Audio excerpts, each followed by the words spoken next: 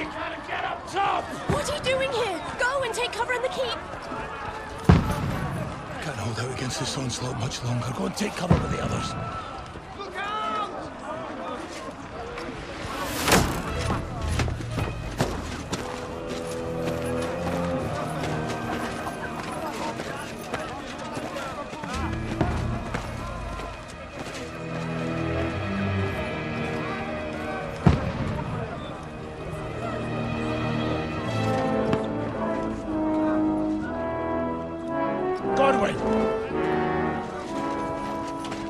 Who's your weapon? To the battlements! Move! Father!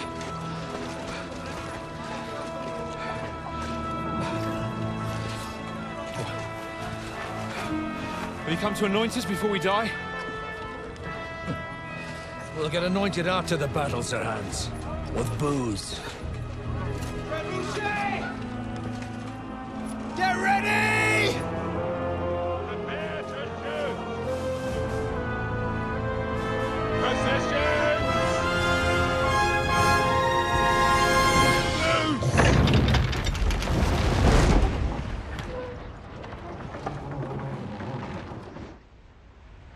Take cover!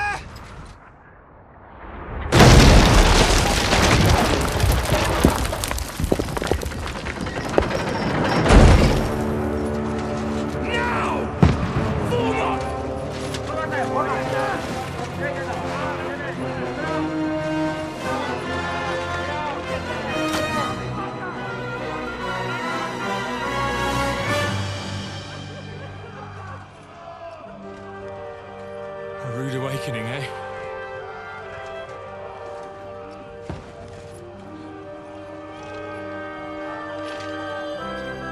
Make it count.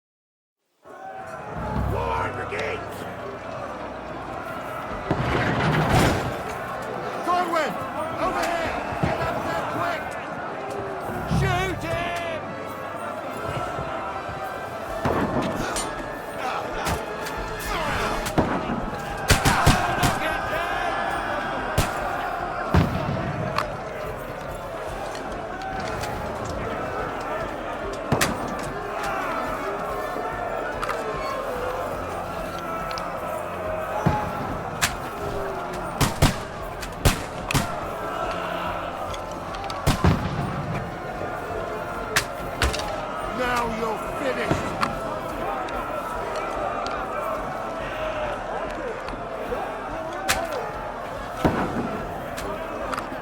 You haven't a chance.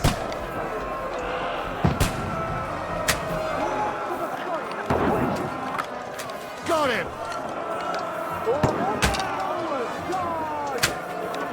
Get ready! Get coming inside! Got him! Everyone here! Go there! We can handle it here. Godwin! Get over here with that crossbow and join the line. Return fire! What the fuck are you waiting for? Shoot, for fuck's sake! Pour oil on them, for fuck's sake! Die, you brother swine!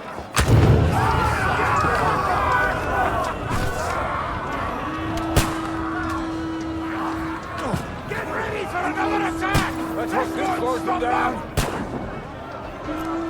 Godwin, draw your sword and follow me!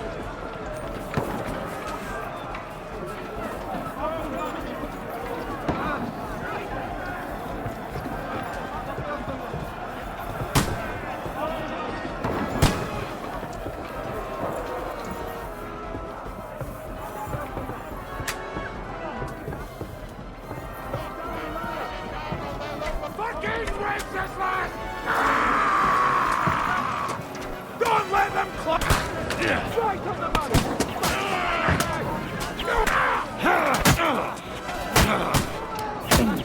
Slice!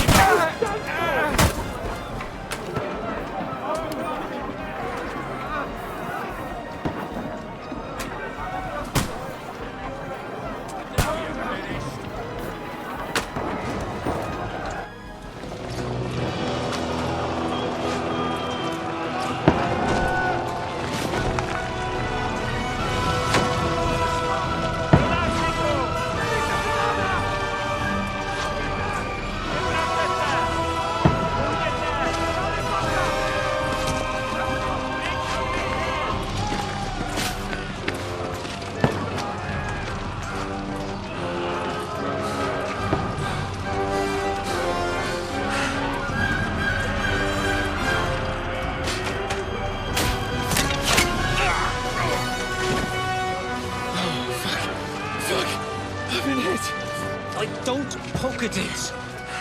Just calm down.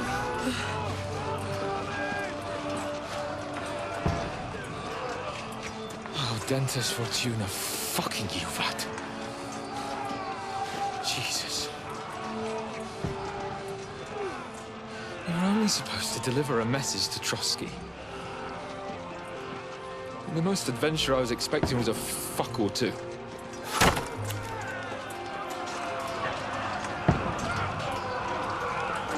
Everyone to the tower!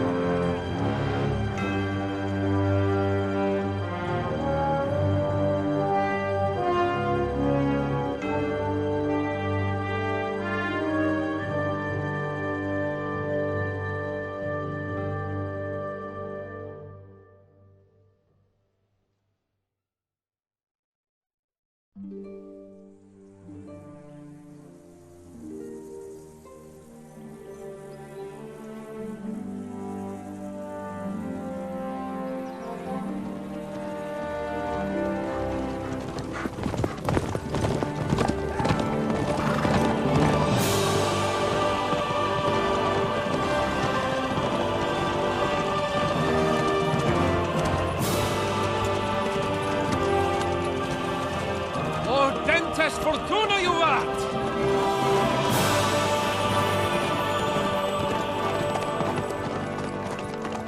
What's that you keep yelling, Sir Hans? Good gracious, Henry, you don't mean to tell me you don't know Latin? My apologies, Your Grace. Unfortunately, I was too busy shoveling shit and picking turnips to find time for studying Latin. We shall have to rectify that. I can't have an ignoramus for a personal bodyguard. Anyway, this Audens, whatever. What does that actually mean? O Dentes Fortuna Juvat. Fortune favors the brave. I don't doubt it. All we have to do is deliver a letter to Lord Otto von Berghoff and ride back again. Doesn't take much bravery. Christ, Henry, don't be such a stick in the mud. Aren't you glad to be finally out of that hellhole where we can finally enjoy some adventure? See a bit of the world, meet new women, and simply have some fun. Sure, but you promised Johannes that you'd be as good as gold, and I'm personally responsible for your safety. Besides, Trotsky's in the middle of nowhere, so I wouldn't expect much excitement there. God help me, my bodyguard's a monk who can't speak Latin. Sir! Trotsky!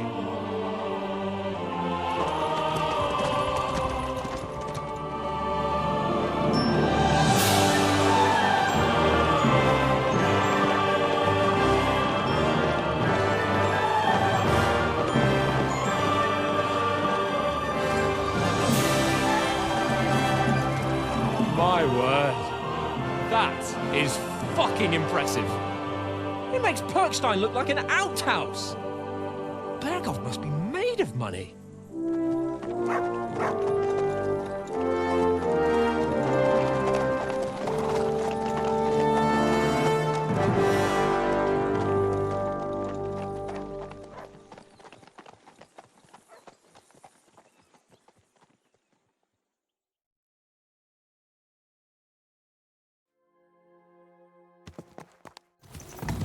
Well, Henry, looking forward to new adventures? Adventures that will become the stuff of legends? Of course I am. We'll show them what fine fellas have turned up on their doorstep. You bet we will. We'll hand over our important message and then hop, skip to the nearest tavern. We'll drink to our success and chase some local wenches, eh? But why didn't Uncle Hanush take care of it himself? Unless, maybe he's just testing me. Aye, it does look like that. He'll hand over all the Ratai estates to you one day. So I expect he wants to be sure you won't botch it. Of course! How could I possibly botch it up? There are foreign armies rampaging through Bohemia. The king is in captivity, God knows where, and here we are in the middle of it all, carrying an important document. No, I intend to make the most of this trip, one way or another. You're a bit too keen. You never know what might happen. Henry, don't be such a lily-liver. Audentes fortuna juvat! Well, enough of the chat. Trotsky's almost within reach. Sir Hans, how's it looking there in the back? All good, Oates. Just keep your eyes on the road ahead. Exactly. If anything in front of us even looks like it's moving, we want to know. Keep your hair on, Dick. Old Oak's got eyes like a hawk. I don't miss nothing.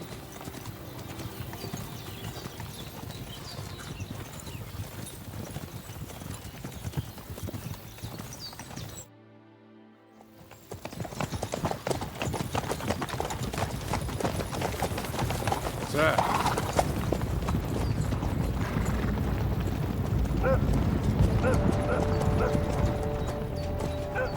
Should we get ready for a fight? Take it easy, Henry. They're wearing von Bergov's colours. They're from Trotsky. Surround them! Don't let them get away!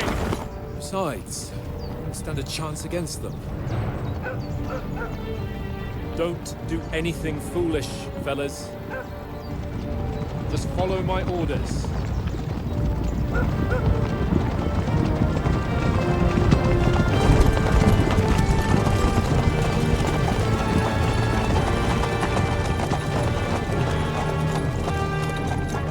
Halt!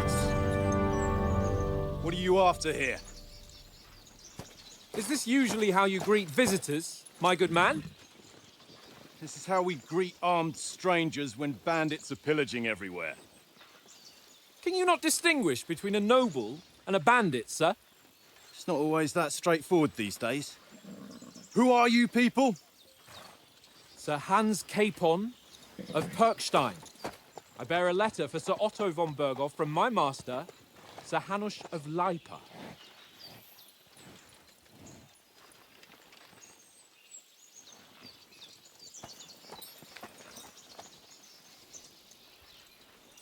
This is indeed the seal of the Lords of Lipa.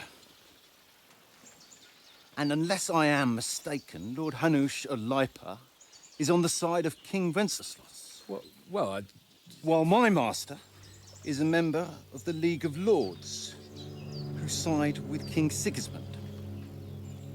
well, So it would appear we are enemies.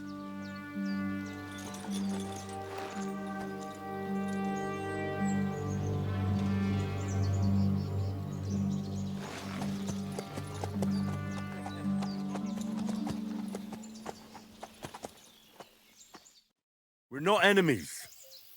We're carrying a message with the aim of putting a stop to the hostilities. And who are you? Henry, from Skalitz.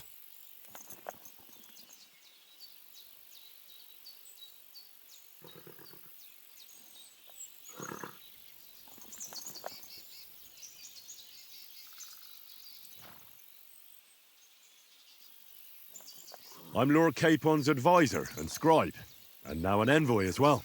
From Skalitz, you say? The one that King Sigismund's Cuman forces plundered? And slaughtered everyone. Even so, I'm not going to Trotsky as an enemy, but as a peace envoy. Even so, you're still strangers here, and armed strangers to boot. And as it happens, we're on the trail of just such a band, so why should I trust you?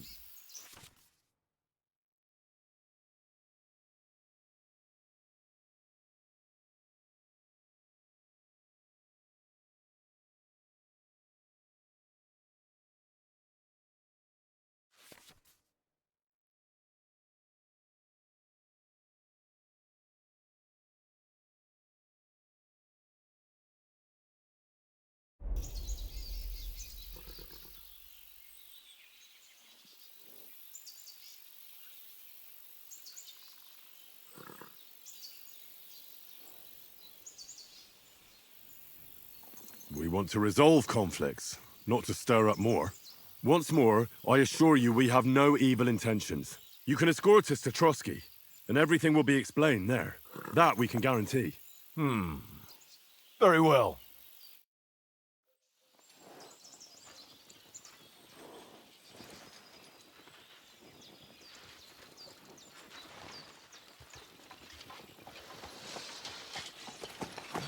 Sorry about the cold reception. You must be cautious. These bandits create mayhem then vanish like ghosts. We'll be on our way. Oh, so you won't accompany us to the castle to see your lord? Sorry, sir, we can't.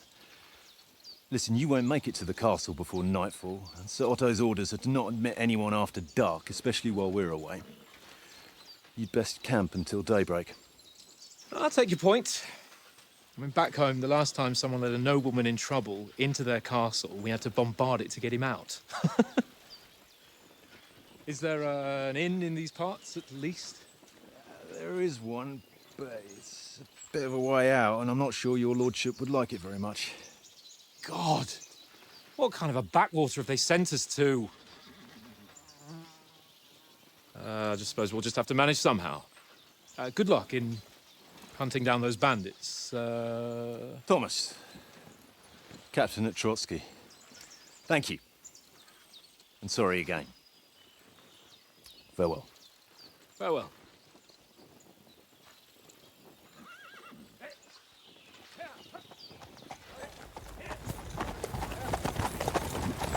Well, this is a bit of a hold-up. What now? Since there's no tavern within reach, we'll just bed down here for the night. The pond looks inviting, and we've got wine enough. And what about those bandits? Well, they're probably keeping their heads down, what with that big patrol combing the woods for them.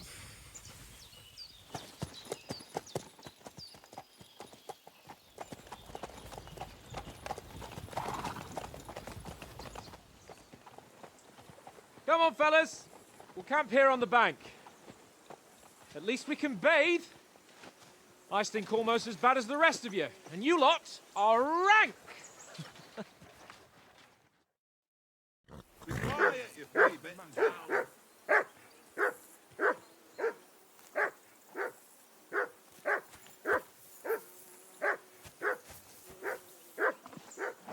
Be quiet, you flea bitten hounds.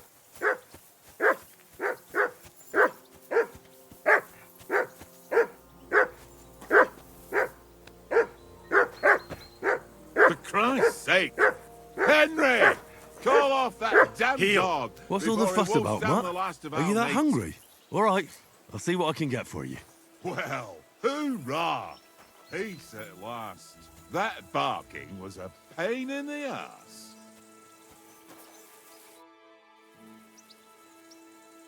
Listen, would you have some scraps for Mutt? That's a good one. He already gobbled up a piece of venison while I was having a piss. I've got one last sausage and I'll be saving that for the way back. Look, Henry, I'm fond of that beast, but you ought to keep him under control.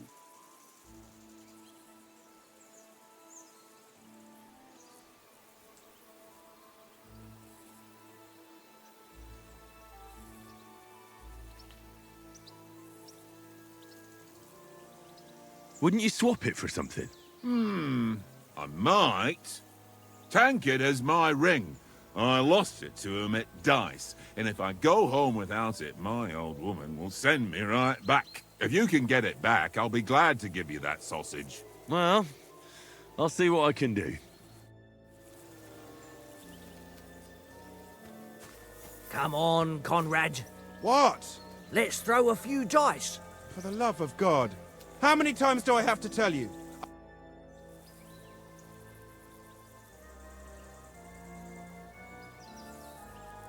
Where did you get the table from? From that cave behind me. It was just lying there. So I says to myself, that's better than playing on the ground. Have you ever been in these parts before? No, but I know there's a village called Troskowitz at the foot of the castle, and there's a tavern there. Me and Conrad will go there and fatten our purses nicely on the locals. I got the dice ready for it. If Sir Hans gives us a bit of free time, like. I must remind him. How do you think things will end up tomorrow? How? No ways, I reckon. Whenever someone parleys with someone about something, it takes ages. Why do you think that? See me and Conrad now? We can't even agree who's going to be on watch this evening. But then, I'm just a spear carrier. I ain't got the head for no noble manners. Ask Oates. He'll know more about it for sure. Maybe in the end, Lord Capon and Von Bergov will arrive at some agreement. Aye, maybe. We'll see. I see you've got dice set up. Want a game? Sure. How's about spicing it up with a little wager? I heard you won a ring off Oates. Want to bet that? Fortune favours the brave, lad. But if you lose, you'll pay for everything I order in the tavern in Trotsky. All right?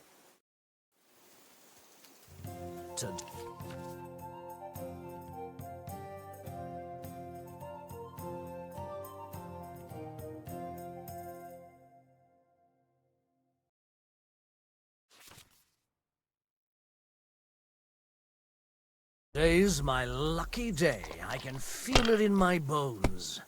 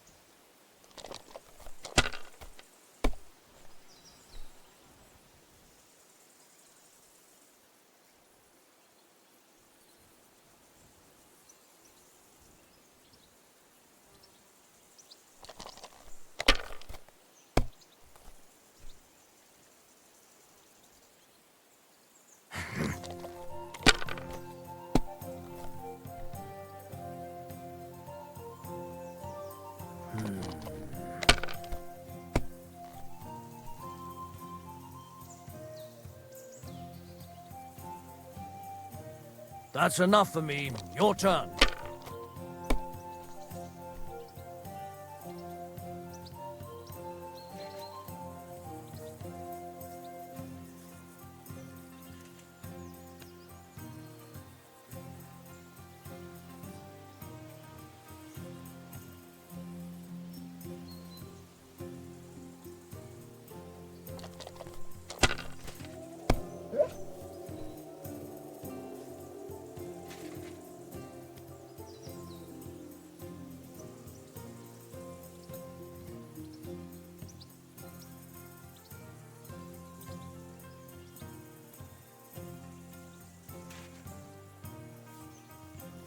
If I was you, I'd take it.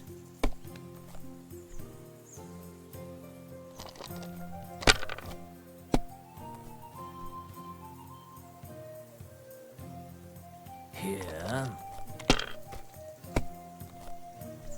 Damn it!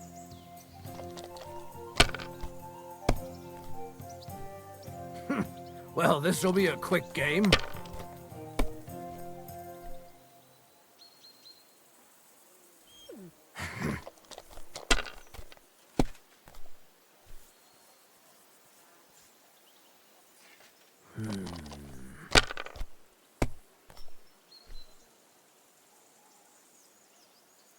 Aye, that'll do.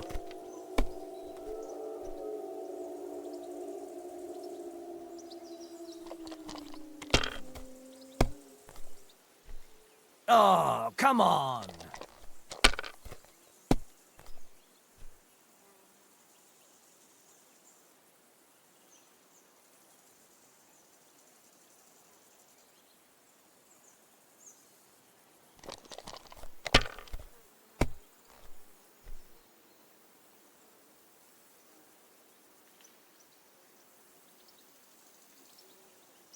Let it be now. I want to play too, you know?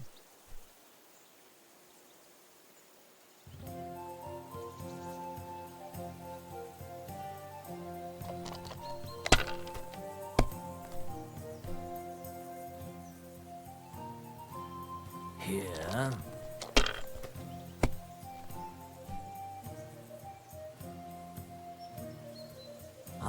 Yeah, that'll do. My God! Oh, come on!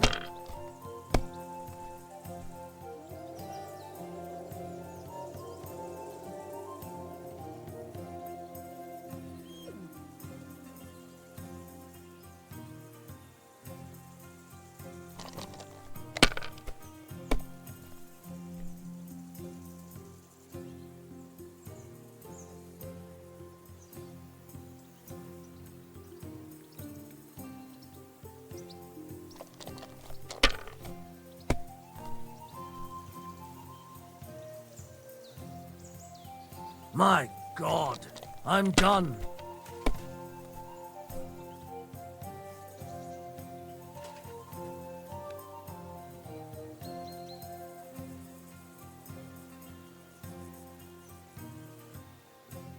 Mother of... Damn your eyes. You played well. Ah, what's to be done? A bet is a bet. Here's your ring. Come on, Conrad. What? Let's throw a few dice. For the love of God. How do I have to tell you? I ain't playing with you. Why not? Do you know why we're going to Trotsky? For some big political parley. Yeah, of course. I'm just wondering if you know what's in that message we're carrying. Not really, but I reckon our lords want to sound out von Burgo. Bear in mind the times we're living in. King Wenceslas under lock and key in Vienna, and his brother Sigismund, meanwhile, shamelessly plundering Bohemia. We need to know who's going to stand on our side if things get even worse. And the royal chamberlain, von Burgo, has the land reserves under his thumb. So he's a big player.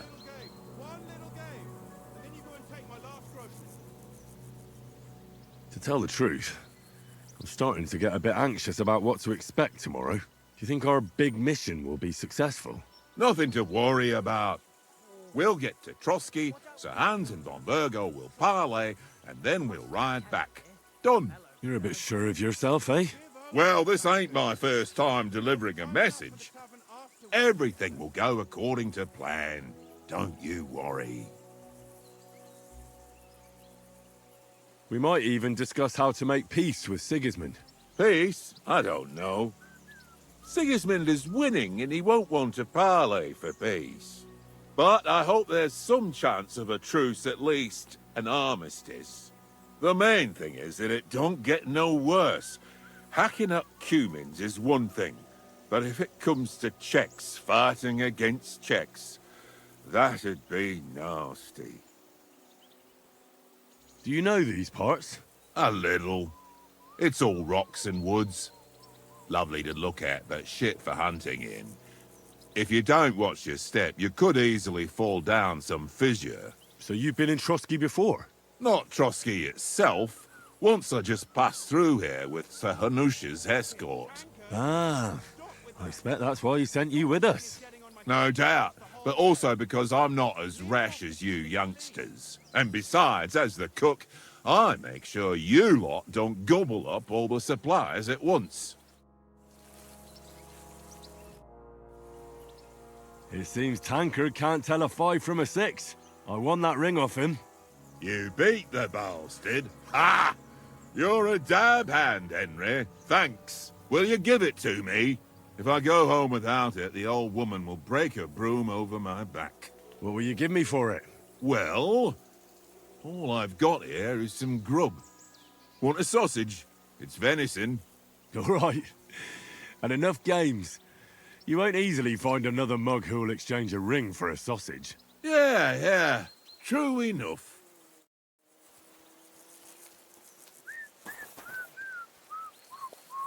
Tankard! Here, Yeah.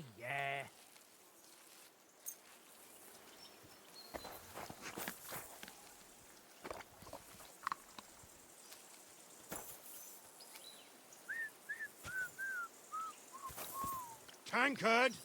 Yeah. Henry.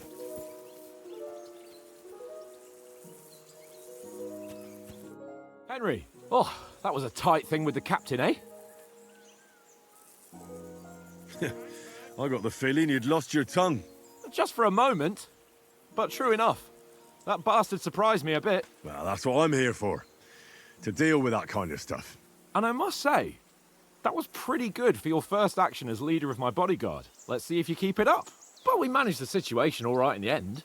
He even apologized to us. If Hanush had seen it, maybe he'd finally stop treating me like a child, eh? Well, I don't know. When I look at you, well, let's not get ahead of ourselves.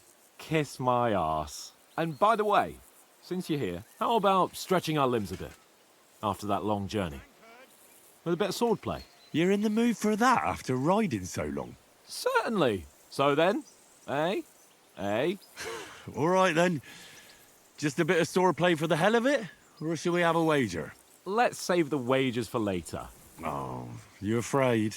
Keep the biting remarks to yourself. You've got armor on, so just grab your helmet. Here's a practice sword for you. Have that ready too.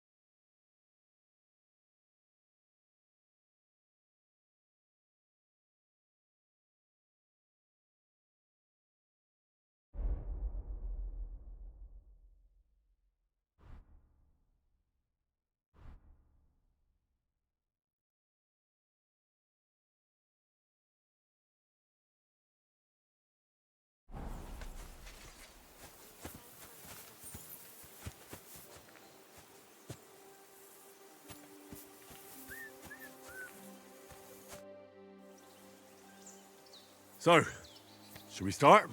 Do you think we're going to fight with our cocks? Put on your helmet and armor, grab a practice sword and come along.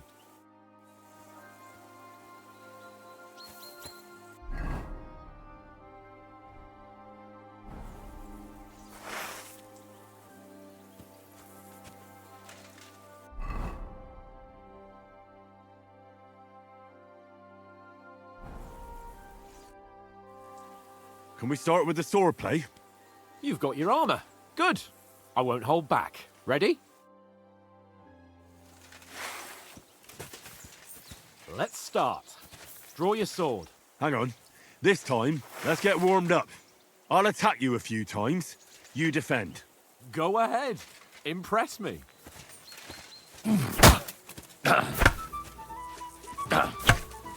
Is that the best you've got? I didn't even work up a sweat. Oh, you will soon enough. A foe in plate armor has to be worn down. Let's see it then. Attack properly now. A longer sequence.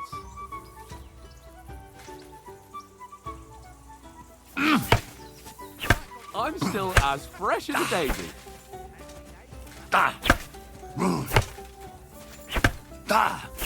Come on, try again.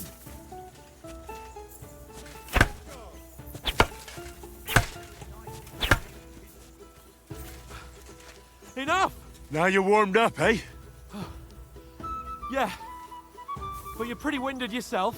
While you're attacking, you still have to take care you have strength left to defend. Save the advice and try it yourself. Gladly. On guard. Nice.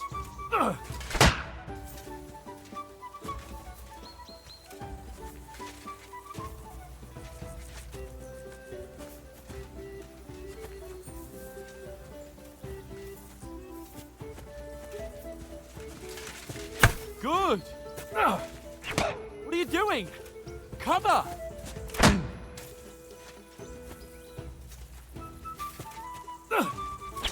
Wrong! That's the way. Good. Defend yourself properly. Nice. Oh, that's enough. No one's ever won a duel just by blocking. You've got to make an opening to strike back. And you do that by means of a perfect block. Perfect block, eh? You've become a real swordsman. Start your attack then. Nice, Henry. That's not the way. You already showed me how. Nice. But what about a riposte? Reckon you can manage that? Why wouldn't I? Nothing to it. I just follow up a perfect block immediately with a strike. I'll show you. Get ready. Good, Henry.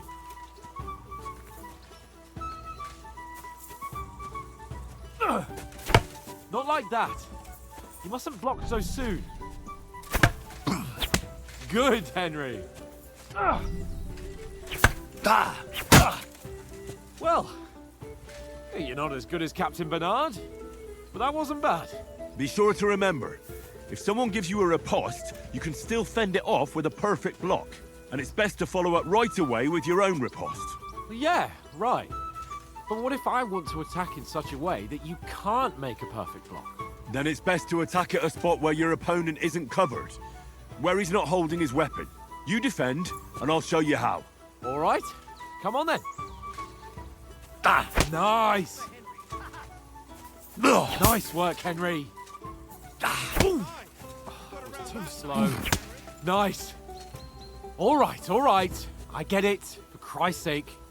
Enough demonstrations and explanations. Let's have one training duel to finish up, eh? Indeed. And let's have a wager to spice things up. How about 100 groschen?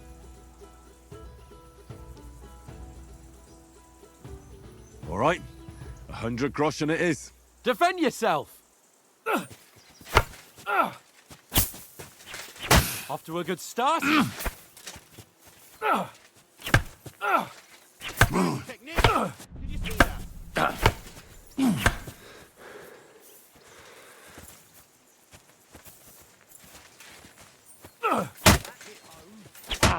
That one hit the spot.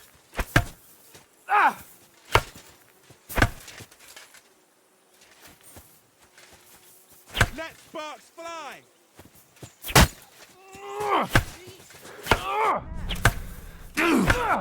Weren't expecting that, were you?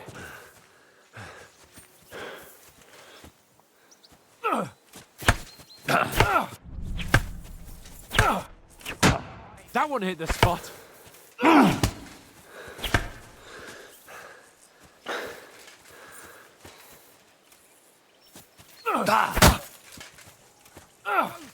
Now that's what I call play. And another.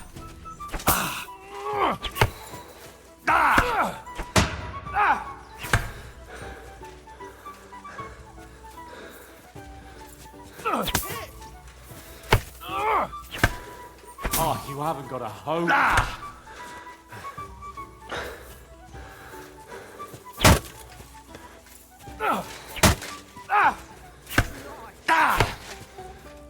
Come on, Henry!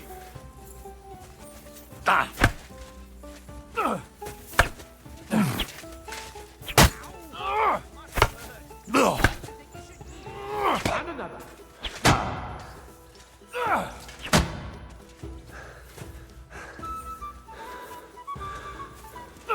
Nice technique! Did you see that? You haven't got a hope.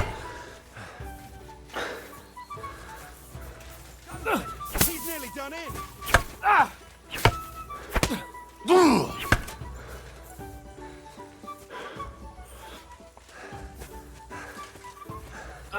Oh, you haven't got a hope.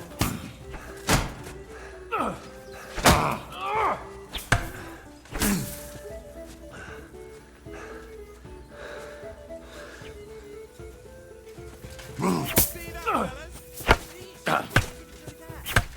Go for it! You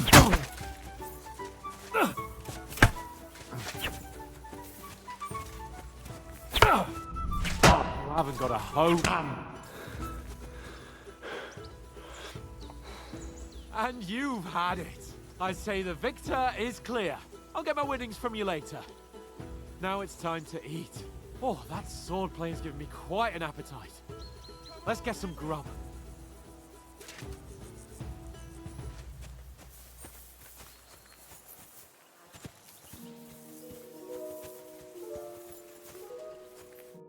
So who won, gentlemen? That's obvious, isn't it? Henry learned a lesson or two, and I won our bet. At least I'll have someone to buy me drinks in the tavern. It was almost like that time in Rattay.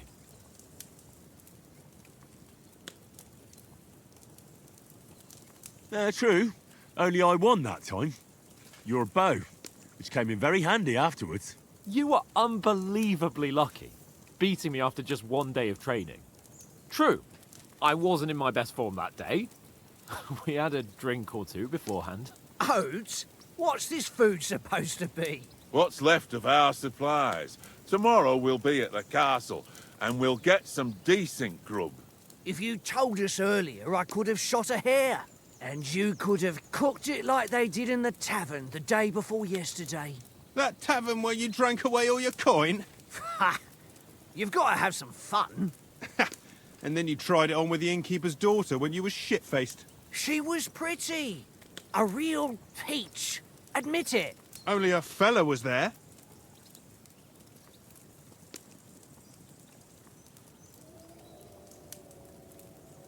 And I had to drag you out of that tavern before everyone pounced on us. And he had his work cut out. You wasn't having it much. Now, if you was able to court the lasses like me, maybe she wouldn't have started screeching. I can't say I'm surprised. Just imagine it, fellas. You're a fair maiden. Your lovely locks falling on your shoulders. No thought of wickedness. And then Tankard's fat head appears before you with his crooked mouth. And he says, "Where's the shit, oh my pretty?"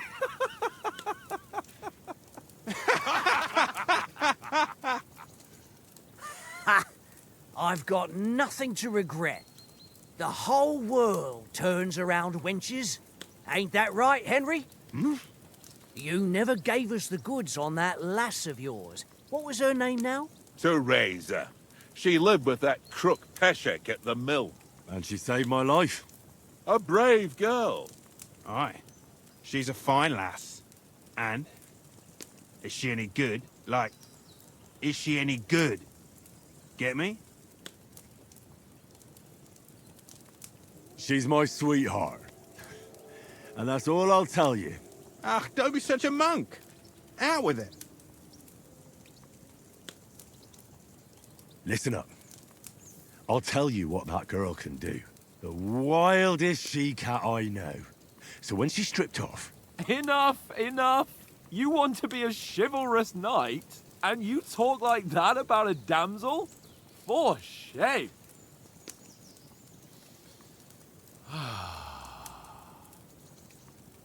You know, this travelling isn't too bad. Apart from the mosquitoes. Aye. Apart from them.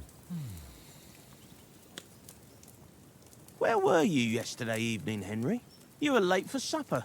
That's not what I call watching over our lord. Hey, don't make trouble.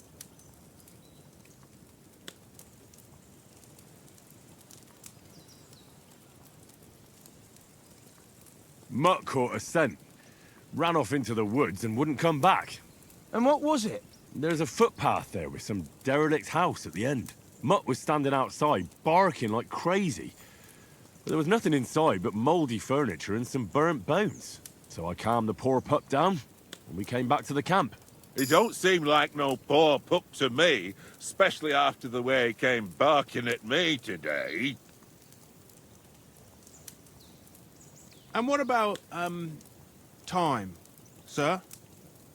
I mean, will we be getting any time off, sir? It depends. Once von Berghoff hears us out, we should set off back home immediately. What? Straight back on the road? Well, we could stay a day or two, perhaps. Does anyone know anything more about von Berghoff?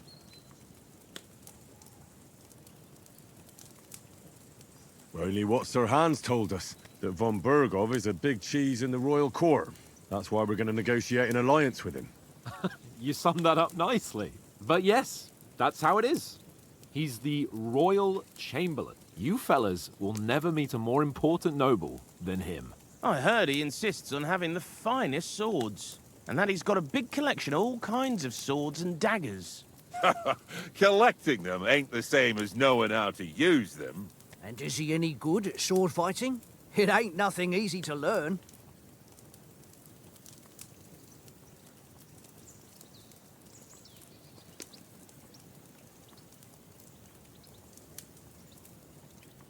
The sword is the weapon of a master. Balanced, fast, and suitable for all situations. Of course, you have to train with it and try to improve your technique, but the result is worth it. Aye, I get it. It was just a training fight. Pardon me. Oh, swords, swords, swords. No doubt you're going to tell us again how the perfidious Istvan Toth stole your sword. And I thought you'd come round to thinking about other things. That sword is the only reminder I had of Pa. We forged it together, just before he was slain. But that's another matter. I suppose you've heard enough of that, eh? Well, you know. No, it's all right. Well, I wouldn't want to be in Istvan's shoes if you ever come face to face with him again. What? So Radzig ain't dead, though? Enough, enough. Otherwise we'll be here for hours again hearing how Martin the Smith raised him even though Radzig is his real father. It's complicated, and let's leave it at that. No offense. Who'll help me tomorrow with getting supplies for the journey back? We rolled dice for it, and I won, so Conrad goes. What are you on about? Enough.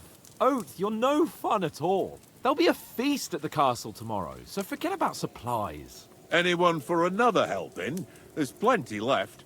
Maybe even a bit for morning. No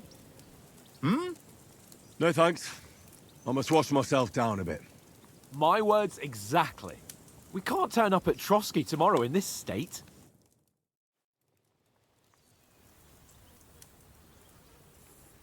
Let's go and strip, Henry. Fellas, come and help us get out of this armor. Are you really going to bathe here, Sir Hans? It don't look none too safe a spot to me. Oh, don't be such an old woman, Oates. Bring some wine to warm our blood.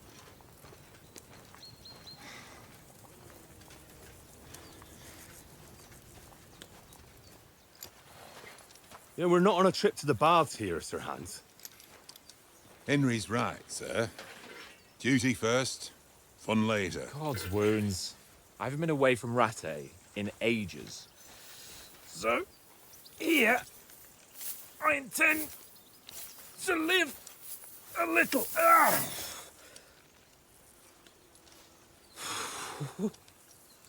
Blasted iron shirt.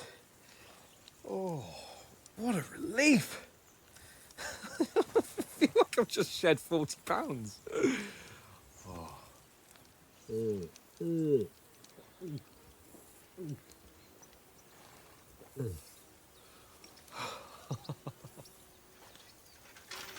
Ah, Christ. Will I ever live to see his young lordship finally grow up? He's got a good heart, but he doesn't have the sense that he was born with. Well, responsibility will catch up with him soon enough, though.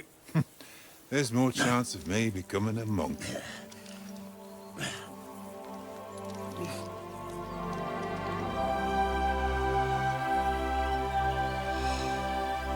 That's a view fit for a king.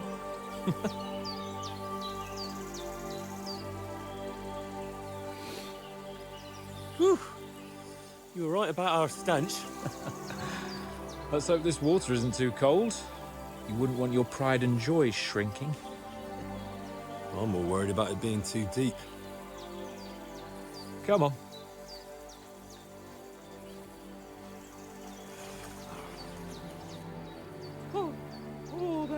shrivels the old ballsack.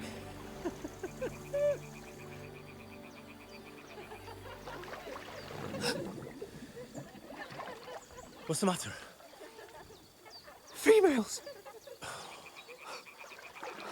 Let's go to them. Sir Hans. Oh, shut up and let's go. But quietly. We don't want them to spot us. Hans.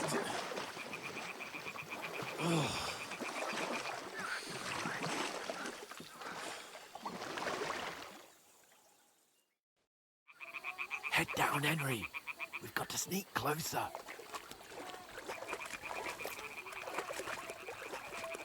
Hear that singing? They must be close.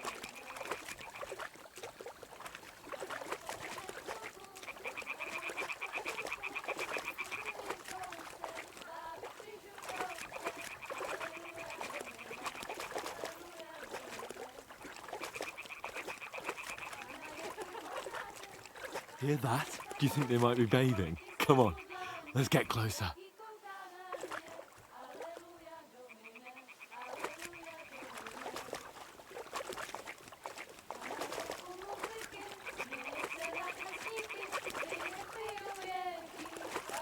Shit!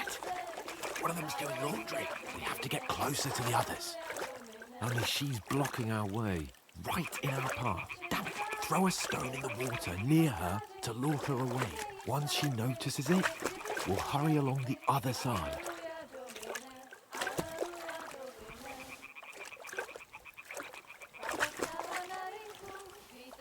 What was that sound?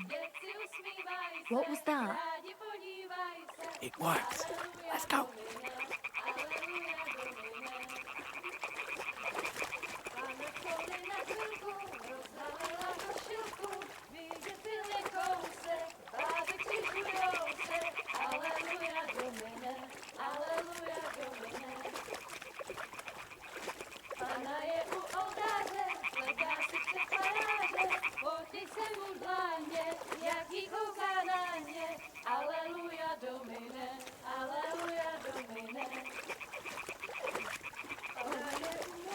We'll go even closer, but carefully.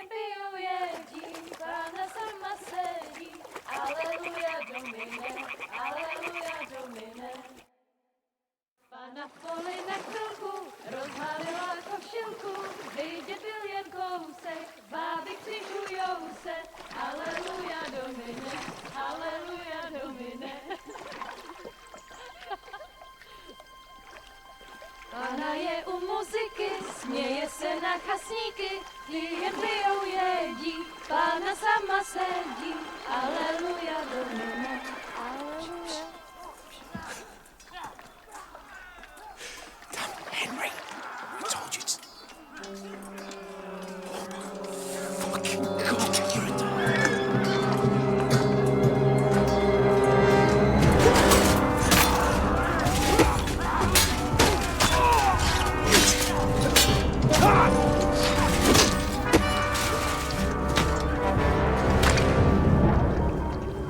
We've got to do something.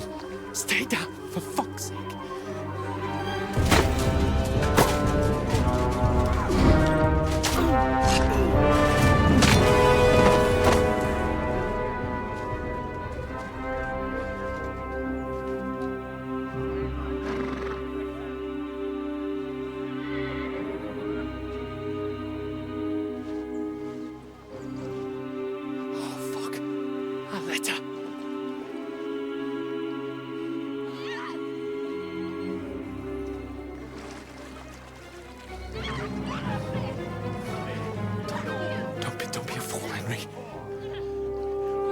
We don't stand a chance. We'll wait till they're gone, and then head back to camp. Maybe some of our men got away.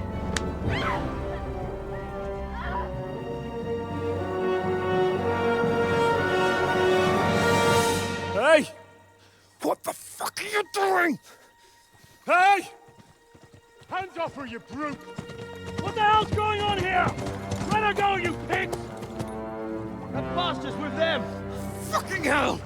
You couldn't just leave it be, could you? Come on! Run!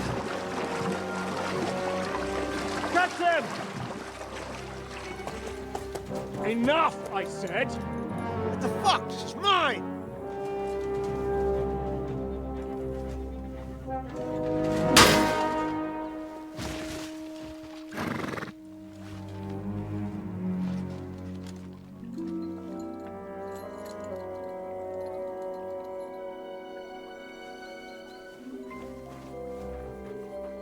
What are you gaping at?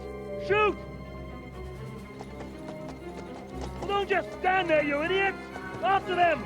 Along the bank! Christ! When did you learn to swim? Just now.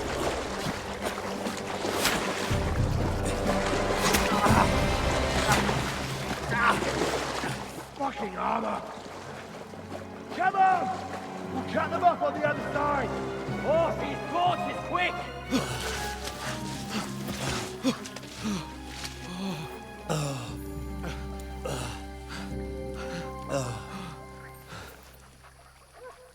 Oh, Mott. What the fuck was that, Henry? You rescuing a damsel in distress? I'm done with running. Oh, really? And what exactly do you call... Oh, shit. Oh, you've been hit. What? Oh, shit. Well, we can't leave it like this. No, wait! Ah! Fuck! We've got to flee. Can you walk? Yeah, I'll manage. I'd lead the way.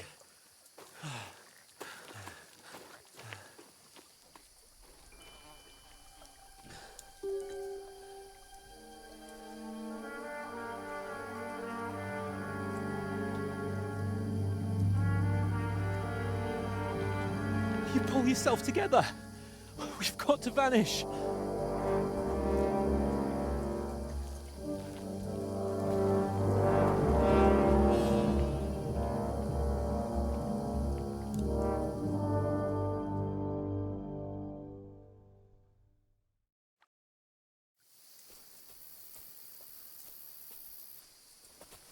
We'll get out of the woods and find someone. Then we'll get that shoulder of yours fixed up.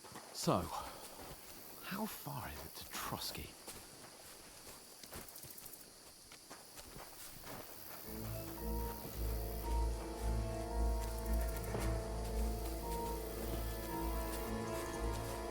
There's someone in front of us! Down!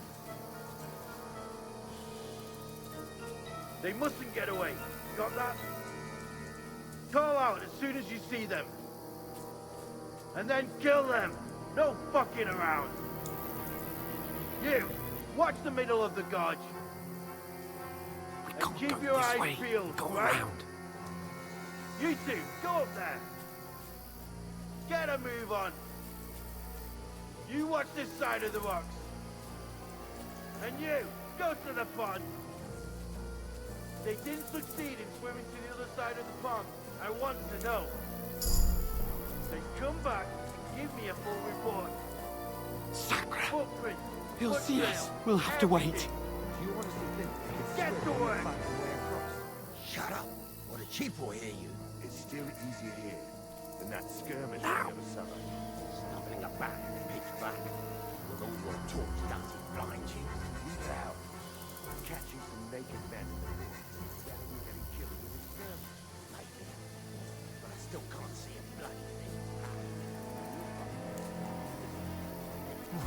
We've got to get to that tree trunk up ahead, quietly. There's more of them up top. Fuck!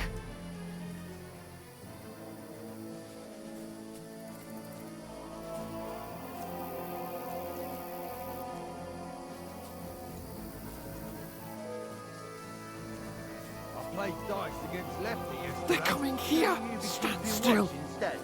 You reckon we'll find them, do you? If they tried to swim across the pond, Run! Quick!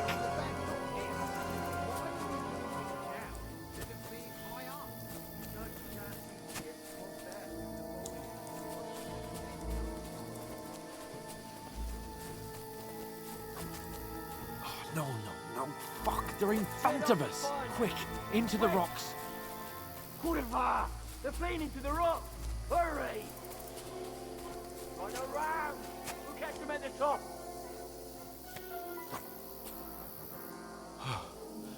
What now? Hey?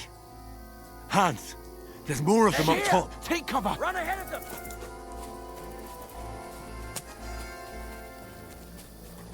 Where now, for fuck's sake?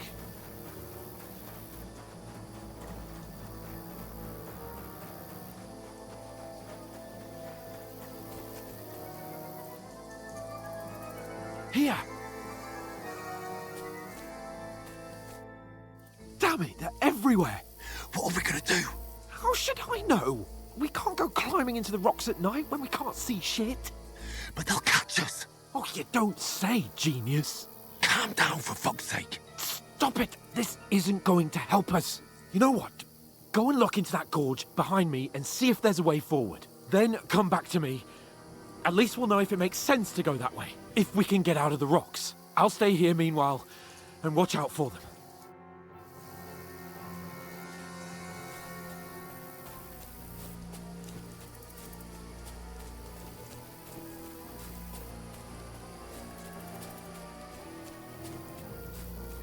Ah, fuck! Where's Capon? He must have fled from them through the other gorge. I have to find him.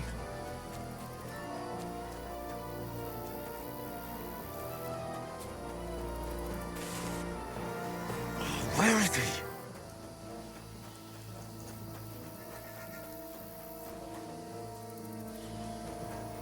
Oh, this looks like a way out. Hans! Yeah. Oh, God, we found each other. I didn't manage to warn you when those soldiers popped up in front of me. I only just avoided being seen. And I only found my way out of those bloody rocks a while ago.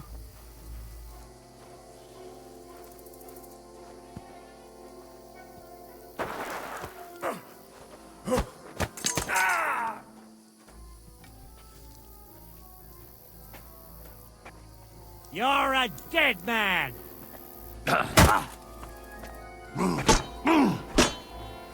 You won't get me! Ha!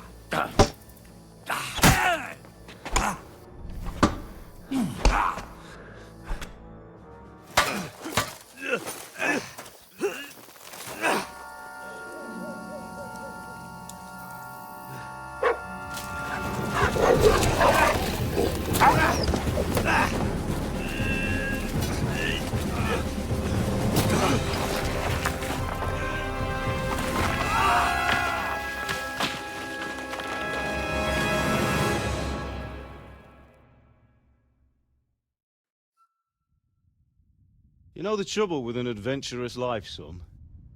It can end before it gets started. I might teach you how to handle a sword, and then someone will shoot you with a crossbow as soon as you set foot outside the house. If you want to convince someone that they're wrong, try using your mouth and not your fists. We did a fine job.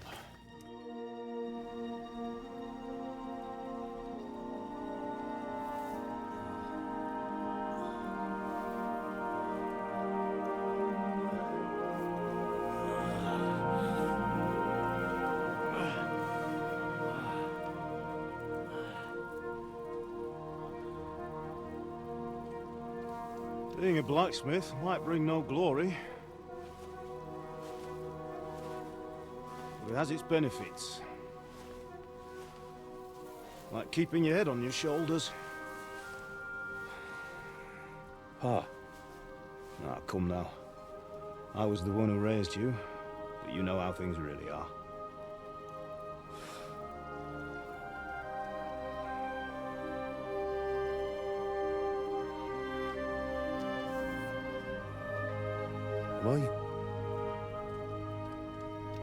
Am I dead? Not yet. I'm dead, though.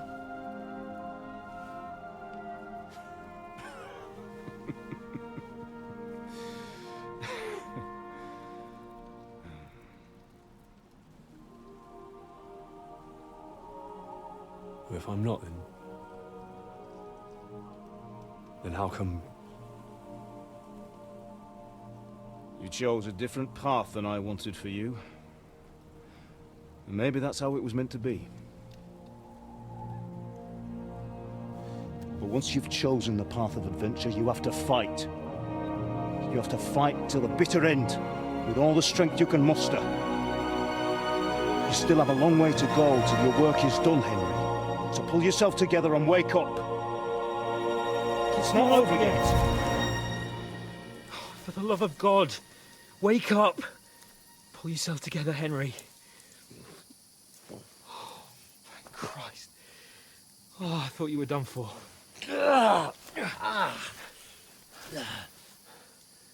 Where am I? Well, you dropped out of the sky like a shot-down hawk. And that fella landed with you. You broke your fall nicely, otherwise you'd have ended up the same as him. What are you wearing? Well, you won't be needing it. We can't be running naked through the woods.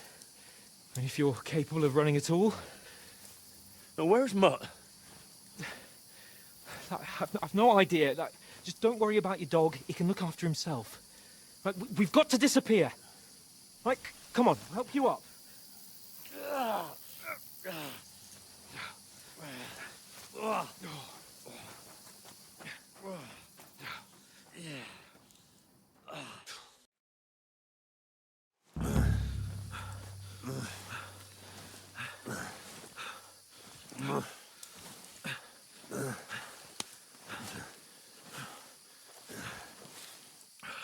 How are you holding up?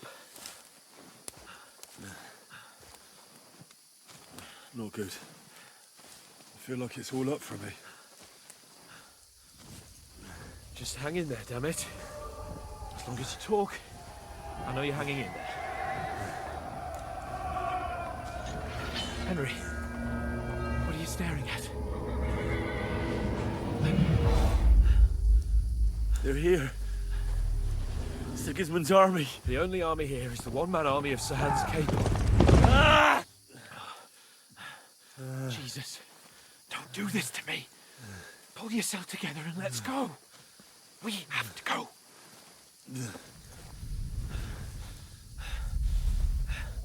But the gate is closed. Don't worry, my name will open any gate. Mark! What's the matter? Scallis is in flames. We're gonna die here. You survived Scallis, and you'll survive this. Come on! Bianca! Come on!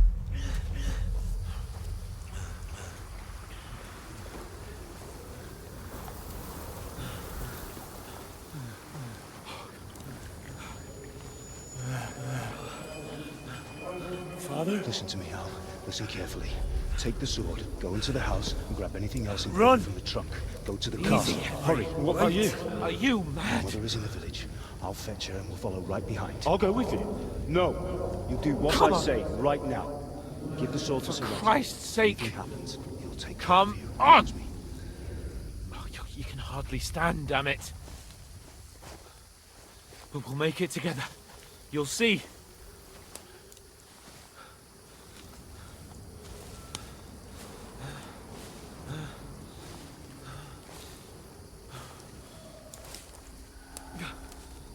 Henry, focus.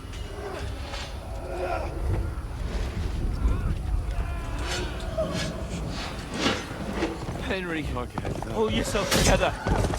Please.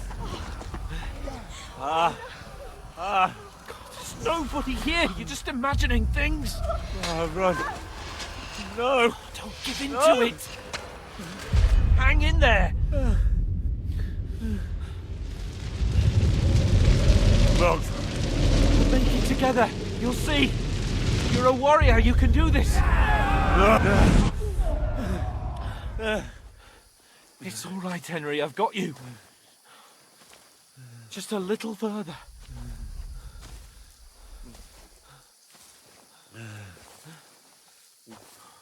Henry, wake up.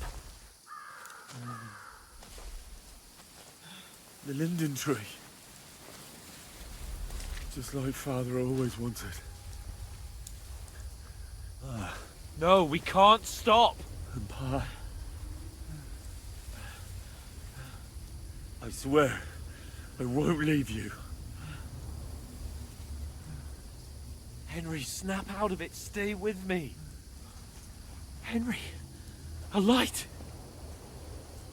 Look. I see it. We've got to go. I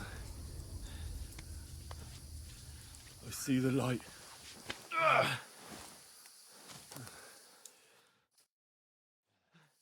Hold on, pal. Hold on. We...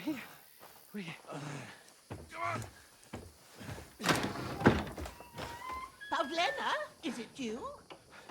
Greetings, good wife. Fear not. We mean you no harm. My friend needs help. Please. Right. I'll see what I can do for him. Let's have a look at you. It's all right. My parents... they're... That was just a dream, Henry. We're in the woods. We were ambushed, but don't worry. We'll get you fixed up right as rain. Now I've got you, whore sons.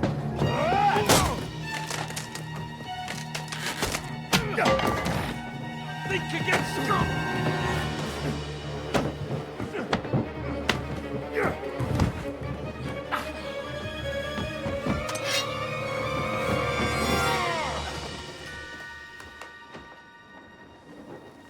Hey, lad! Are you alive, lad?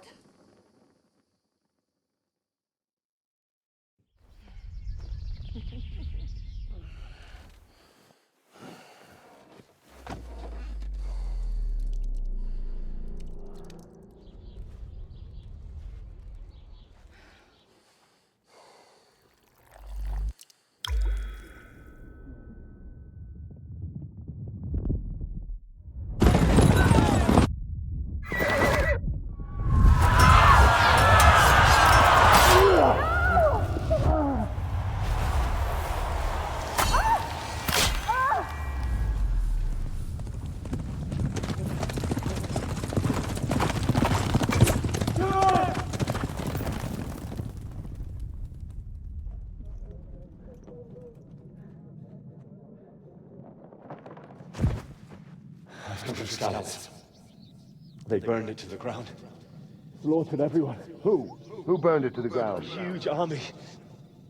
They attacked without warning. Get all the people inside the gates. We have to prepare for the worst. Make all the necessary arrangements.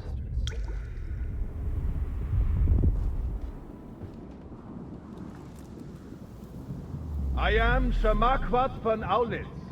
I come in the name of Sigismund of Luxembourg, King of Hungary and Croatia.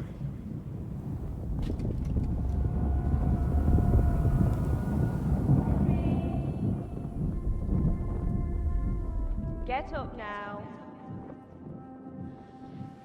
There's work to be done.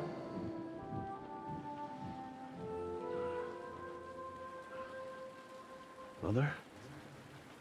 I ain't your ma, laddie. Oh, may all the saints be praised. I was afraid you'd never wake up again. What? Where am I? Where would you be? Here in my cabin, where you and that pal of yours burst in last night. Slowly, lad. Slowly.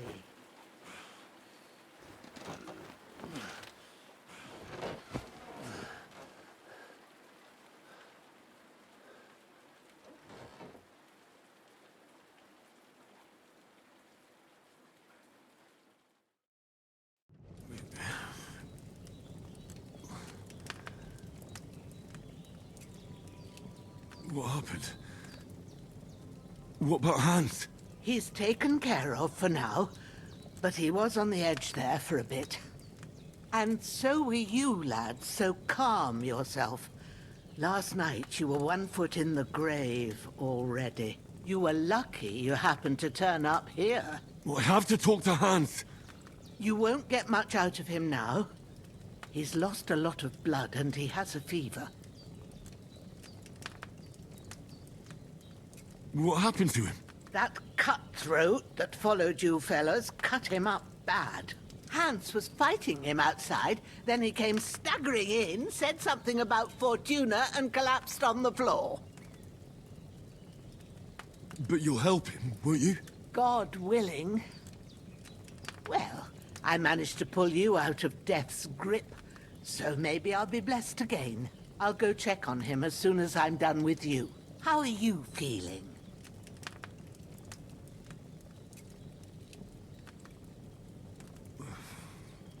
There's no part of me that doesn't hurt. Inside and out. Mostly my shoulder where I took an arrow. Little wonder then. But you're conscious and talking. That's a good sign. Ah, your shoulder is looking a lot better. I did my best, but I don't see good no more, especially at night. So I didn't do the best job. It just wouldn't stop bleeding. And now you've moved about, it started up again. Take this and bandage it up. Not much else we can do with it now. Thanks. I reckon I can manage that. But I need to get a breath of fresh air to clear my head. You slept through half of God's bright day, lad. So, if you feel up to it, go ahead. At least we'll see how steady you are on your feet. While you're at it, you can stop by the trough and wash all that nasty grime off of yourself. I found an old tunic. Put it on so you don't catch a chill. It gets cold here by the water. No doubt you'll be famished and need a bite to eat. There's some hot soup in the pot on the fire. If that ain't enough, I put some bread and cheese on the table outside for you. And you'll find some of our home-brewed liquor there, too, in case you need bucking up. Don't overdo it, though. I won't. Thanks a lot. May God reward you 1,000-fold. What's your name, by the way? Bushenna's my name. Well, I'm Henry. I know. Hans told me. I'll go and check on him. When you're done with everything, come and see me and we'll figure out what to do next.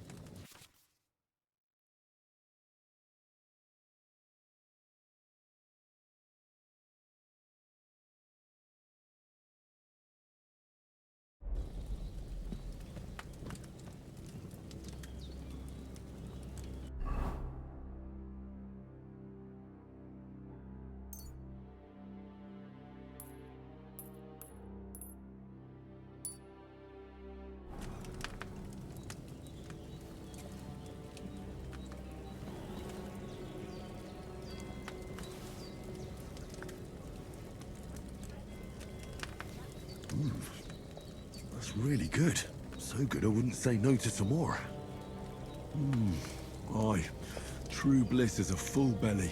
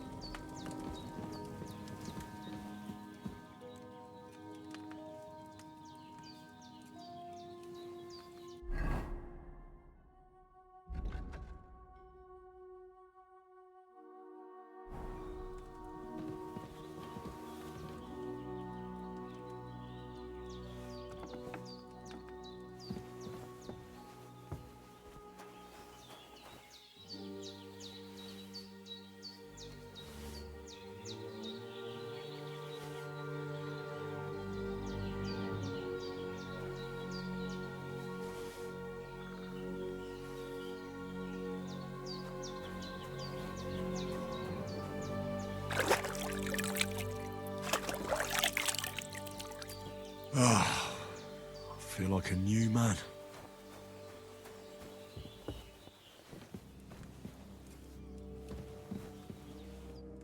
did what you asked.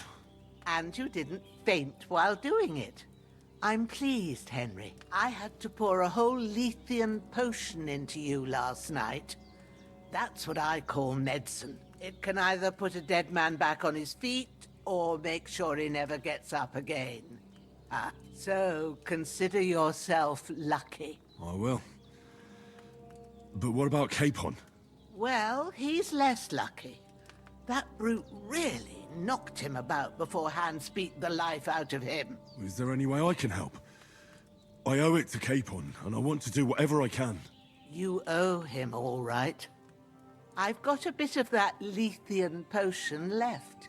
It ought to work wonders on him, same as on you. But I can't just give it to him now. First, we have to deal with that fever. The best and fastest remedy for that is chamomile decoction. Luckily, it ain't too hard to brew, but we'll need some fresh sage for it. And, of course, chamomile. You ought to be able to manage that. You've got young legs and eyes, and I reckon a bit of a stroll would do you good. But you said Lethean potion could be fatal. Do you really want to try it on Hans? He's young and well-nourished. He ought to be able to handle it, as long as we get his fever down first. After all, it worked on you, and considering how he's wounded, we don't have no better option. All right. If you think so. I do. But first, we'll be needing them fresh herbs. All right. Tell me, what do the herbs look like? Sage has a purple blossom, and chamomile has white petals with a yellow center. At the back of the hut, there's a footpath leading up to the rocks. You go along there till you reach a sort of small meadow. You ought to find both of them there. Great. I'll be back in a jiffy with a couple of handfuls. All right. I'll be glad if you get back here soon. I don't feel right being here with that corpse in my yard. Seeing him lying there gives me chills. I can't think straight. I understand. It makes me anxious, too. Maybe I could manage to bury him somewhere. Or at least hide him somewhere further off in the woods. The Lord be praised. I'd be truly glad of that. Do you feel up to it, laddie? You ain't in the best of shape, and digging a grave's a tough job, even for a healthy fella. Not to worry. I'll see what I can manage. It's on account of us that he's here, anyway. I wouldn't want you to have any more trouble.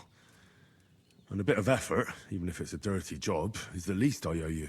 Well, if you think you can manage it, good. But don't overstrain yourself. And thanks. Where should I put him? Grab the spade by the dung pile and bury him by the creek. The soil will be softer there, so it should be easier. When you head out the gate, follow your nose. Find a good spot somewhere in the reeds and nettles. And when you're done with that, better have a wash, so's you don't have the stench of death on you. True. I'll bear that in mind.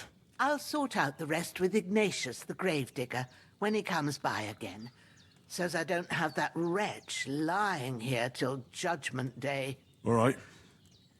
I'll get to it.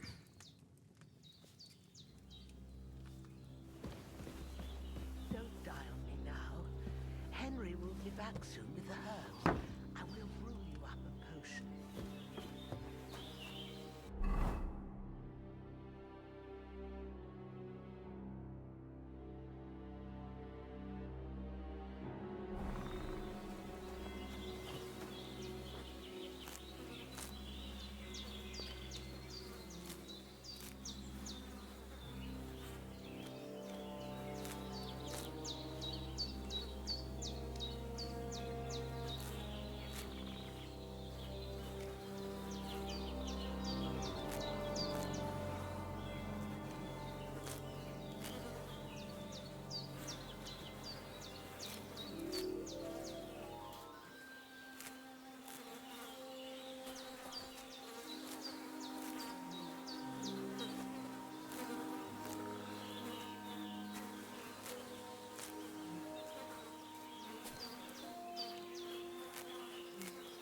That's it.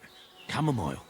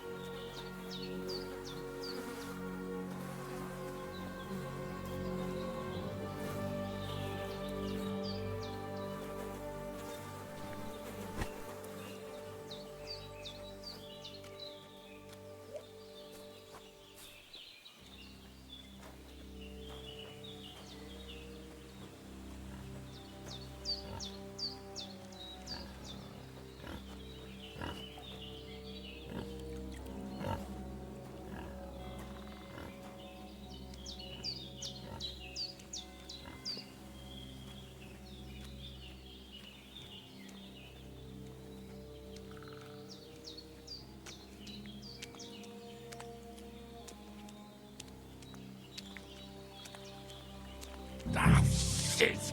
Oh, my shoulder. Oh, this bastard's hard work. You can't be in the ground soon enough.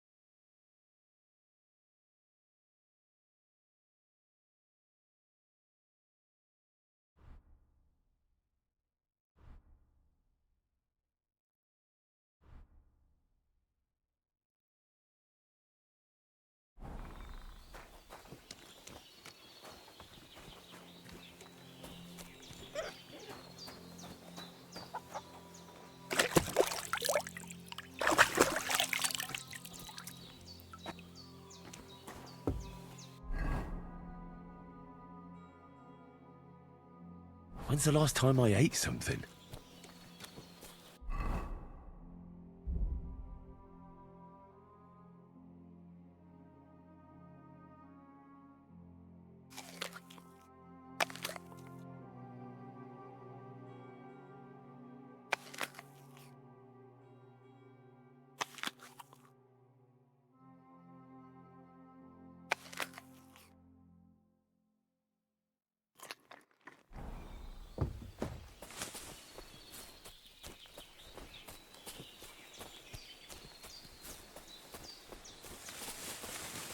Damn, my shoulder still hurts like hell. Maybe now it'll tell me when it's gonna rain.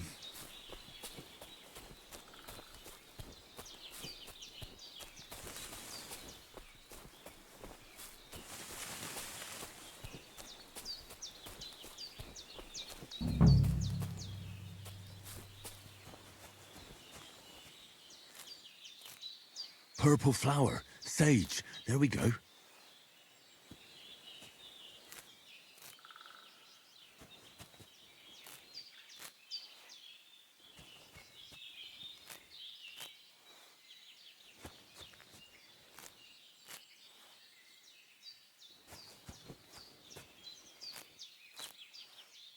Right, I've got all the herbs I need, so back to Bajena on the double. The sooner Hans gets that remedy, the better.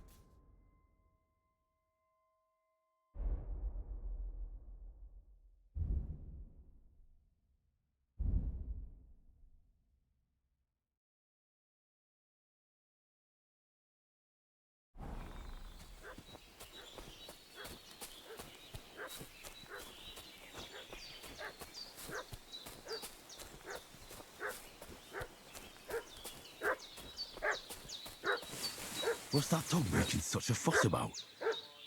Could something have happened at Bajena's?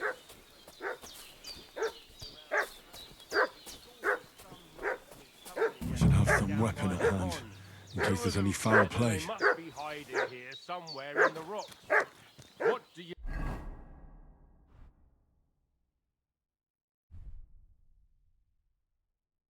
know about it? And who are you, fellas? We're from Lord von Berghoff. Hey, what are you doing walking around with a weapon? If you don't want us to teach you a lesson, come here sharpish and tell us who you are.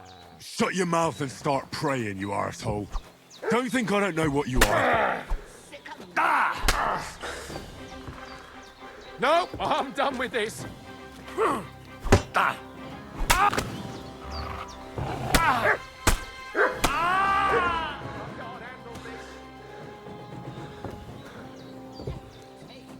That's all I need. Mix up all sorts of nonsense at my age.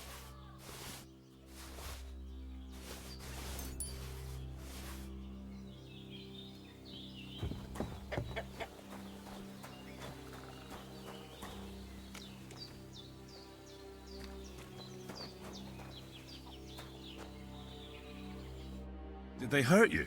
No, but I think they would have if you hadn't come along. Who do you think they were? I don't know how much you heard. They came here saying they was from Lord von Bergau, and they was looking for 2 bandits that ambushed some knight yesterday. But for sure they wasn't von Bergau's people. They didn't even have his Waffenrocks. But they sure sounded keen to find you fellas. Maybe they were from that band that followed us yesterday. Look here. I almost got slaughtered twice in one day on account of you two. God be praised that my Pavlena wasn't here. Heaven knows what they'd have done to her. So, I'd like to know why all this is happening. Your friend was talking in a delirium in the night, saying you was knights. But if you two are knights, then I'm the Queen of Sheba. Well, I must bow to your ladyship. Sir Hans is the young lord of Leiper and Perkstein. I'm Henry of Skalitz, son of Sir Radzig Kobyla, and I'm his bodyguard. We were heading to Trotsky to deliver a message from Sir Hanush of Leiper and Margrave Jobst to Lord von Berghoff. But we were ambushed by bandits yesterday down by the pond, and you already know the rest. And as God is my witness, we're no bandits. I swear to you, I'm thankful to you for saving us. And I'm sorry it caused you trouble. Well, you sound sincere, so I'll take your word for it. I hope I won't live to regret it. You won't. I promise you. Promises are made to be broken, but thank you for dealing with them. Except I have another corpse in my yard. Don't worry. I reckon I've still got a bit of strength left. I ought to be able to manage it before evening. I'd be eternally grateful to you. But be careful while you're at it. You don't want to open that wound or strain yourself. What about Sir Hans? How's he doing? He's holding up, I'd say. I treated his wounds and I'll change his bandages shortly. But what he needs most now is that remedy. Have you got everything for it? Here. Chamomile and sage, like you said. Excellent. Now to brew the potion from them. I gave you two the last of my supply during the night. But fresh is best anyways. It's a shame my daughter Pavlena ain't back yet. She'd get it done in a jiffy. But we'll just have to manage without her. But you can do it too. It ain't nothing hard. My eyes are so bad, it'd take me all day. But at least I can tell you how to go about it. All right, I'll try.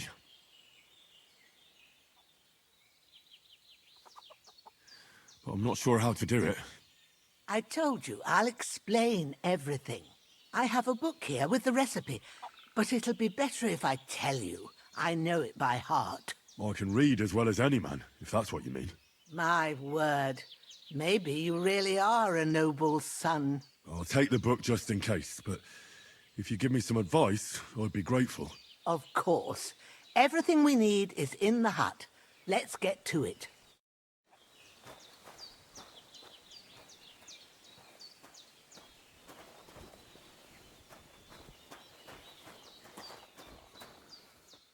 Everything's prepared. There's an alchemy bench in the alcove.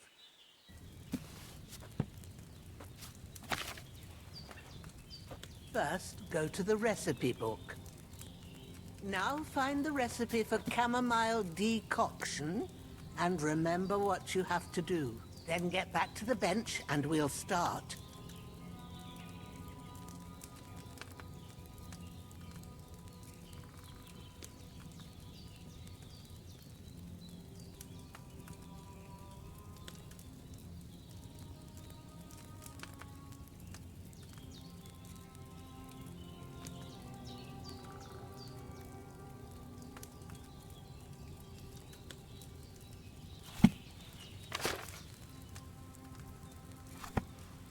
If you've read the recipe, get back to the bench. All right. First, you have to pour the right base into the cauldron. Choose the right pitcher from the shelf on the left, according to the recipe.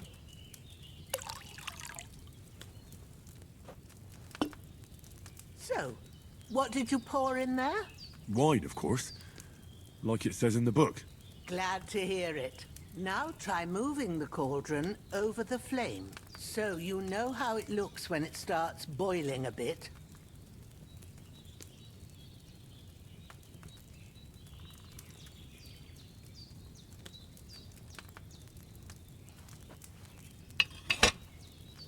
Hear that bubbling? It's boiling. Remember that well. For most potions, you just have to simmer the herbs for a bit. But sometimes you need to get it good and hot. So you have to get the fire blazing under the cauldron using the bellows. Try fanning it with the bellows to get it boiling. It's boiling! To keep it going, you mustn't stop with the bellows. If you want to cool it down quick, take it off the flames. Try it. Move the cauldron up. Good. Now we'll start with the brewing. Get all the herbs that you need ready. The ones you picked. Put them there on the shelf, so you've got them at hand.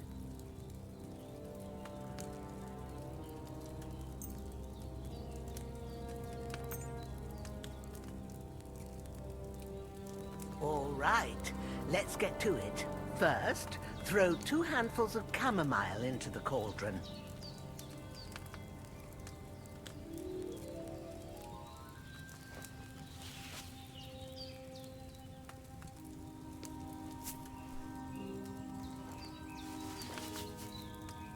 Before you put it on the flame, turn the sand glass, so you know how long you're brewing it. It's got to be exact. Every grain of sand counts. See? When the sand has flowed out, that's 1 turn. That's how long you have to boil the chamomile. Move the cauldron to the fire and wait until it starts bubbling. Then turn the sand glass. As soon as the sand runs out, take the cauldron off the fire again. Ain't that enough? Take the cauldron off the flames. All right.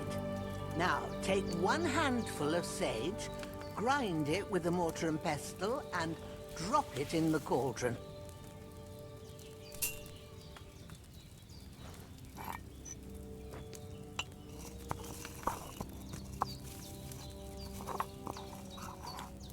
Have you ground it?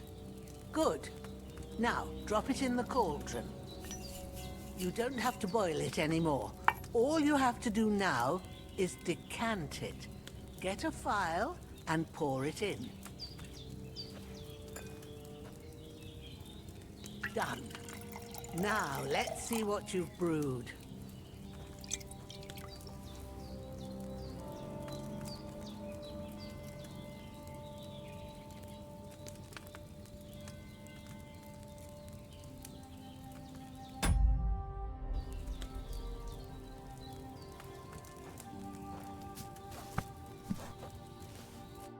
Here it is. Ooh, by the smell of it, it's a chamomile decoction the way it should be. Happy to help. This should help Hans get better. I'll take care of it now. All right. Is there anything else I can do to help? Well, if you feel up to it, I'd be right grateful to you if you was to rid me of that damn corpse what's lying there the whole time. Sure. I'll do the best I can. When you're done with that, go get some sleep. You won't miss anything, and you need the rest after everything that happened.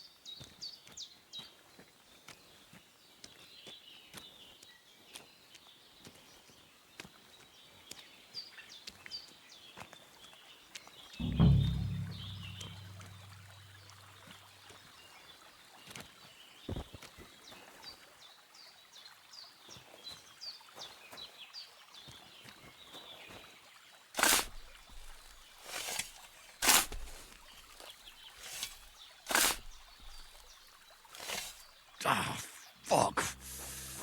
Ah, this damn shoulder. Oof.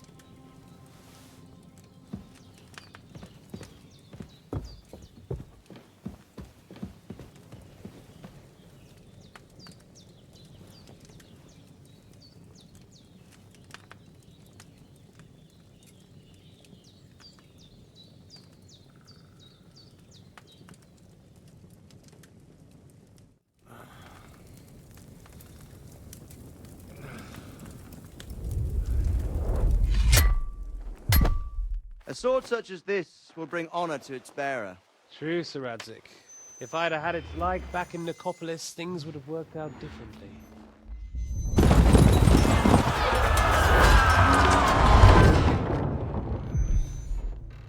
Where's my fucking sword?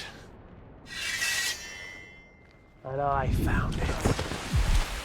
Everything I take now will be mine, and I plan to take everything. Rot in hell! Why would I miss one sword? Because it's the last one my father forged, and I promised him I'd deliver it to you. Stronger dog fucks the bitches, and war is a nasty business.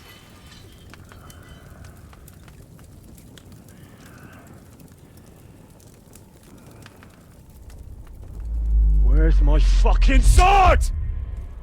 You know what? I think I'll keep it. As a memento. This isn't over. I'll find you! Yeah! Don't disappoint me. Wake up, Henry. It's past sunrise.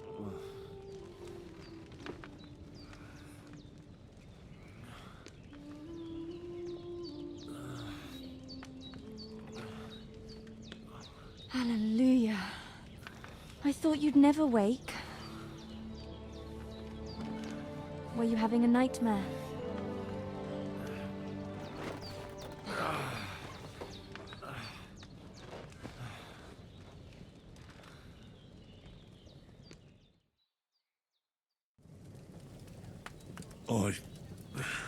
Bad dreams. You must be Pavlena, right? That's right. I came in the evening while you were asleep. Ma told me what happened to you. Then I helped Ma take care of your friend that night? Hans? He's alive. How is he? Have no fear. He's alive, all right. Maybe too alive. Ma knows what she's doing, and that's the truth. I reckon she could bring the dead back to life. She said she dosed you with the strongest remedies she knows, and it looks like they did the trick. On that other fella for sure. Since he came to this morning, he hasn't stopped talking. Yeah, that sounds like him, all right. And what about you? How do you feel? Definitely better than yesterday. Thanks. That's good. Ma will be glad, but I heard you yelling in your sleep and went to check on you. Bad dreams? I dreamt of Istvan Toth, a villainous, murderous whoreson who stole my sword. The last memento I had of my father, and I swore to get that sword back and avenge my parents. Oh, that oath must be serious if it even torments you in your sleep. Dreams shouldn't be taken lightly. They can have real meaning, however hard they are to understand. What strikes you as the most important part of your dream?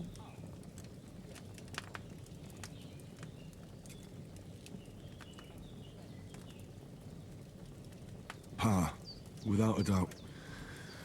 I hope his soul and Ma's find peace. Dreaming of a dead parent is confusing. It could mean you cling too much to the past, and you ought to find a new path. But I think it's a good thing he's more important to you than that murderer. Thanks, Pavlena. I never thought of looking at it like that. It's a lot to think about. You're welcome. But remember, it's only my reading. The only one who can really understand you is you yourself. I expect you're right. So in the end, all the hard work will be on me. But this is all too much heavy thinking at once. Right now, what I need more is a little sunshine and fresh air. Aye, that's the best remedy for many ailments. And a full stomach will help too. Breakfast is on the table, and I've got something else for you too. Come along, and we must save Ma from the clutches of his lordship. I should eat something.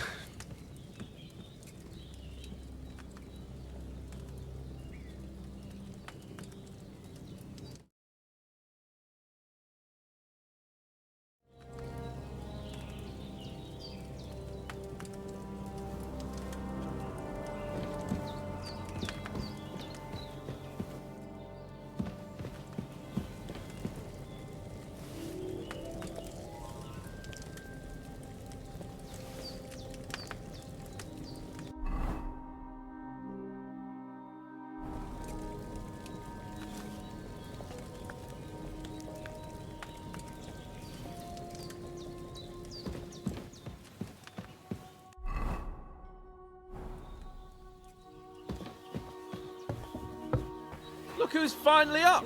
Henry! Come and join us! Good morning, Henry. You have no idea how glad I am to see you. Come join our banquet in the midst of these exquisite woods. I'm glad to see you, too. I see you're in a surprisingly good mood for someone who was at death's door yesterday. It's all the more cause for merrymaking! Even this water now tastes like the finest wine. Of course. I did bring it all the way from the spring. And for that, I am in your debt, fair maid. And I'm grateful to you too, Henry. Bojena told me what happened here yesterday. That's the 3rd time you've saved my life. I suppose I'll have to give you some estate or something. The 3rd time? What in God's name happened the first 2 times? Now, Henry, don't make her beg. Tell this good maiden of your heroic deeds. Well, there was this time when me and Hans had, some fisticuffs in the tavern, and for punishment, I had to accompany him on the hunt. And I shot a boar. And made it mad. And when Hans chased after the wounded animal, he got caught by a human patrol. Humans? They come from somewhere in Hungary. Sigismund brought them here to Bohemia as mercenaries. They're a very dangerous bunch. I told you about them, though. The fellas in the tavern in Zheleov were saying there's some foreigners like that camping in the rocks down by the pond. What? It's just what I heard. Whoa, that's all we need. I hope they don't turn up here. What could us two do alone against them? What could they want from us? But if they did come here to rob us, I'd shoot enough arrows into them to make them think twice. But the thing I want to know is, how did it end up with young Sir Hans? Well, as I said, they took him captive. Well, there must have been 10 of them. I hadn't a chance. You must have been seeing double. As I recall, there were 2. That just proves how well you can count. Besides, they were armed to the teeth and had bows and armor. It might as well have been 10. Whatever. Anyway, with a bit of luck, I managed to free Sir Hans. Why the modesty? You got them.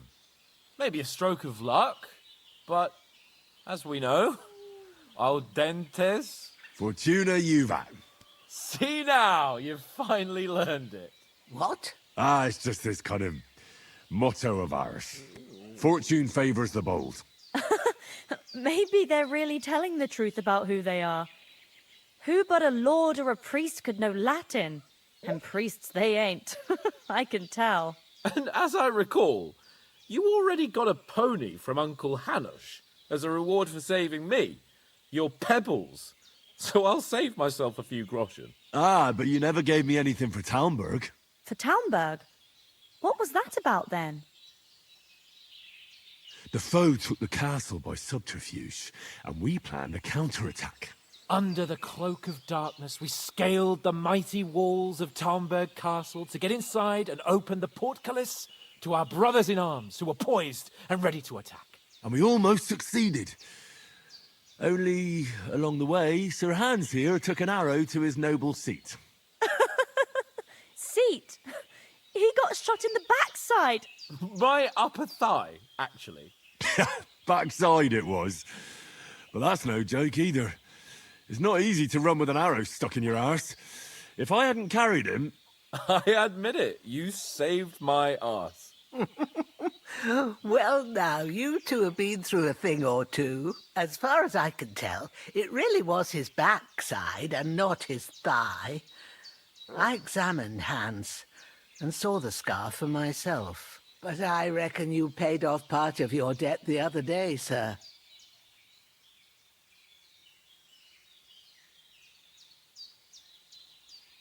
No, true. I'll never forget you for dragging me all the way here from the lake. You're quite welcome. The Lords of Lipa do not leave their friends in the lurch. Do tell. What else did the two of you encounter? Quite a lot of things. But I'm afraid we don't have much time for storytelling right now. We came here on an important mission, and we cannot afford to dally any longer. We have to get to Trotsky as soon as we can. How far is it from here? Not far. Once you climb the hill above Geleoth, you'll see the castle. All right. I think we should get on our way as soon as possible. I'll prepare a bit of food for you, for your journey. Bozhena, I don't know how to thank you for all this. Ah, but I do. Once we've settled our business with von Bergov, I shall reward you as befits a knight. You have my word of honor. Now you've got me curious. I never got a knight's word before. For a start, you can leave me that axe and spade. We can't manage without them. Yes, of course. And thanks for everything you've done, Bozhena. I have something for you, Henry. Ma had trouble because of you, but I know you didn't do it on purpose, and you protected her when she needed it. I want to thank you for that. Take this potion. It will help when you're in danger or don't know which way to turn. Have a little sip each time, and it'll save you a lot of trouble. You'll see. It's not all that hard to brew. With a bit of practice, you could manage it yourself. Thanks, Pavlena. This'll come in handy. No doubt. But we'd better get going now. Hans is right. We're very glad we met you.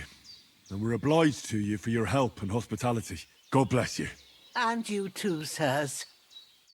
As Henry says, may God bless you for your generosity and your healing arts. And you have rightfully earned the gratitude of the House of Lipa for all time.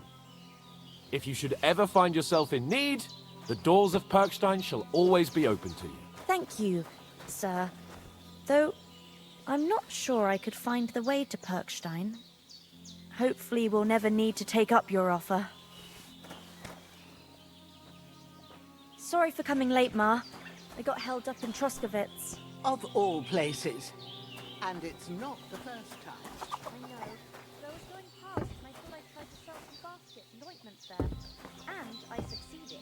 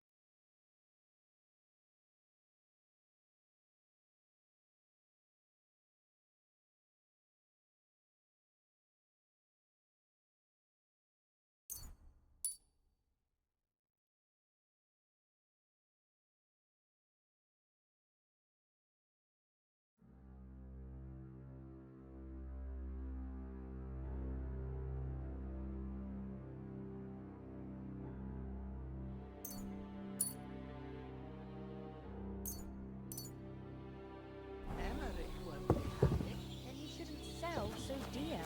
He charges nearly twice as much as we do, so it's no wonder folks buy from us. But I understand. Nothing against the hospitality of the good women folk here, but I want to get to Trotsky Castle right away. What about Mutt? He's bound to be looking for us, and we can't just abandon him. Henry, I like your dog, but that's not our priority right now. He saved my skin. So did I. First Trotsky, von Bergov and the mission, then we can look for your dog. All right. But the moment things are sorted out, I'll go looking for him. I'd expect no less of you. So, should we get going? Hold on a bit. Before we hit the road, there's something you should know. I have a hunch that one of that band that ambushed us at the pond was Istvan Toth. Toth? Are you yanking my pizzle? He's long since over the hills and far away. You don't believe me? It's not that I don't believe you. It just doesn't make any sense that he'd be here. No, I'm not. I'd never mistake him for anyone else. Of course, Henry. I know you have accounts to settle with him, but that's Nonsense. Toth is in Sigismund's service and is harassing his opponents. And Otto von Bergov is one of Sigismund's allies. So Toth's hardly going to attack his people. It was dark. God knows what you saw. I saw him, the bastard, and I'll get him. Yes. We'll surely get him one day. I promise you. And your sword, too. But I don't think either of them are around here. You're still my protector, though. So you need a weapon right away. Here you go. You never know. Thanks. I hope I won't need it. Well, as do I. But better to have it than nothing. Come on, let's get going. Your mind will turn to better things along the way.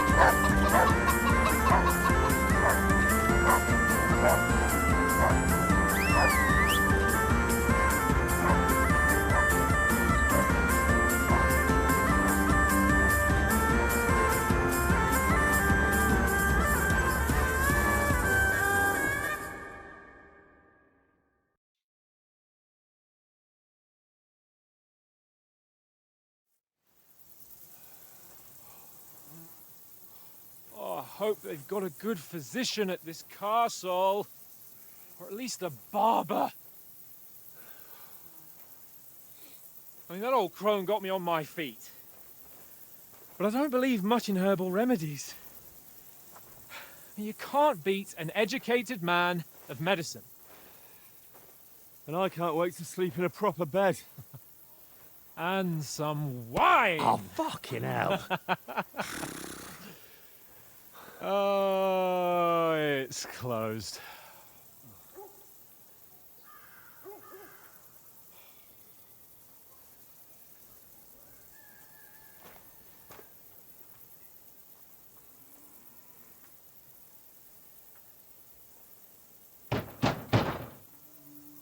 Open up! I bear an urgent message for your liege lord.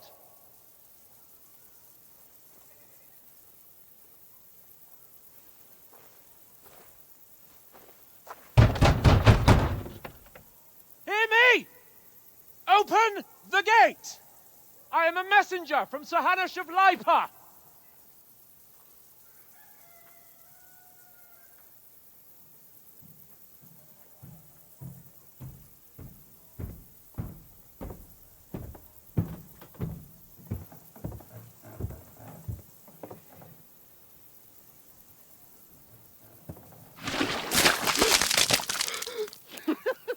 Fucking shit!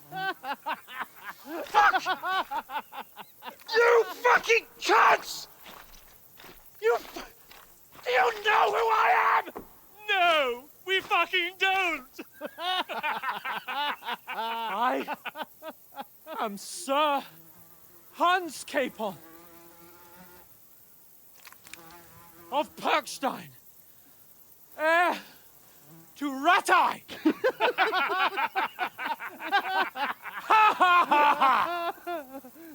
Now, look here, you filthy beggar! I'm not here for your amusement, so get your stinking, ragged asses out of here on the double. The pair of you! What's all this about?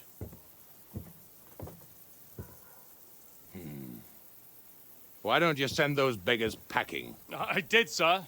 They say they're messengers. I am Sir Hans Capon of Perkstein. Envoy... I heard. Nevertheless, I doubt Sir Hanush would send two vagabonds covered in excrement as emissaries. Apart from which, Sir Hans Capon is dead. We found his body by the pond. His company was ambushed by outlaws, and they were slaughtered to the last man. Yes, yes, they ambushed us, but we managed to get away. Sir, we met your Captain Thomas on our way. He can testify to who we are. He saw our message and its seal. How terribly unfortunate you are. The captain's company was also ambushed by outlaws. The captain barely escaped with his life and has been delirious for 3 days. And even if he did confirm your story, I am under strict orders to admit no strangers to the castle. Sir? There's a horseman approaching, in King Sigismund's colours. Ah, now that's what a messenger looks like. Count yourselves lucky that I don't have time to waste on you. Be gone! I'm getting in, whether you like it or not. Get your shitty hands off me!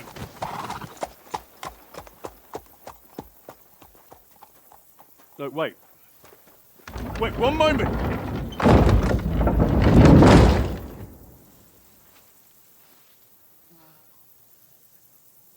What the fuck was that?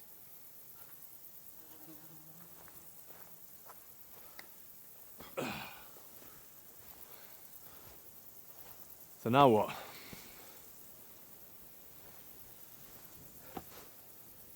There's only one thing we can do.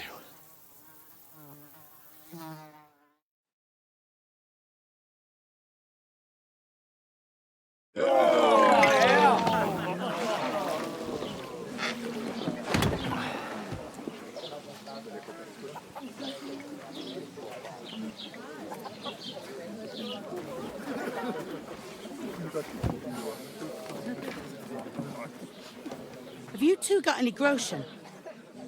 What do you take me for, wench? For someone who stinks like a badger.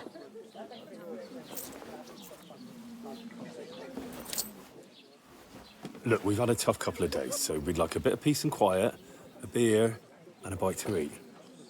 Unless you want to share a bowl of gruel, you're going to need more coin than this. Just bring the best you have, and we'll settle later. As the gentleman wishes. Well, she's not far off. We look like a couple of beggars, and we stink even worse.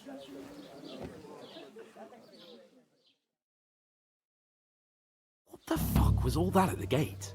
You try to talk to them and get shit poured on your head. Different lands, different customs.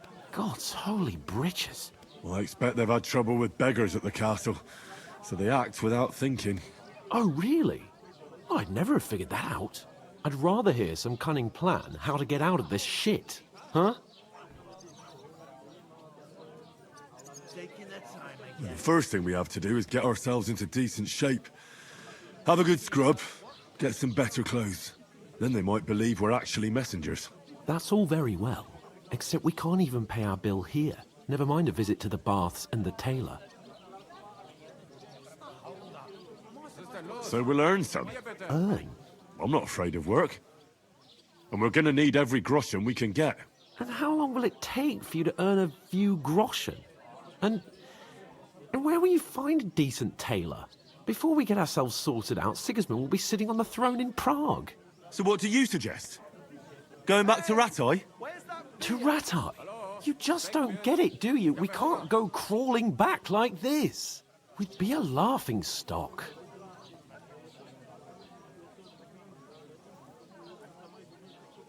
I suppose you're right.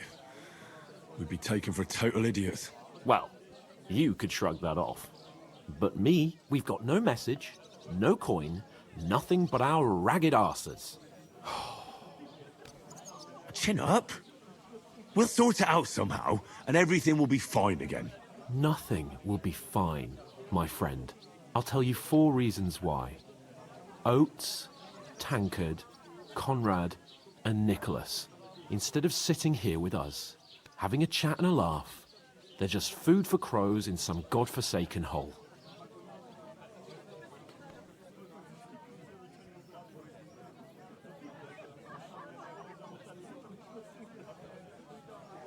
It's not your fault they died.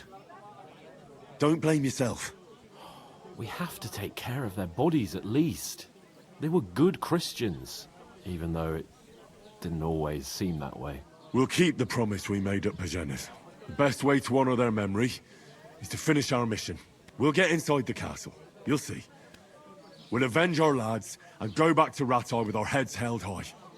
I promise you that. Audentes fortuna juvat. Audentes fortuna juvat. Food. About bloody time. Here we are. Gentlemen. What is this stuff? Hey, there's meat in that. And there's more than you gave me coin for. When you're finished, report for work. Cheers.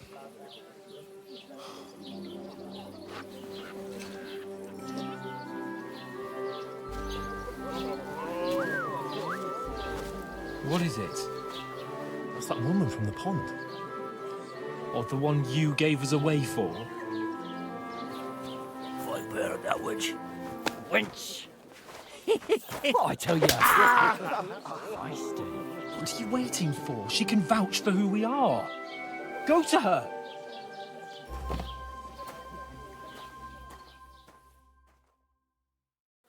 God be with you. A full pitcher of wine, please. My word, that's a picture and a half. I ain't seen you here before. Who sent you?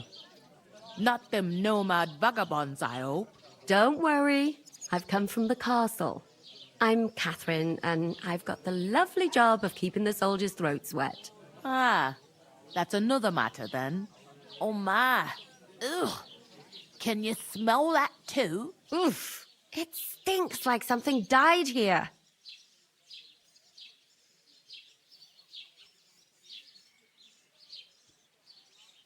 I've seen you before. Jesus, fella. That's a bit much. Hey, youngster, if you want to go around mixing with my guests here, go and wash the stench off yourself at the trough first. Stinking up my establishment. Doesn't half taste good today. Nicely settled. Oh? What was that? Oh, hi. Poor Captain Thomas might never get back on his feet. Him and his men were attacked by bandits. Most of them are dead. Jesus Christ! Lord von Berghoff is beside himself and won't allow his soldiers out the castle. Aha! So that's why they sent you for the wine. Wait a more then. I'll be right back. Leave it out. Once you got through the first one, you knock him back like it's nectar. Sorry to bother you, but I've seen you before. Oh, eh? I don't remember. Hold on, are you the boy that cleans the pit under the castle shitting hole? You were attacked by those bandits. What bandits? What are you on about? You were attacked at the pond. You, some other women, and so were we as it happens. I have no idea what you're on about. I work at the castle, and I wasn't at any pond.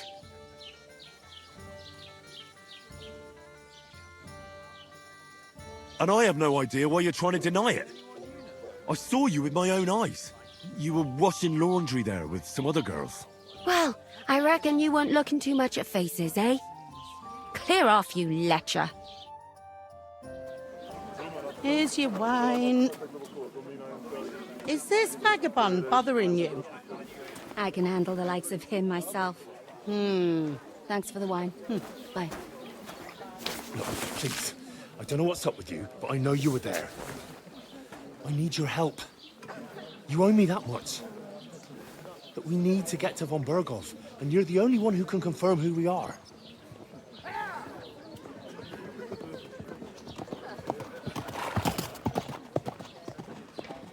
You can't get into the castle.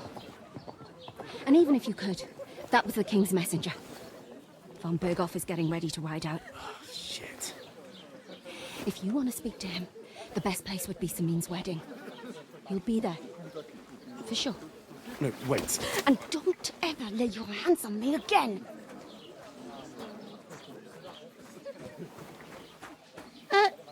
What are you gaping at? Have you nothing better to do?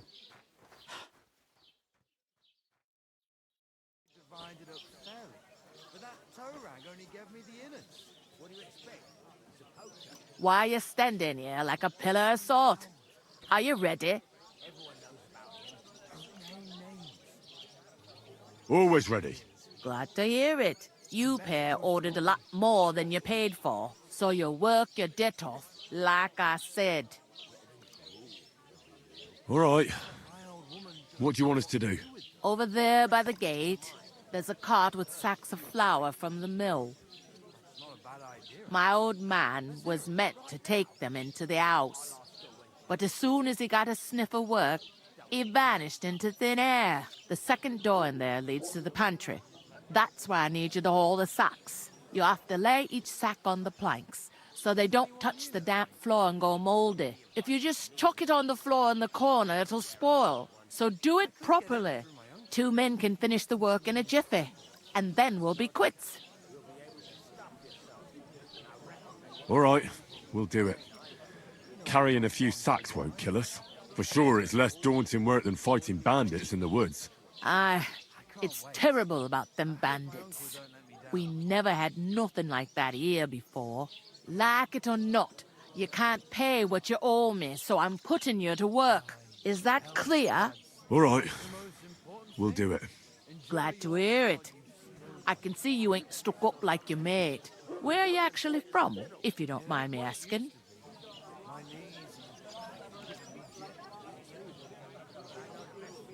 Skalitz. Never heard of it. I ain't been further than the back off me whole life. But I know this place inside and out.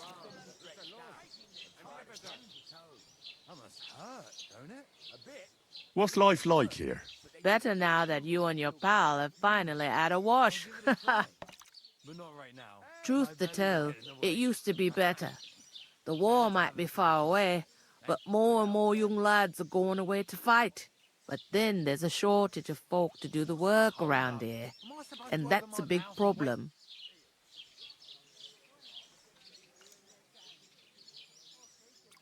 Where can I find work here? First, you gotta carry them sacks for me, so don't bother looking anywhere else yet. But otherwise, you can find work anywhere. You just need to keep your eyes open and not be afraid to ask. Try Radovan the smith for one. He's a bit odd, but he'll pay decently for a helping hand. Come to mention it, he's sat just round the corner there, if you want to ask him about it. And that fella next to him is Miller Crazel. He needs helpers now and then. But watch out for him. You know what they say about Millers. I've heard things all right. Well then, be careful. Is this the only tavern here? In Troskovitz it is. You must be doing pretty well then, eh? I'd be doing a lot better if everyone paid their bills. I heard some talk about some wedding being planned here. Ah, nobody's talking about nothing else. Young Lord Samin is marrying Agnes, the daughter of Thrush, our Troskovitz bailiff.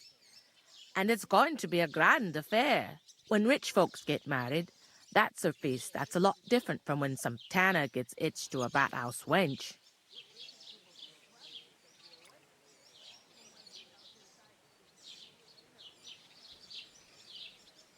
Will Lord von Burgov be at the wedding?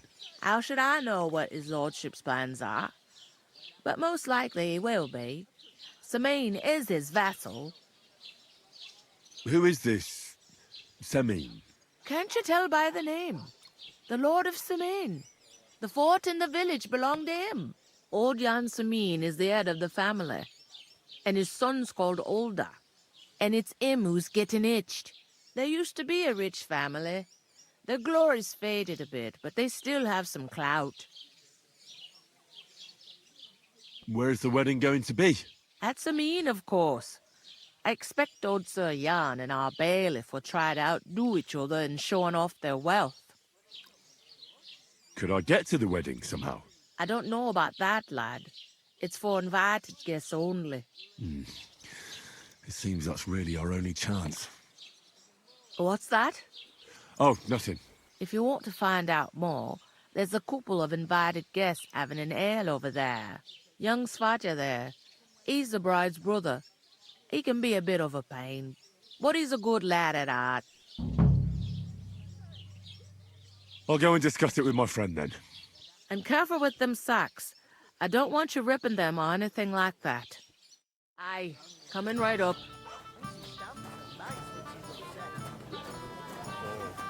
Oh, I feel a bit sick. Easy does it. Greetings to you. Likewise, lad. I haven't seen you here before. Where are you from? We're messengers from Ratai, here to deliver a letter to Lord von Burgov, in the name of Sir Radzig Cobbler of Dworitz and Sir Hanush of Lipa. Hear that, Crazel? A messenger, he says. Looks more like a scarecrow to me. He's a lame liar, all right. But he knows how to spin a good yarn. You can't deny him that. I'm not lying. We're messengers. But everything got out of hand somehow. Well, whether you're lying or not, no one will believe a word you say in them rags. What do they call you, lad? Henry of Skalitz. Fancy yourself a noble, it seems. So, Henry, what was it you were after? Since you've joined us. I heard there's going to be a big wedding in these parts. What do you know about it? That's right. A big affair in Samin. Everyone wants to go. And anyone who's not invited is trying to worm their way in somehow. Not me, though. I couldn't give a toss. Because you weren't invited, eh? Of course I was invited. But what do I care about young Samin and the bailiff's lass? We're all just playthings in God's hands. One day, our earthly bonds will vanish in time, like smoke. Trying to sound clever again, are you, Crazel? All I'm saying is that these petty affairs of men leave me cold. So that, it's gonna be big. Even Lord von Burgo himself is gonna be at the wedding. And he hardly ever shows his face in public.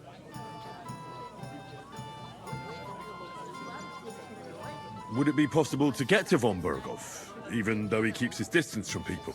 I don't know. He's either locked away in his castle or traveling somewhere. And he's powerful and important. So the only chance of meeting him is at the wedding. At least for us who are invited. And everybody will want something from him. He'll be dancing for joy, I can tell you.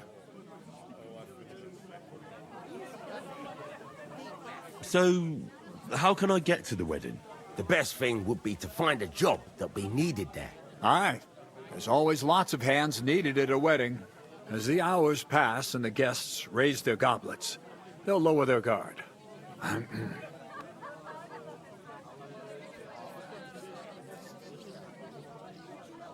I haven't been here before, and I'd like to learn something about this region.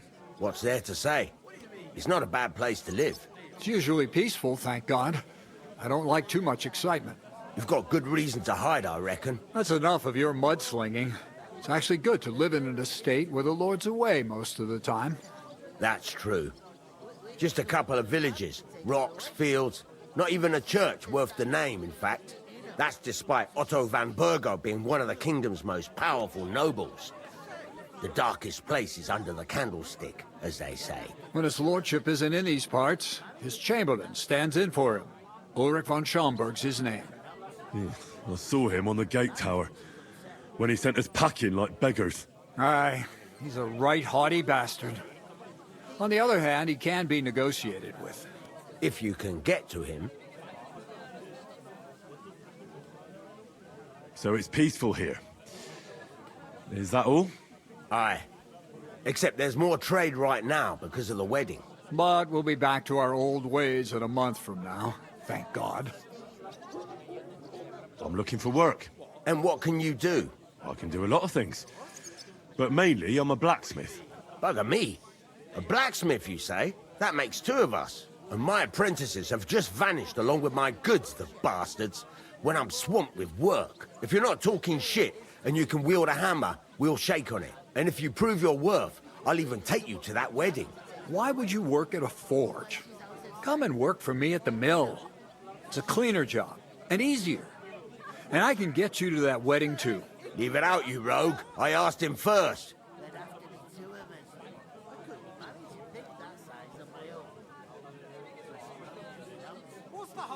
Interesting offers. I'll have a think about it. Don't leave it too fucking long, or it might be too late. If you're after more than just brute force and fire, you'll find me in Lower Samine. And me in Takov. I've got to be going. Wait, there's something else I want to ask. Out with the truth. You ain't no messengers. We really are. We didn't look like this when we left Rattay. We set up camp down by the pond. And in the evening, we were attacked by bandits. They slaughtered our men. It was only through luck that we saved our skins. We lost everything. Even the letter. So they wouldn't let us into the castle.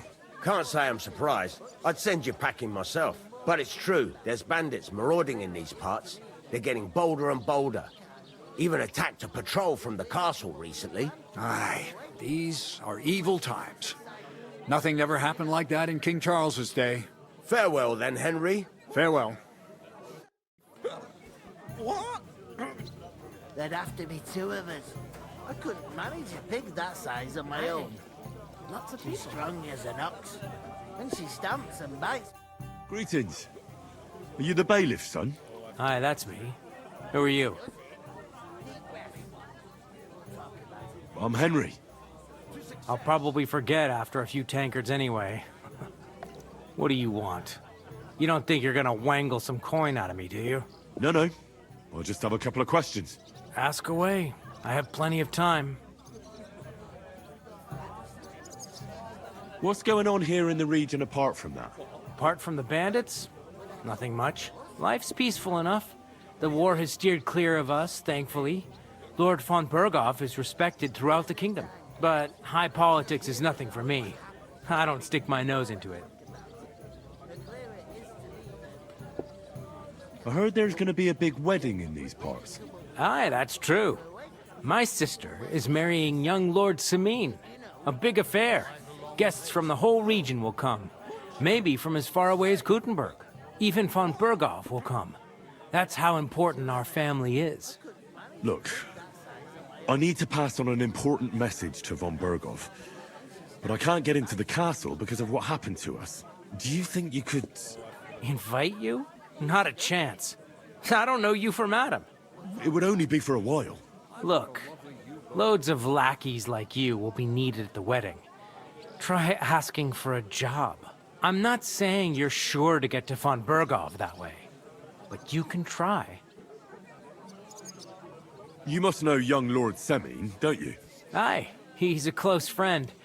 Although he's been acting a bit odd recently. Odd? Odd how? He spends more time in the woods than at home, always riding off somewhere and doesn't want to talk about it. Maybe he'll be his old self after the wedding. Thanks. I have to be off. Wait a moment. Since you're here, do you play dice? It occurred to me we could roll a few. What do you say? Oh, I've got nothing to wager. That's a shame. It's no fun if there's nothing at stake. You know what? If you beat me, we'll work something out with the wedding. You'd invite us, you mean? You'd have to beat me first. And that's not going to happen. We'll see about that. Let's play. You really are desperate to get to the wedding, huh? Oh, Fortuna, may the best player win.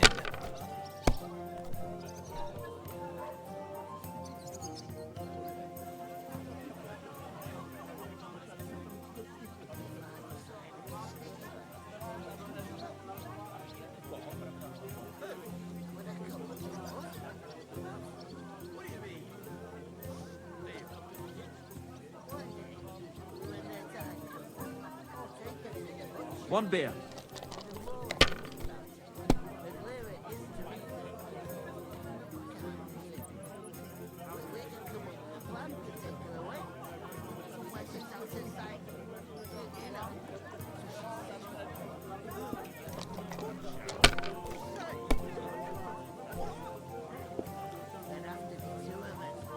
These ones here.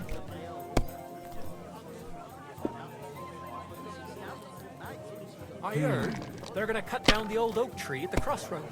Oh, no. Why? A lovely tree like that.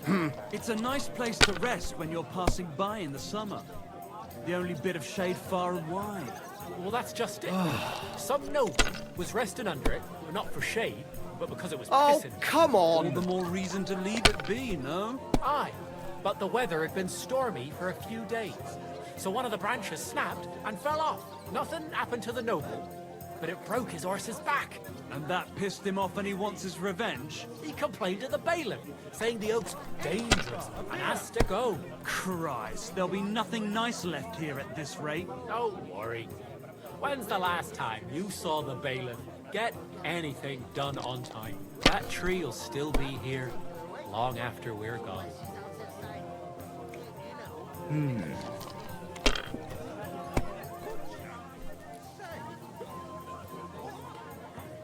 These ones here.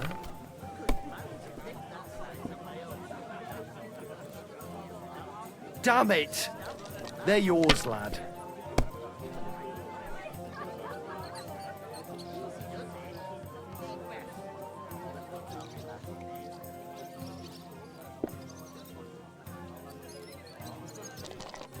I heard you're in need of money, friend. Aye, true enough. What can you do? I need to pay the tithe and give something to the church for my father's requiem mass. Isn't it a bit early for that? It's ages till St. Wenceslas Day, and they don't collect tithes before then. You're right, but I promised myself I wouldn't leave it till the last moment. Finished. So, Your have turn. you got any ideas? Well, if I did, I wouldn't leave it to the last moment this year.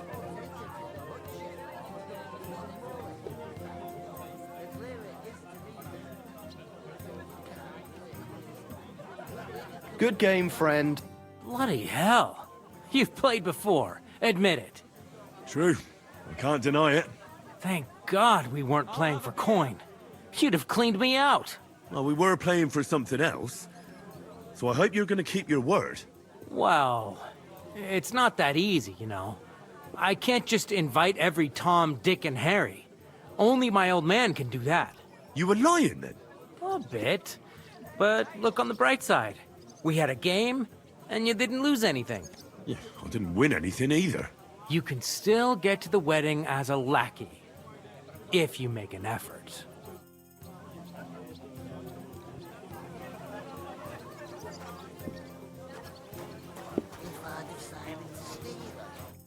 talked to that woman from the pond.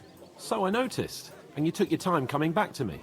It didn't look like she was too pleased to see you, though. The main thing is, she denied ever being at the pond. It's definitely her, though. You don't forget a figure like hers. I got the feeling she didn't want to talk about it for some reason. I did get something out of her, though. What? Don't keep me in suspense. Von Bergov is about to leave the castle. Sacre! If he pledges to Sigismund before we can get to him, everything's fucked. Calm down, let me finish. There's also going to be a big wedding in the region. Young Sir Older, the son of a respected nobleman from nearby Semine Fort, is marrying Agnes, the daughter of Thrush, the local bailiff. It's the talk of the town. Invitation only, it seems. But getting to the wedding isn't as impossible as it might seem. There'll be lots of jobs to do for it. So we could get there as help for the blacksmith, or miller, and maybe someone else. Why should some wedding in a shithole near Trotsky be of any interest to us? Because it looks like Von Bergov will be there. Oh, that's fantastic news, Henry. So all we have to do is get on the guest list. And that shouldn't be a problem because you've got a cunning plan, right? Like I said, there's going to be a lot of work involved in a wedding like that. That's our chance. Work. Well, if you want. But how will you get me to the wedding? Well, I thought we could both get jobs there. I'm sure there are other options. There's something else we have to sort out first. I spoke to the innkeeper. I noticed that too. We can work off our debt. All we have to do is carry a few sacks of flour from that cart to the pantry. If we both do it, we'll be finished in no time. Lug sacks? Are you yanking my noble pizzle? I'm serious. I can't work. I'm a noble. What if someone saw me?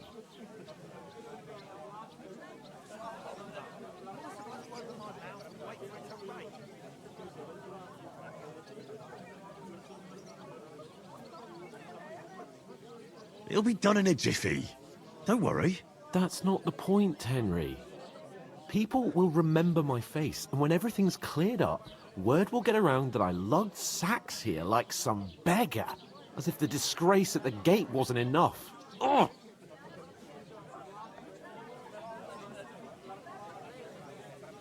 Look, we're not in any position to pick and choose. So if you want to somehow scrape your way out of this mess, you better forget your airs and graces and make some effort. A bit of honest work won't kill you. Henry, haven't you ever heard of the 3 states of man? Would that be some aristocratic excuse? Not so fast. It's God's law. Oratoris, the priests who pray for us. Laboratoris, the plebs who shovel shit and pay taxes. And Bellatoris, the warriors who protect the ones on their knees or in the fields. Now, which am I? So if you find me a sword, I can get to work. But wield a pitchfork or carry sacks? That's against God and nature.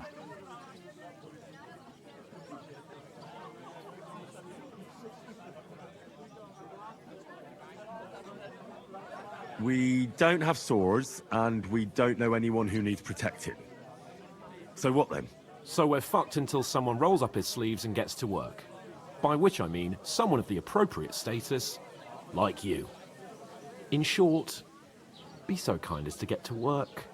I promise I'll make it up to you. I'm going then. But you could give me a hand.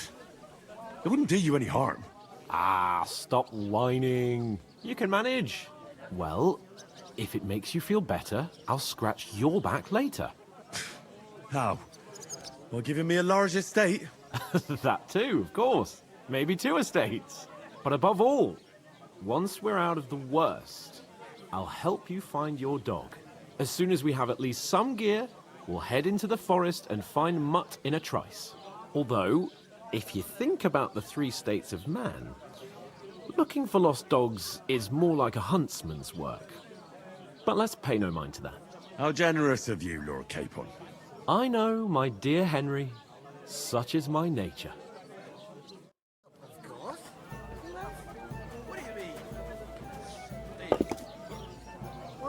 It happens.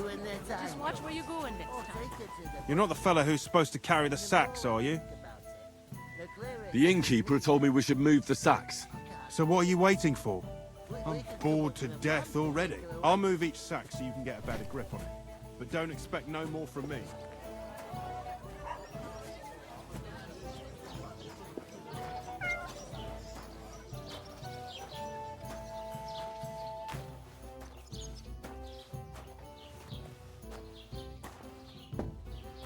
One beer, please. I bought a lovely U-boat the other day for a great price. What a waste of money. Did you hear that the king himself announced that everyone should have a good bow? We're getting somewhere at Which last. king would that be? I don't know exactly, but when the king commands, his subjects have to obey, don't they? You didn't hear it from the trader who sold you the bow, by any chance? Aye. To your good health, my friends.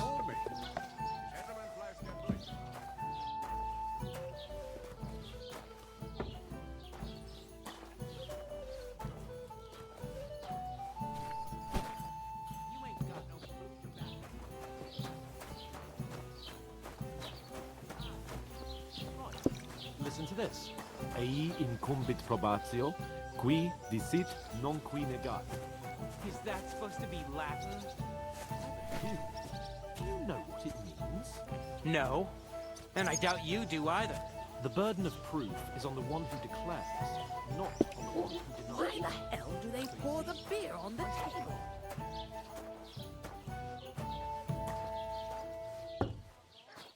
Remembering some words you heard in church. Did you hear what happened? Why is it so sticky?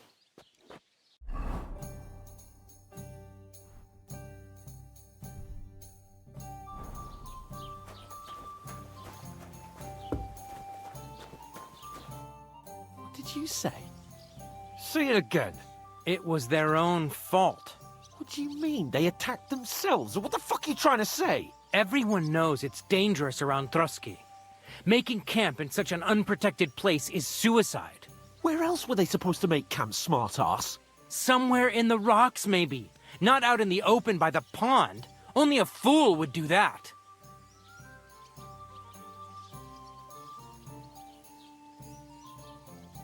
But calm down, both of you. I'm perfectly calm. It's your chum here who's ranting and raving. Pack it in, Henry. There's no point in arguing with this yokel. He fancies himself as a military strategist. I don't believe a word you're saying. A weed like you surviving a fight against bandits even von Berghoff himself has trouble with?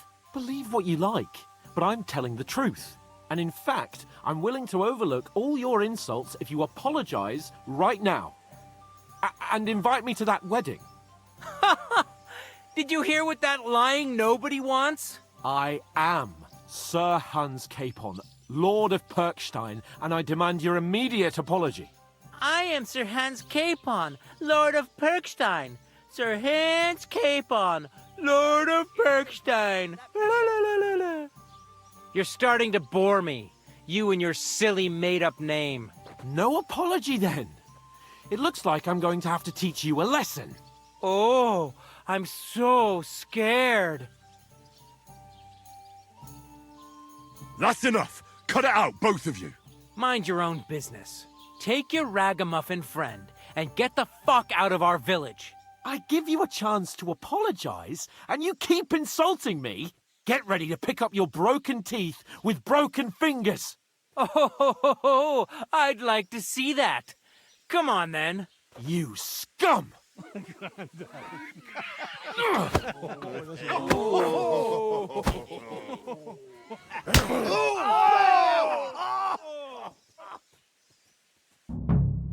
Dead man.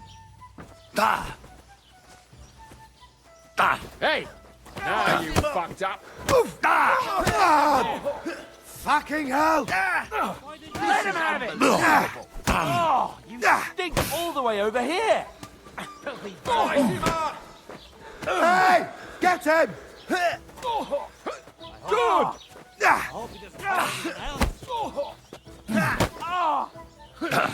Hey, Scheiße! Yeah! Don't spare him! Nice! Nice strike! That madman! Why'd he do it? I'll beat you. Fucking hell! I'll smash you up!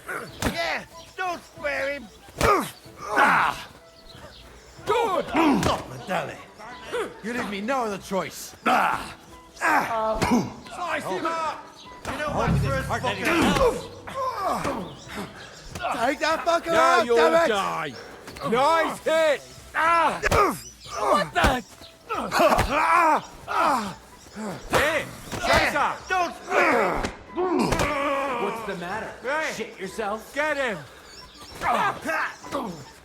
Slice him up! Why'd you do Hey! it? Now you fucked up!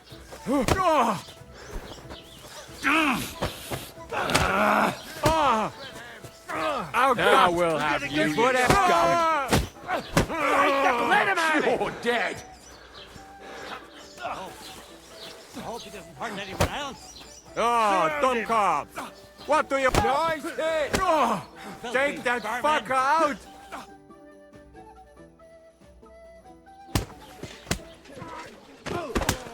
What the hell is going on here? Grab them vagabonds!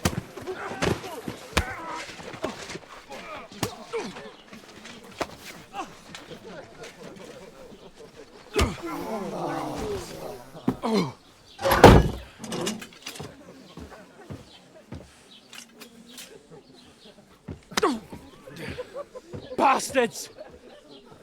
This will cost you dearly. Keep your mouth shut and don't make it worse. What? You behave like a spoilt brat. How dare you speak... Oh.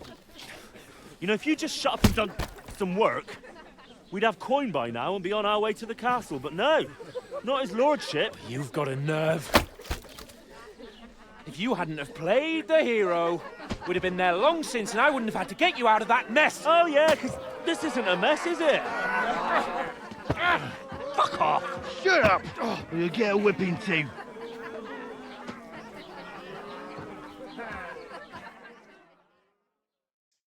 Just who the hell do you think you are? I'm the only one of us with any sense. I'm not the one who acts like a spoiled child. Spoiled child? You're in danger of crossing the line, Henry. Better keep your mouth shut. I shouldn't have brought you along. Well, that's something we can agree on.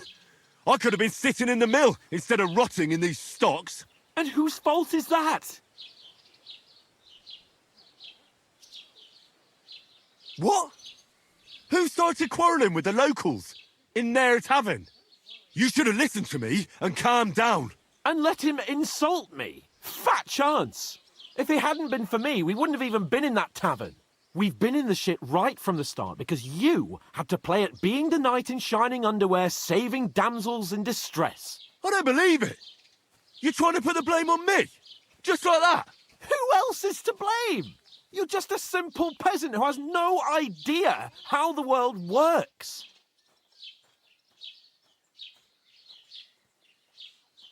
Hey, let's just stop all this arguing. It'll just make things worse. Fuck you. I've had it up to here with you. With you and your pontificating.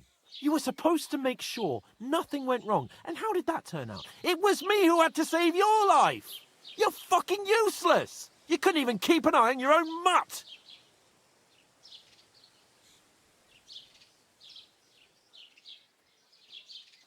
Oh, that's enough. This isn't getting us anywhere. I understand you're downcast after all that happened to us. And I understand you need to take it out on someone. I can take it. But we shouldn't forget we have a job to do. And do it we must. Together. That's exactly what I'm doubting. Everything goes to shit when you're by my side. You don't really mean that. Calm down. I'm perfectly calm. That's it. My life went to shit from the first moment I met you. And I've only just realised it. You're like a ball and chain. And I'd have bagged that wild boar too if it weren't for you. Well, And none of the rest would have happened. I wouldn't have been showered in shit. oh, come on, Capon. Don't you cape on me. Not another word. I have to consider what to do next.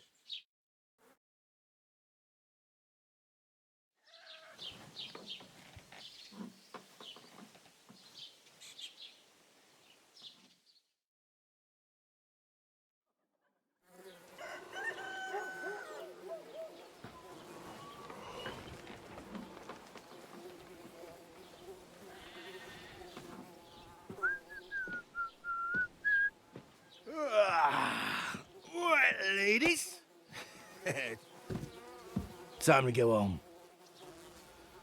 But I swear to Christ, if I catch you again, I'm gonna skin you both alive.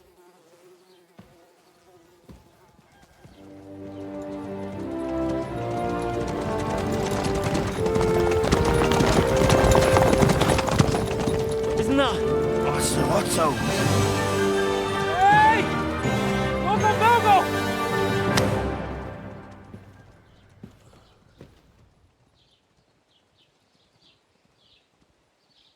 Oh, shit. Right, where were we?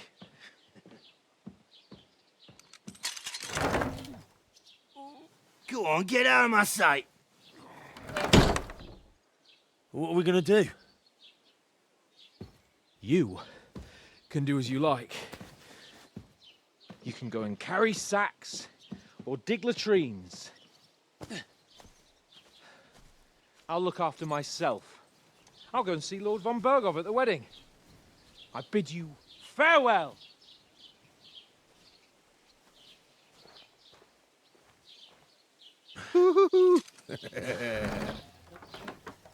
Alright. Yeah. If I were in your shoes, I'd be glad to be rid of the good for nothing, eh? Yeah. Alright, off you go.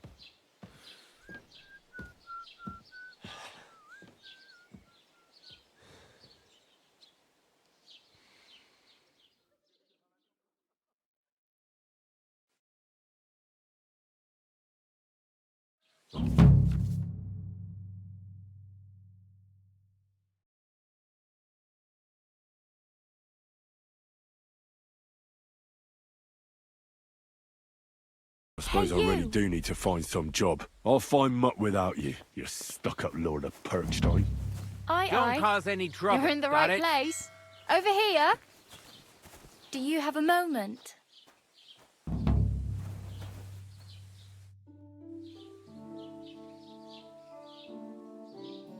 What do you want from me? I don't want anything from you. I should actually be thanking you. Uh-huh. For what? I've been begging for alms here for days, but I didn't make any real coin till today. And that's thanks to you. The scene you made brought out nearly all of Troskowitz. You're welcome. At least it was good for something. Oh well, not many people can make such a strong first impression. But look on the bright side. Hmm?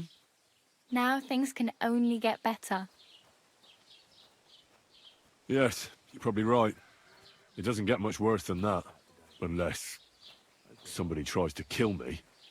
Again. You're still alive in one piece. It's a new day and the sun is shining. Like Tomcat always says, bruises build character. Do you know anything more about Tomcat? They say he's a master swordsman, but a real joker too. He loves showing off to girls. Do you think Tomcat might teach me a few of his tricks? No offence, but compared to him, you're a bit of a lightweight. I don't want to pull wagons, but if he can handle a weapon, I'd be happy to train a little with him. Well, one of the guards tried to take him on and came back whipped like a dog, moaning like he'd been broken in two. Well, sure. If he's that strong, I'm not surprised. More like some trick he's got that our watch doesn't know. Or at least that's what the poor man said.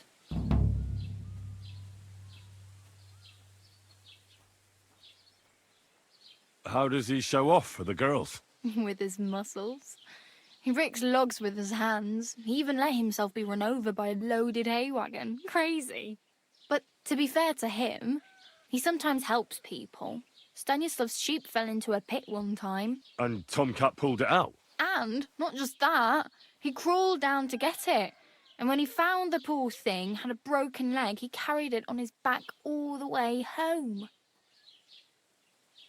Where might I run into Tomcat? In the camp by the tower. That is, by Rock Tower Pond. He watches the camp for the nomads. Should I watch out for them? No, I don't think so. They mind their own business, but strangers usually mean trouble for them, so they're careful. Try not to stare too hard and hold your tongue, otherwise Tomcat will show you some of his other skills.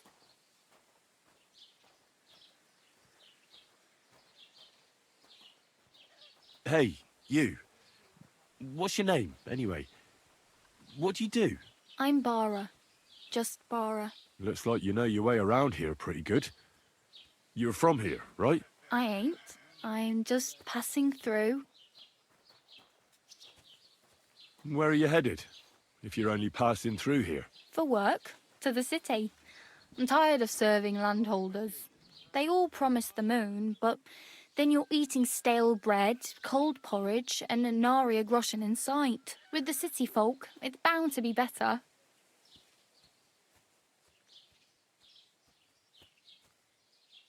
You said you were going to a city. You mean like to Prague? Or somewhere further? I'd like to go to Prague, but I don't know anybody there. In Kuttenberg, at least I have a cousin. Aha. So you're going to visit her? Well, she doesn't know it yet. But I won't be troubling her long, just until I find a way to make a living.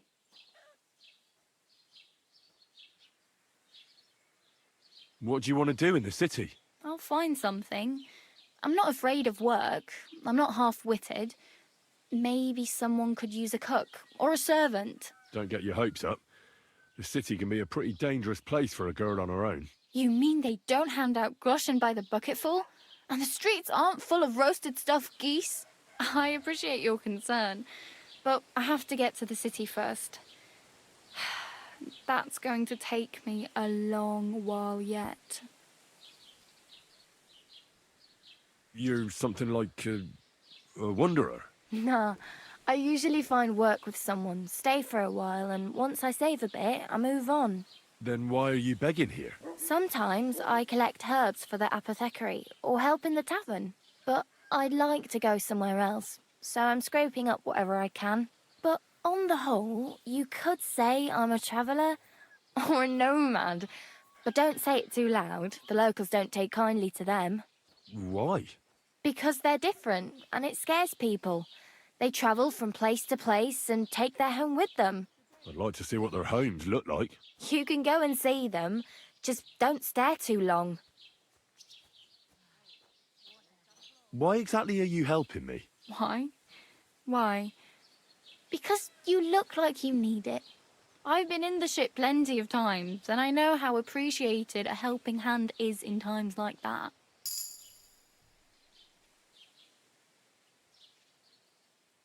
I'm practically naked. Nobody's going to want to even talk to me like this. At least you're not walking around bare-arsed. Although that might not be a sorry sight. Ah, very funny. I'd rather you tell me where I might get some clothes. And what do you have in mind? Brocade and satin, a monk's robe, or perhaps Sir Brunswick's armour?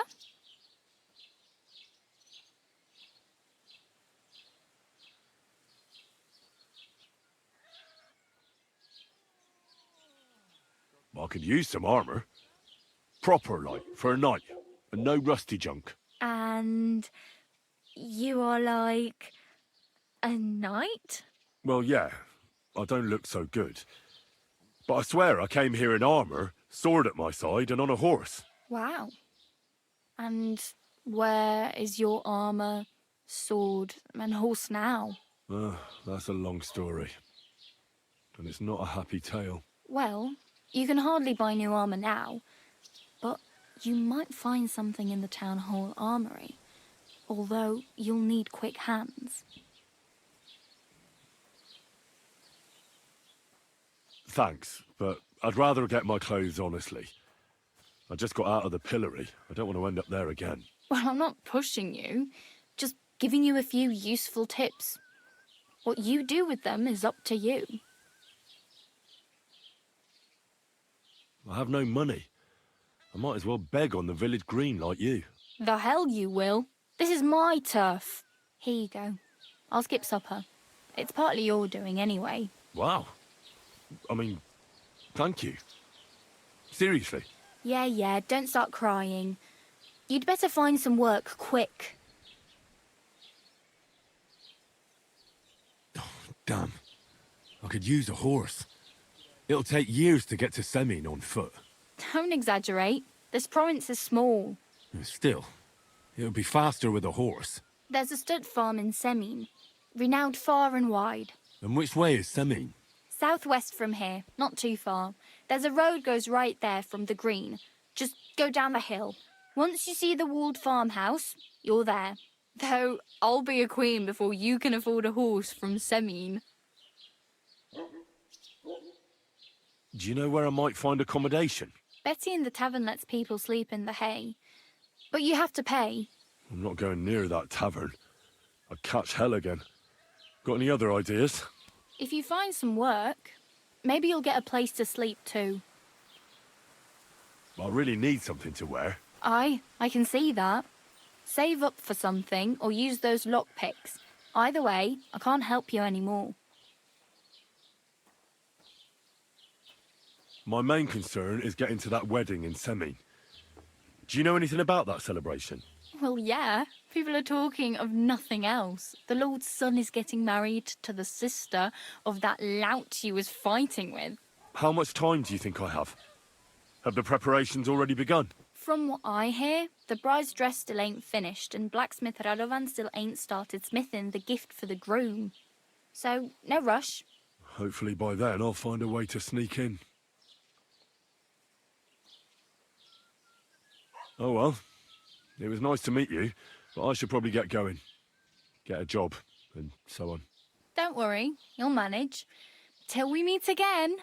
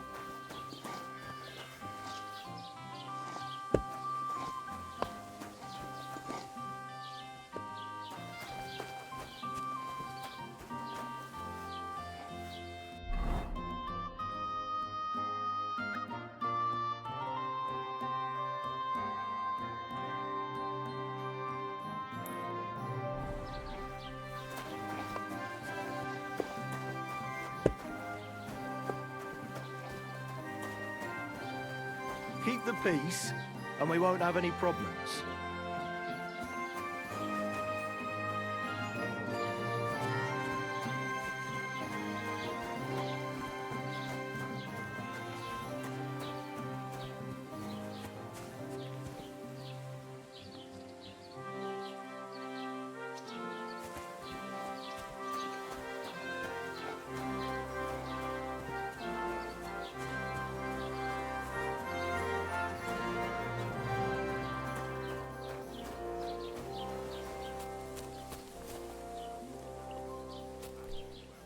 bullshit. Just right. God This bless you. year, the village prospers. Wait. Is this supposed to be a chronicle? Is that a problem? I'm not a chronicler. Why want to raise this? You want what? More money. Do you want me to tell everyone about the time you were drunk, naked, riding on a pig, yelling about how you were Sigismund?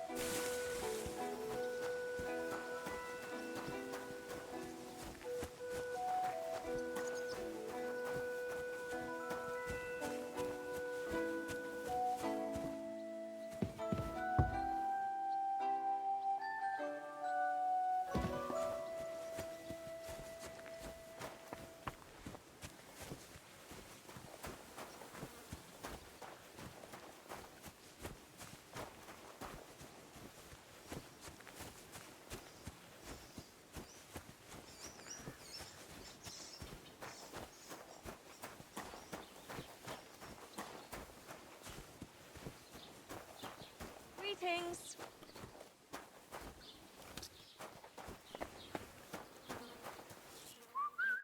Welcome.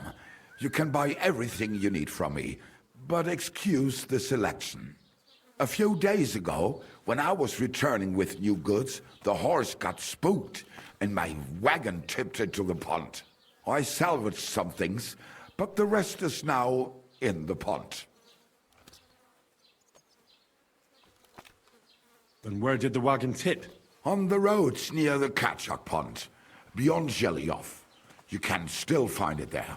I can't tell you how much it still pisses me off, but what can I do? I'm sorry to hear that. Me too, but what can I do? So, what will it be? I wanted to ask you, what's on the other side of that nearest hill? I'm not from here, and I'd like to get my bearings. You look like a merchant to me, so you probably know best. Ja, natürlich, you're not from here. Everyone around here knows that, after what happened in Betty's Tavern. Aber das ist deine Sache. That is your business, lad. Also, what do you want to know? Where can I find a church round here? I'm surprised you don't even have a small chapel in the village.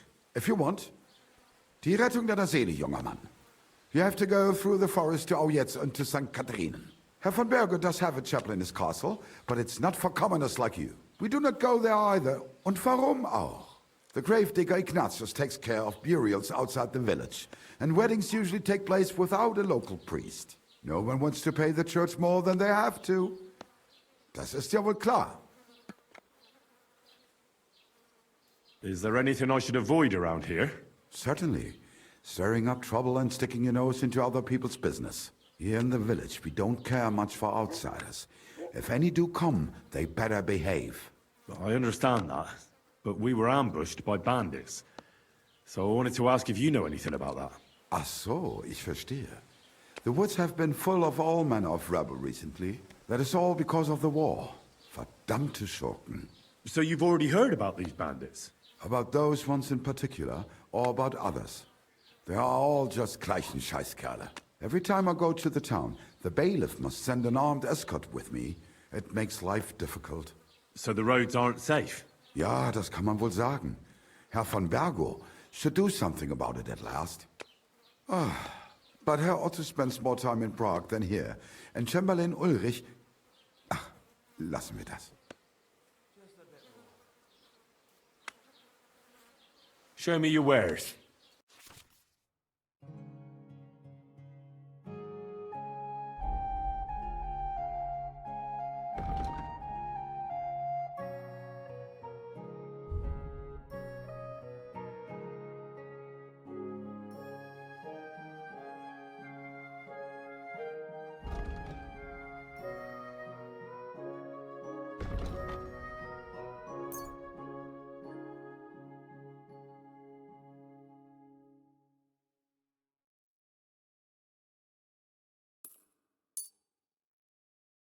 I'd like to discuss the price.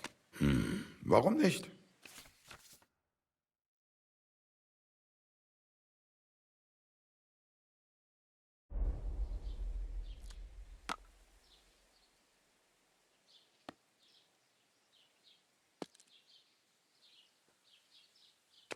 How's this?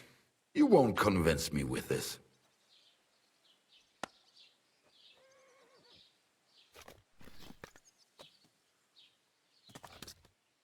All right, I agree. Das war ein gutes Geschäft. Auf Wiedersehen. Aching legs.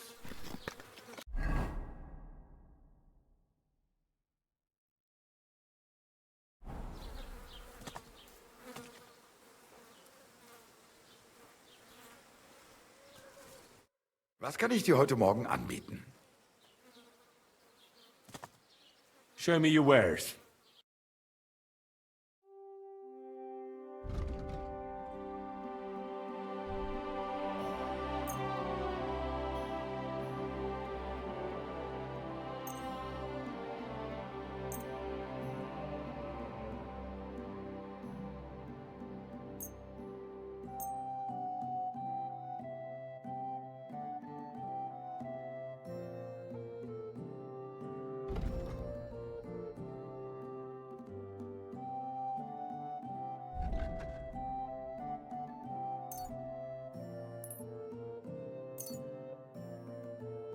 Let's talk about the price. Natürlich, kein Problem.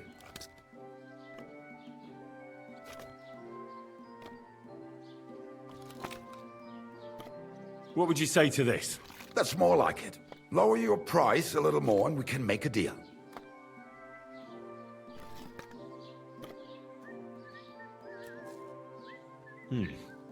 That's a decent price.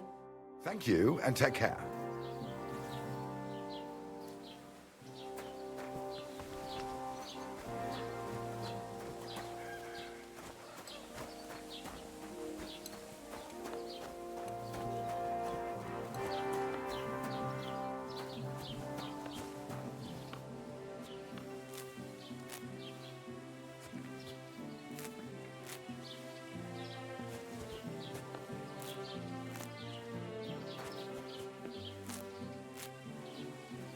God bless you.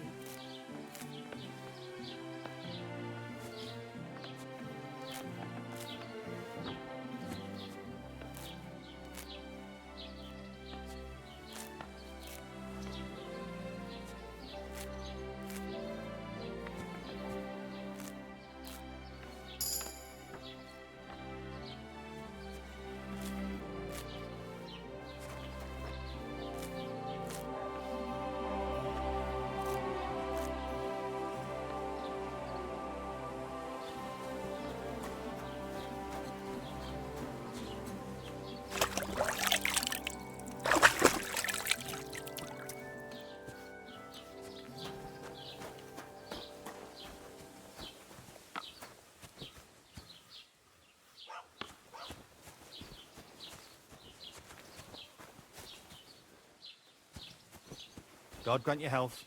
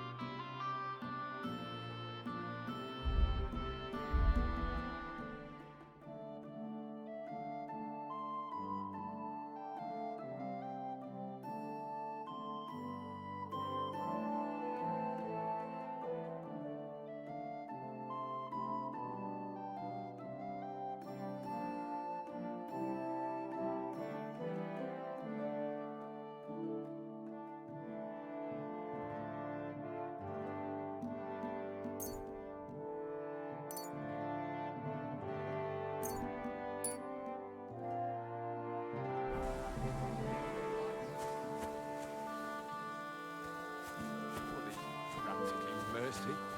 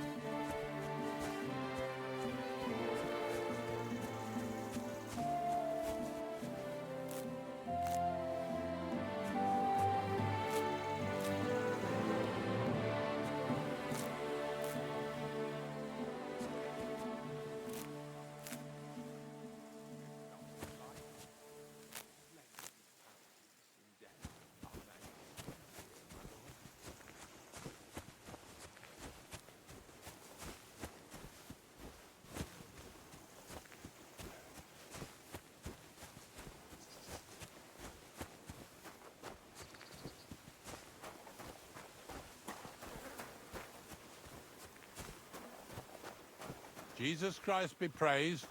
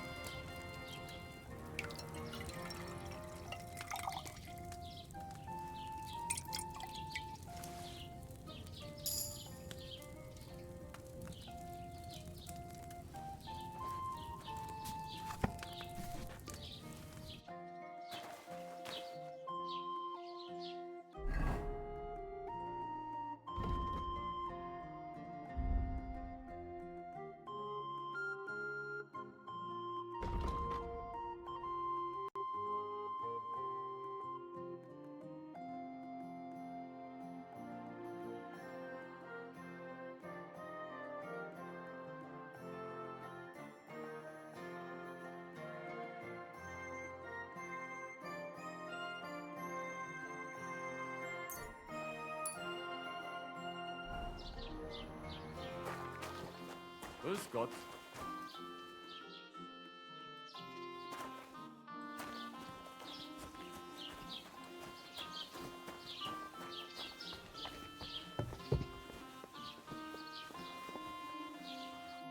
Good afternoon. Show me your wares.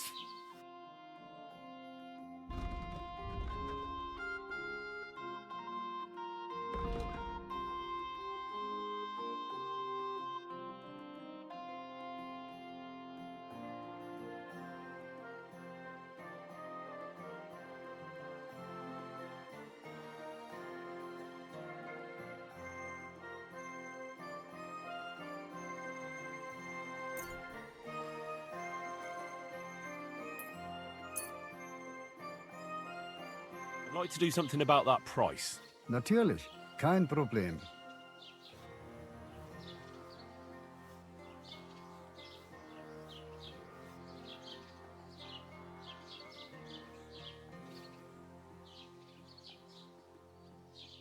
Here.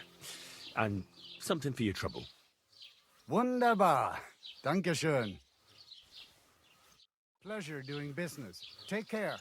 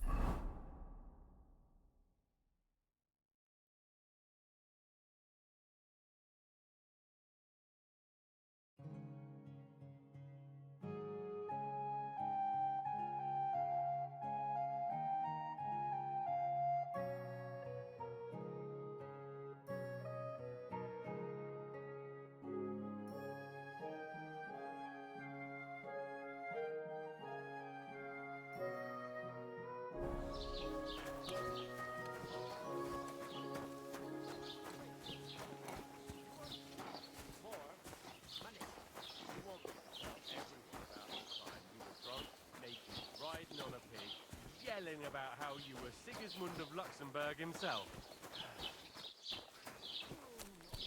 So prosperous, you say? See? That wasn't so hard.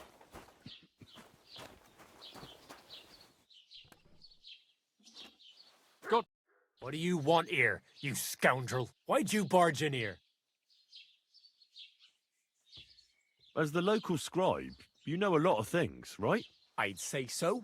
In this province, not a squirrel farts without my knowing. Right. So, if I needed to get something, you'd certainly be able to tell me where, right? Depends on what you're looking for. Don't involve me with anything dishonorable. No, don't worry. I'm just looking for some armor. Armor? Well, unless you want to join von Burgau's retinue, I don't think I can help you. But try Radovan, the blacksmith in Tachov. He might at least sell you an iron helmet. You don't know of anything better? Aha! So, the good man is a connoisseur, eh? And how would Prince Brunswick's armor suit you? Whose armor? Oh, it's just a local legend. What legend? It's hard to explain. There are actually 2 legends, or even 3. Well, it doesn't really matter. Why are you so interested anyway? Fine armor like that belongs in the hands of a knight.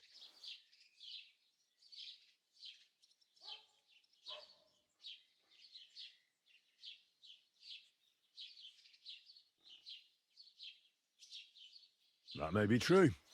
But even the finest armor has to pass through the hands of the master blacksmith who forged it. Well, I might be only an apprentice, but that's all the more reason I should take an interest in such things and learn something. Aiming a bit high, starting with knightly armor, aren't you? How about starting with horseshoe nails, eh? Excuse me? All right, no need to lose your temper, I'll tell you. In short, they say the armor of ancient Bohemian Prince Brunswick is hidden here, waiting for some valiant knight to find it. I don't believe it, of course. After all, I'm educated. But you'd be surprised how many fools have set off to find it. Who exactly was this Brunswick? You don't know, lad? Educate yourself. Brunswick was a famous Czech prince who won the lion for our country's coat of arms. Really? How is it that I've never heard of him? Perhaps because he never existed.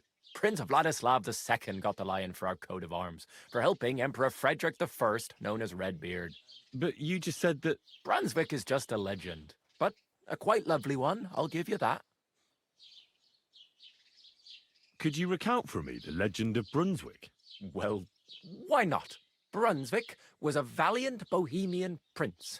He lived in a time when our country had an eagle on its coat of arms, but that wasn't good enough for him. So he decided to head out into the world and gain the mark of a more powerful animal. A man after my own heart. You may think so, but his wife was none too happy. Her name was Ludmilla, and she begged Brunswick 100 times to stay home, but he just couldn't be persuaded. Still, he loved her very much, so he took her ring and told her that unless someone came and showed her that ring during the next 7 years, she should wait for his return. But if he failed to return after 7 years, that would mean he would never return. Then what happened next? Brunswick's party set out to sea, but didn't get far. They were drawn in by an island with a mysterious mountain of amber that holds all ships and prevents them from leaving. Over time, the men on the deserted island died of starvation, leaving only Brunswick, who noticed that once a year a great bird called Noc came to the island to hunt. And so the clever knight hid in his horse's hide at just the right time. And when the bird came, it mistook him for prey and carried him away. So Brunswick wandered on. After some time on the road, the prince came across something unprecedented. A duel between a lion and a 9-headed dragon. So, what do you think Brunswick did at that moment? Well, considering what he later added to the coat of arms, I expect he helped the lion, eh? Smart. Brunswick rushed to help the lion, and together they killed the dragon. And from that time on, they were stalwart companions. The lion even followed him all the way back to Bohemia. Except, by then, it was already too late. It had already been exactly 7 years to the day since Brunswick set off on his journey. His wife, Ludmilla, who had until that time valiantly resisted all suitors, was about to remarry, but at the wedding feast, Brunswick managed to drop the ring in her cup, so it all turned out well. For Brunswick, that is. Not so for Ludmilla's new groom, but the lion took care of that. Where did Brunswick's armor come from? It is said that George the Lion of Württemberg brought it here. He was the nephew of Lord Chenyek of Württemberg, who built Trusky. This George spent a lot of time with King Wenceslas. A suspiciously long amount of time, if you know what I mean. I think I get the picture. And it is said that one day, a lion escaped from the king's menagerie, and George overpowered it with his bare hands and laid it at the king's feet, still alive. As a reward, Wenceslas gave young Württemberg the name Lion and the armor of his ancestor, Prince Brunswick. Only Sir George didn't live to enjoy it for long. He caught the plague at a tournament abroad, and died on his way back to his king, specifically while visiting his uncle here at Trusky. Of course, the king wanted his armor back, but Lord Chenyek didn't want to give it to him, claiming he had the hereditary right to it. It looked like Wenceslas would lay siege to Trusky, but fortunately Lord Chenyek was completely destitute by then, so he sold all of Trusky and the armor to the king. Chenyek was broke. How come? Because of building his castle. Trusky may be impressive, but it's too expensive for a nobleman. Even the king had difficulty paying for such a castle. Well, if the king was so endeared with Brunswick's armor, why did he leave it here? Because he didn't have any choice, my friend. He never found the armor. Lord Chenyek was as cunning as a fox. While he did leave the armor here, he never told anyone where. It's said he hid it so it could only be found by a true knight. Each piece in a different place. Or so they say round these parts. Who knows if there's any truth to the tale? And do you know where I could find Brunswick's armor? Yes, lad, if it even really exists. But I do have a little bit of advice for you. Sir Chenyek, who they say hid the armor, left behind a riddle. It's a test that must be passed by whoever wants to find it. Do you want to hear it? And how did that riddle go? Wait, how was it? I've got it. Take your leave of crone and maiden, standing tall behind the gates. Boldly go towards true midnight. In caverns cold your prize awaits. Pass through the all of forest kings, hidden deep from hunter's gaze. Standing tall, 2 guards of stone, behind whom yearned for treasure lays. Between them stands a mighty rock, a subtle niche, yet deeper still, a place to give one's art to God. Behold, my armor gleaming still. The crone and the maiden towards midnight. We've got east, west, midday, midnight. Bloody hell! I think I know where it is. Really? Well, seems you've got something between your ears then, lad. And you know what? I've got something else for you. Sir George, who previously owned the armor, wanted to have a nice poleaxe made in Prague too, but he died of the plague before he could do it. I'm not too certain about Brunswick and his armor, but this is certainly true because I have a copy of George's order here. Here, take it as a keepsake. And now go. God grant you health, sir. Greetings to you.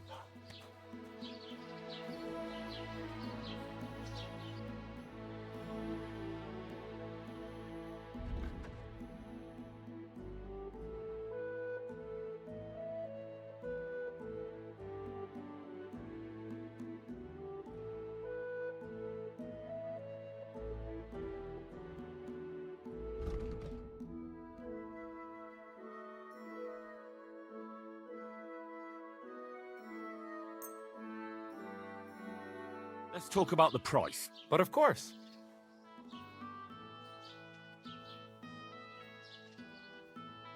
Do you accept? That sounds really interesting. Lower your price a little more, and I'll be satisfied.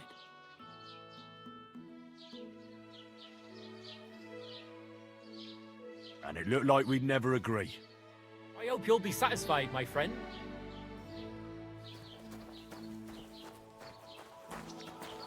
Excuse me.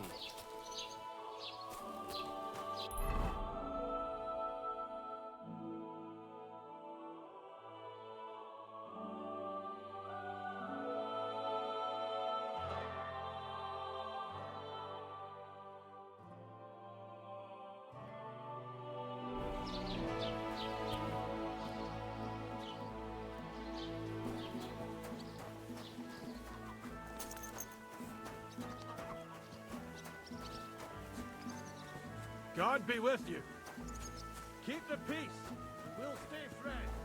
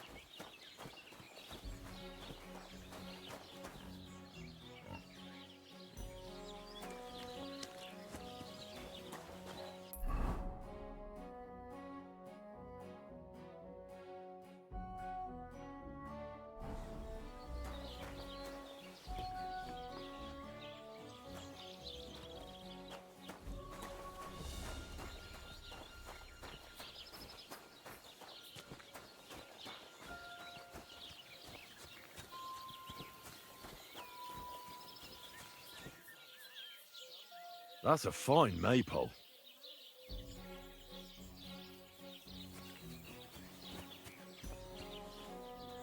God bless you. What would you like? I'll have a look at your wares.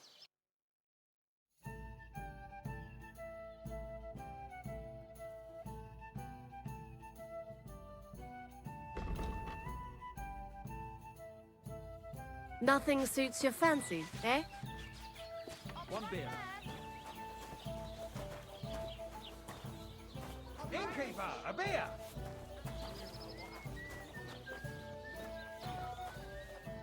Greetings to you. How can I help? What's new around here? Vostatek. Lord von Beregov's huntsman is a regular here. He might have some work for you. He's got a cottage near Vidlak Pond. So if you know your way around the woods, you could go and offer him your help. I hope he hasn't started drinking somewhere else. He's my best customer. You could also stop by and see Old Mouth. He's the local storyteller. He could tell you all sorts of interesting things. But only if you bring him some liquor. Don't forget, I have some here to sell, if you want. I'm working on a little practical joke myself. We have this little dispute with the Gelievites. You might be interested. And that's all I'd say. Sounds interesting. Thank you, innkeeper. You having problems with the Gelievites? Not just me, my friend. They're the biggest bastards around. They've been nothing but trouble for years. The winter before last, they piled snow in front of everyone's doors at night, so no one could get out of their house. And last year, they broke into my cellar and pissed in my beer barrel. Gracious. I hope you got your aim back on them. Not yet, no. But since you're here, I've got a plan you could help me out with. I'd pay you well. You can count on that. What exactly would you like me to do? Don't worry. I won't make you do any shoveling or pissing anything. But I'll tell you exactly what I have in mind, only after you promise to help me. I'd hate to reveal my plan, only for you to go off and tell the Gelievites right away. All right. I'll help you. Listen up, then. Old Olbram, the owner of the biggest plot of land in Geliov, has this beautiful bull. White as snow he is. The finest animal far and wide. Obviously, he's very proud of it. Very protective, too. Now I mean you, will give his beautiful snow-white bull a nice new coat of paint. Olbram is going to lose his mind. Simple, right? Painting a bull, eh? That sounds like fun. Right. We just have to work out a few details. First, we have to get some paint. I don't reckon we'll be able to get any here in the village, but you can try and ask Bartoszek, the tailor in Trotskovitz. I hear he dyes his own fabric. And after that, we'll have to make sure the bull stays still while you're painting it. Try asking Radovan, the local blacksmith. I hear he can make some kind of sleeping potion. If you pour it in the bull's water trough, I'm sure it'll do the trick. But watch out. That beast is enormous. You'd better put at least 3 doses of the potion in there. All right, then. Olbram's bull will be getting a new coat of paint. Olbram's going to lose his mind. I can't wait. And remember, it's supposed to be a joke. If you get caught or something goes wrong, the whole thing will be ruined. Right. So I need paint, sleeping potions, and to not get caught. My God, what's taking so long? Why do you and the Geliov lot hate each other so much, anyway? It's their fault. They keep playing tricks on us. Olbram's the worst of them all. The nasty old codger. He's always coming up with ways to mess with us. He's the one that stole our pasture. What pasture did they steal from you? The one that stretches from the orchard behind the Takov down to the gamekeeper's lodge. It's been ours since time immemorial, but the Gelievites took it from us. And how did they take it from you? You can't exactly stuff a pasture in your purse and walk away with it. Save the jokes, will you? This is fucking serious. There's a tree down by the gamekeeper's lodge that marks the edge of our land. My father, God rest his soul, was there when they agreed on it. He got a proper ass kicking so he'd remember it, and remember it he did. But then fucking Olbram came along, claiming it was the other way around, and that pasture belonged to Zhelyov. Well, can't you all just reach some kind of agreement? Do you think we haven't tried? But there's no talking to the Zhelyevites. Year after year we meet in that pasture. I tell it like it was, but Olbram always starts spewing his lies. Then we end up arguing until the sun sets. And when the Zhelyevites are at wit's end, they come at us, and nothing ever gets solved. We managed to convince them to at least give us back half the pasture. But I know the whole bloody thing belongs to us. We can't just leave things like this.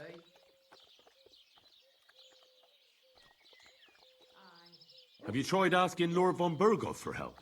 Of course, but he'd have none of it. He said it's up to the Trotskovitz bailiff to sort it out. But the bailiff couldn't care less. He said we should deal with Olbram ourselves, or he'll have us caned and clapped in the pillory. And how did they take it from you? You can't exactly stuff a pasture in your purse and walk away with it. Save the jokes, will you? There's a tree down by the gamekeeper's lodge that marks the edge of our land. My father, but then fuck... Well, that's a tough nut to crack.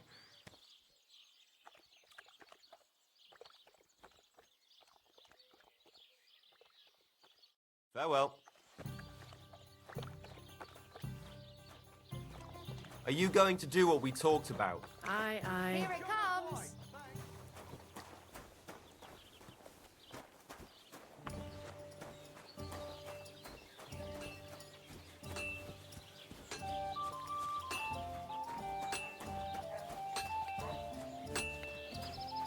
God bless.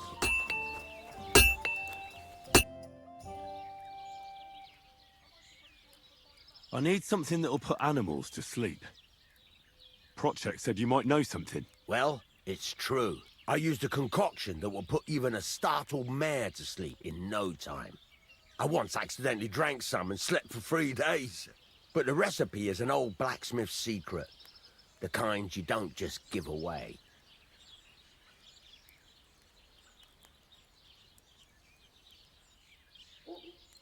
Wouldn't you tell a fellow blacksmith?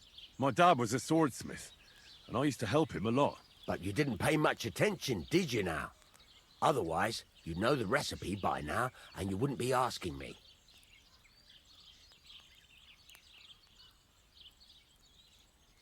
Well, I don't want it just for the sake of it.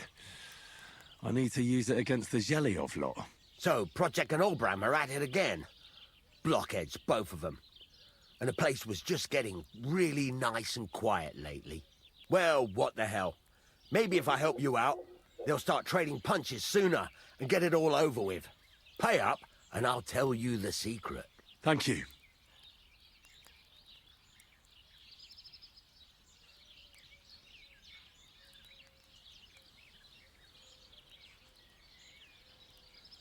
Satisfied?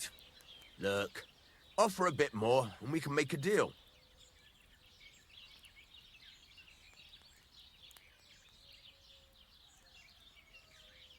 Aye, I could go for that.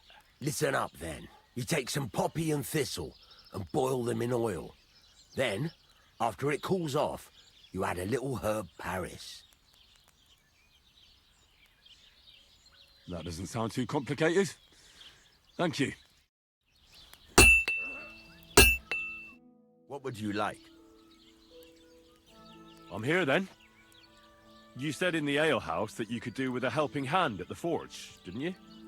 I could. My last 2 hands, well, they're not worth mentioning. And what with the wedding coming up, the work is piling up. Ah, what's your name? Henry? That's right. You should know, Henry. The blacksmithing isn't for everyone. Have you done it before? Yeah. I basically grew up in the forge. My father was a swordsmith, and not just any. He even forged swords for the nobility. For the nobility, eh? Well, that kind of experience will come in very handy for me indeed. As it happens, I have to forge a wedding present for young Lord Semine. A fine sword. So you'll take me on? Hold your horses. I'll have to try you out first. You could forge me a hunting sword as a test, so I can see if you can make a straight blade. That shouldn't give you much trouble if your father was a swordsmith, should it? Sure thing. I can get started right away. Great. Find some iron and get started then. Iron? You can't make a sword out of butter, but if you don't have your own stuff, you can get everything from the chest in my forge.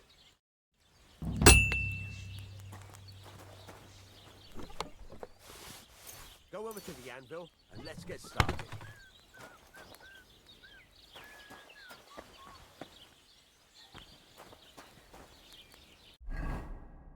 Furnace is cold now. Give it a practice try. Some things, like swords, are too long to fit in the fire. You have to heat it up. Try poking it around for a bit. Now get the furnace nice and hot. There's a lever above you.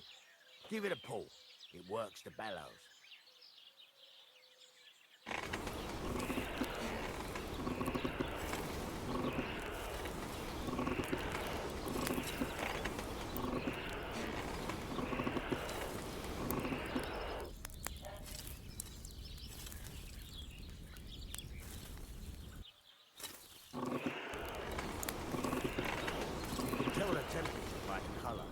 But you won't be able to tell when it's in the fire. You have to take it out from time to time and take a look. Try it out. See? That's exactly the straw color we want. You've got talent, lad. Now heat up the whole thing. The whole thing is heated up now, so come over to the anvil. Try moving the sword along the anvil so you can get the hang of it.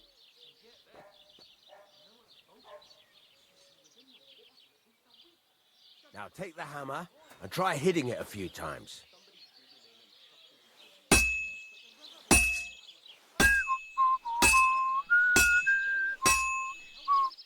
See the sparks? That's the sign of a good strike. The more sparks, the better. Also, you can hammer with different degrees of power. A stronger hit will do more, but it'll tire you out faster. Try giving it a few blows, as hard as you can, so I can see how strong you are. That's got a nice ring to it.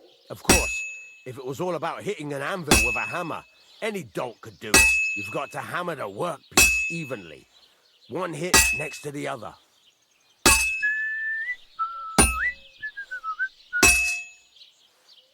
Very nice. You're doing just fine.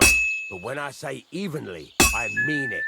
A sword has two sides, like a lot of other things, including myself. Turn it over and continue on the other side.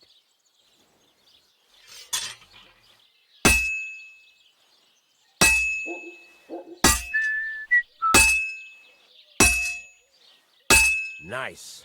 Now try forging it on both sides. The closer it is to being finished, the more it will take on the shape you want. It'll cool off soon anyway.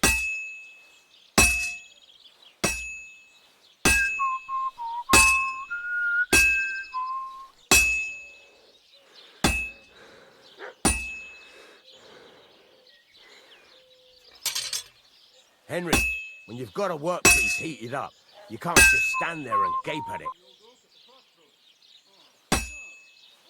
It's cooled now. You can't do it all in one go.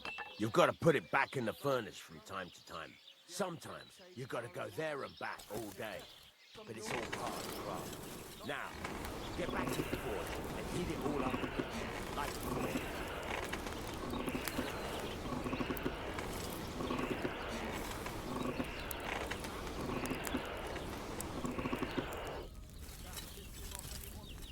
The whole thing is heated up now, so come over to the anvil. Hear that? Besides the sparks, you can tell a good strike by the sound it makes. Sparks are flying nicely. sparks. See how it's taking on the right shape? That's how you can tell it's almost finished. Now, I've got a piece of advice for you. Hammer to a rhythm. When I hammer a piece to a beat, the work goes by easier. Sometimes I'll whistle to myself to, there you go, you've got it finished. All that's left is to temper it, and the sword will be done. The rest is just tweaking.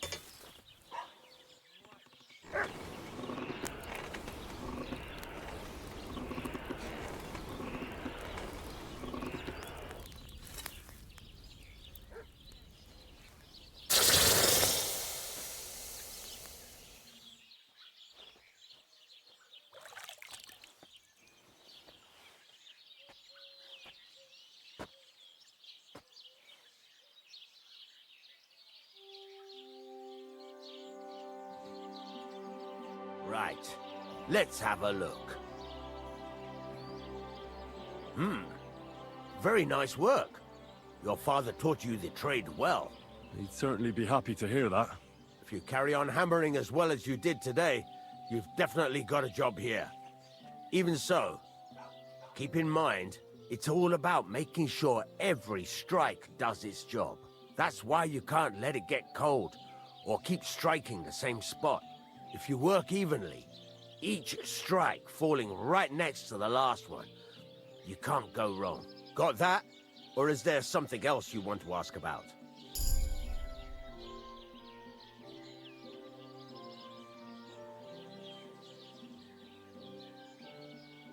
Thanks. That's all I need to know. You can sleep in the chamber by the woodshed. And there's a chest where you can keep your things. And of course, you can use the forge anytime you want. Any questions? Where can I get materials? You can buy some essentials from me. But if you want to make a fancy sword with lots of ornamentation, you'll have to look elsewhere. This is just a village, you know. The locals ain't after luxury. They can't afford it neither. What can I do with the items I've forged? Well, you can sell them. Though you probably won't have much luck around here. But I'll happily buy some of the nicer things from you. Where exactly is my bed? At the side of the house. There are 2 doors and a wheelbarrow between them. You go in by the rear door, next to the woodshed, and you can put your things in the chest there. Don't worry, nobody will steal them. What now? What do you think? You're not going to be idle. I'll find you some work to do right away. You're pretty good at swords, but what the locals really need is axes and horseshoes. Right, here are some simple drawings that show what they're both supposed to look like. And some iron. You can get down to it right away. Just like that?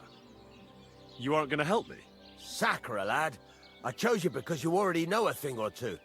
I'm not going to look over your shoulder all bloody day. You take care of these smaller jobs. Forge away as long as you're able, and then sell it all. Once you've made some coin and feel like being out in the open again, I'll give you some more interesting work.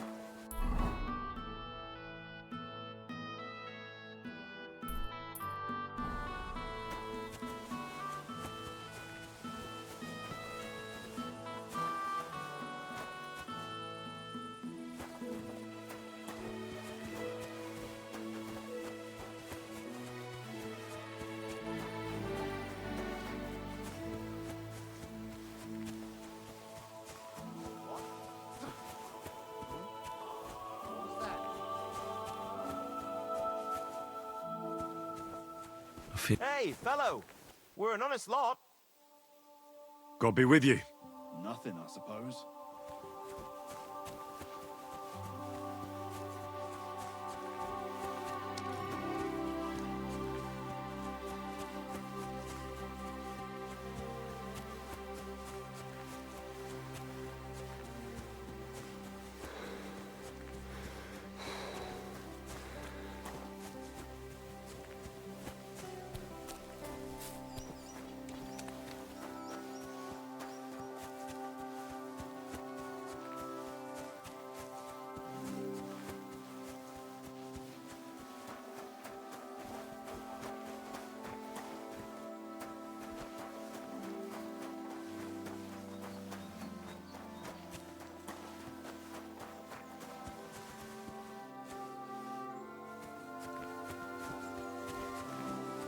Oh, so hungry I could eat a horse.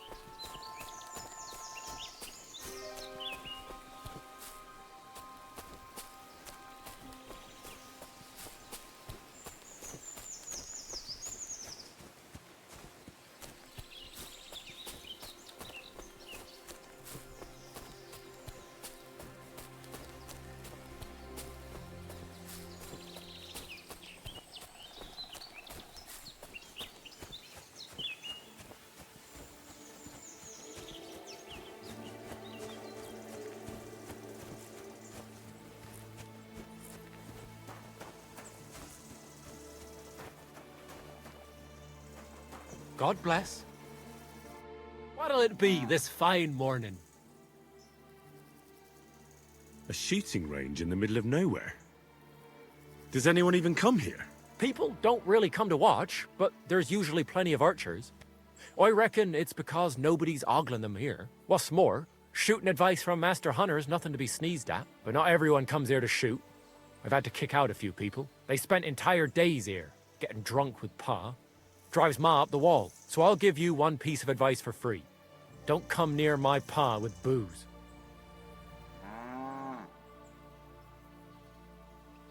I heard you could teach me something. For a few groschen, it's no problem. What are you interested in?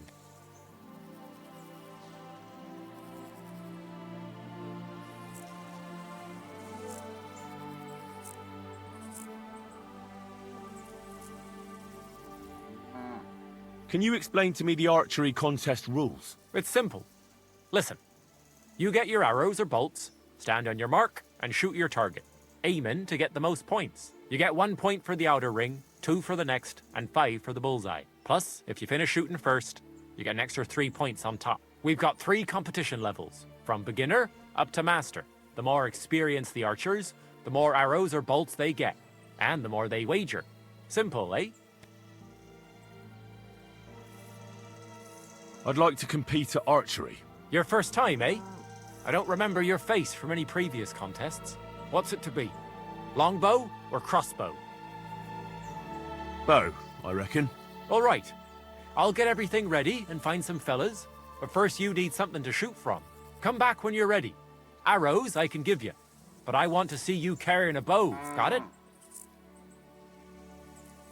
Show me your wares.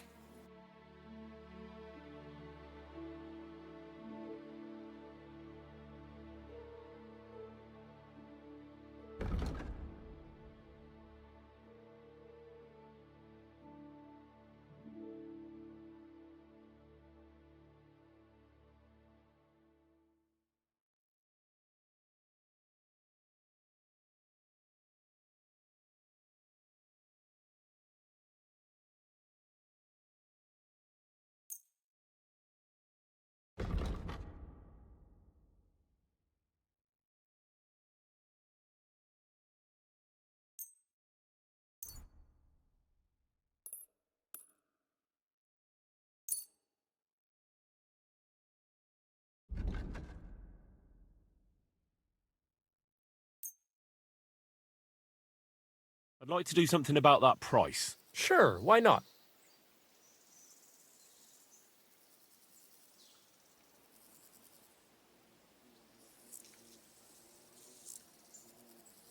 Satisfied? That's almost an acceptable price. Almost.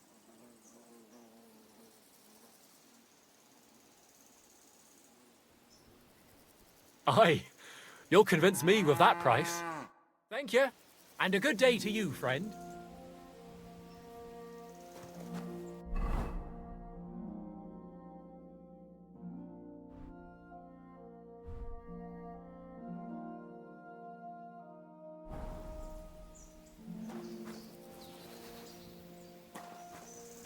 What do you need, my friend? I'd like to compete at archery. What's it to be? Longbow or crossbow? Maybe longbow? All right. So what do you feel up to? Want to compete with beginners, advanced archers, or masters? Of course, it's tougher against masters, but you can win more. Nah, I'd rather not get ahead of myself. I'll try my luck against beginners. Fine. Of course, it ain't for free, though. Have you got something to wager? Hang on. I'll see how much I have. Yeah, here it is. So, can we start? Wait a while until I get the other archers. Meanwhile, you can get ready and wait for the signal. Get set!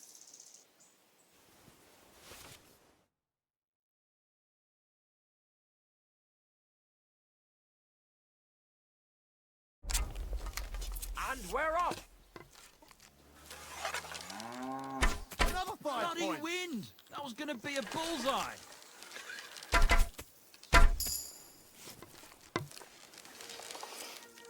Oh, if only my aim was always that good. My game.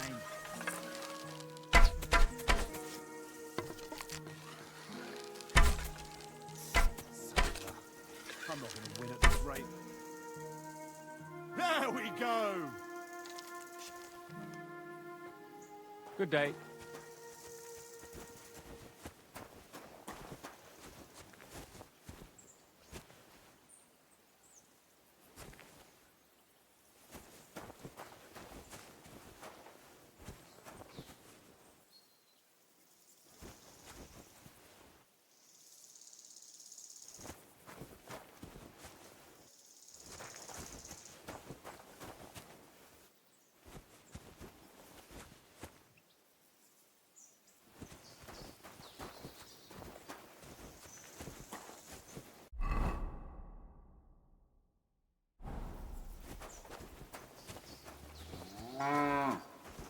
What the? Are you right in the head?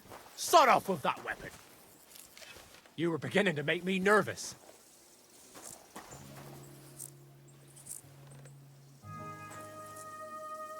How can I help you this fine morning?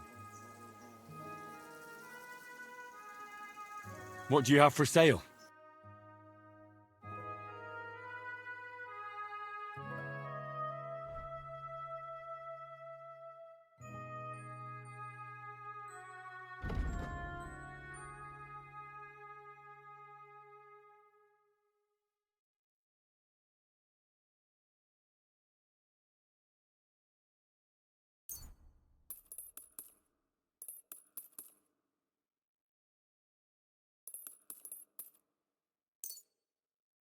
I hope you'll be satisfied, my friend.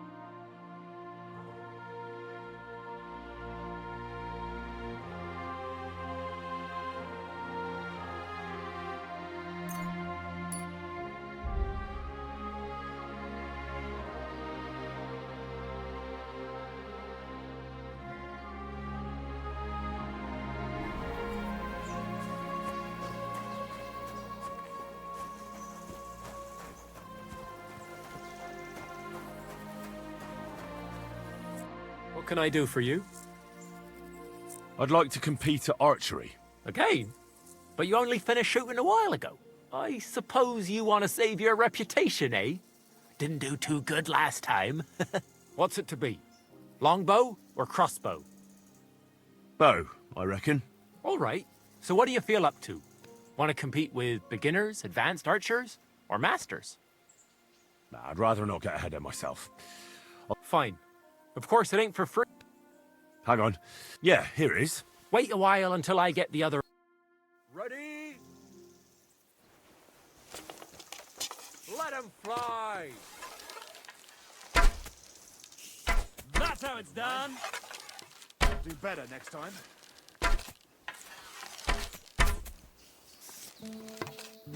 Shitty 2 points again. You might as well just give up. Bullseye!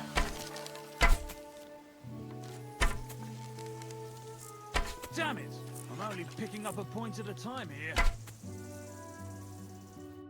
Nice work, friend. Here's your prize. Every last groschen. Thank you.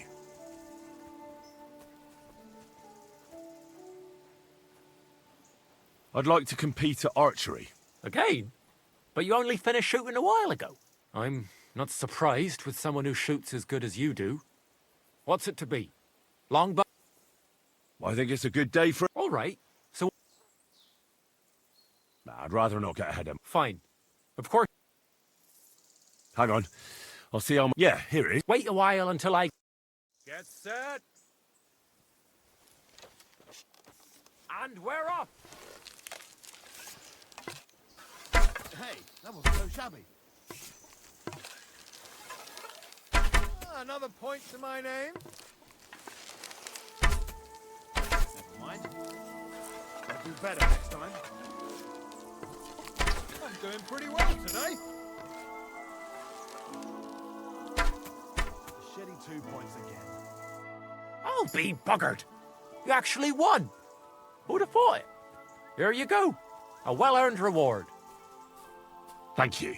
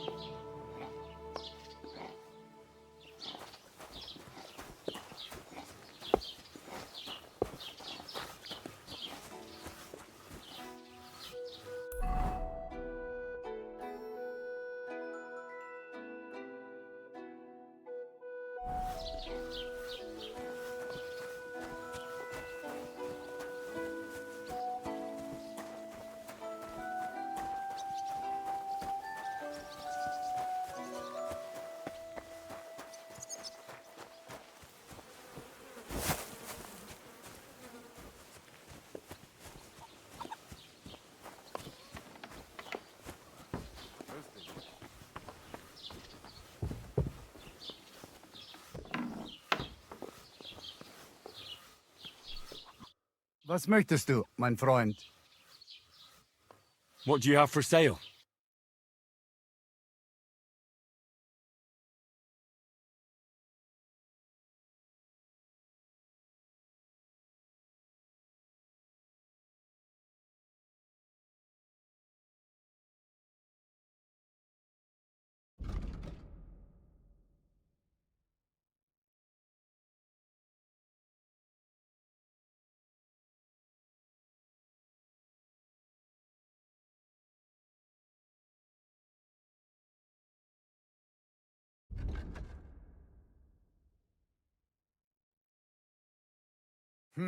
Wie schade. Auf Wiedersehen.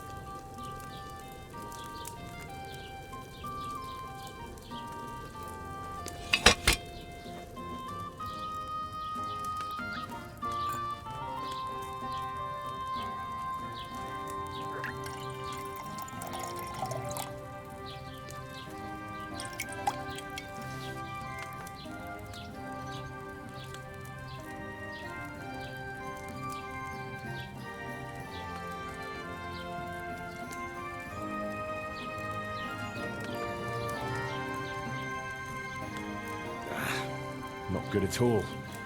That'll be those old herbs.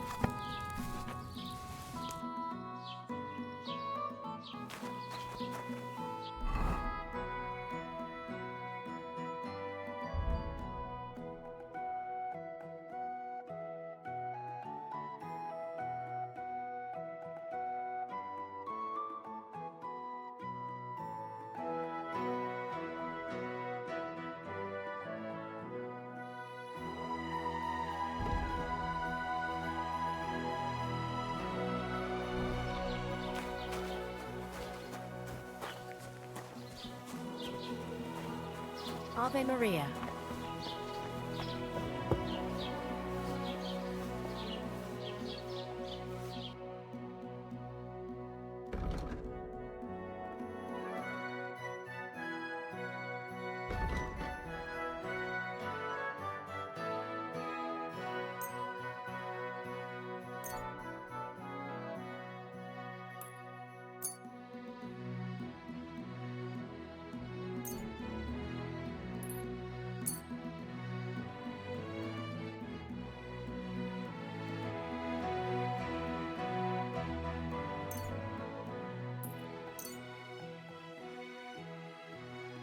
Word about the price. Gut.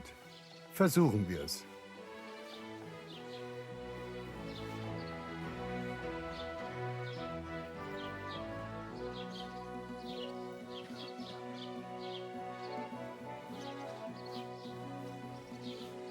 Here. And something for your trouble. Wunderbar. Dankeschön. Das war ein gutes Geschäft. Auf Wiedersehen.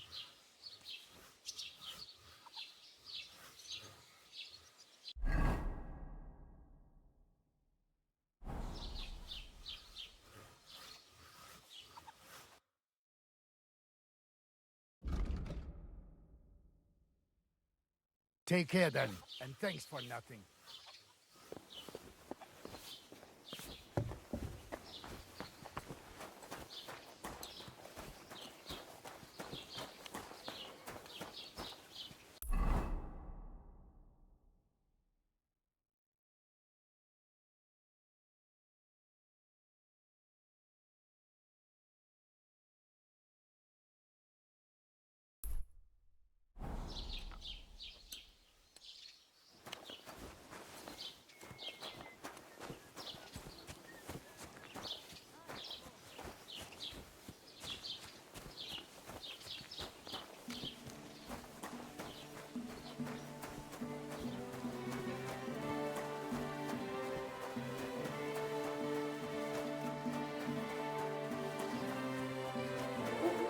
God be with you. Keep the peace and we'll stay friends. Right.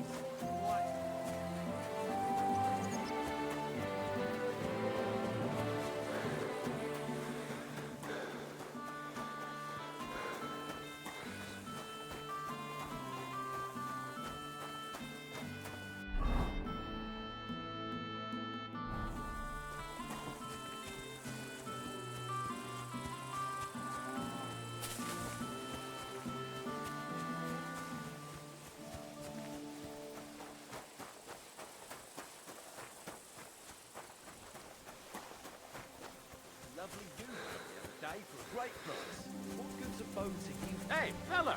Stop off for a bit of chat. God be with you.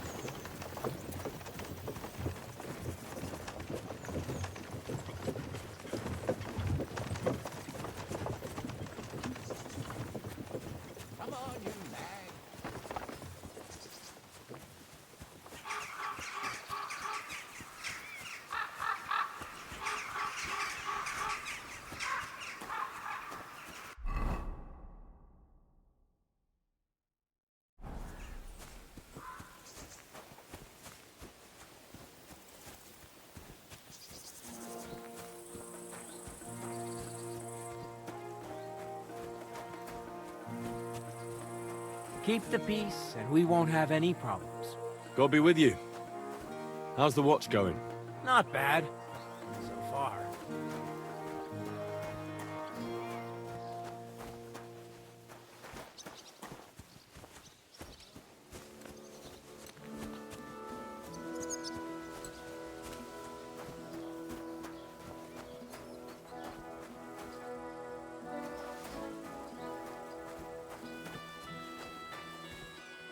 Wait, that's my Pebbles. My girl. I thought they killed you down by that pond.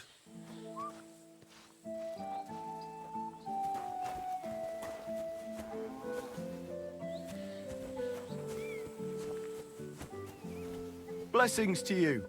What would you like? That grey horse you have grazing here is mine. What do you mean, yours? I bought it fair and square. I admit, it was only for a few groschen from some suspicious lad who found it down by the Rock Tower Pond, but that horse is not branded, so it belongs to me now.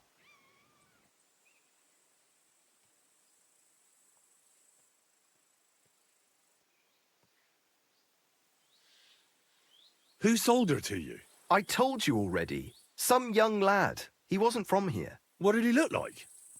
Where'd he go? You're a bit hasty, eh? He had black hair and a big beard. And he looked like he'd been sleeping in the woods. And his breath smelled like hell. But I couldn't tell you where he was headed. She's my horse.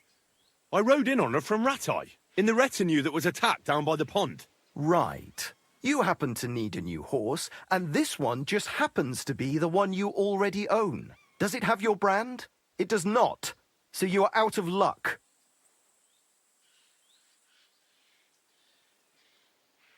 Use your head. Do I look like someone who needs a free nag? Well, no, I suppose you don't. And do you think it's a good idea to make someone like that angry? For a few measly coins? All right, fine. You can have her, bloody miser. Go and get her then. If she remembers you, she might even come when you whistle for her. May she serve you well. What is it? Are you whistling just for fun?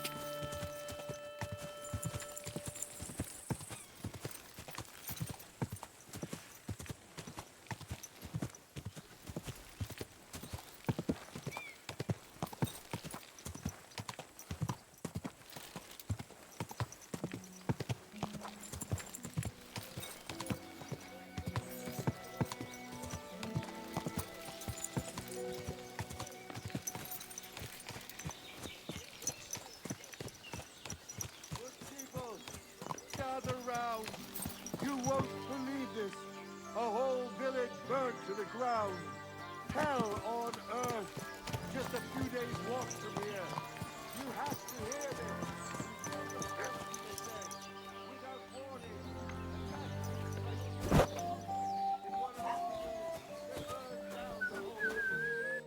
What can I do for you? I'll have a look at the wares.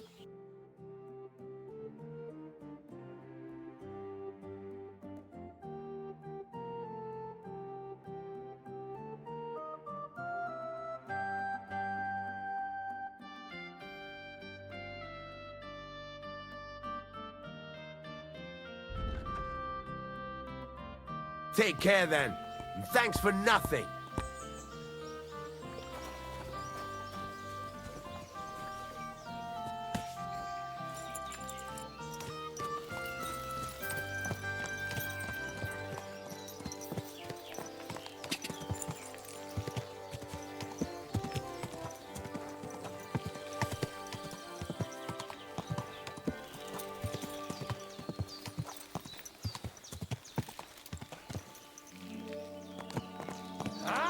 Here's another one. Rich pickings today.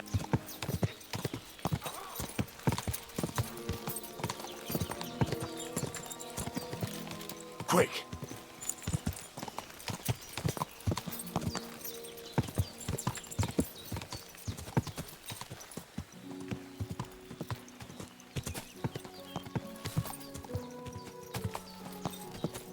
Oh,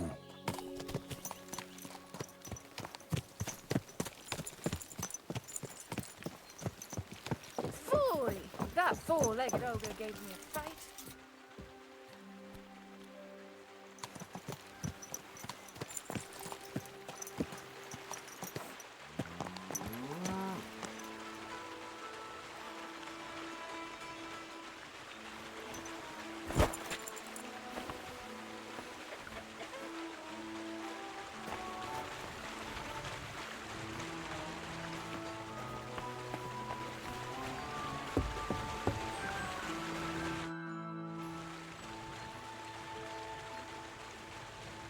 What's the purpose of the pen beyond the stream? You notice the bloodstains there, eh? I let my hands practice fist fighting there. And what's in it for them? I send the strongest one to Zhelyov once in a while, to test his mettle against the locals. So, maybe you'd like to fight a bit too. And can I try too? Why not? Maybe you'll get to go to Zhelyov. Of course. Winning some coin would be nice. There you go, then. If you're good, maybe I'll even pay the entry fee for you.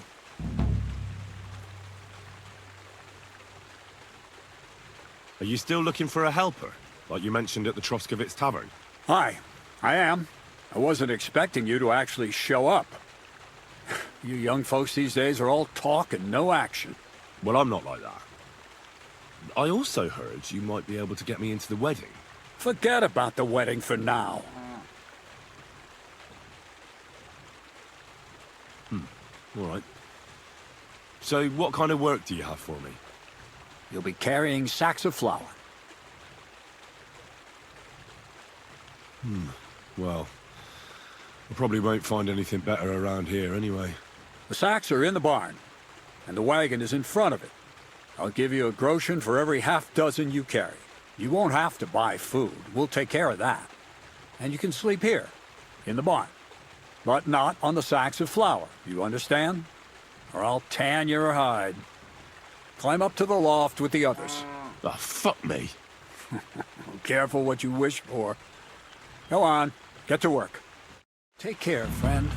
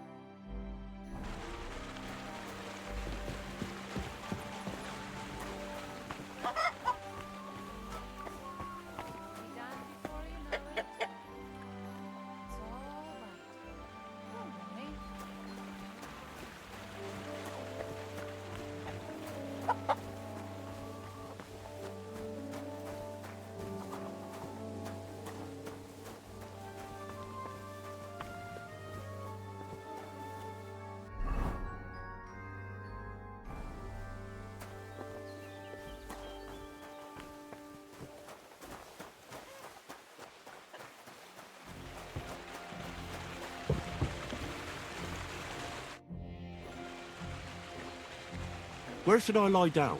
Well, it's best if you sleep upstairs, behind the chimney. Go up the stairs to the next floor, and then climb the ladder to the attic. That's where you'll find it. Take care.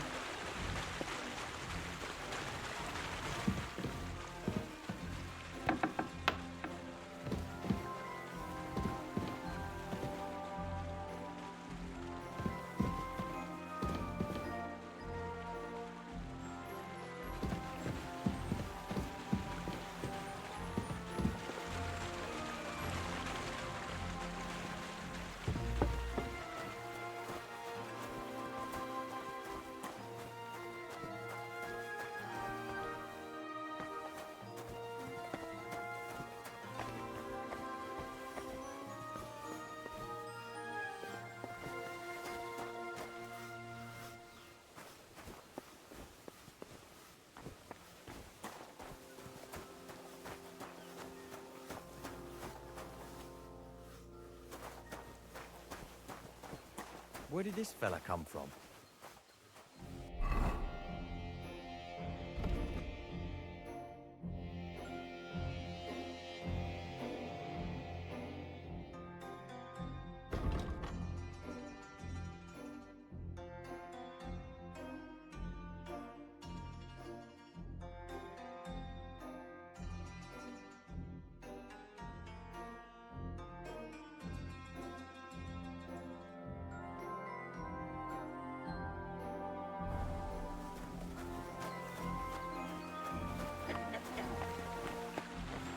I wonder if Crazel... I hear the hands spend their free time beating the shit out of each other. Can I have a go? The miller sent you, eh? Did he explain how it works? And how do these fights work? Nothing to it. You put aside your weapons and armor, challenge one of us, and hop in the pen. And from there on, it's pretty clear, I suppose. And who takes part in these bouts? Well, the first is of course me. If you manage to beat me, you can try Malik. He ain't as fast as me, but he's got a stronger punch. And if Malik ain't tough enough for you, there's always Vera. He'd tear you to shreds. Don't worry. I know all I need to. We'll see about that. The miller said I could wrestle with you. Look at you champing at the bit. You do have the coin for a wager, don't you? Wait, you never said anything about a wager. Did you really think we brawl just to pass the time? Well, maybe we do a bit. But still, if you want to fight, you have to wager something. If you say so. Here's the coin. Great. Get your ass ready for a good kicking.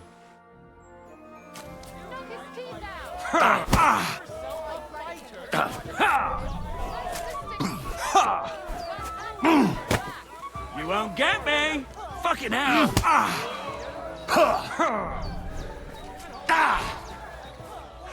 Slow down, damn it! Slow down, damn it! all you've got.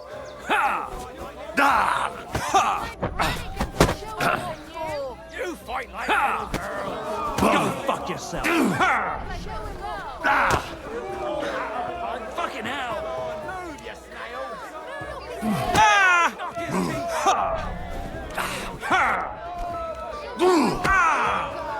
Not so hard, you'll cripple me.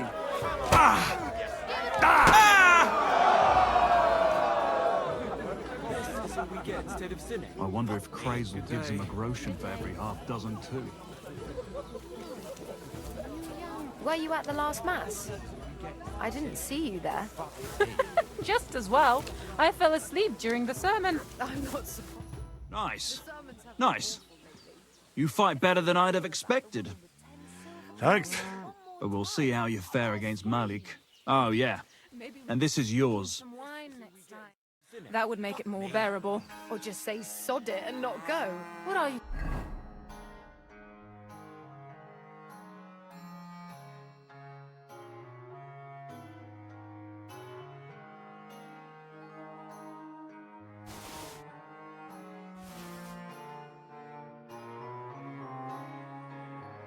talking about? Now it's my You want to go to hell? Hell, fella come or a from? What's it gonna never-ending, be then? boring mass? What's the difference? I wonder if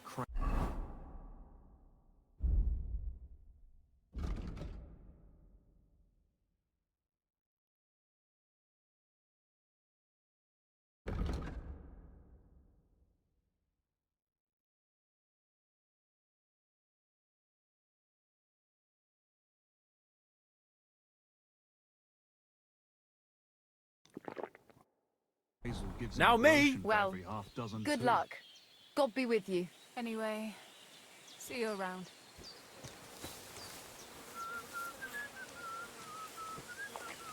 Where did this fella come from?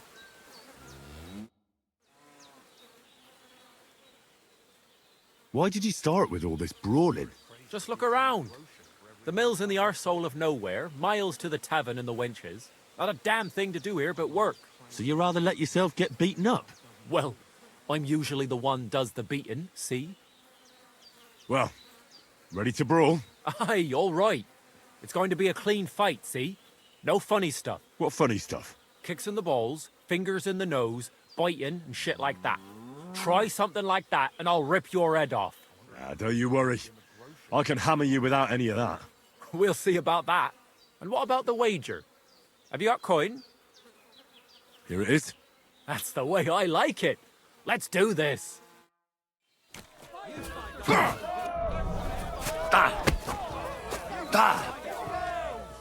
Nice.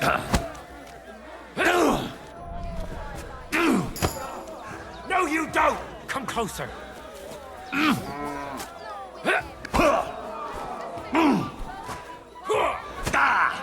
Go fuck yourself. Bam. There you go. You pull yourself. Just you wait. Come on, move, you snail. Come closer. You pull yourself a fighter. Nice. Nice. My granny can punch harder than you. Come closer.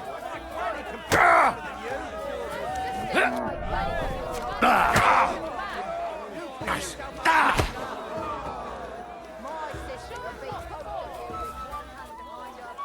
Just you wait.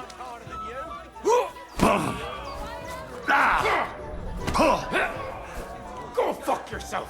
Nice. Nice.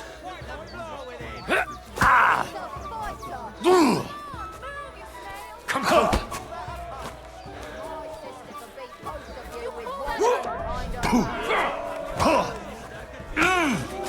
You won't be able to take another one like that. Take that. Just you wait.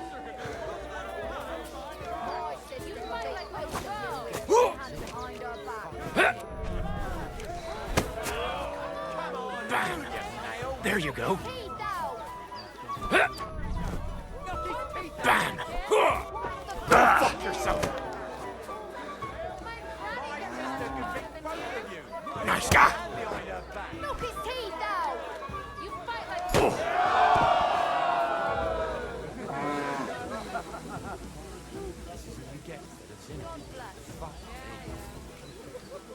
Where did this fella come from? God damn! You gave me the runaround. You alright? Well, a bit of liquor to ease the pain, a bit for the tummy, and I'll be alright. You're gonna be much worse off when Vera's done with you. If you wanted to train a bit before then, let me know. I can show you some tricks. And here's your wager. Spend it well. What are you waiting for? Come here. It's just me now.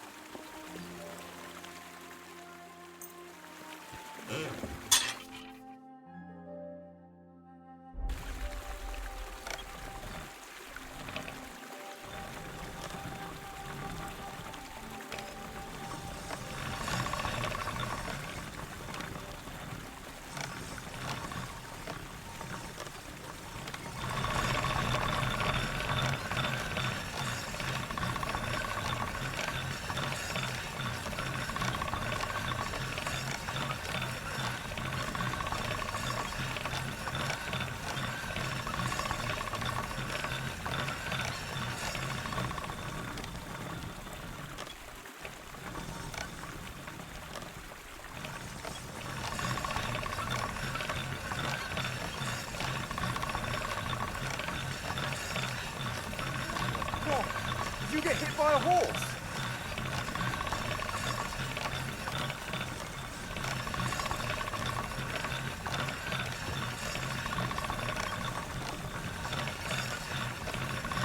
Sharp as a razor.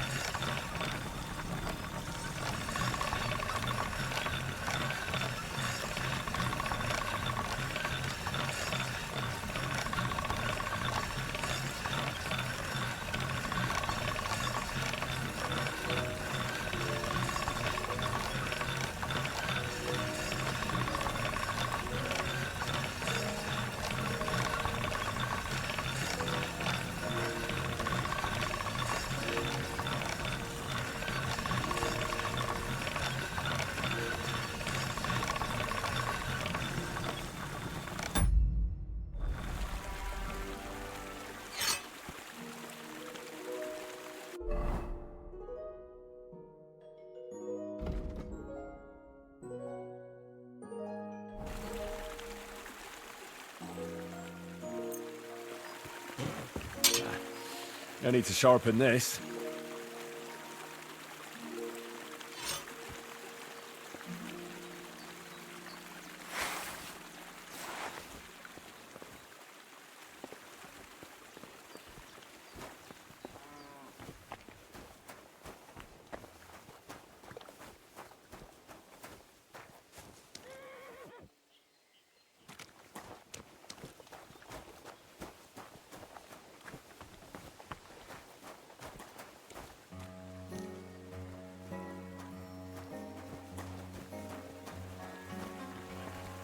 Mother of God! Did you get hit by a horse? That's nothing. Just a scratch.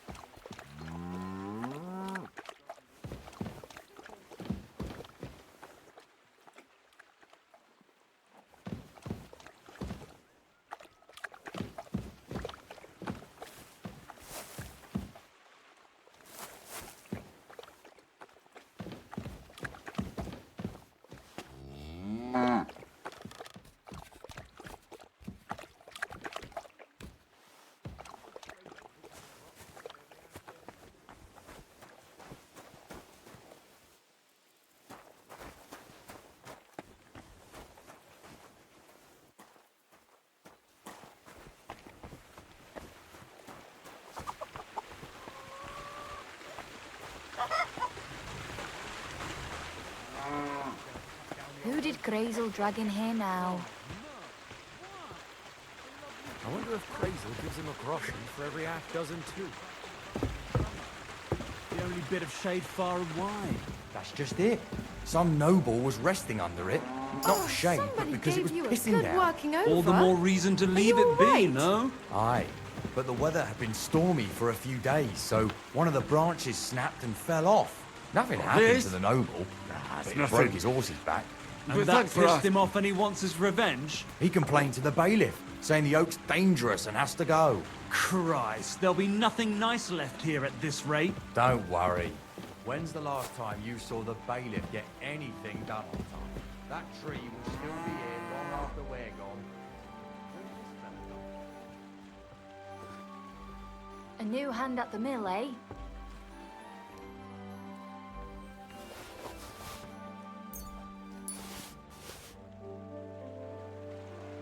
I wonder if Crazy gives him a groschen for every half dozen too.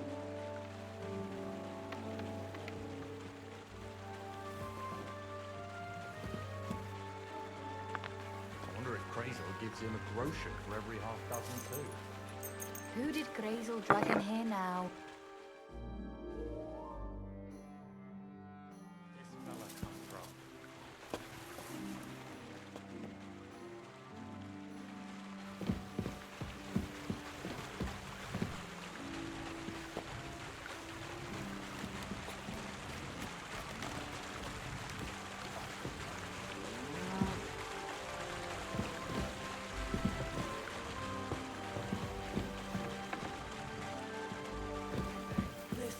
Instead of sinning. Fuck me. Who did Grazel drag in here now?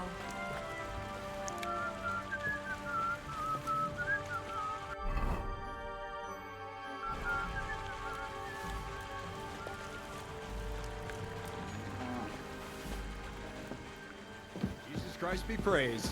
Good day to you. This is who we get instead of Zenek. Fuck me. Wait.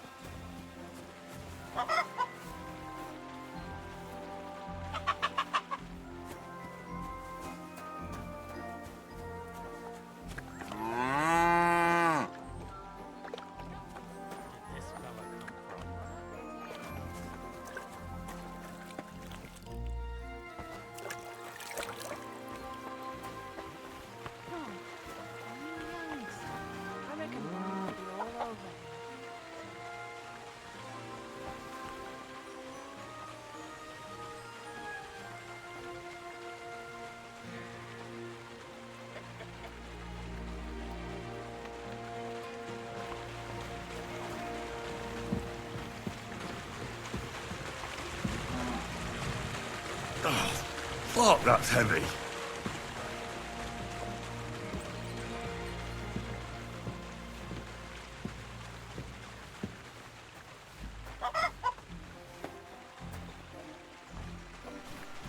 Ah, fucking hell. Ah, what a slog. Oof. Bit heavy for flour.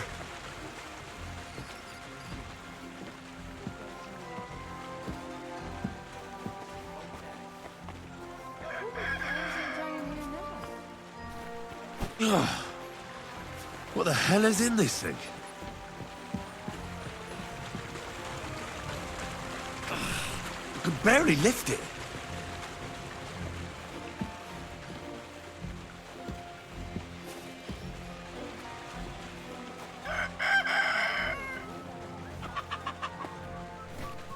Ah, fucking hell. Ah, what a slog. Maybe this one will be lighter.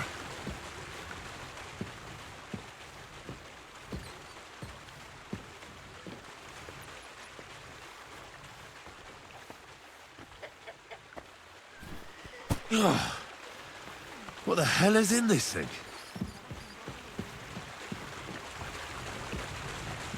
Oof, bit heavy for flour.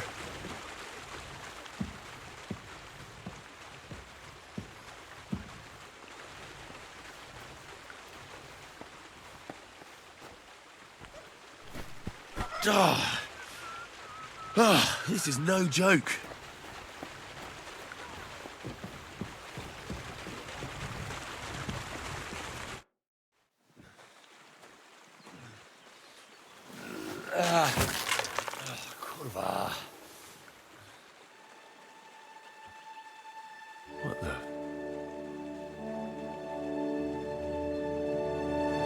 So you got it done.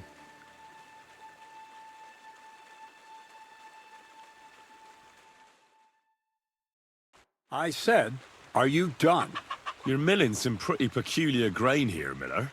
It's got a bit of a metallic flavour to it. Kurva.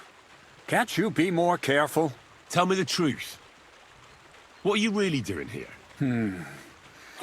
Seems I'll have to lift the lid off the cauldron of knowledge sooner than I expected. You think you're ready? Yes. I'm attempting to convert matter into a truly miraculous energy. What?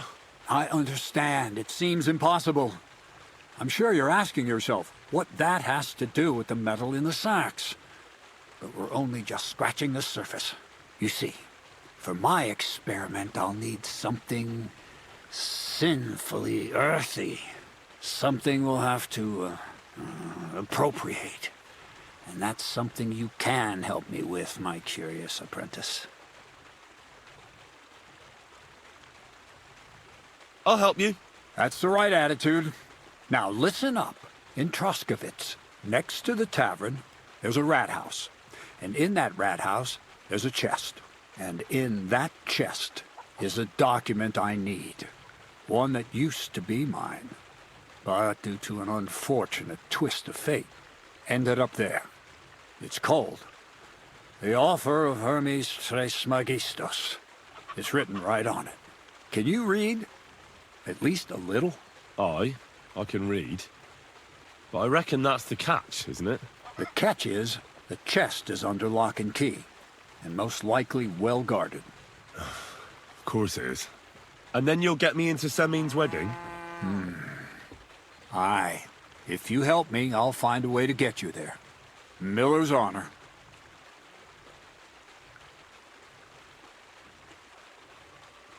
Where exactly should I look for this document? I doubt they've only got one chest in the Troskovitz rat house. I can't help you there, but my hand Zinnik might know more.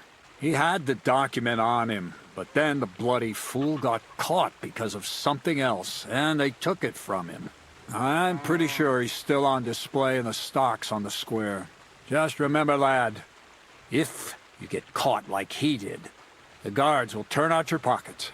And it would be pretty hard to explain what a tramp like you is doing with a document he can't even read. No, I doubt the bailiff will let me roam around the rat house and go peeking through his chests. Any advice on getting in there without being spotted? Oh, come on. Do I really have to spell it out for you? Black clothes, the play of light and dark. A quiet night, and those who live in the shadows, concealed beneath its veil. Is that supposed to be advice? Just get some inconspicuous clothing and head over there after midnight. And where can I get some clothes like that? I had my outfit washed in the Gilioff bathhouse, but after a bit of disagreement, they refused to give it back. It's my gift to you. All you have to do is pick it up. Pick them up? You want me to steal them, don't you? Doesn't it sound like a suitable appetizer before the main course? There's no sense in trying to deal with the owner, Dorothy, anyway. She's a contrary woman who's impossible to talk to. I'm not even surprised your paths crossed. I'd like to learn more about the art of thievery. Thievery? Why call it the art of thievery? It's simply an art. But all right, enough wordplay. If you want to learn something, go and see Hensel. He'll tell you how to relieve people of the things in their purses, or how to quickly and painlessly send them to the land of dreams. And if you'd like to try opening locks without a key, there's a chest in the barn that you carried the sacks to. You can practice on that. All right. I reckon I know everything I need. Thanks.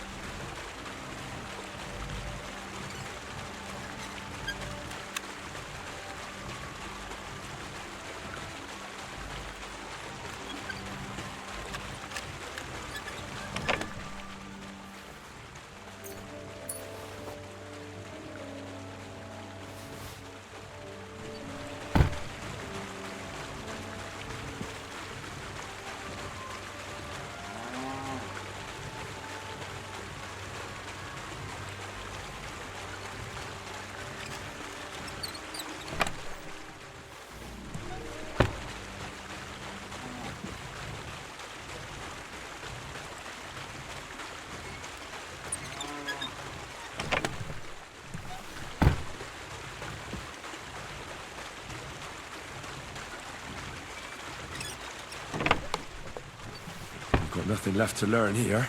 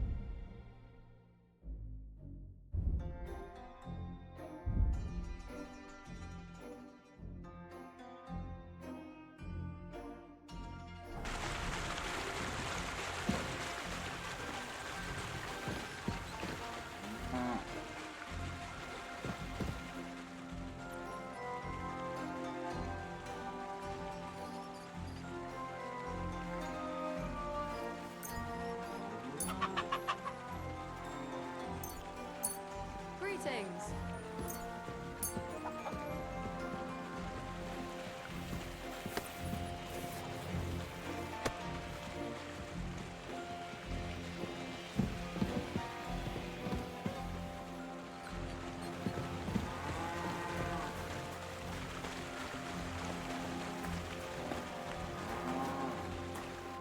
Greetings, my friend.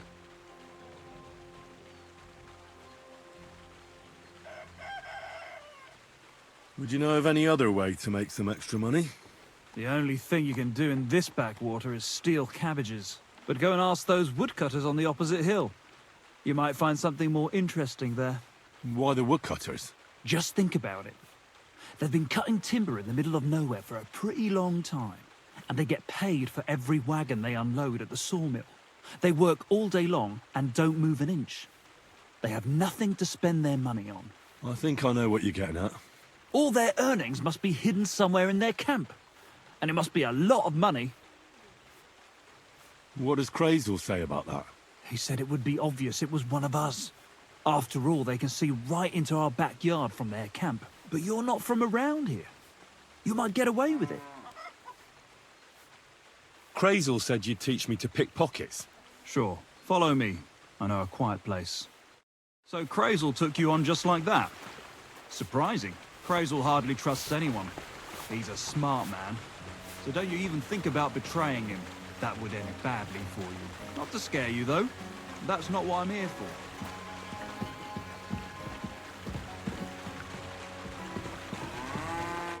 Let's begin. Not so fast. You're new here, so here's some advice before we get started. I'm listening. First of all, rich or poor, most folks carry their things in a pouch either in front or in the back. The front one holds keys, coin, and other small items. And the rest is in the back? Exactly. Now, this is important. Don't steal from the front pouch unless you're sure you know what you're doing.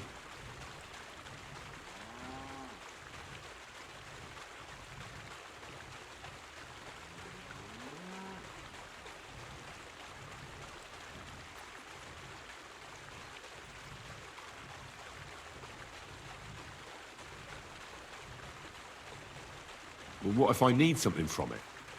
Like a key to a chest? You can try taking it from behind. It'll be more difficult, but it's manageable if you're careful enough. Show me how nimble your fingers are then. All right, let's do it. What are you waiting for?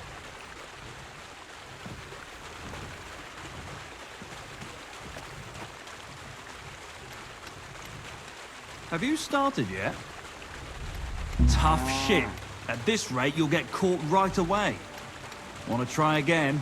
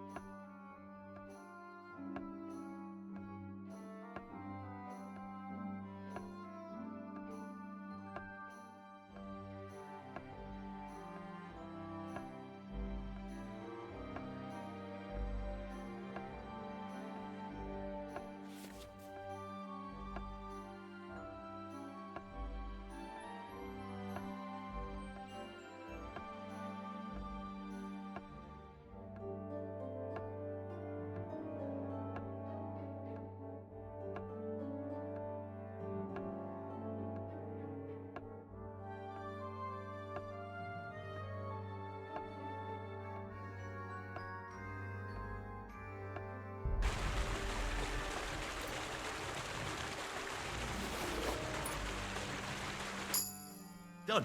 Very nice. I didn't notice you at all, and that's exactly what you want. Now give back what you took. Here you go. What now? That's it. It's a simple art. But if you want, you can give it another try. Yes. Get stuck in.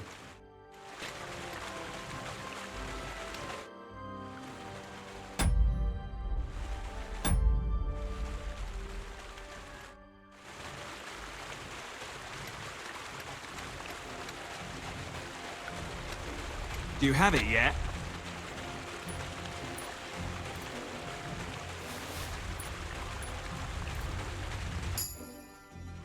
I did it. Here you go. Nice job. You learn fast. Want to try again? Yes. Go for it.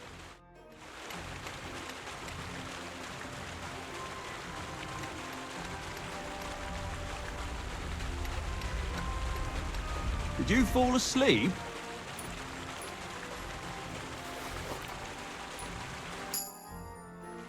Here. Have it back. You're good at this. Want to try again? I'd rather try takedowns. Why not, since we're here? Well then, it's easy. Sneak up behind me and choke me out. I won't fight back the first time, so you should have no trouble. Just remember, you mustn't let me see you. All right. I'll give it a try.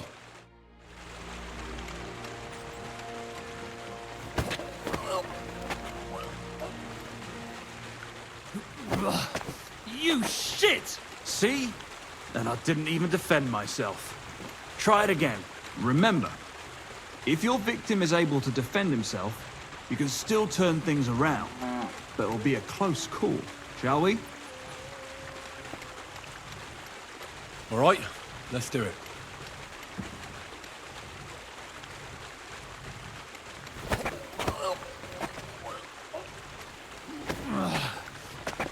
Bastard! Not like that. Try again. All right, let's do it.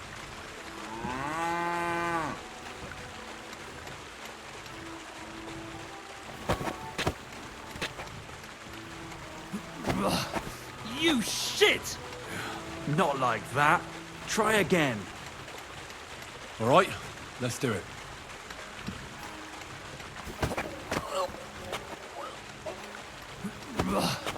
You shit! Not like that. Try again.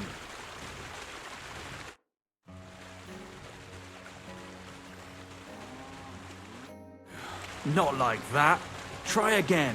All right, let's do it.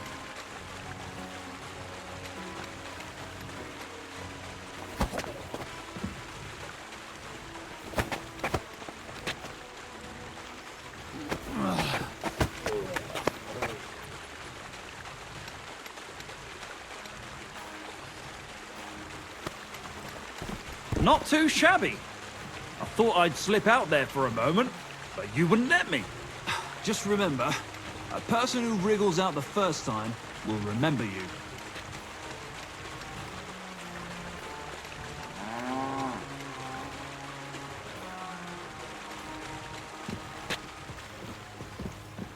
One last time, and for real. All right.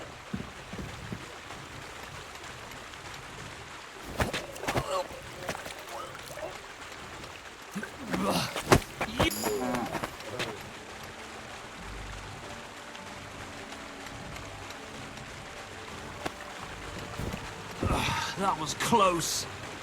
But you still got me. Just don't forget, even if the person doesn't wriggle out of your grip like that, they'll remember you.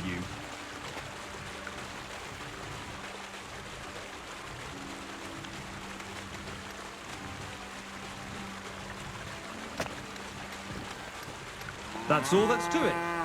Just one more thing. Not only can you choke someone out, you can even send them to their maker. For that you need a dagger. And now, would you like to try that takedown on me again?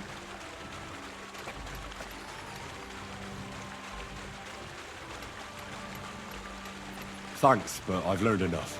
Suit yourself.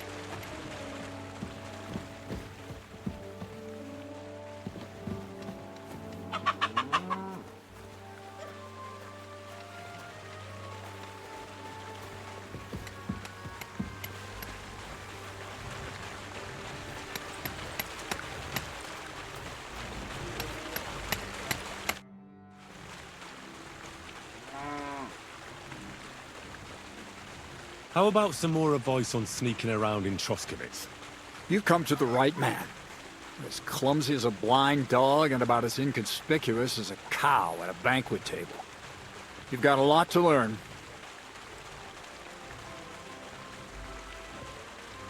I focus mainly on my diplomacy skills. Talking your way out of a bad situation can definitely come in handy. But who knows if you'll be able to reach the end of your journey without drawing your sword or sneaking around. What do you want to know? I'll try to explain it as simply as I can. What should I wear to be inconspicuous? Something dark and drab would be best.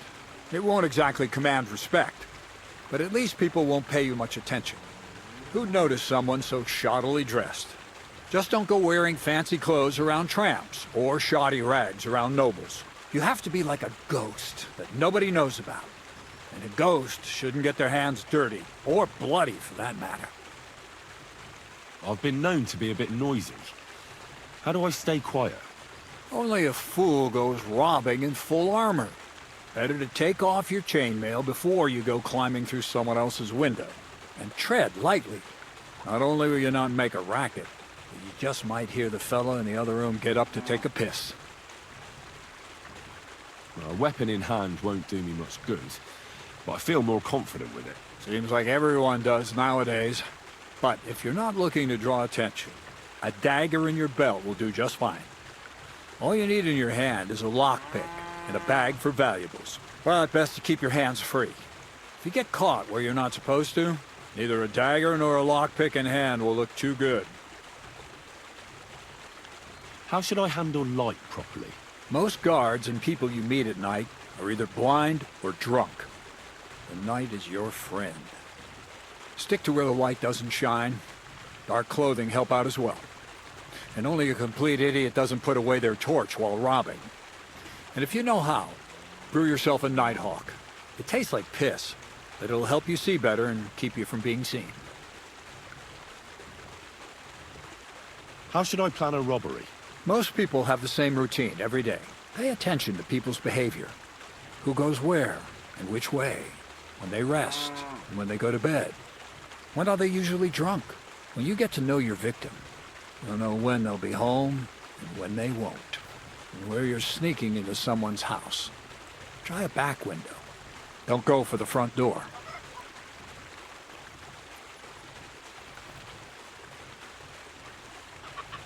That's all. Thanks for the advice. What's your story anyway, Crazel? Will you tell me more about yourself? What business is that of yours? Seems to me like you haven't shut your mouth since you got here. I'd really like to know more about you, that's all. You know what? You ripped my sack, promised to help.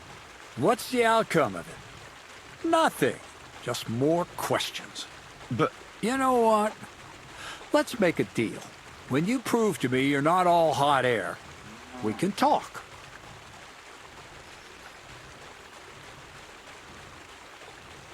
I'll have a look at the wares.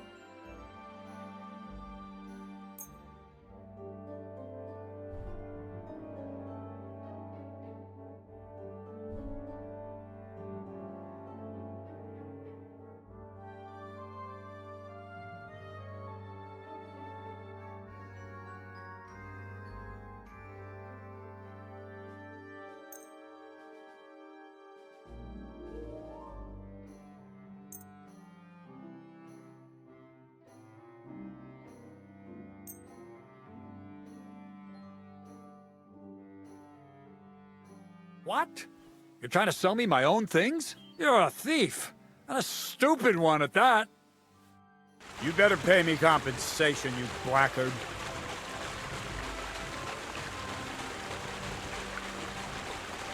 I'm sure we can sort this out. You mangy thief. May your hand rot off. Give it back to me right now!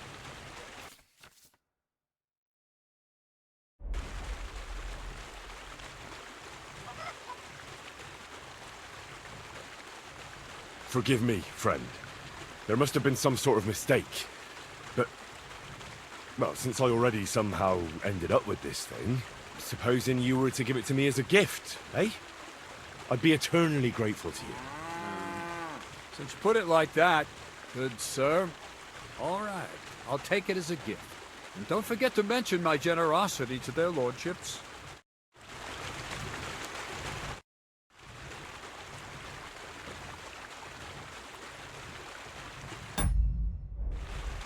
Take care.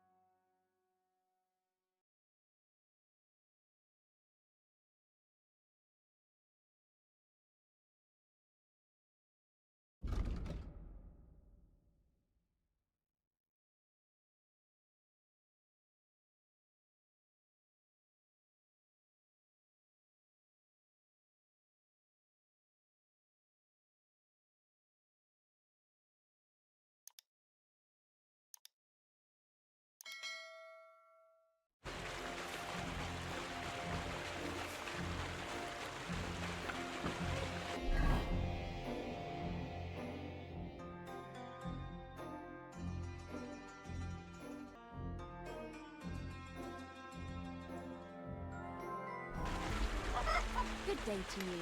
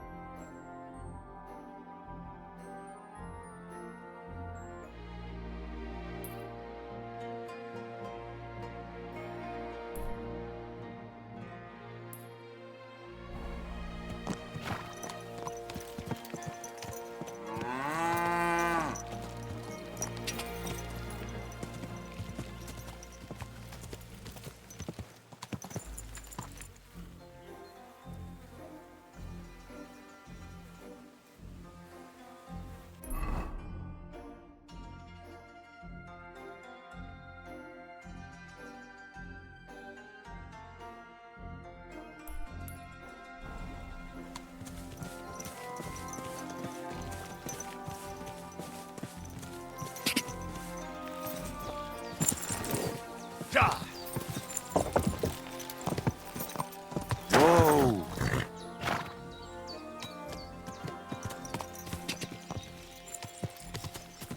Go!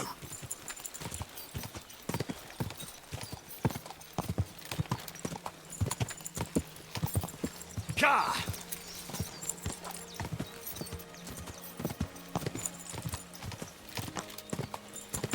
Go!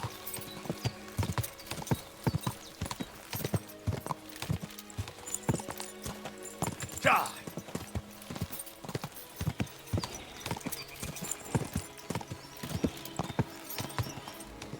Go!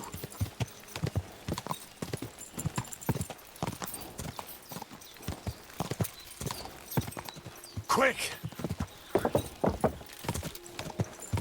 Cut out to haul us.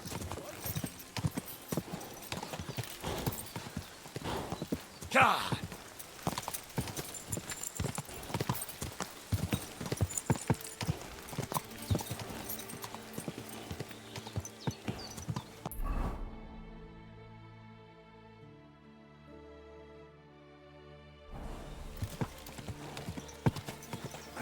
Good man. Hold on. Quick!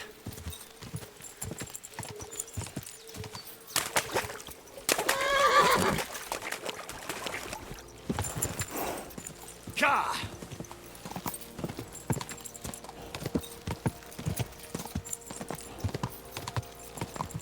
Ka! Square. Right now. Get out of here. Go!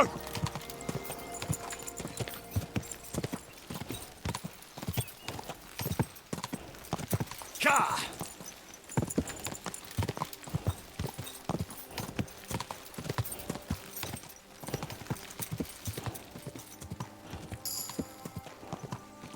Ka!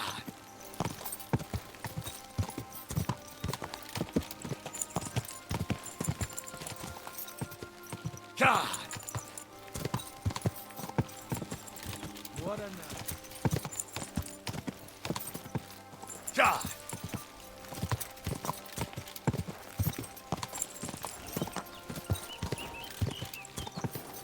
Ka!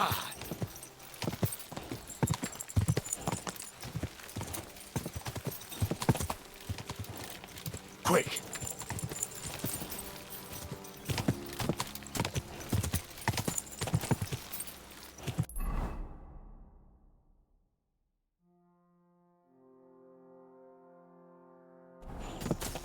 Quick!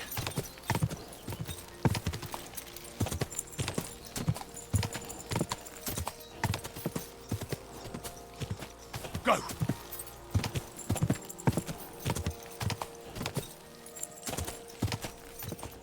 Go!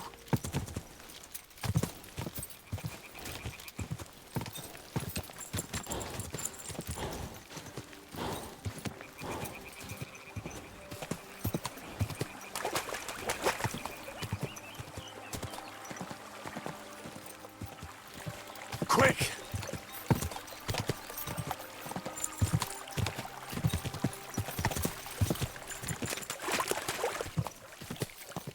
Go!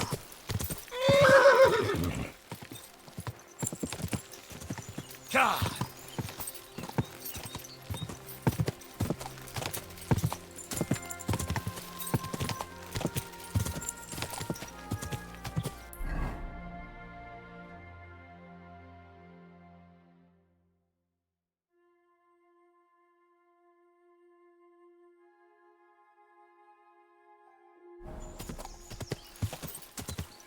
Go!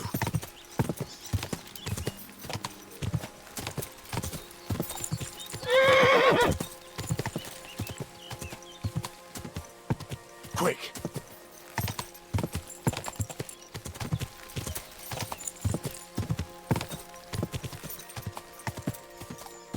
Go!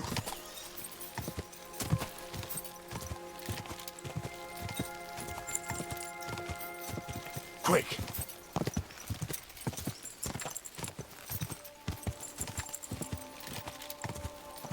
God!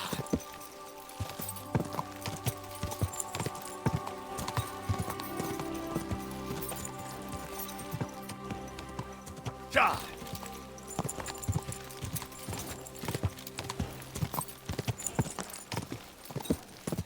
Quick!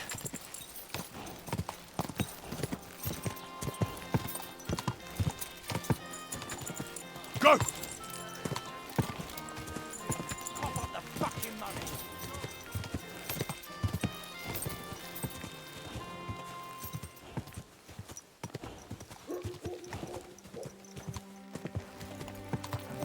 God!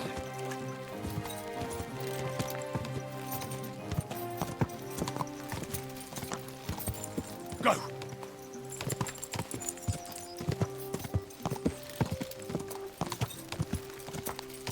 Quick!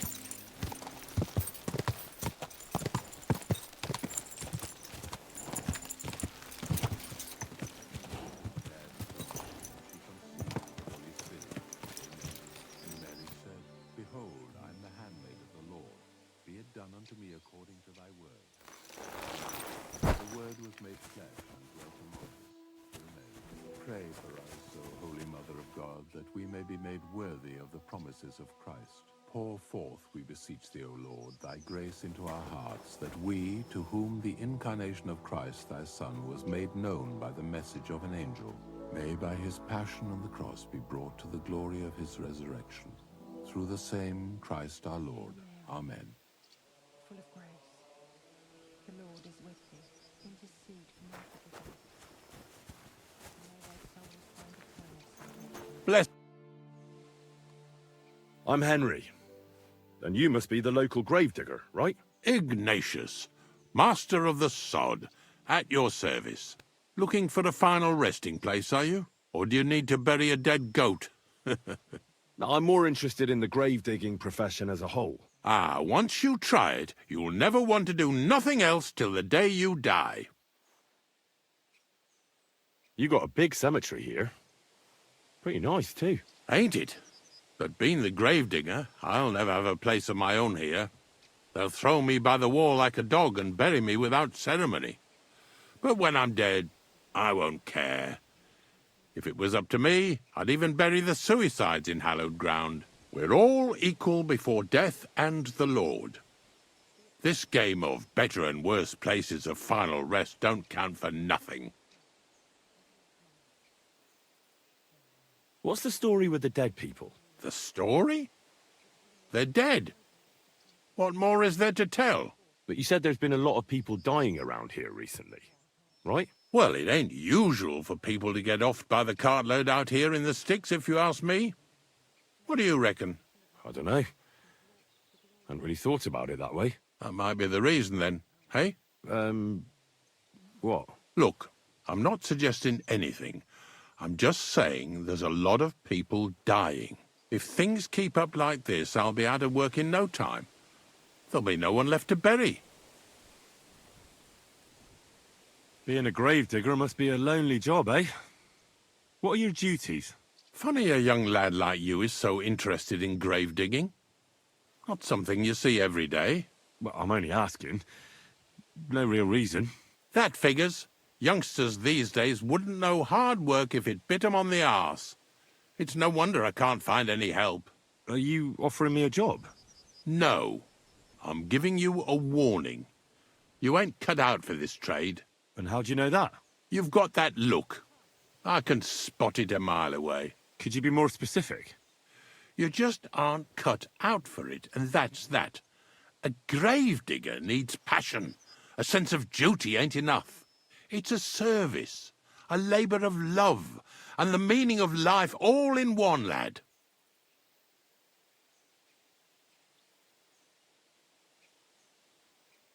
But seriously, Ignatius, tell me about yourself. Gravedigger, knacker, snorter's constant companion, and lover of colourful sunsets, all in one man. You've nearly got more titles than the Emperor himself. Well, I have been doing it for almost 40 years now. The bailiff pays me well, in coin and sometimes in goods. Sounds appealing. Not all that glitters is gold, lad. A gravedigger's got it hard, and so does a knacker. I pick up dead animals on the side of the road. That's the knacker's job. You could say I have a knack for it. That's why people say I'm unclean. If I had children, they wouldn't be allowed to marry anyone besides an executioner or a gravedigger. It's so ingrained in folk. A fella takes care of things they wouldn't want to handle themselves, and this is how they repay him. Can't even go to the tavern no more. Have you been a gravedigger your whole life? Have you ever thought of changing your trade? I did think about it once, if I'm honest. I wanted to be a knacker in Yitchin, but some fool with friends in high places got the job, though he can't even tell a shovel from a spade. That really pissed me off, so I said, fuck it. Why would I want to dig graves for people who don't appreciate my craft? So you've always been here otherwise? And what of it? Do you think I get bored here? Not recently, I don't. But I think I told you that already. I'm not from these parts, and I've seen a few conciliation crosses around here. What do they mean? The same as where you come from, I reckon. They mark spots where the sins of man came to be regretted later. That's an interesting way of putting it. Aye, like when a fella buries an axe in someone's head over something stupid and then comes to regret it. Or if the law sees to it that he regrets it. The sinner then has to erect a conciliation cross to mark the site of his evil deed. Where does he get the cross from? Where do you think? From me. You're in charge of that too? Stone cutting? I know how to cut a cross out of stone. And what of it? With the soft sandstone around here, it's child's play. So they're all your work? I wish. I've only sold 2 or 3 recently. Most of these here are right old. You might find a few stories about them in the village chronicle what's kept at the rat house. All I know is a young fella once jumped off the cliffs near Takoff, and folks say the place is cursed. Do you know any more stories? Aye, I do, but I'm not telling you any. I'm not an old fishwife. Unfortunately, I had to bury both my parents recently. My condolences, lad. Thank you. I just don't know if it was done right. Did you witness their deaths? Unfortunately. They were killed in front of my eyes. Oh, I understand that's never easy. But if you closed their eyes and buried them in consecrated ground, you've nothing to worry about. I dug their grave next to our smithy. We didn't have a church in our village. Well, that can't be avoided sometimes. Don't let it bother you. As long as you picked the spot with good intentions, that's all that matters. I'm certain their souls went straight to heaven. You needn't worry. You did everything right, lad. God be with you.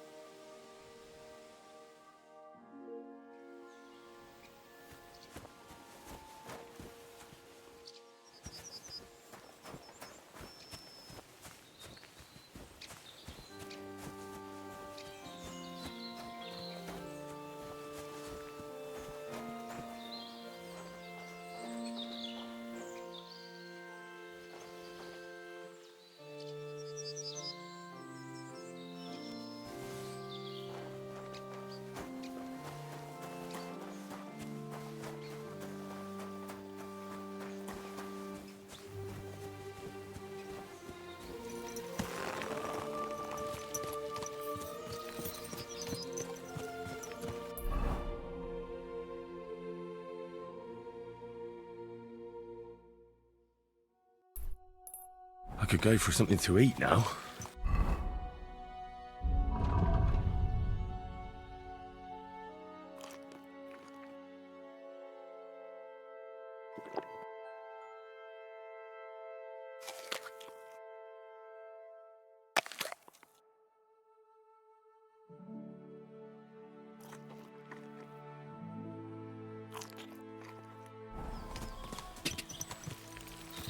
God!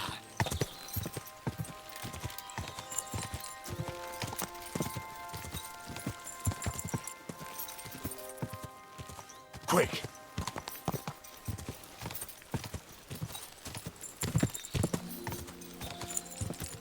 God!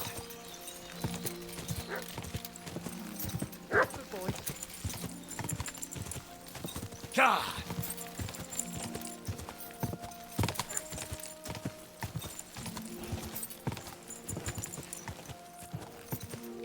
Quick! Whoa! Whoa! Go!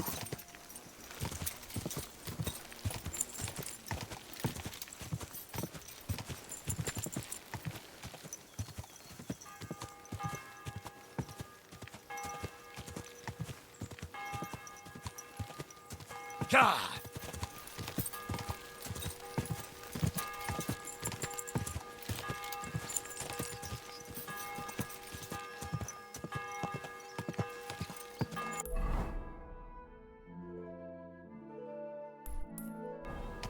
Go! Whoa! Whoa! God!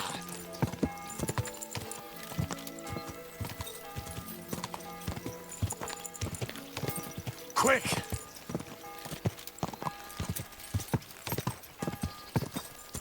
God!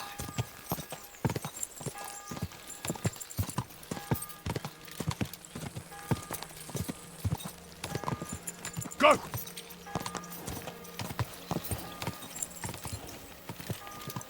Whoa!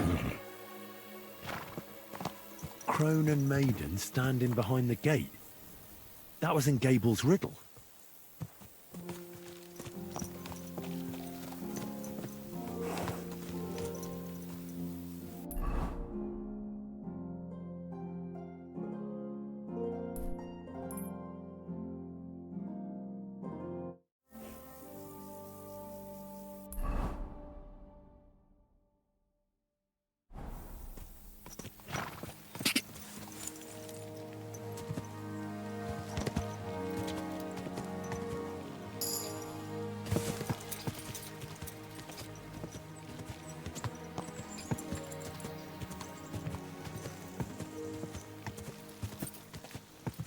Go!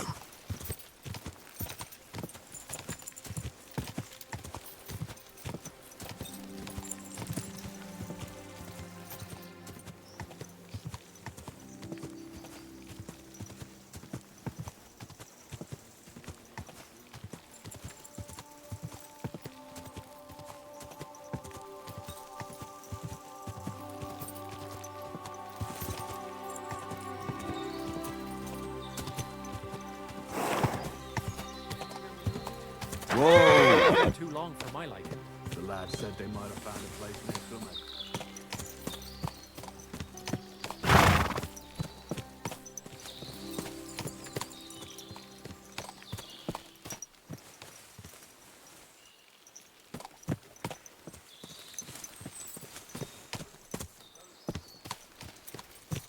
Two sandstone guards, just like in Gable's rhyme.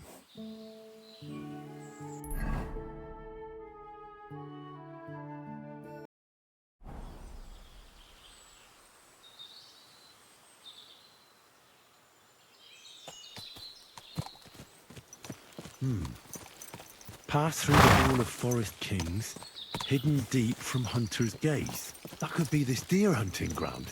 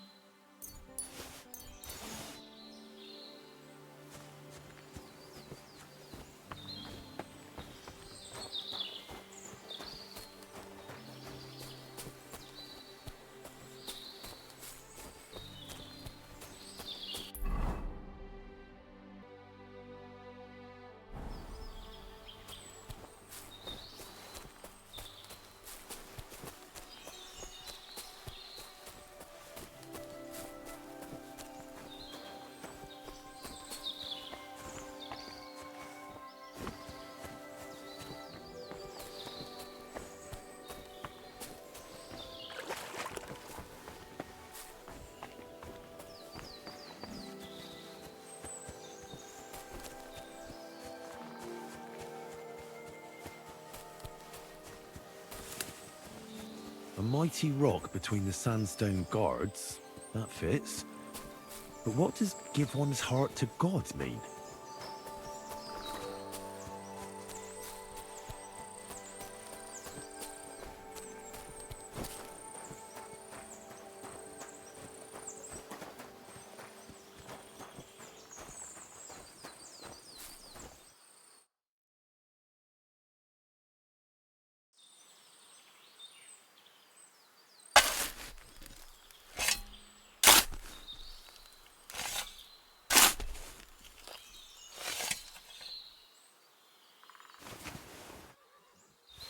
Is this really it? A piece of Brunswick's armor? And what's this? A piece of parchment?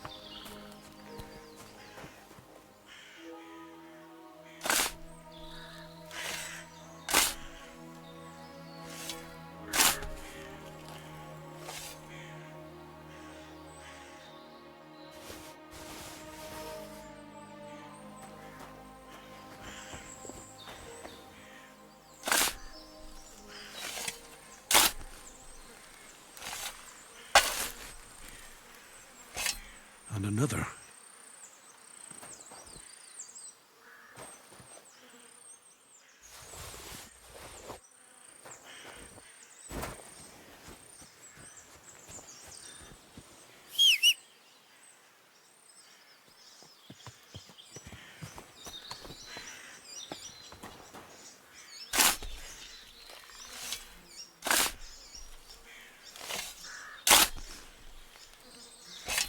Another grave.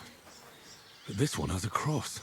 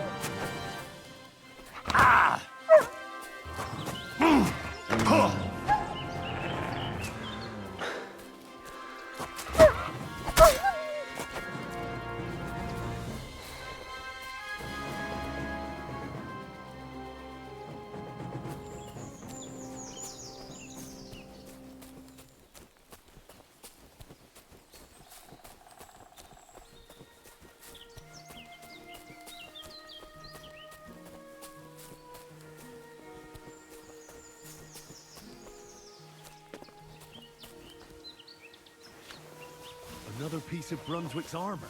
And another clue.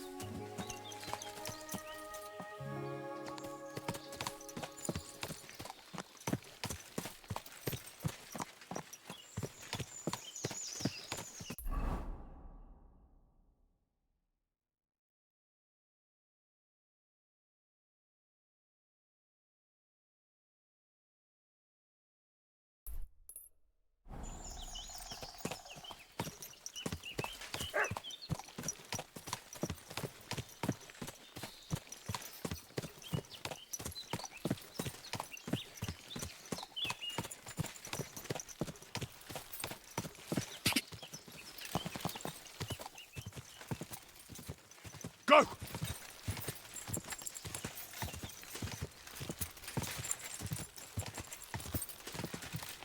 Go!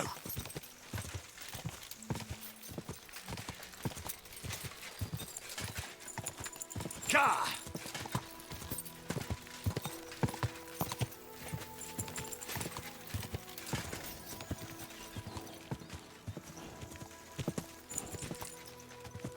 Quick!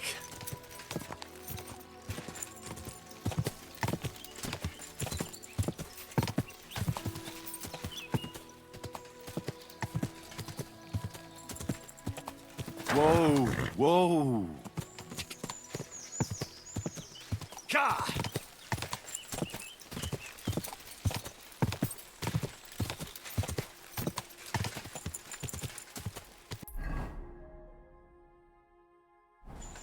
Go!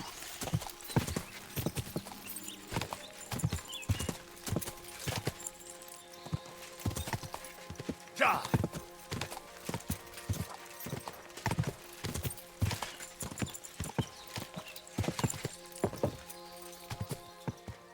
Go!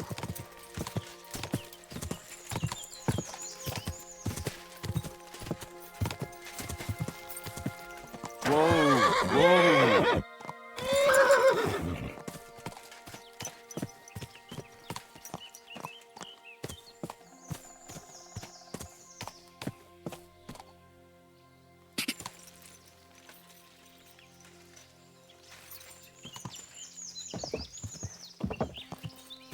Go!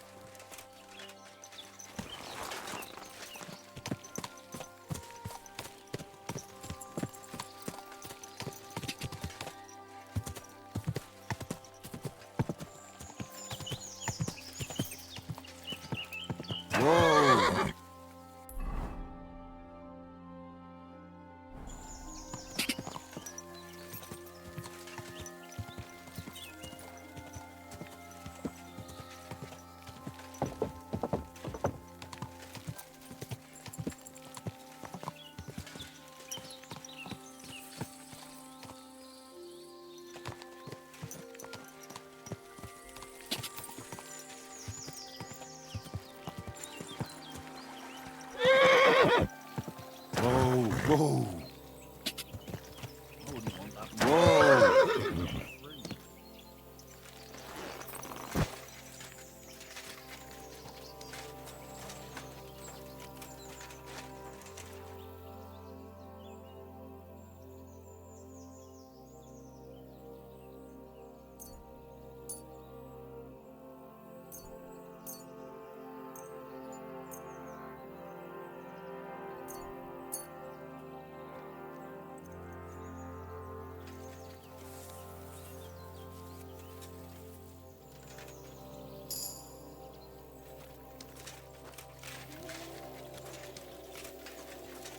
Christ! What did you roll around in?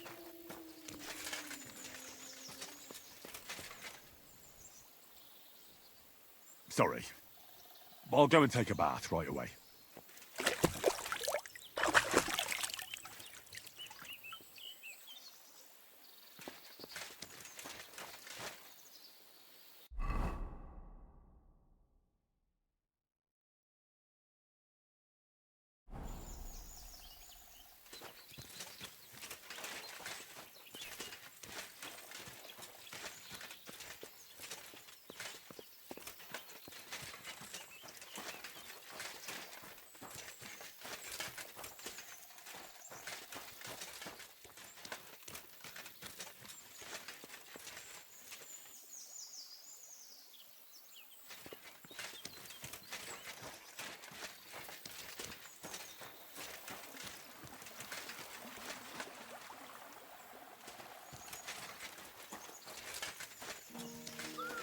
God bless you.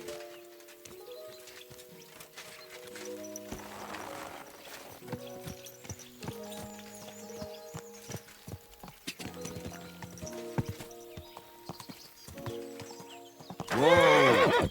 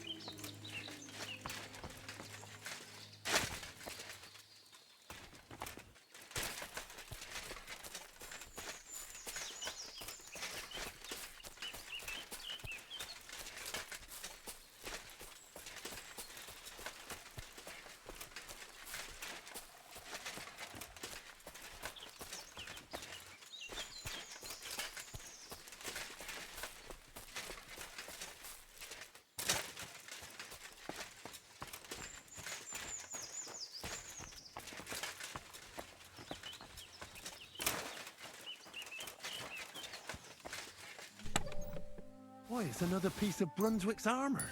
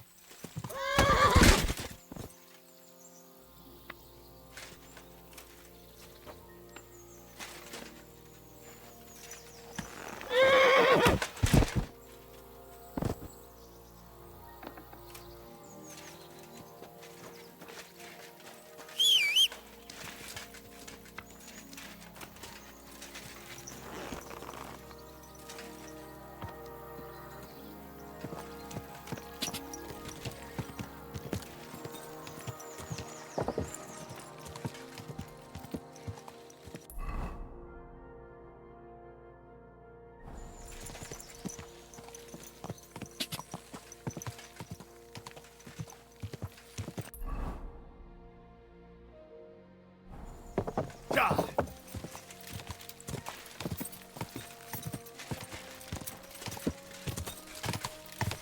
Gah!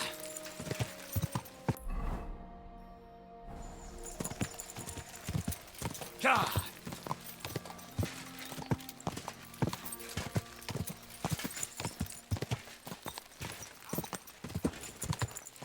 Go!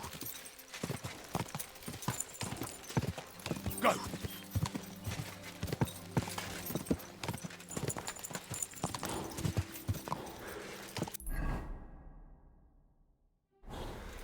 Gah! Keep it up.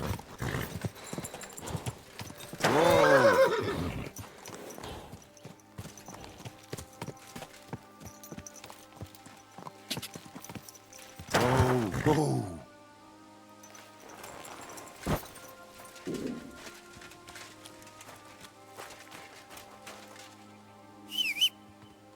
So this is where the merchant's wagon tipped over. Everything floating here must be his. Poor fella.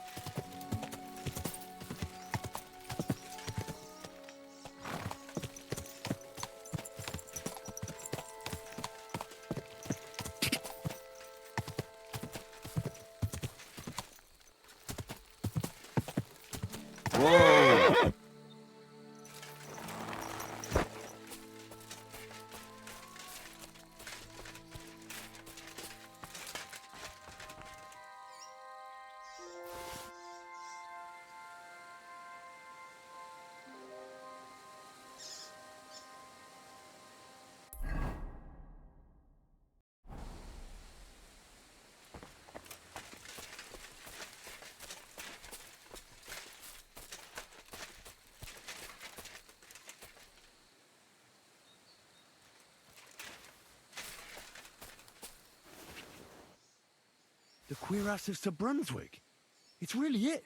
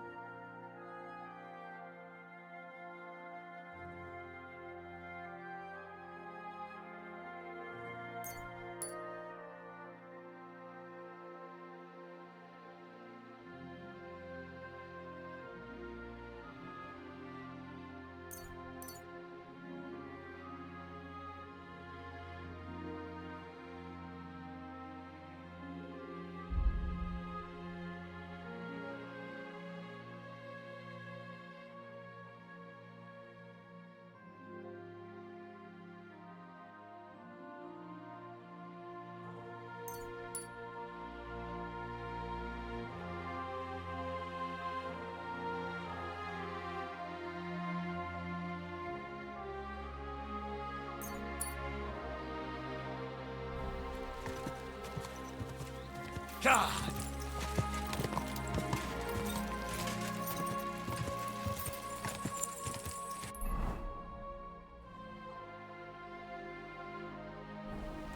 Go!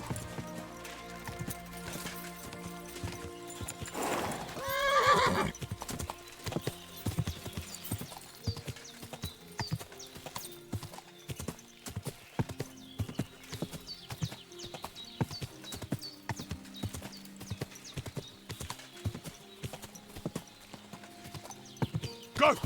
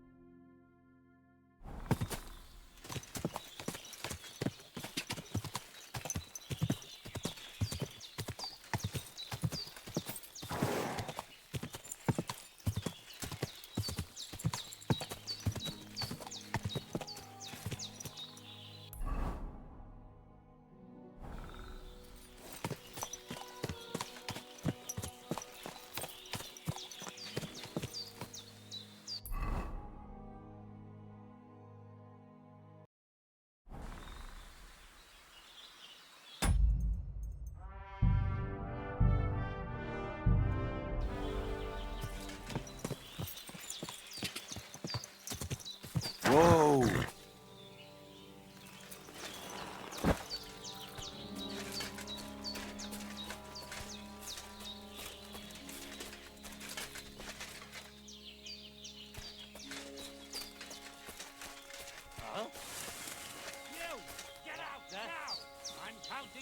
I'll go wherever I damn please. Kurva! Enough! I'll teach you, you fucker! Ah! I can't.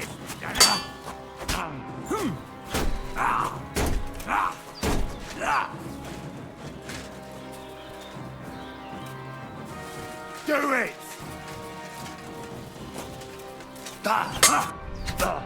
Fuck you!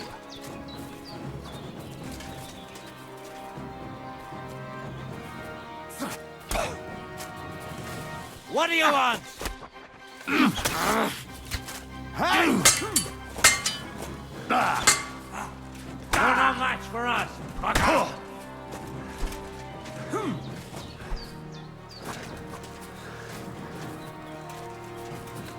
You want to try me?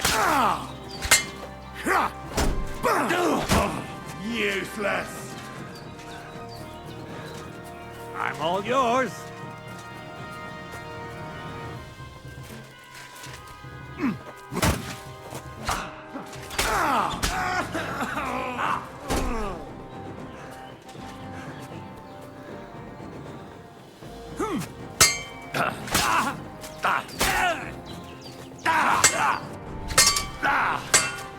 Kurva!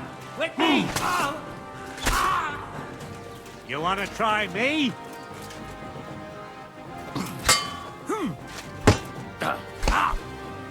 Take that!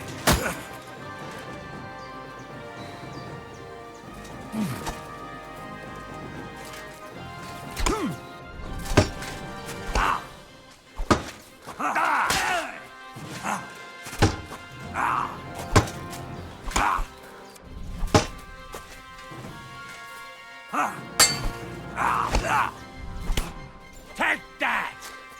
What do you want? Eh? Fuck that! Ah!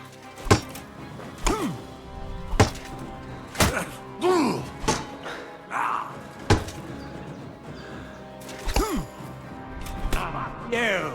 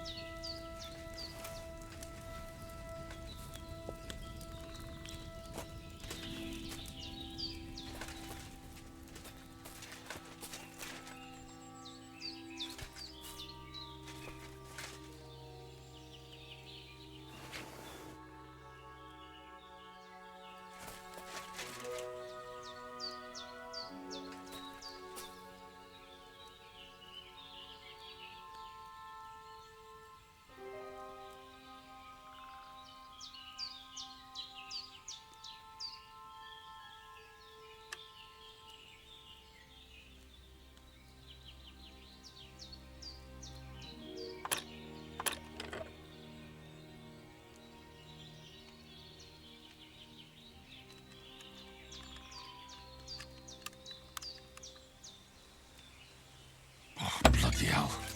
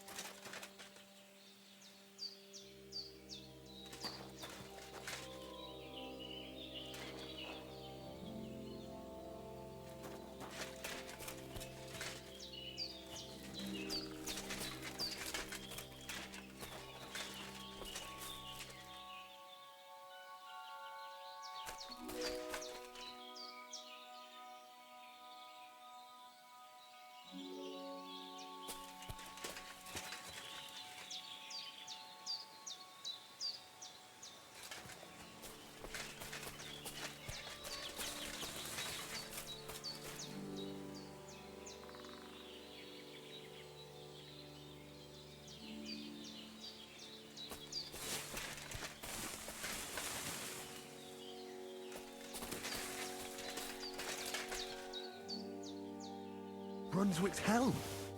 I have it.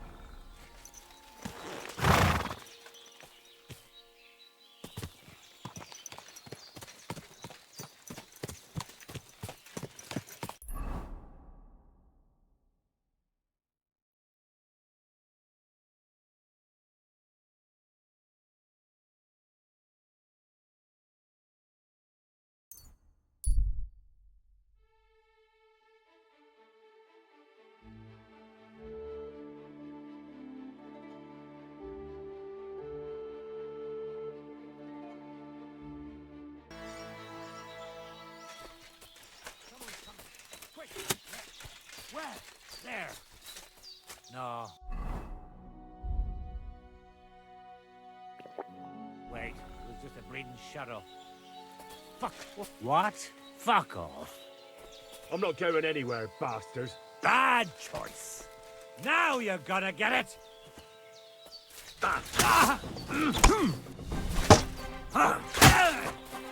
Hey!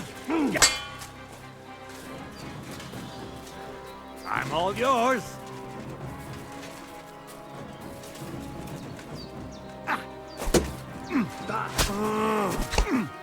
Useless.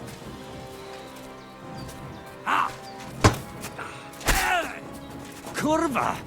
I'm wounded.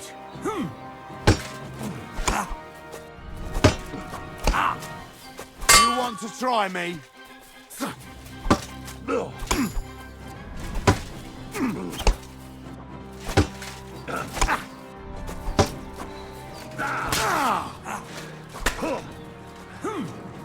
Show what you're made of. You.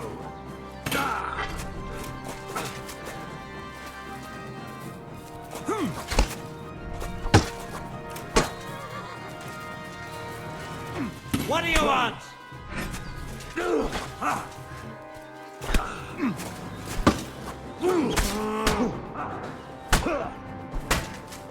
And now you're mine. Show what you're made of.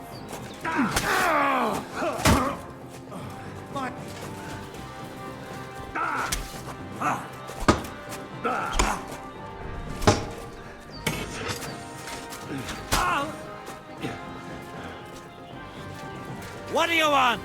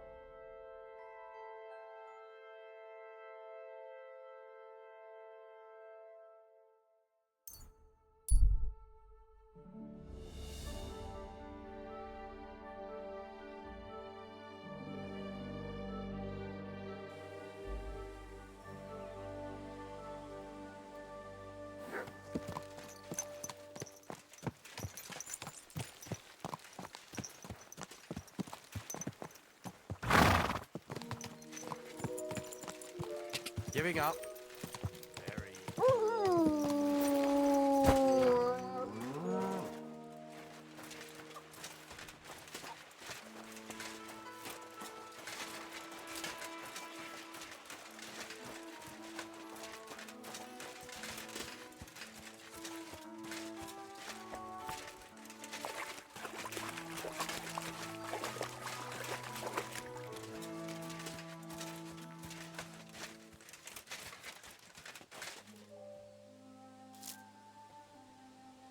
You're bleeding.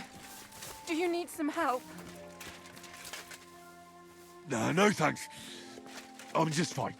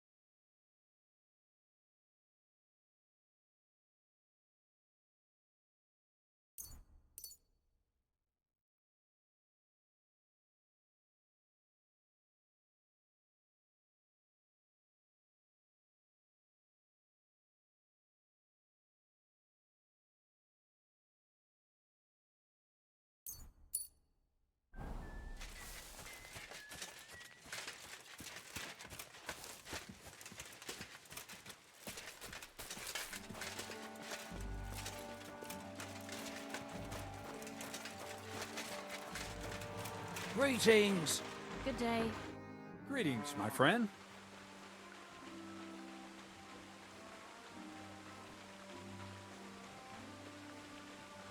Show me your wares.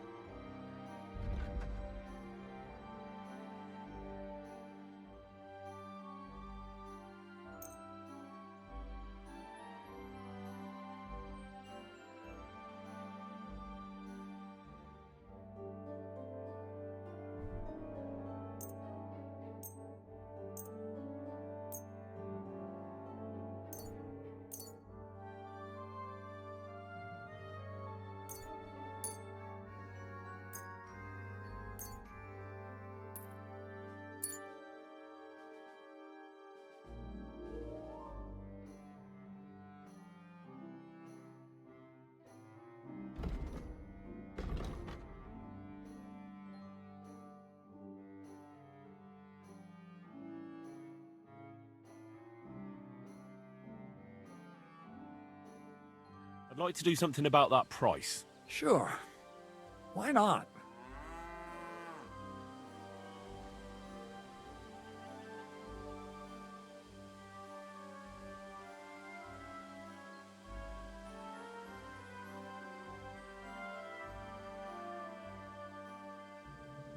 I'm done haggling with you.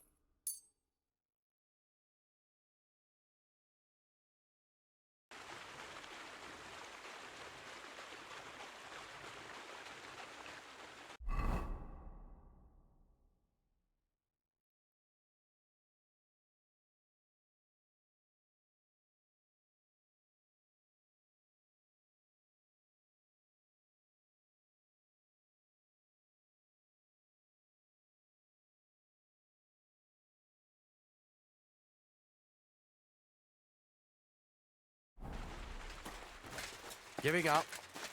Very wise. You want to try me on?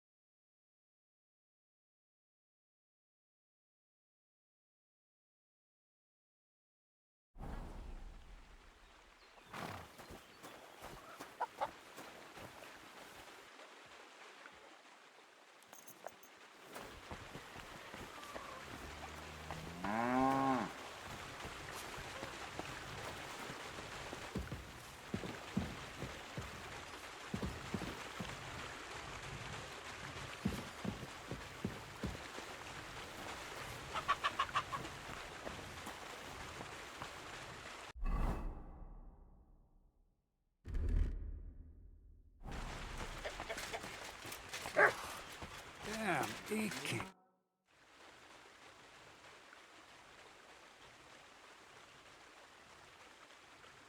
How about some more advice on sneaking around in Troskowitz? You've come to the right man. You're as clumsy as a blind dog and about as inconspicuous as a cow at a banquet table. You've got a lot to learn.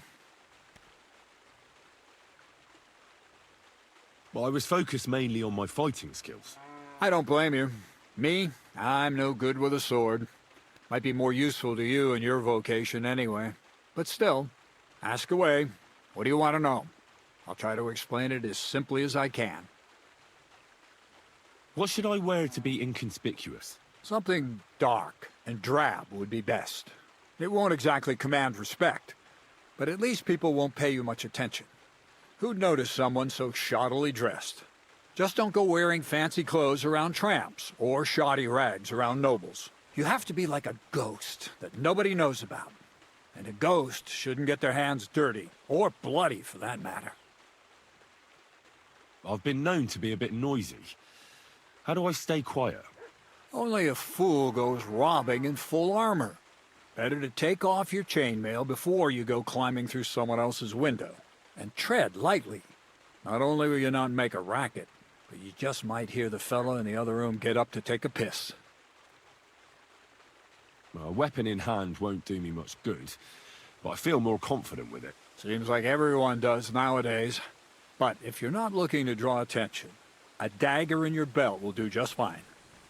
All you need in your hand is a lockpick and a bag for valuables. But best to keep your hands free. If you get caught where you're not supposed to, neither a dagger nor a lockpick in hand will look too good. How should I handle light properly? Most guards and people you meet at night are either blind or drunk. The night is your friend. Stick to where the light doesn't shine. Dark clothing help out as well. And only a complete idiot doesn't put away their torch while robbing. And if you know how, brew yourself a Nighthawk. It tastes like piss, but it'll help you see better and keep you from being seen. How should I plan a robbery? Most people have the same routine every day. Pay attention to people's behavior. Who goes where and which way. When they rest and when they go to bed. When are they usually drunk? When you get to know your victim, you'll know when they'll be home and when they won't. And where you're sneaking into someone's house. Try a back window. Don't go for the front door. That's all. Thanks for the advice. I have a few more questions about thievery. You know I don't like that ugly word. What do you want to know about the art? That's all. Thanks for the advice.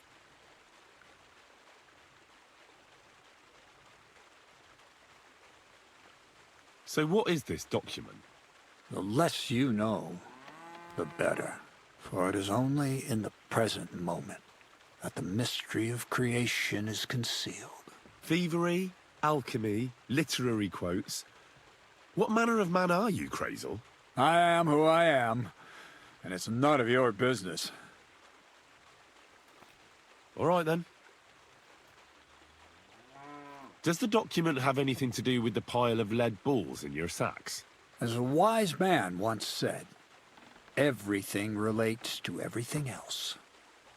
Only time will tell who's worthy of the true light of knowledge, and who is worthy of nothing more than to spend the rest of his days in the shadow of ignorance with his snout in the dirt. I get it. Another quote. That's how you always fob me off when I ask about something I'm not supposed to. You learn quick.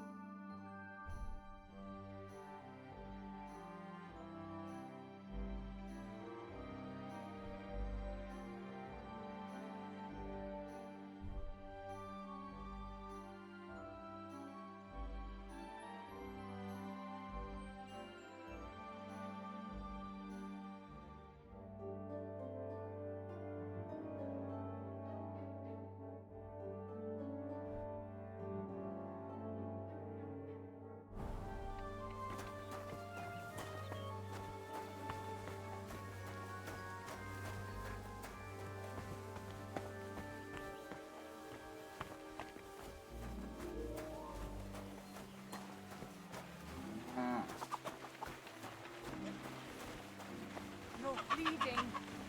Do you need some help?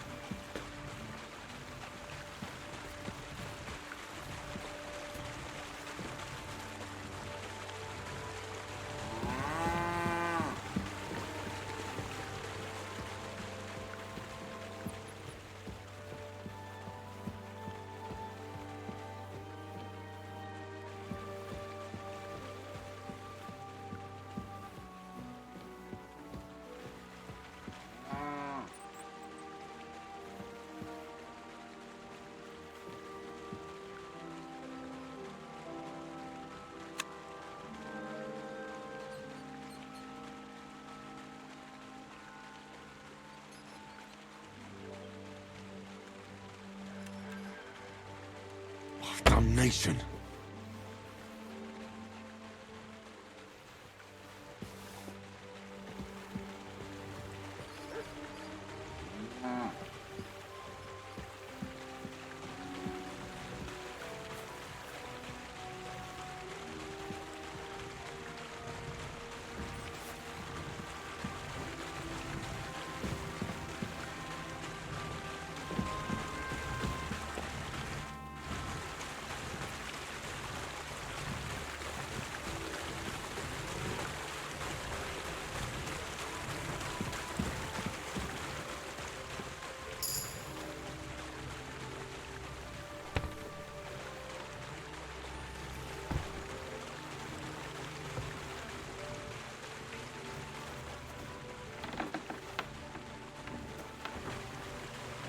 day to you.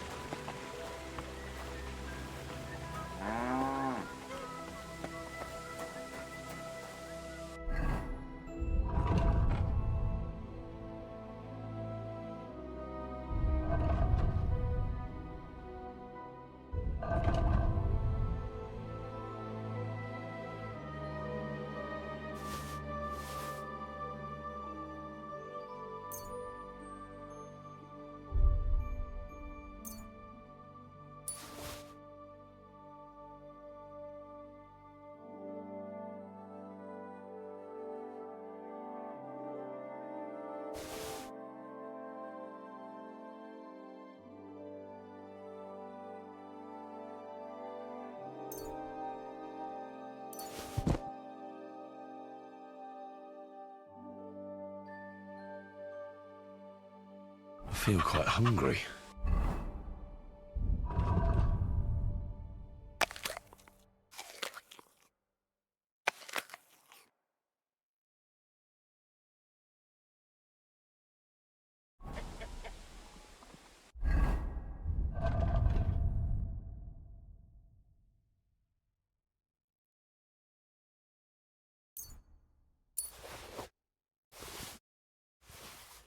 Oof.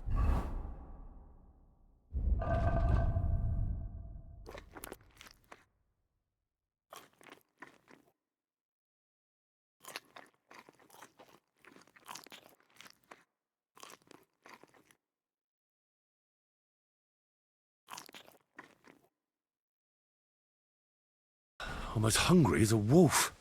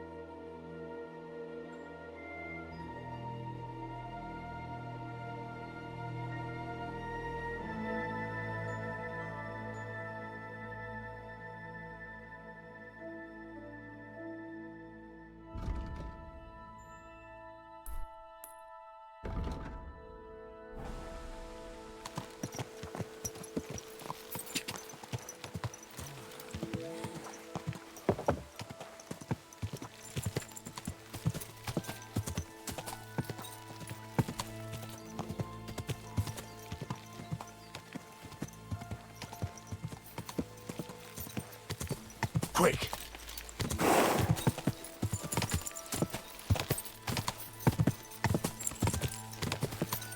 Ka!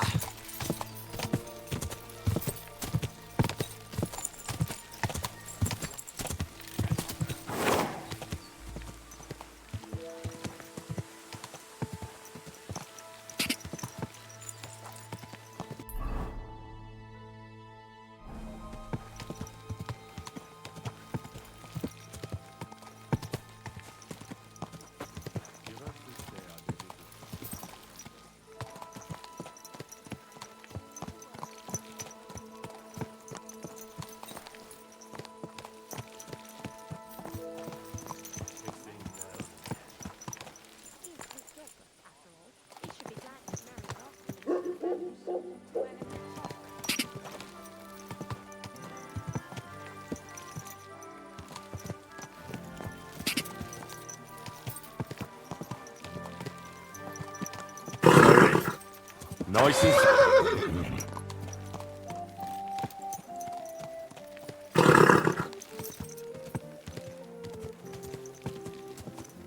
Go!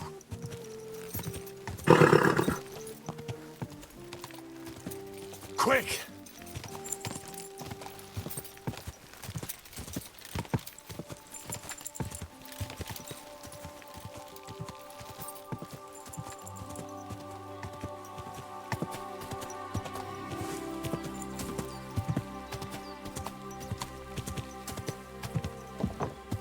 Quick!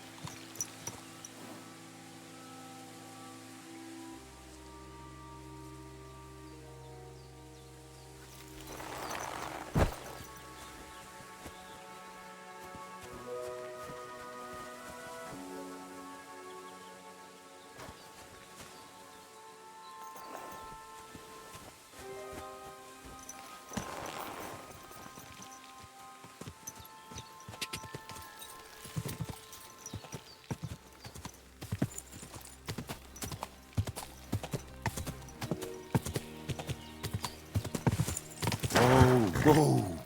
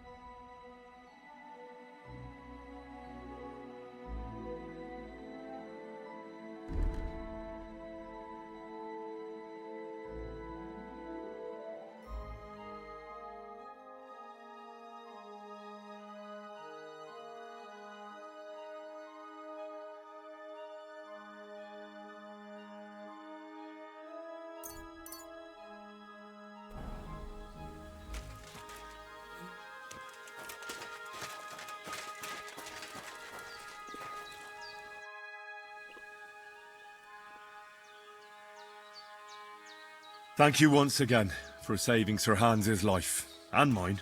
I promised I'd pay you back, and I keep my word. So please accept this token of gratitude on behalf of me and Sir Hans. Thank you, Henry. You're an honourable man who doesn't make promises lightly. I'll put it aside for Pavlena. And since you're here, would you help an old woman with something? It's about Pavlena. Has something happened?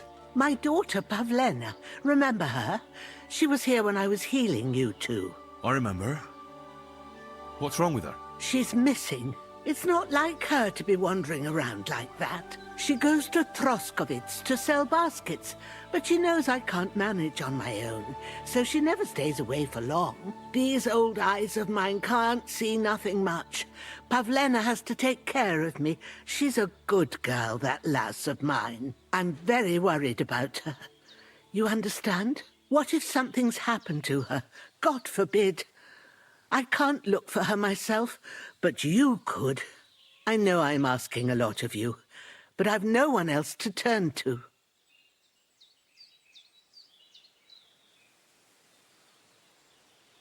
Do you think anyone might want to hurt Pavlena? These are evil times, Henry. I dread to think what could happen to a young girl alone on the road. And besides, the folk in Troskovitz ain't too fond of us. What have the Truscovitz people got against you? Did something happen? I'd rather not talk about it, Henry. I wouldn't want you to get the wrong impression about us. But what if her disappearance is connected with it? Tell me about it, good wife. Well, we haven't always lived here in the rocks, you know. We're from Truscovitz originally. Right. And how come you left? Left? They threw us out. A childbirth went awry, and we were driven away by all the lies told about us. Went awry? What happened? I don't want to talk about it. I'm sure the good folk of Truscovitz will be only too keen to tell you. Did it occur to you she might have run off? She's a young girl, and pretty. What kind of life does she have here in the woods? Maybe she wanted to live a little. You don't know Pavlena. She's not like that. If she wanted to live a little, she'd tell me straight out. She doesn't keep things from me. Don't imagine I keep her here against her will, or that I don't know what it means to be young. Where exactly was Pavlena going? To Truscovitz. She was taking wicker baskets she'd made. She sells them there and uses the coin to buy what we need. Sometimes it takes her a while, but this time she said she'd be right back. I have a bad feeling about this. Pavlena is young and, well, no offence, but you seem a little old to be her mother. Is she really your daughter? She is. Not by birth, but that doesn't change anything. Her mother died in childbirth, and there was no one but me to take care of her. And who was Pavlena's birth mother? A girl from the charcoal burners. They left the county, and I think she had no one else. I buried her myself. No one came for her. And do you know anything about Pavlena's father? I don't know who he was. Pavlena's mother was very young, and the fella surely abandoned her when her belly grew. She never told me nothing about him. Well, as a midwife, I'm sure you've seen it often that, well, that the mother doesn't survive childbirth. All too often, lad. But that's the lot of women. Or is it any different where you're from? No, it's not. True enough. See then? Now, can we just keep our minds on Pavlena? All right, good wife. I'll try to find Pavlena for you. Thank you, Henry. Like I said, she was heading for Truscovitz. You should start looking there. All right. I'll ask around there for her. And maybe you could look in her room in the loft. My old legs ain't up to climbing stairs, but you might find some clues there.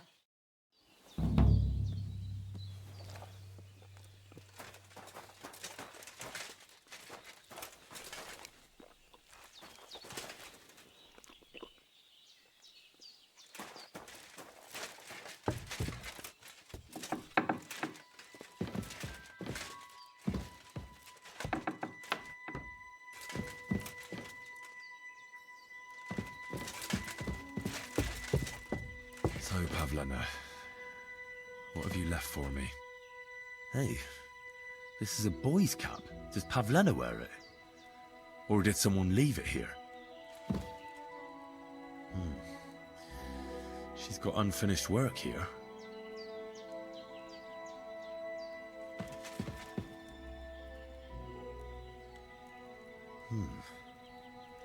Like she got up and went straight out.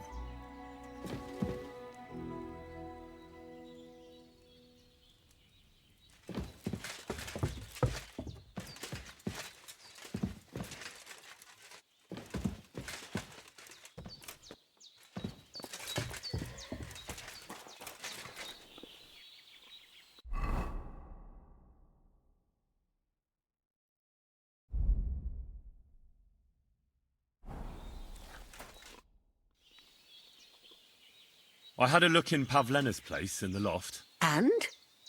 Did you find anything? I found a cap there. A man's cap. I don't suppose Pavlena would wear something like that. You're saying she had some young man here? I'd surely have noticed. I don't know, good wife. I'm just saying what I found. Could she have found herself a beau in Troskovitz?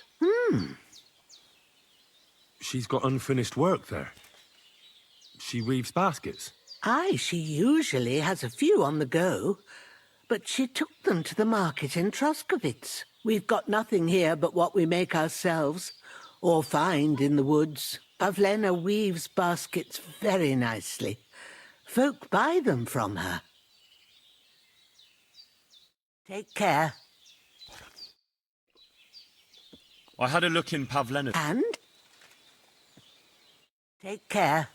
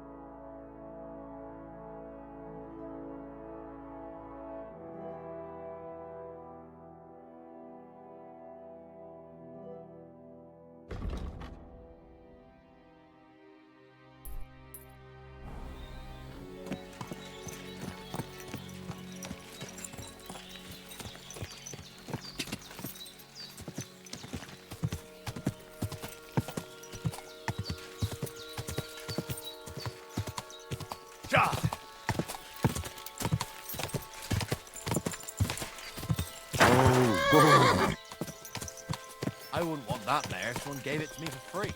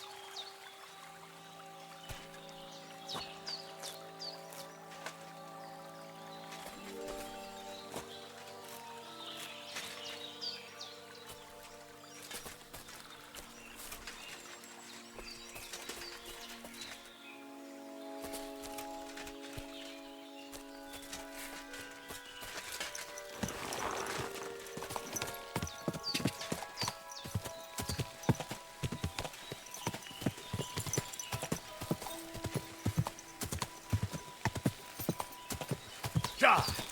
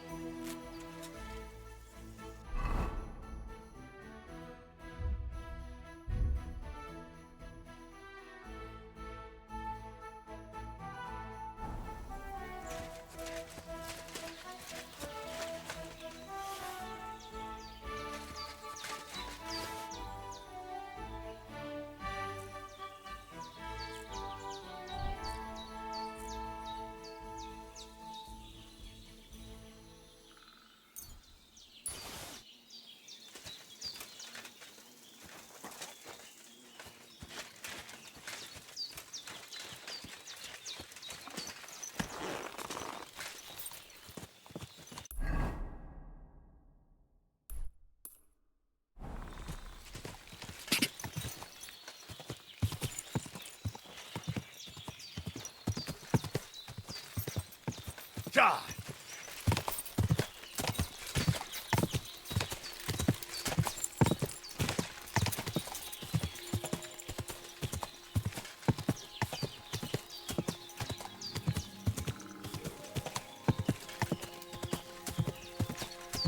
Quick!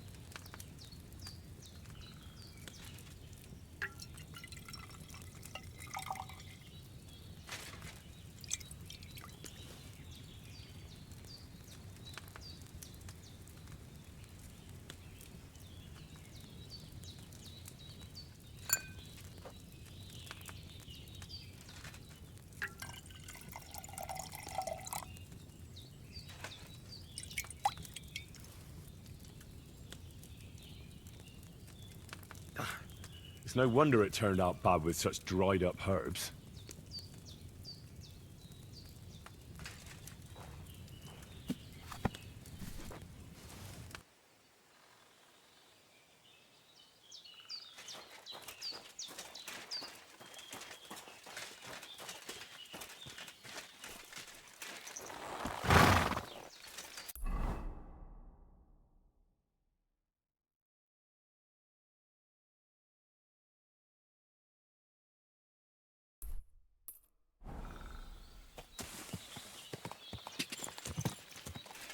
Go!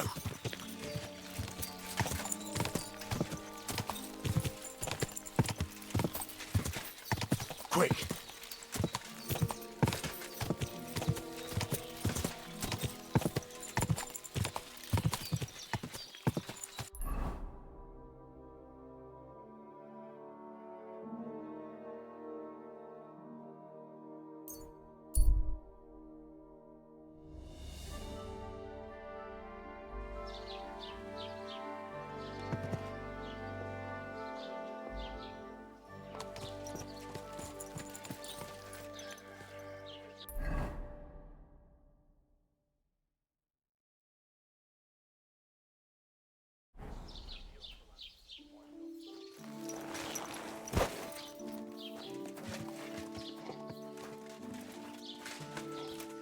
I'm always glad to see polite people like you. God be with you. Cheers. I hope you have an uneventful shift.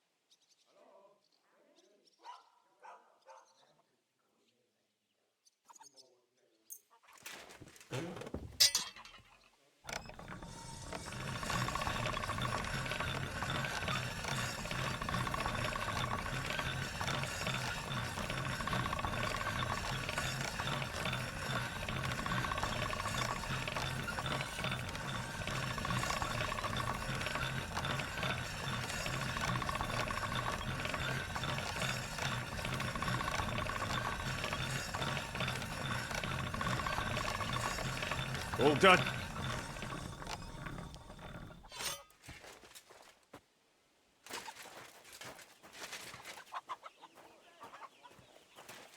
You shouldn't be bothering us here.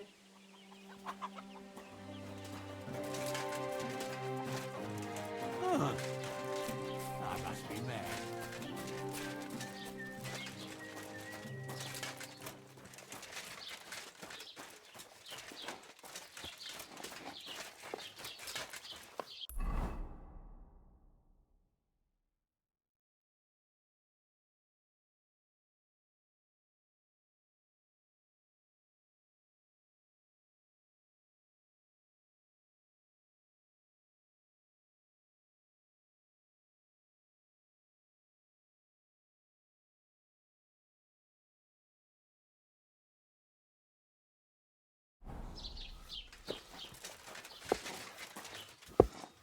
Greetings.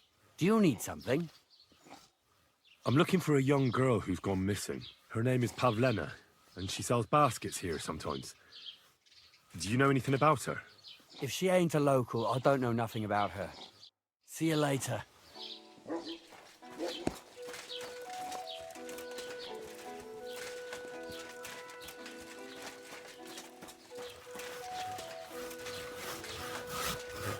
God bless.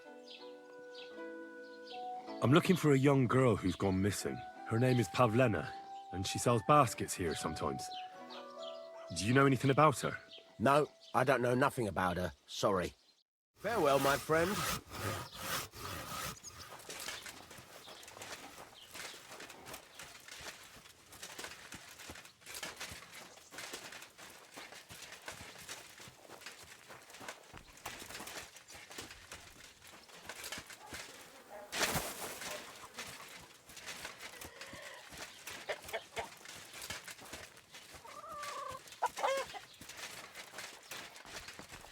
Greetings.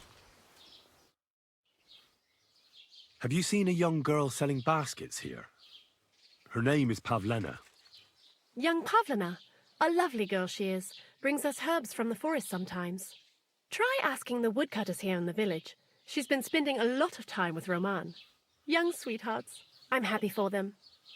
See you soon, my friend.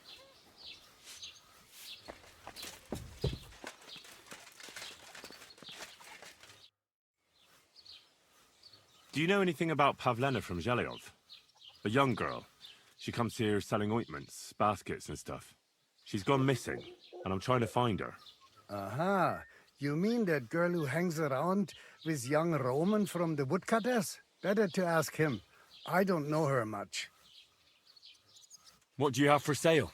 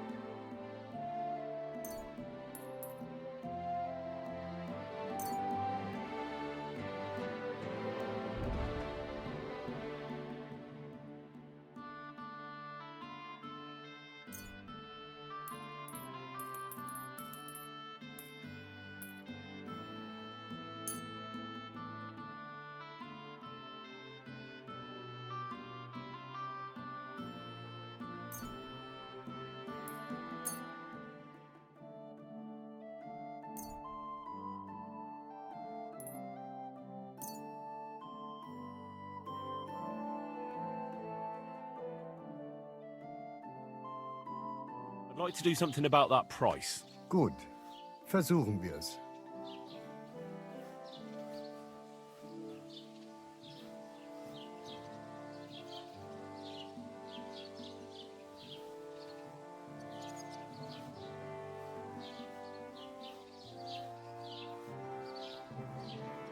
Hey, you'll convince me with that price.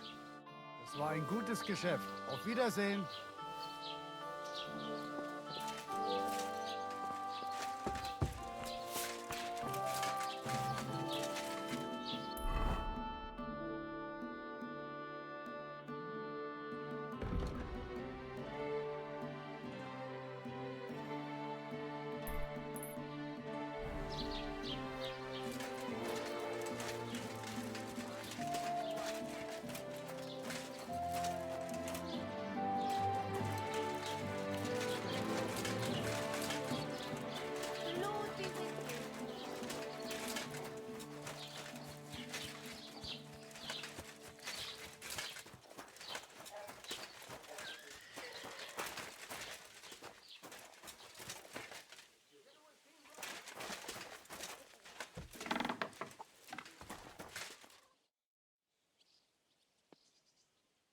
I'm looking for Pavlena from Zhelyov. A young girl, pretty, weaves baskets. Have you seen her? Old Bozhena's daughter. Aye, that's her. Comes here selling baskets. Yes. Ointments and all kinds of remedies. Yes, that's the one. I ain't seen her. Try the rat house. Thrush, the bailiff, knows what goes on. I've heard you dye your own fabric. I used to.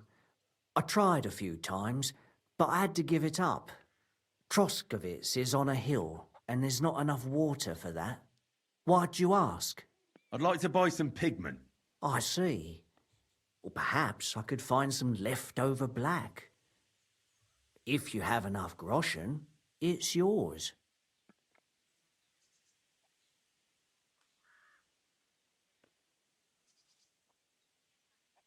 All right, here's the money. And here's the paint. Be careful not to stain yourself. Quality material like this doesn't come off easily. Is that all, or is there anything else I can do for you? Excuse me, I'm looking for someone. A friend of mine. The one who ended up in the pillory with me. Loads of people have been in the pillory, and you know what it's like. I'm really busy right now. You haven't seen him, then? Tall, fair-haired, fancies himself and talks like a noble. Sorry, but I'm swamped with work because of the Semine wedding. Everyone wants new clothes from me. Even Bashka the butcher ordered a jacket fit for a king, and he isn't even going to the wedding. So, no, I haven't seen your friend and I can't help you. Sorry. I'll have a look at the wares.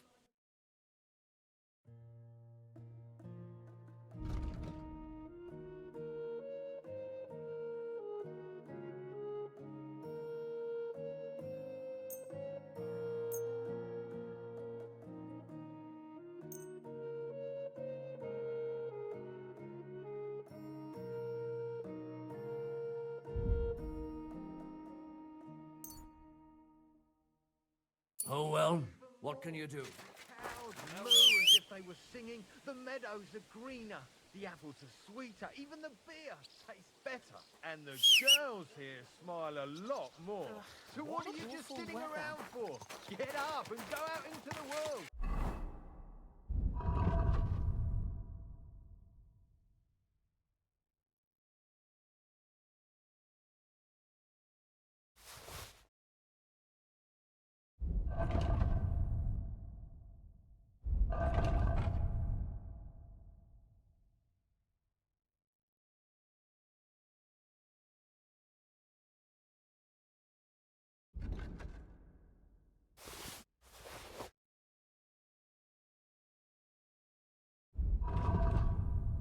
You'll thank me when you return. What will it be? I'll have a look at the wares.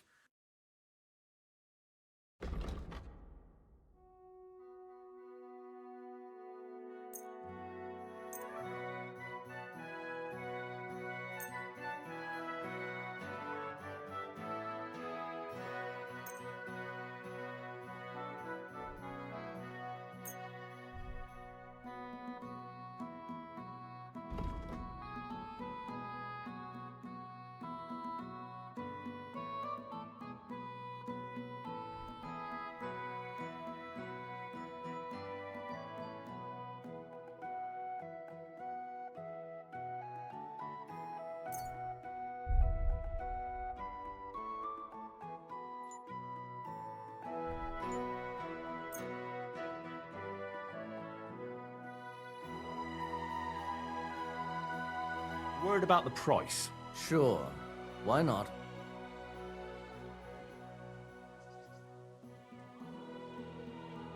Do we have a deal?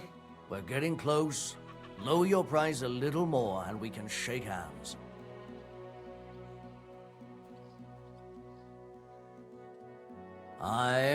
You'll convince me with that price. I hope you'll be satisfied. Take care.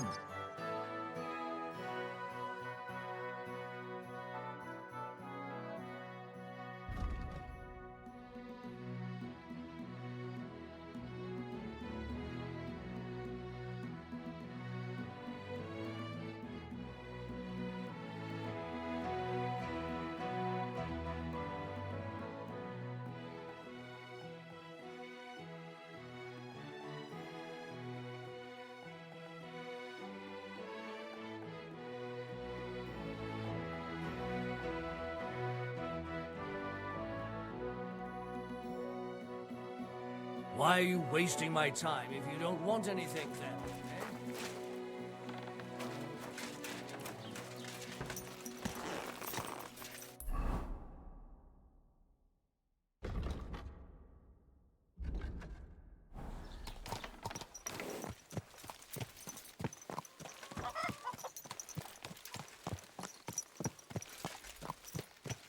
Roman, it's me, Dushko.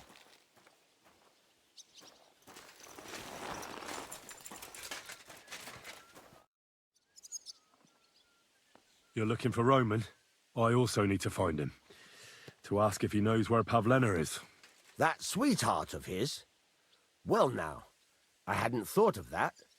They could be together somewhere, so you can help me look for him.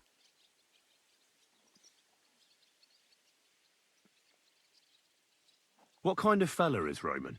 We worked together in the woods. His pa used to work with us too, only he died not long ago. And Roman was left all alone with the whole small holding. His ma died a few years ago. Now at least he's found Pavlena. Of course, she ain't from around here, and there's all sorts of talk about her, but Roman would like her to move in with him. What does Roman look like? How will I recognize him? A young fella. Ginger as they come. You can spot him a mile off. How do the folk here take to Pavlena? Badly. They steer clear of her. She used to live here, near the green, when she was a little girl. But we didn't live here at the time, so I don't know much. Folks say they were driven out because of some wrongdoing. But I'm not interested in that. Everyone deserves a second chance, I reckon. Do you think anyone would want to harm Pavlena? Like someone from the village? I don't know. Jerzy, the cooper, fancied Pavlena one time. Wanted to marry her, he did. Only she wasn't interested. And do you think he might have done something to her? He boozes plenty. And whenever there's a brawl in the tavern, he's never far from it. He had a run-in with Roman more than once. He's jealous of him over Pavlena. Where do you think Pavlena and Roman might be? Not long ago, Roman was talking over a beer about how him and Pavlena wanted to leave and start a new life. Somewhere where no one knows her and her ma. You think they'd really do it? I took it all with a grain of salt, but after what he told me last time, anything is possible. For Christ's sake, he's got a whole house his pa left him. He wouldn't just leave it on account of her, would he? Well, I don't think either that Pavlena would just run off and leave her mother alone. You never know with women. And what's more... No, I shouldn't say nothing about that. Best to go and look in Roman's house. He wouldn't just leave empty-handed, right?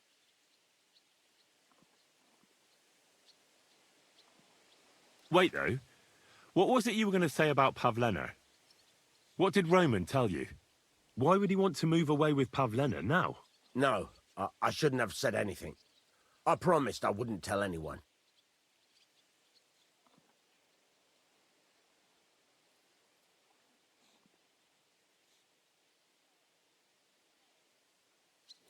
Look at me.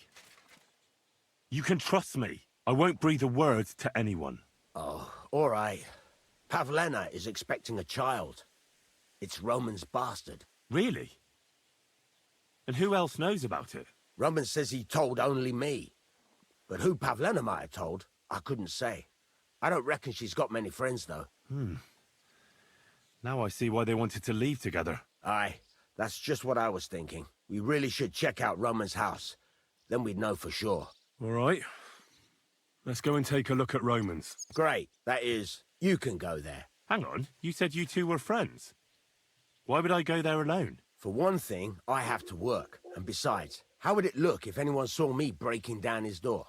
My reputation would be ruined. Whereas you, no offense, you're a stranger.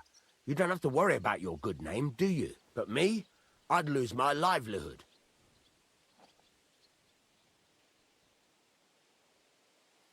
How do I get into Roman's house? Through the door, of course. Only it's locked. I tried it. You'll have to figure something out.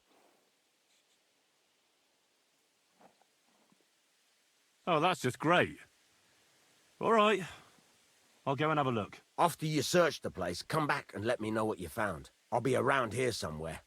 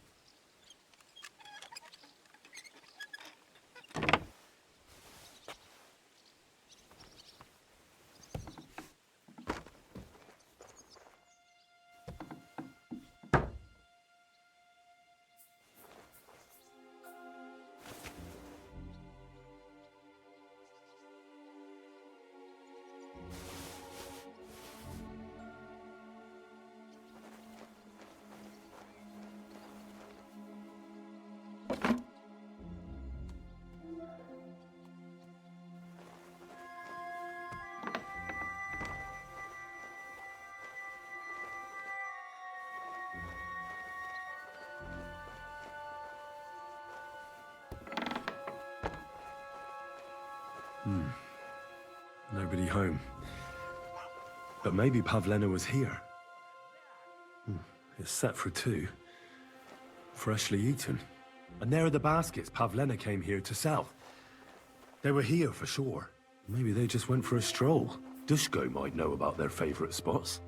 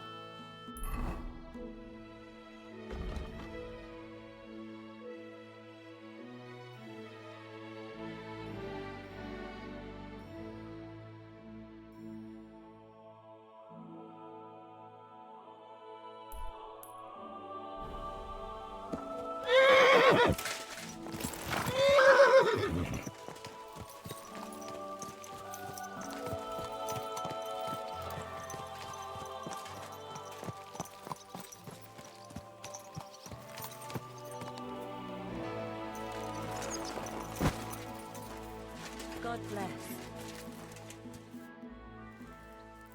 I searched Roman's house. And what did you find? Well, there's no one there, but Pavlena had been there for sure. The table was set for 2, and I found the baskets that she sells too. You're right. It sure does look like she was there. It can't have been long ago either. The food was still fresh. Any idea where they might have gone? Well, they've got a favorite spot down by the stream. You could try looking there. Where exactly? There's a ditch leading from Roman's house to the stream. Follow it down the hill. When you come to a place where the stream flows between the 2 big boulders, turn left and go straight. There it is, under an old linden tree. All right. Thank you. But, mind you don't walk into the middle of anything, awkward. And tell that lazy bastard to get his ass to work. I'm not going to do his work for him. See you later.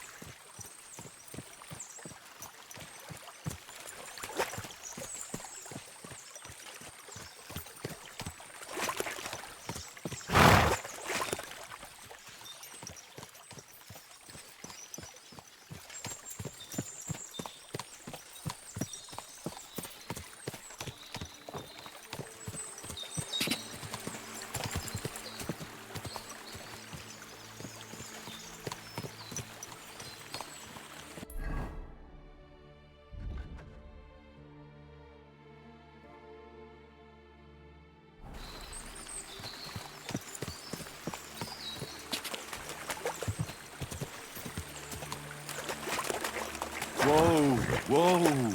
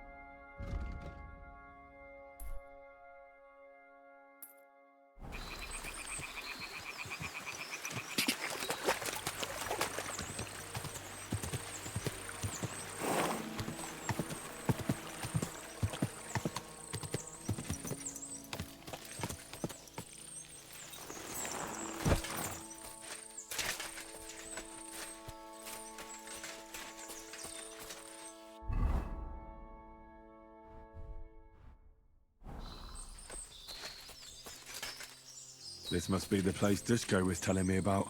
How the local lads bring their girls over here. Christ, there must have been a fight here.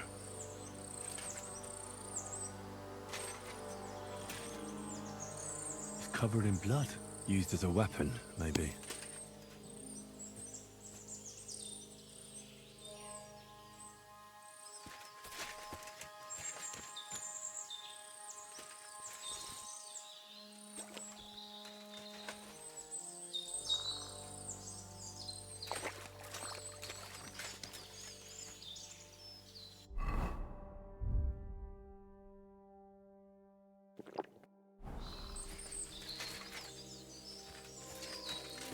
This is surely Pavlena's.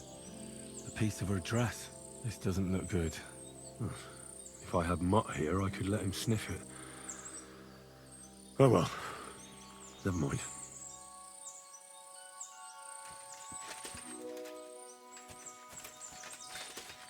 A trail of blood. We should see where it leads.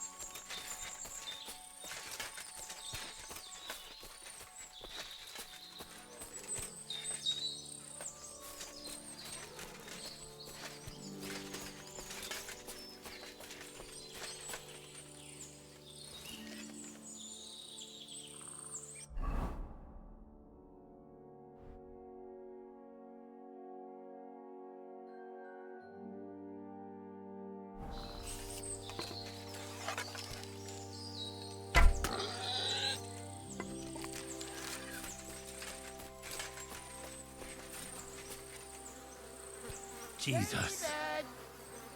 This must be Roman. Someone buried him here. Mother of God. And the body's been munched on by a pig. I should try and find out who's herding those pigs. Maybe they saw something.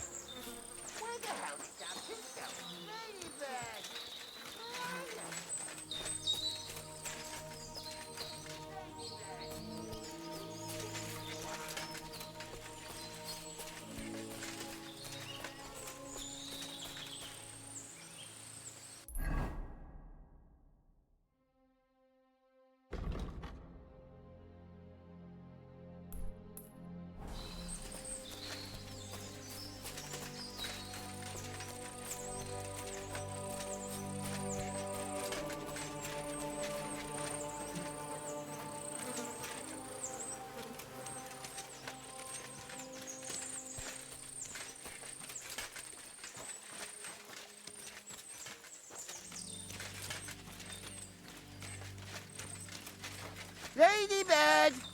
Come back with... I found a stray pig. That's great. I lost a sow somewhere. Where is she? Not so fast. It's munching on a corpse back there in the forest. Blessed Virgin! What corpse? My guess is it's Roman. A local woodcutter. By all that's holy! I saw him going towards the woods with his girl, and now you tell me he's dead. Oh, surely she didn't kill him. Oh, Christ, I think I'm gonna throw up. Who are you? My name is Hugo. I herd hogs. I take them to the woods to forage for acorns and nuts. but I ain't got nothing to do with no cops, if that's what you're asking. Have you seen anything suspicious going on around here? Suspicious? Like how? I don't know. Someone carrying or dragging something? That corpse didn't walk there on its own. Hang on now. I did see something a bit odd. One of the farmhands came from the woods in a big hurry. And he was carrying a spade. Which one of them was it? Straw! That is Slavobor. But everyone calls him Straw. He works on Yakish's farm. The big farmstead in the south of the village. Oh, do you think he could have killed Roman? Who knows? But it does seem like he buried him. God's truth. You say you saw Roman with his girl. You mean Pavlena? Aye, that's the name. Pavlena. I saw the pair of them going down towards the stream. Probably for a smooch. The two of them are pretty close. That is, they were. Oh, you think the girl might be mixed up in his death? I hope not. I'm trying to find her too. Thanks for your help. I better go and find that farmhand. Aye, and if he really done it, give the murdering fucker what he deserves. Ladybird! You stupid swine! Where the hell did that pig go? Ladybird! Where are you?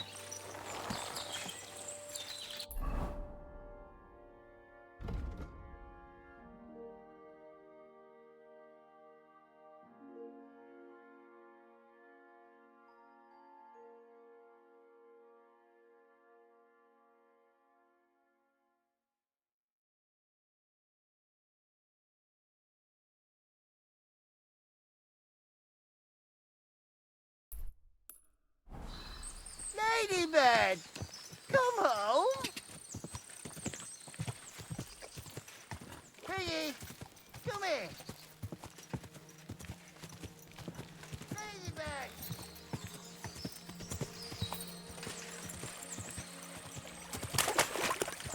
Go!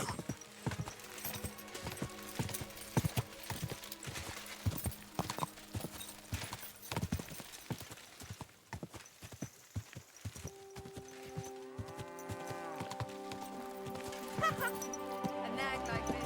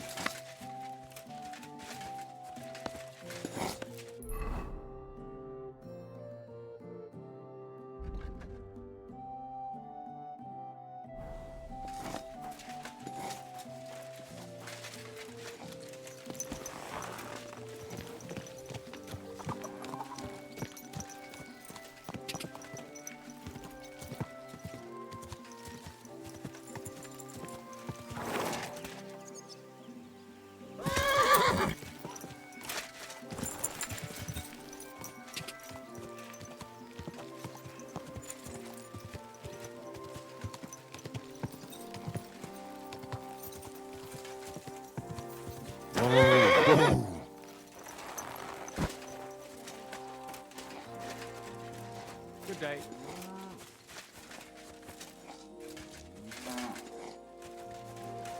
Are you in need of something?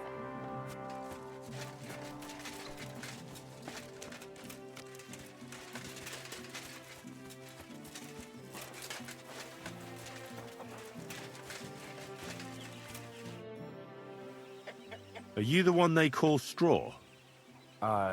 Yeah? Why? I know everything.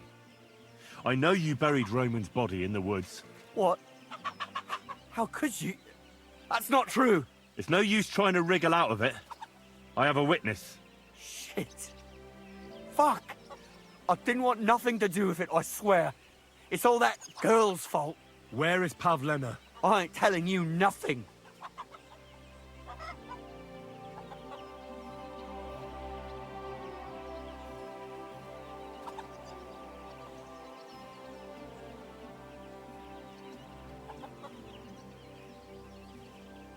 Take it easy. I don't want to do you any harm. I just wanted to know what really happened with Pavlena and Roman. All right, then. Well, it all began in the tavern. We were boozing with Yakish. He don't go to the tavern much, but when he does, me and my brother go along too. Even though we're just his hired farmhands, he buys us wine. Yeah? Go on. When Yakish got drunk, he started remembering that day when his wife and son died. It happened during childbirth. And to this day, Yakish blames Bozhina, the herb woman, for it. She was the midwife. I don't know if it was really her fault, but anyway, the boy died and she didn't baptize him, even though she had every right to do it. The little fella died unchristened, so his soul is damned for all eternity. That's not right.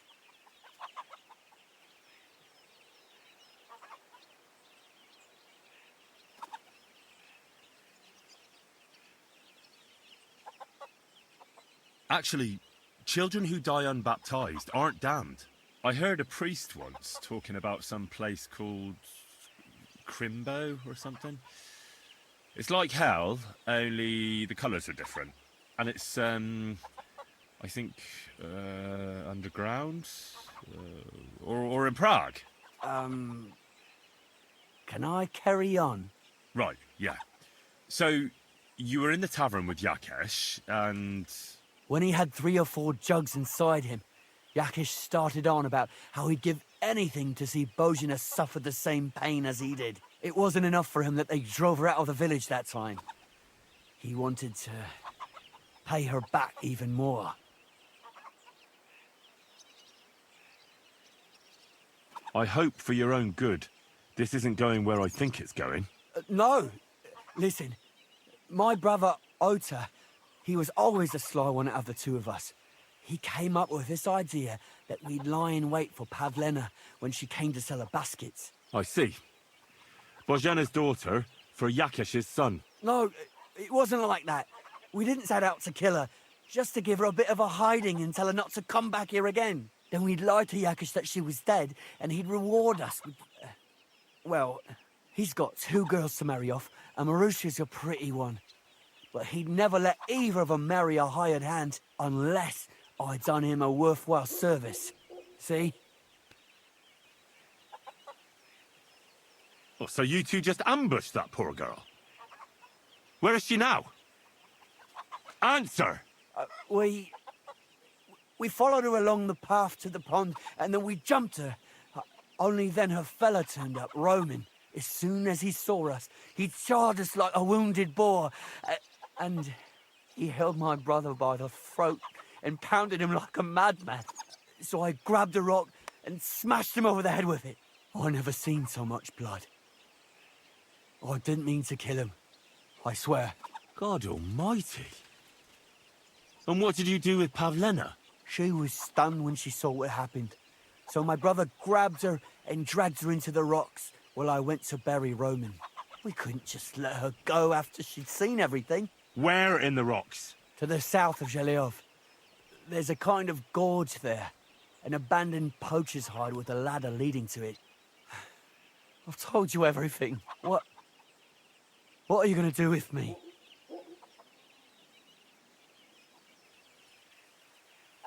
Both of you should be tried justly for what you did. I'll take you to the bailiff and leave the rest to him. Kurva, I really didn't want it to end like this. I brought you Slavobor. They call him Straw, from Yakesh's farm. He and his brother attacked Pavlena and killed Roman. Then Straw buried him in the woods. For the love of God, Straw! Is this true? We didn't mean to kill anyone. We just wanted to give Pavlena a scare, and Roman went for us. It was self-defense. Henry, is it true what he's saying?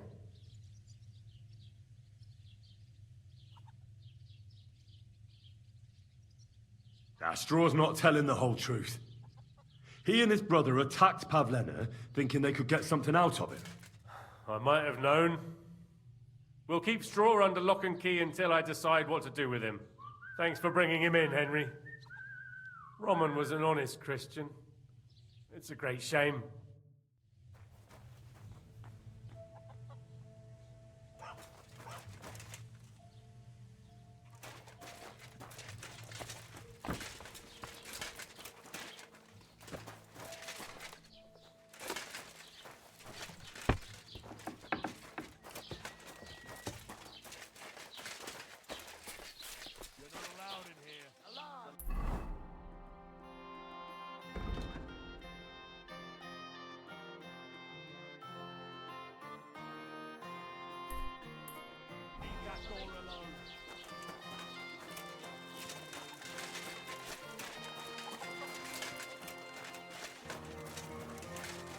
I'll be with you. What are you doing, you whistler? What a cheap old nag.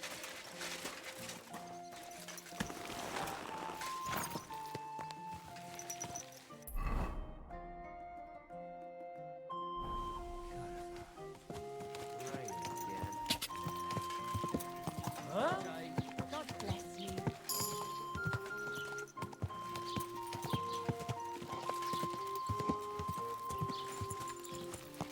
Go!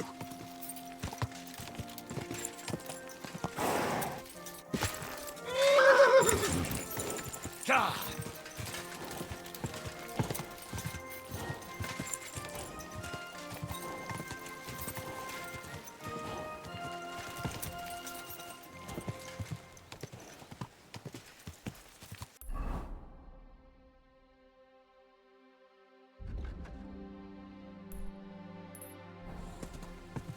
Quick!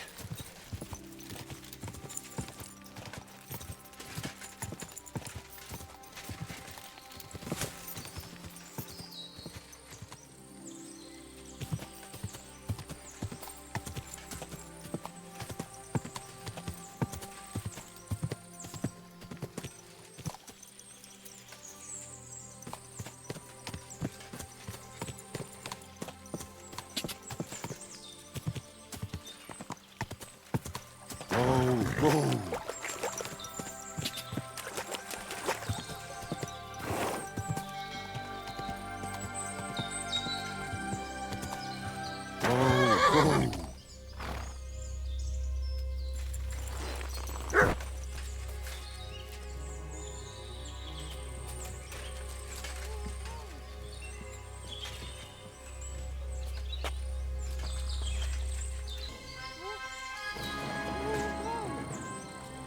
Not another step.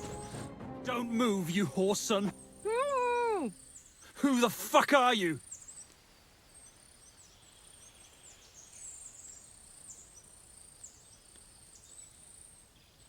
Easy. Calm down. Don't do anything rash. No one has to get hurt here. We're just talking. All right? How about you take that knife away from Pavlena's throat? One accidental slip of your hand and things could get very messy. You know what I mean?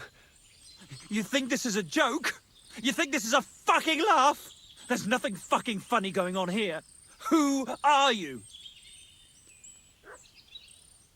My name is Henry. I'm from Skalitz. And what the fuck do you want here, Henry of Skalitz? Who sent you? Don't jump to conclusions. No one sent me. Well, that's great. What the fuck am I to do now? As if I didn't have enough shit to deal with already. Kurva. I never wanted it to end like this. You gotta believe me. I just wanted to give Pavlena a scare, but then that fool Roman got mixed up in it and... I never meant to kill anyone. Shit. Take it easy. Don't fucking tell me to take it easy. How did you get here? My dog Bristly was guarding the entrance. What did you do to him, you bastard? And where's my brother? He should have been here long ago. Talk, or I'll slit her throat.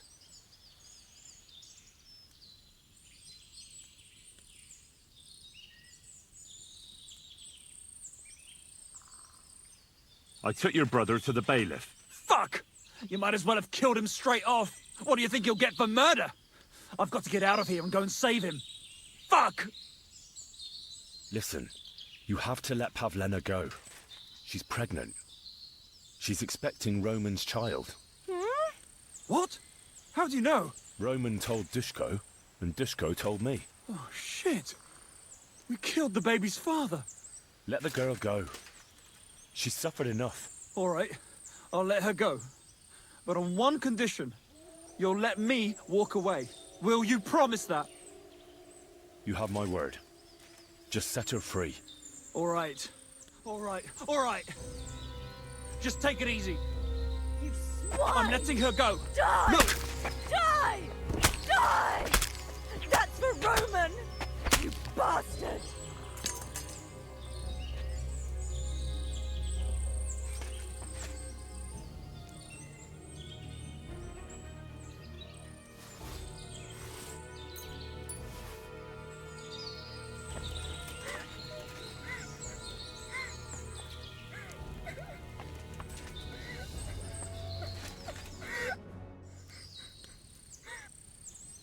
You killed him.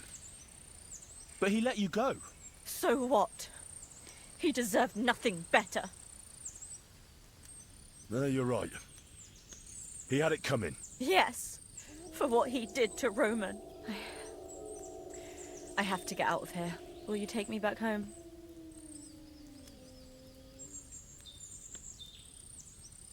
We can go. I'll go with you. Good. I don't want to spend another moment here. Of course. Let's go then.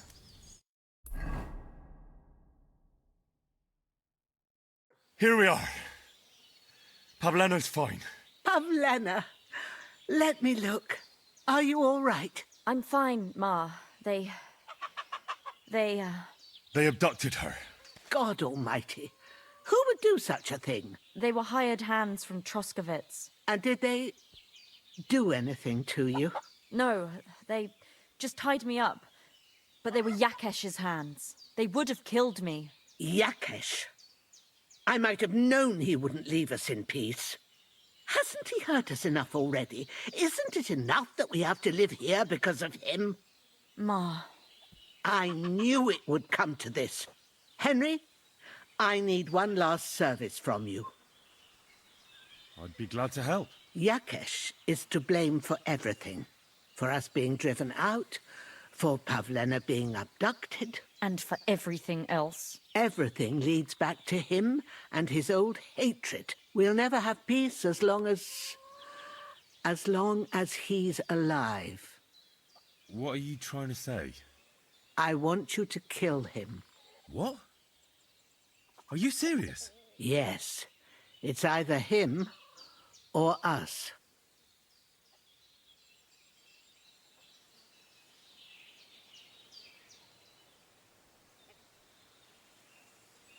Bozhena, don't you know that that path leads nowhere good? They hurt Pavlena, yes, but you mustn't do anything. Murder is a sin. No, Henry. Enough is enough. When Yakesh accused us of killing his son, I did nothing. When they drove us out of the village, I did nothing. When we had to forage in the woods to survive and spent the winter shivering over dying embers, I did nothing. And now, when Yakesh tried to kill my daughter, you tell me I should do nothing? No, lad. This can't go on. And what if someone then avenges Yakesh's death on you? Let them. I've had enough. Why would I make peace with someone who only wants to hurt us? Because Pavlena is with child. What? Is this true, Pavlena? Ma, Well, speak up, girl. I won't do anything to you. I wanted to tell you. I wanted you to meet Roman and... We wanted to move away and take you with us and... Roman was... My little girl. I don't know what to do, Ma. Don't worry. We'll take care of everything. You think, Henry, that you could persuade Yakesh to drop his accusations against us? If you did, you and Pavlena could move back to the village. That'd be the best thing for the little one. Very well. If you think you can convince him, but if he refuses to listen to reason, you know what you have to do. Let's hope it doesn't come to that.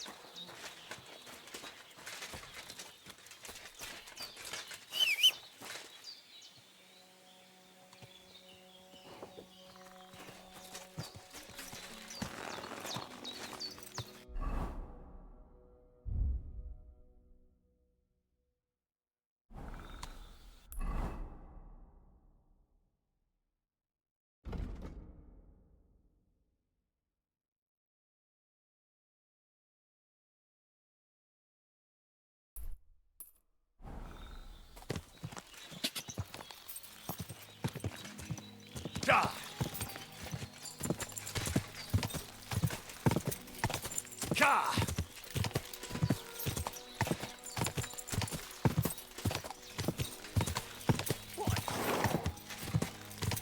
Quick!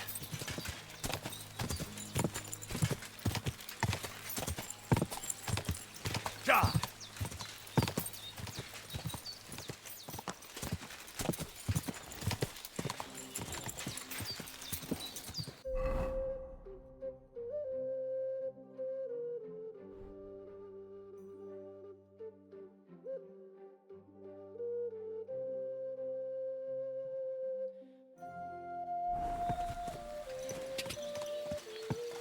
Ka!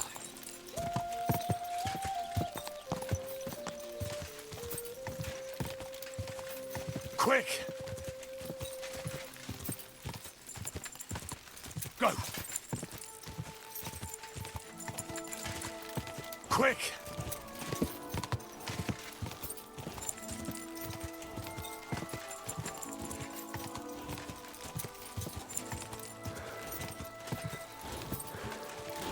Ka!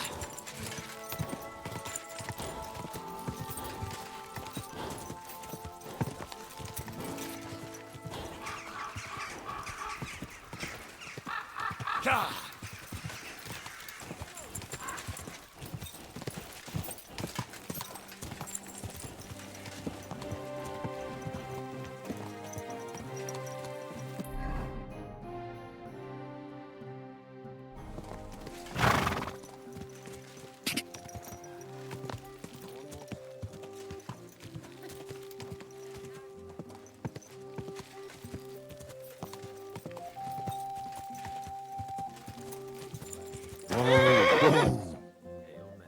Pray for us, O Holy Mother of God, that we may be made worthy of the promises of Christ. Pour forth.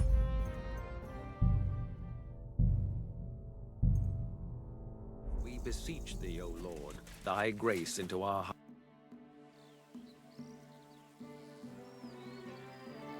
Who are you praying for? For my son, Yaroslav.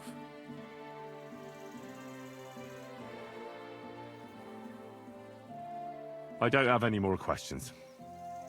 Thanks.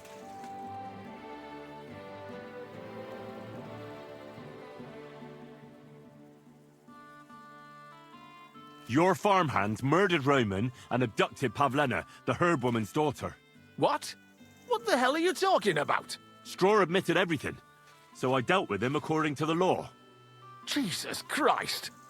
Why would they do something like that? They did it to get in your good books. For taking revenge on Bozhena. My God! I never wanted anything like that. When I get drunk, I curse her, aye, but I never wanted anyone to kidnap her daughter or murder anyone. I didn't put anyone up to it. They did it on their own, and it's their own bloody fault. Jesus Christ! That's the last thing we need, a mess like this. I have to square things up with Thrush.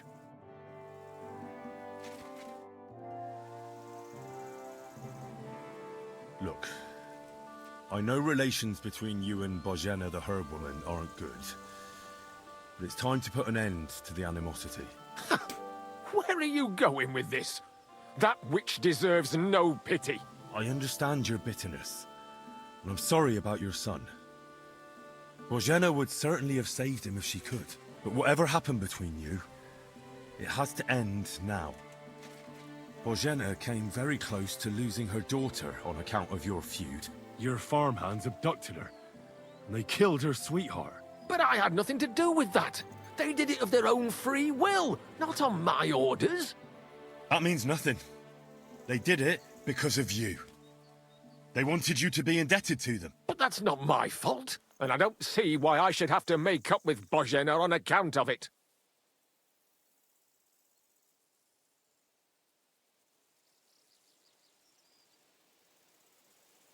You're lucky I saved Pavlena. She's expecting Roman's child, the child of a man who your hands killed. If I hadn't stopped them, they'd have killed her too, along with the unborn child. By all the saints, Shit! You're right. It's time to put an end to it. And don't worry, I understand it won't be so straightforward. I'll send Bozhena compensation. I never wanted anything to happen to her daughter, and she's the one who suffered most from that banishment. She can't have been more than 10 years old. I give my word that I won't do anything bad to them. And those two fools of hands, they won't show up here again. And if they do, I'll haul them off to the bailiff myself. I've already dealt with your hands. Oh. Good. Good. But my offer still stands. Bozhena and Pavlena could return to the village. Very well. It's about time this chain of vengeance was broken for good. Give me the money, and I'll take it to Bozhena. But God alone knows whether she'll forgive you. Thank you. It's time for us all to get on with our lives. I hope Bozhena will understand that.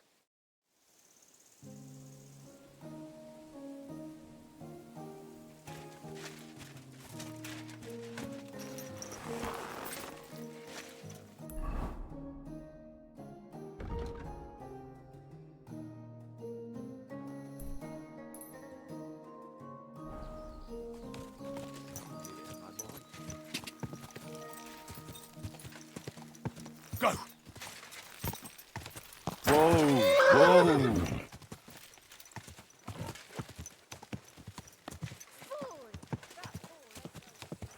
Die!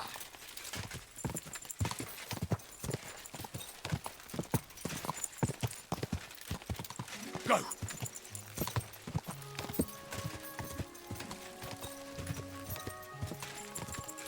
Go!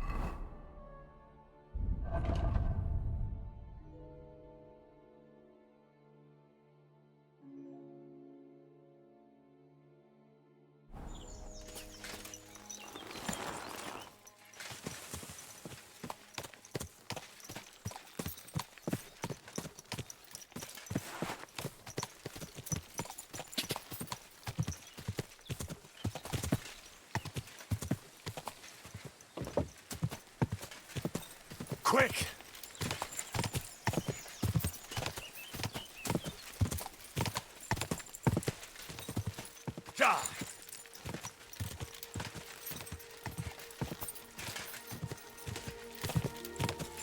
Quick! Quick!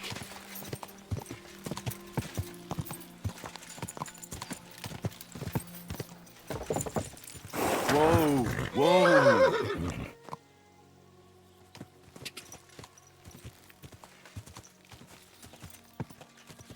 Whoa!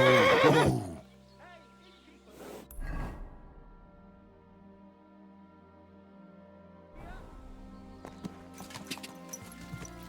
Ka!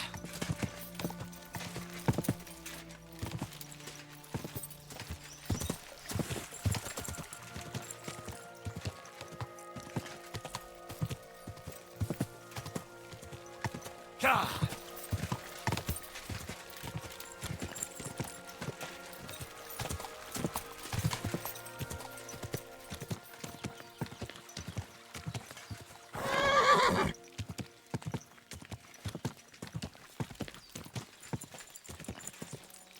Whoa! Whoa!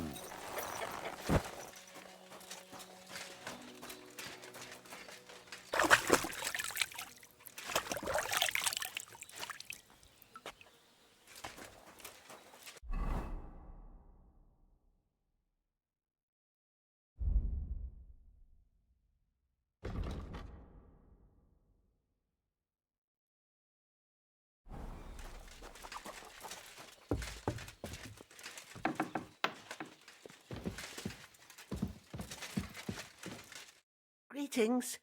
Do you need something? I talked to Yakesh and explained everything to him. He agreed to make amends. His hands acted on their own accord, and he's sorry about it, mostly because of Roman and Pavlena. What does that mean? That Pavlena can go to Troskovitz and no one will trouble us anymore? Yes, but that's not all. He gave me some coin for Pavlena, too, as compensation for Roman. Even though he wasn't Pavlena's relative, Yakesh wants to show his sympathy for her loss. Here it is. Thank you, Henry. In the end, you were right. If only we'd made peace with Yakesh before it all went so far. Well, at least Pavlena is safe. I don't know what I'd do without her. We'll always be obliged to you, Henry. If you ever need anything, you know where to come. And you should at least keep half of Yakesh's coin. Thanks, good wife. We thank you, Henry. Take care, my friend.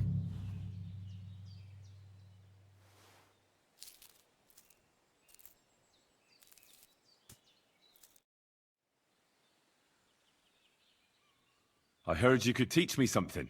Yeah, all right. But it will cost you. What are you interested in?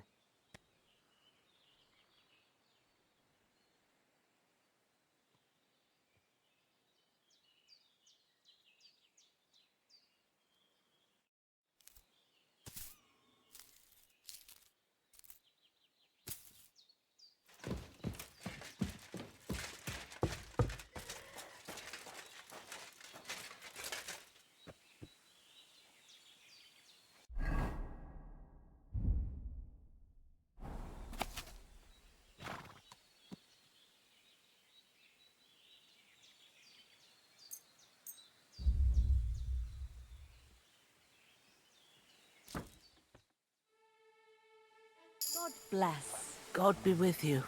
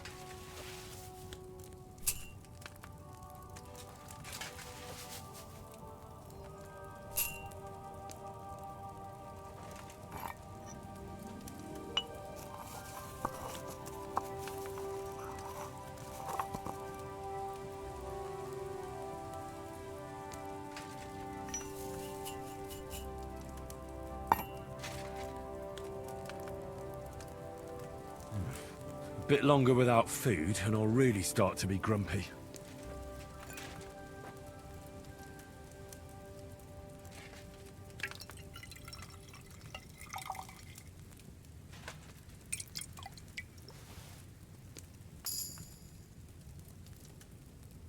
With fresh herbs, it would have turned out better.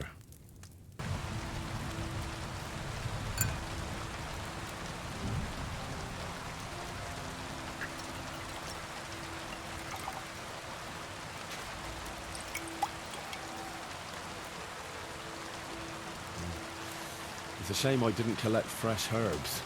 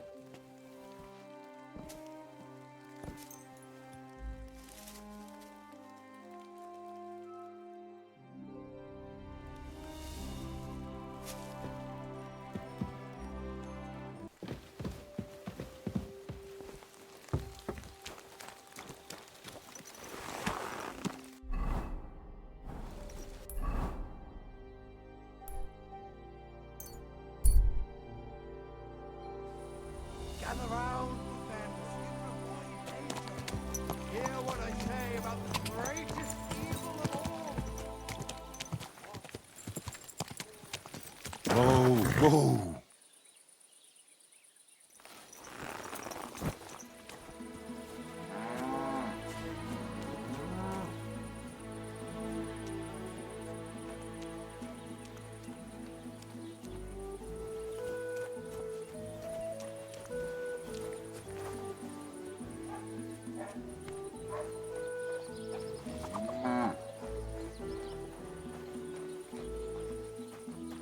Greetings to you.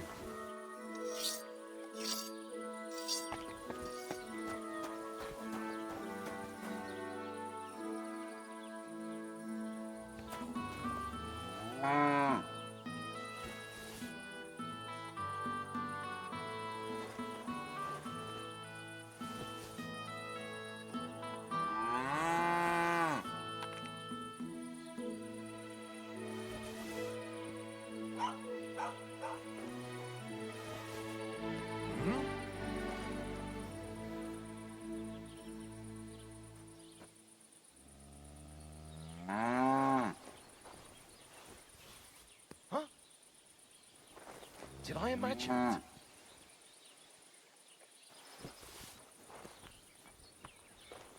I heard something.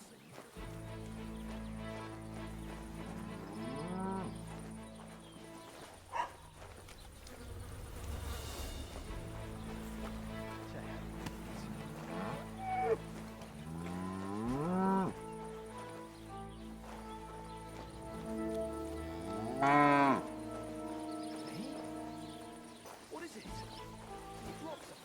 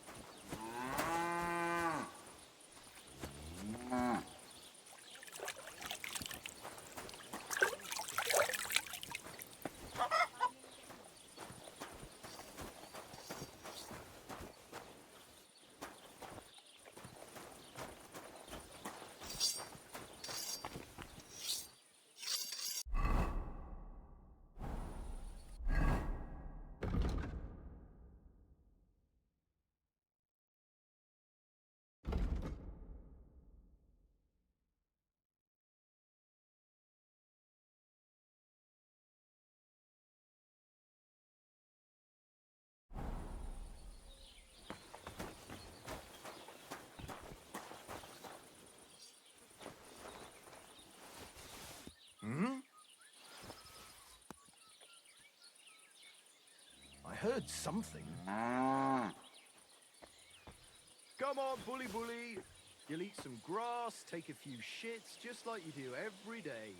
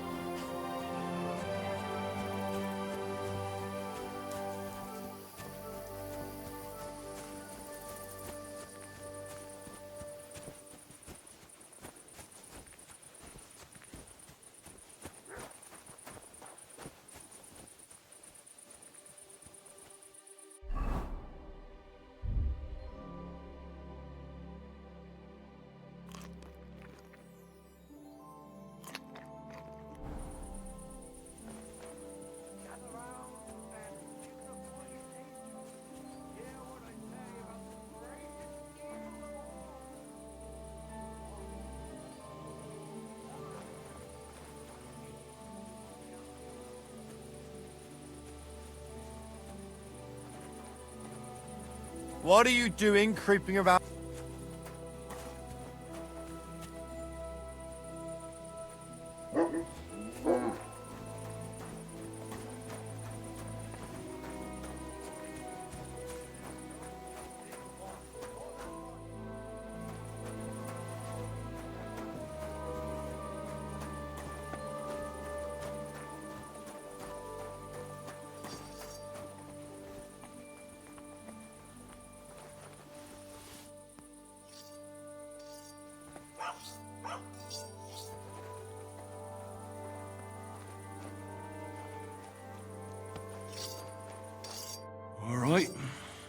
What am I gonna do with you?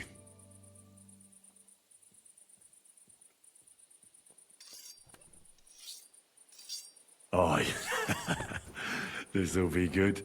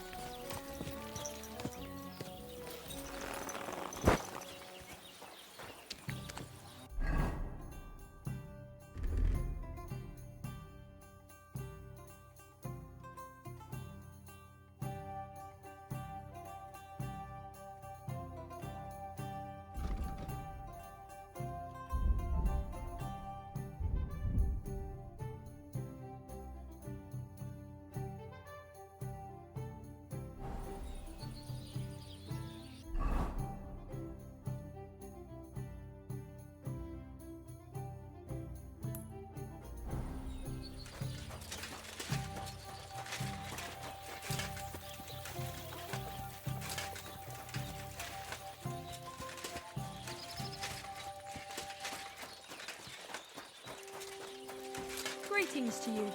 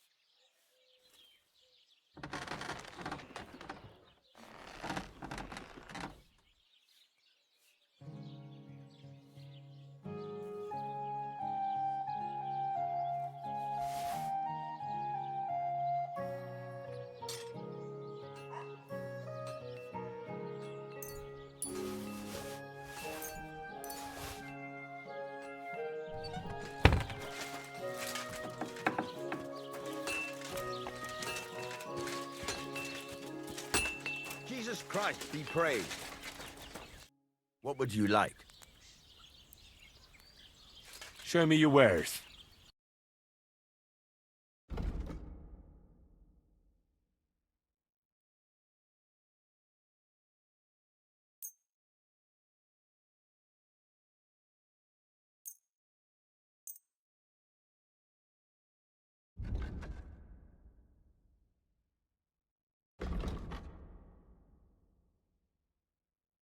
Let's talk about the price. All right. I'm listening.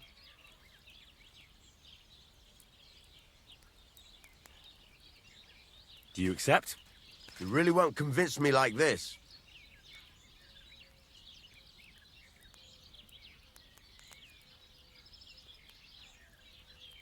I could go for that price. Pleasure doing business. Take care.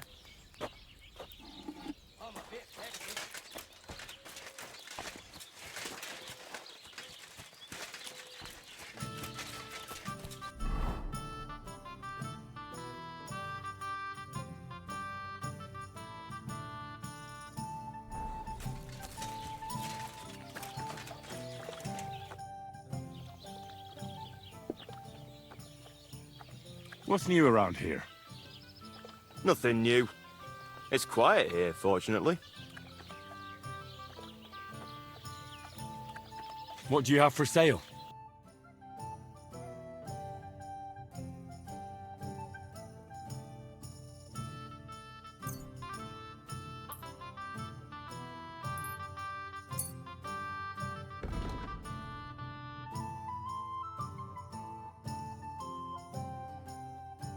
Let's talk about the price. All right, I'm listening.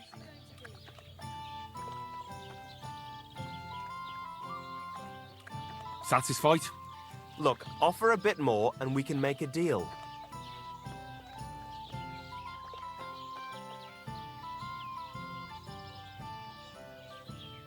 All right, I agree. Thank you, and a good day to you, friend. It's done. Oldbrum's bull isn't as white as it used to be. I knew you wouldn't let me down, mate. Oldbrum must be having a fit. I can almost see it. To hell with the fucking pricks. The lousy cities All right, then. Here's the reward I promised you. Every last groschen. Thanks. And since you already got caught up in our little disputes, maybe you can help me with something else. So, what can I help the Takovites with this time? We're planning to meet with the Geliovites in the pasture that they keep arguing with us about. We'll sort it all out with them there. Nicely. Man to man. Wouldn't you like to join us? Why not? After painting that bull, it would actually be quite a pleasant change to talk things over face-to-face. Aye. Talk. We'll get into a huge argument and then start punching each other in the gob. So then, should I send for Oldbrum so we can get going?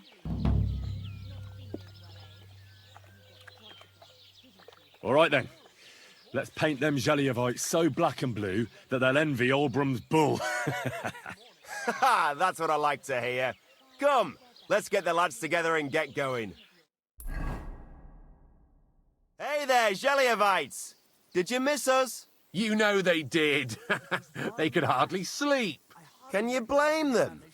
I'd rather come and get a beating than hang around in Geliov too. You see? They're provoking us again. And they brought a stranger. There's no use trying to negotiate with them. There's nothing to negotiate, old man. The pasture is ours, and that's final. Bullshit! You know right well that I got smacked around as a child in that orchard right over there. What do we care where you got smacked around? Don't laugh at him.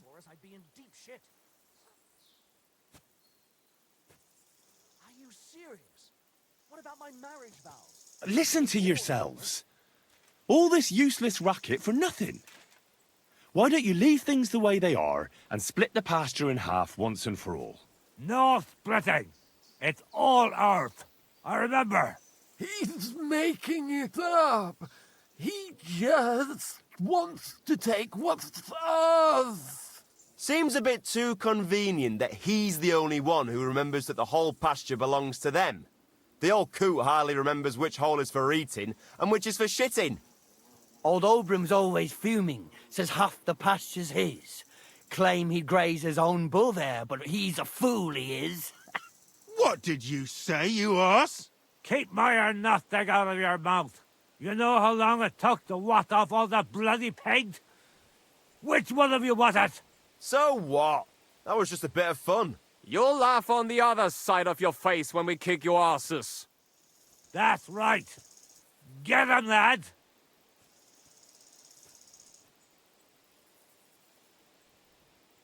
For God's sake, wait! You're really gonna let yourself get beaten up just because Olbram told you to? If he finally admitted the pasture is ours, we could have settled this ages ago. The lad's right. What are you talking about, Flinty Dick? Why should I let myself get beat up every year? It's not like I have to graze my cattle here. Come back here, you traitor. Enough talk. Get him, lads.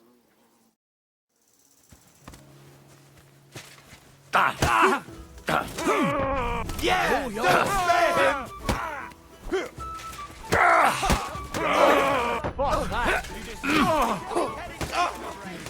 You tossers! Slice him up! It's a wonder you're still standing. I've been waiting for you. Step on our head, jelly of bastards.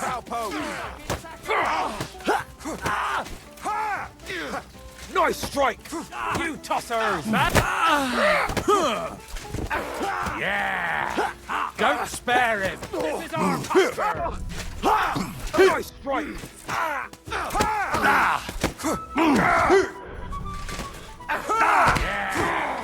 Don't spare Do it!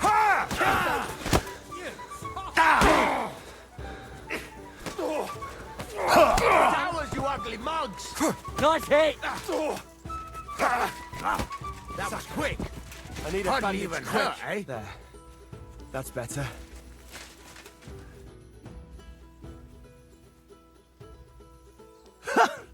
I have to say, for a bunch of ordinary villagers, you fight well. It ain't our first time, mate. And you held your own. Well, I feel right at home in a fistfight. If you ever have another one planned... I would happily kick Olbram's ass 3 times a day. But he isn't getting any younger. Can't have him on my conscience, eh? It's more than enough that you helped us defend Tachov's honor. And don't think we don't know how to reward good deeds like that. We have a nice pile of groschen for you. Thank you. And if those Jelliavites ever cause any more trouble, let me know. Farewell. What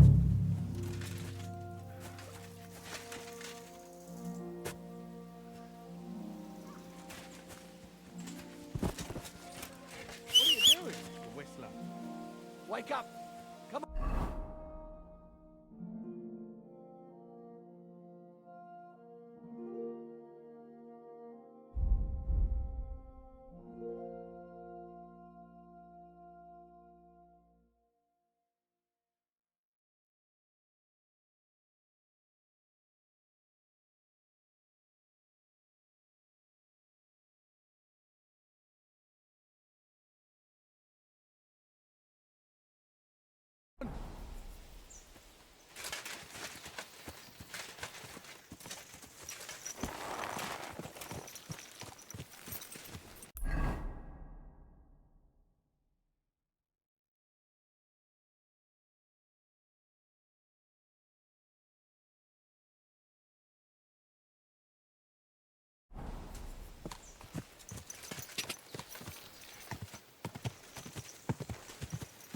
Ka!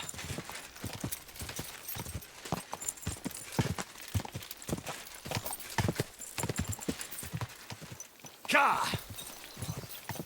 I'm gonna bash your face. Quick!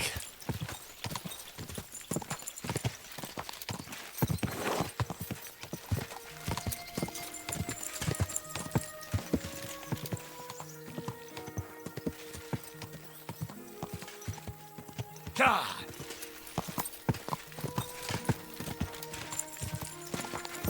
Oh, God. Whoa.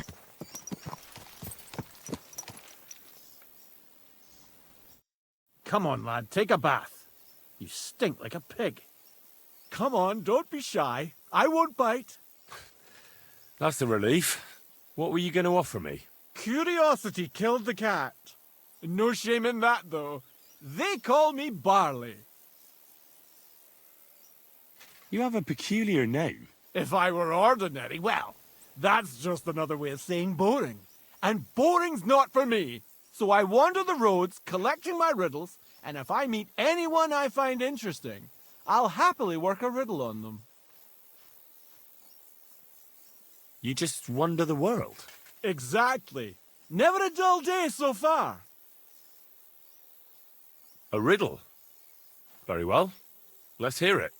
Now, listen carefully. What belongs to you alone, but is used more often by others? Any idea?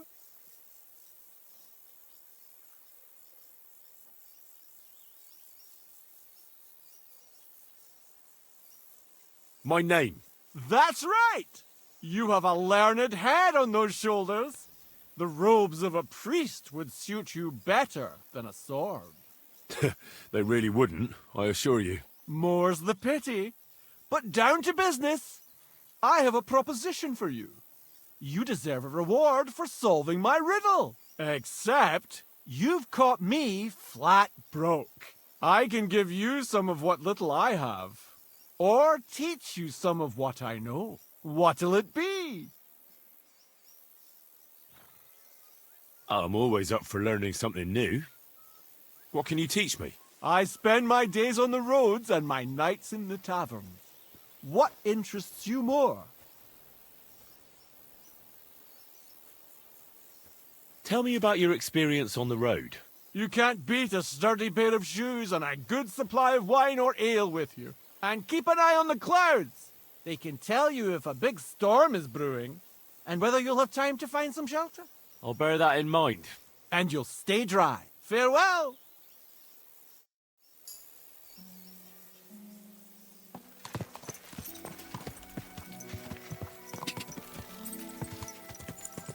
God.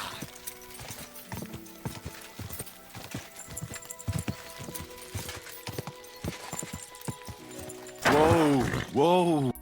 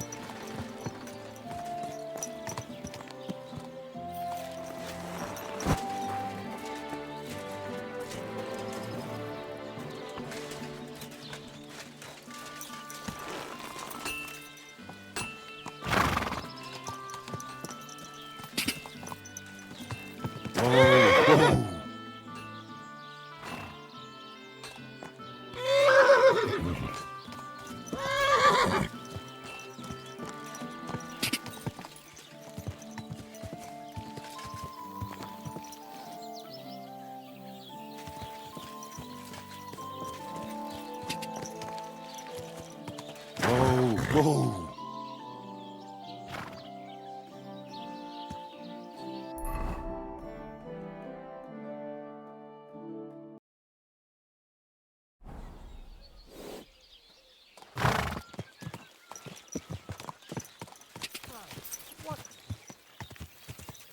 Whoa, whoa.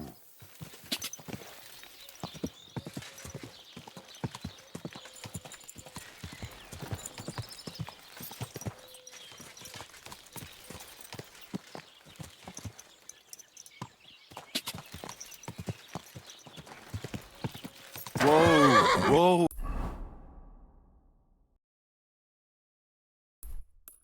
Ooh.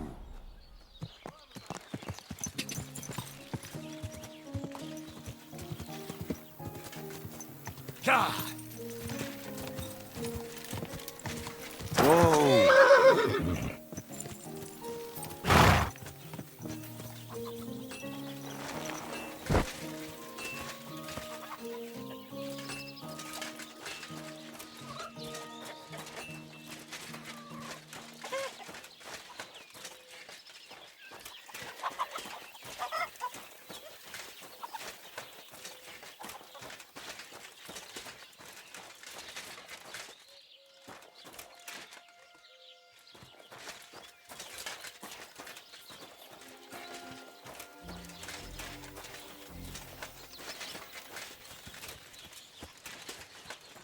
God bless you.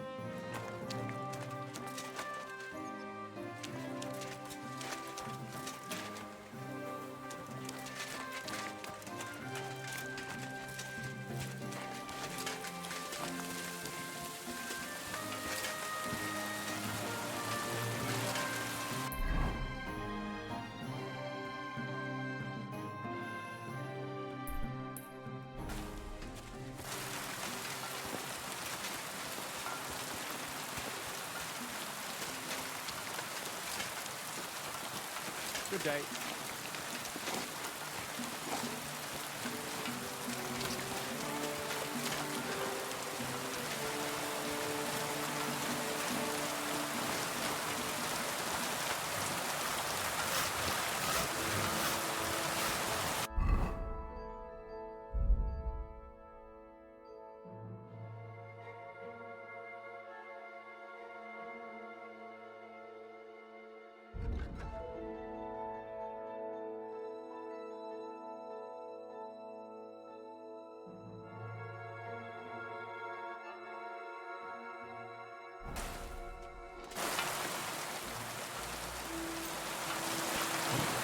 All right.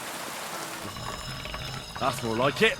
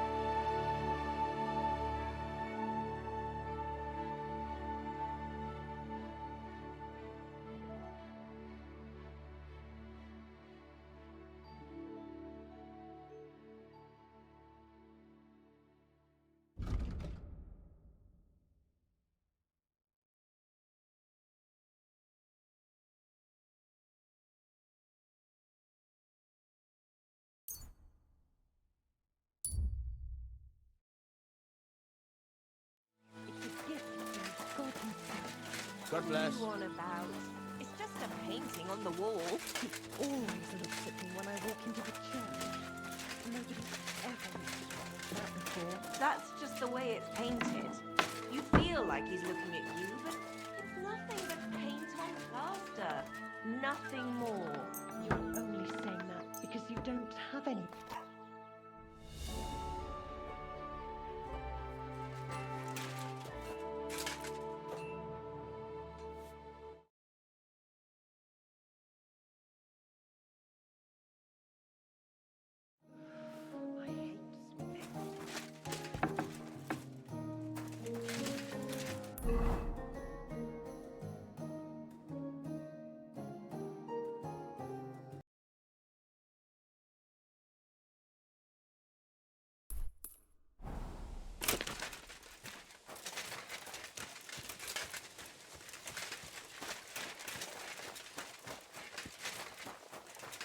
God be with you.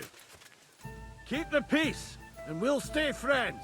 God be with you. What's the hold up, innkeeper?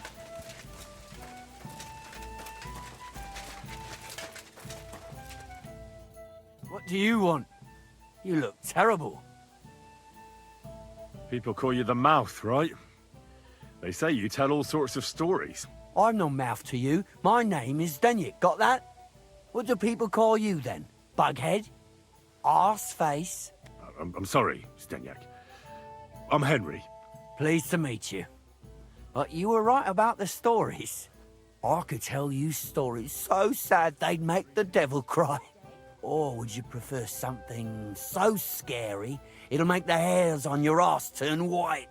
But it's a lot of hard work for me. Now, if you had something to drink or a couple of groschen, that might help loosen my tongue.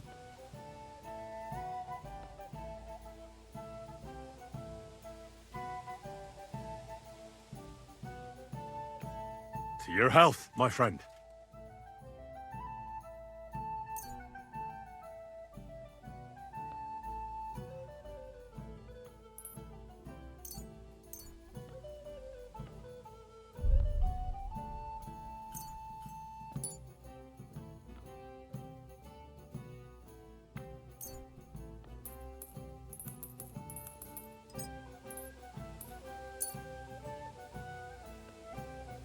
Thank you very much. I knew you wouldn't leave me high and dry.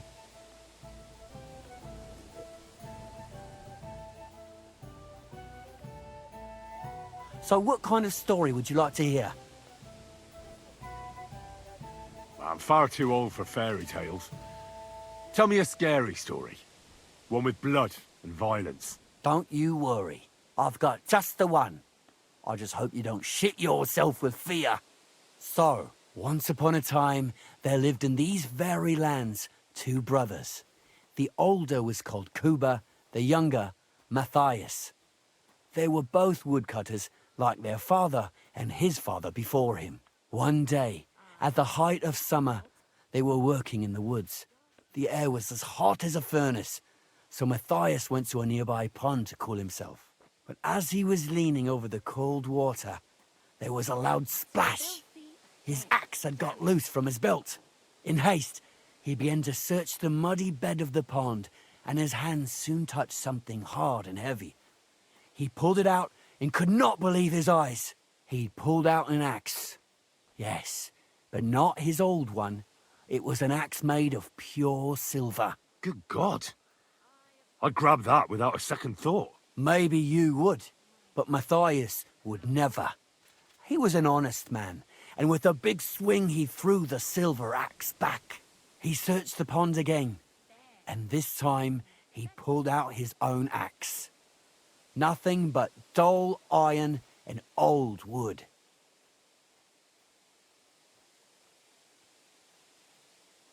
I reckon that was the right choice. Who knows who the silver axe belonged to? Well, quite. Listen on. Matthias was just about to leave when suddenly a water goblin came out of the pond, silver axe in his hands, and he said, "You're a righteous man, Matthias, and for your honesty, you may keep both axes." Matthias, not hanging around for the goblin to change his mind, took up both axes, gave us thanks, and ran to tell Kuba all about it. Kuba, however, was not best pleased with his little brother's fortune.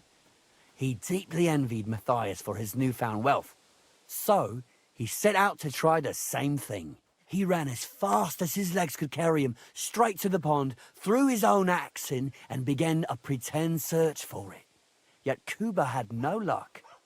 He pulled out the axe he'd thrown in himself. So he tried again. Tricked by sunlight, he grabbed something shiny, only to pull out his old iron axe again. Enraged, he hurled his axe back into the water and yelled, "Fuck this axe! I want a silver one." But the water goblin heard his shameful cry and was greatly upset by Kuba's greed. So, when Kuba reached down into the water for a third time, the water goblin seized his hand, pulled him down whole to the dark depths, and drowned him. Oh, that's so cruel. I feel sorry for Kuba. Aye, and so did Matthias. He went to the water goblin and begged for his brother's body so he could take him home and bury him.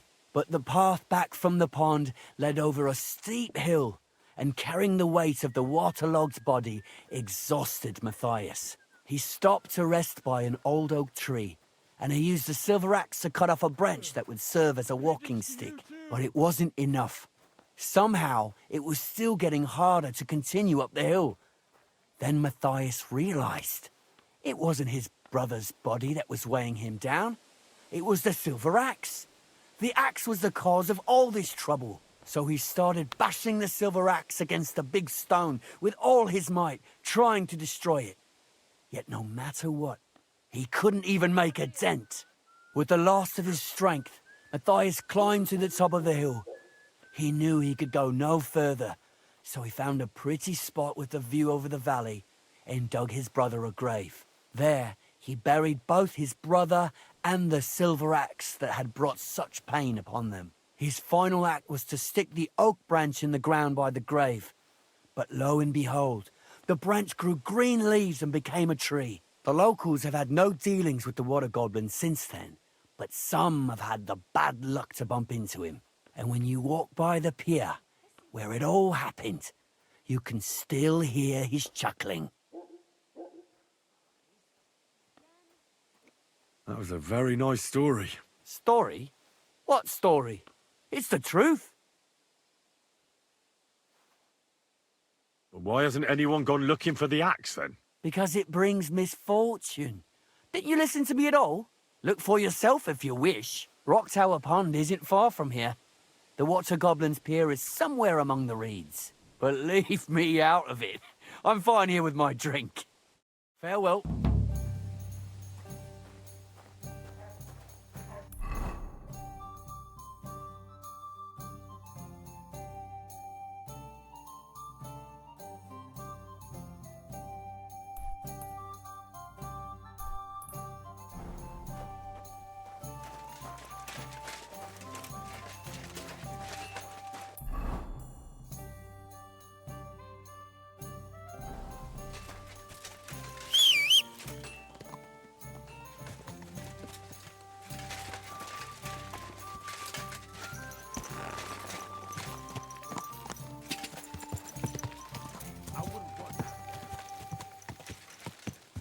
Quick!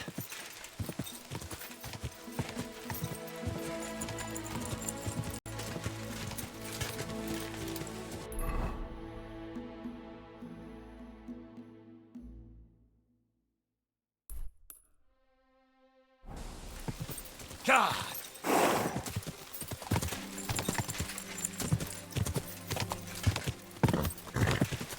God!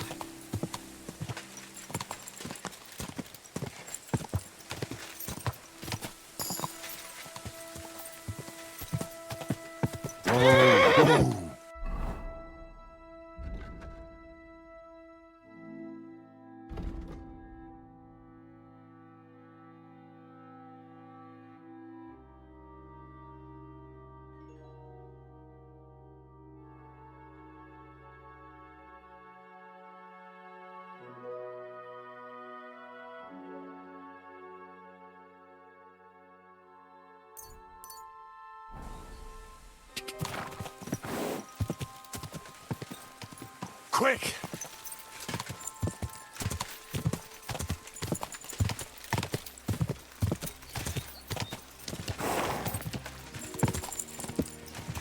Whoa!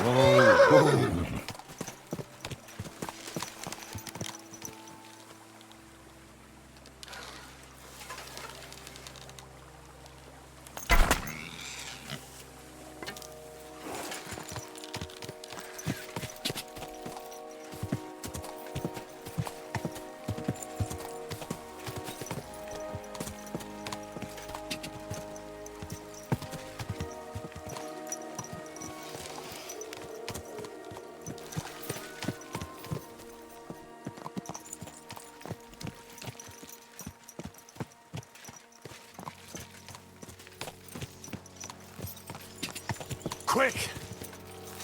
Go!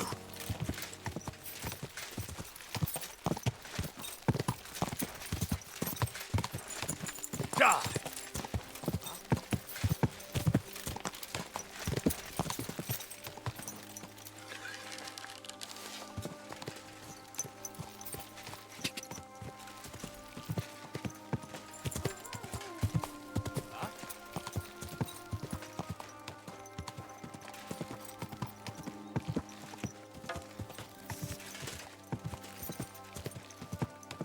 Quick!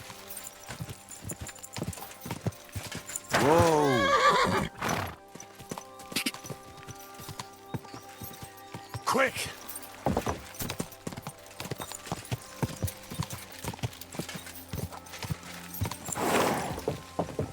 God! Whoa, whoa!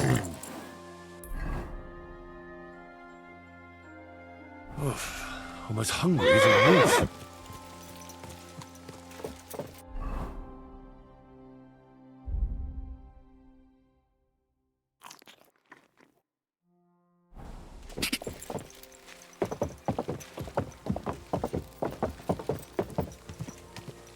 Whoa, whoa.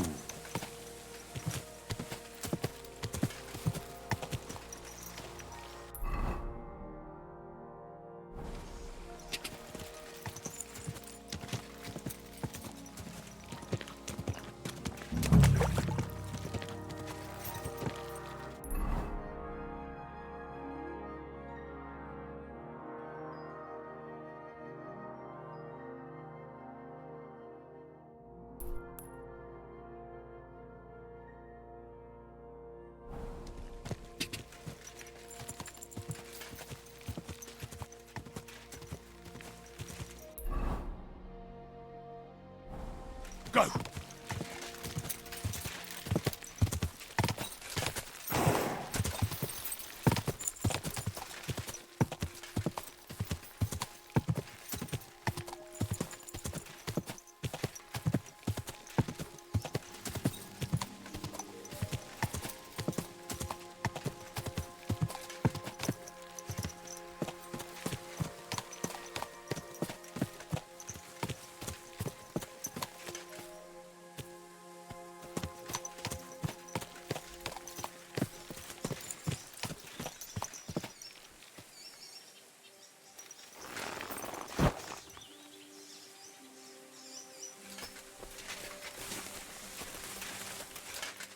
This could be the rock from the story.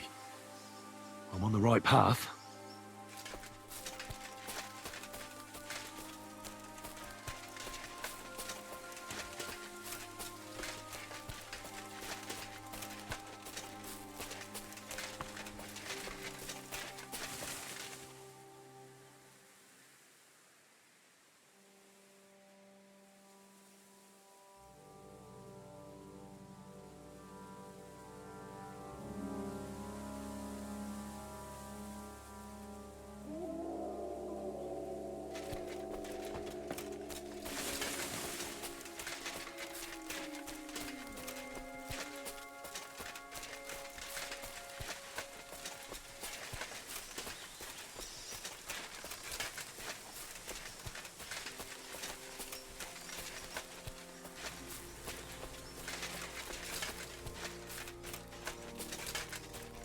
A grave under the tree, overlooking the valley. This must be where Kuba, Matthias's brother, is buried, together with the silver axe.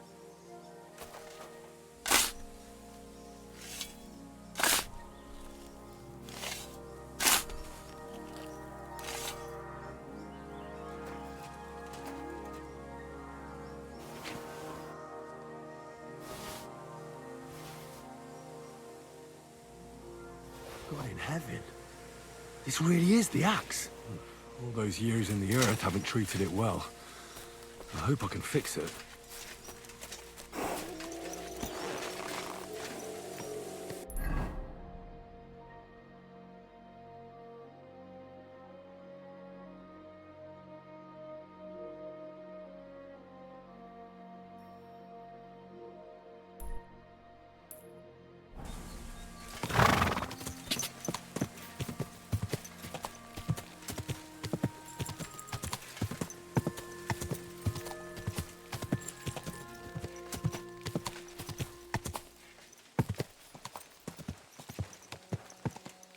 Quick! Whoa.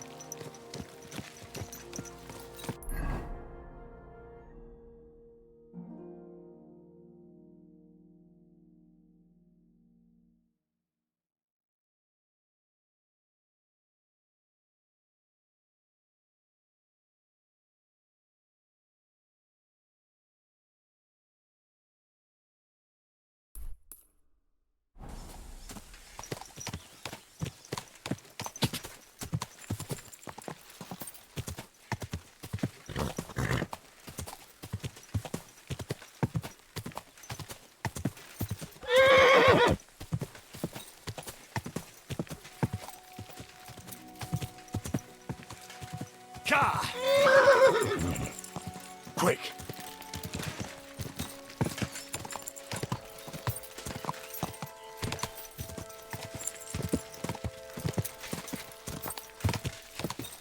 Ka!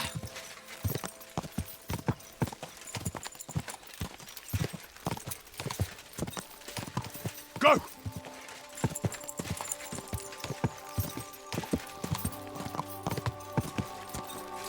Go!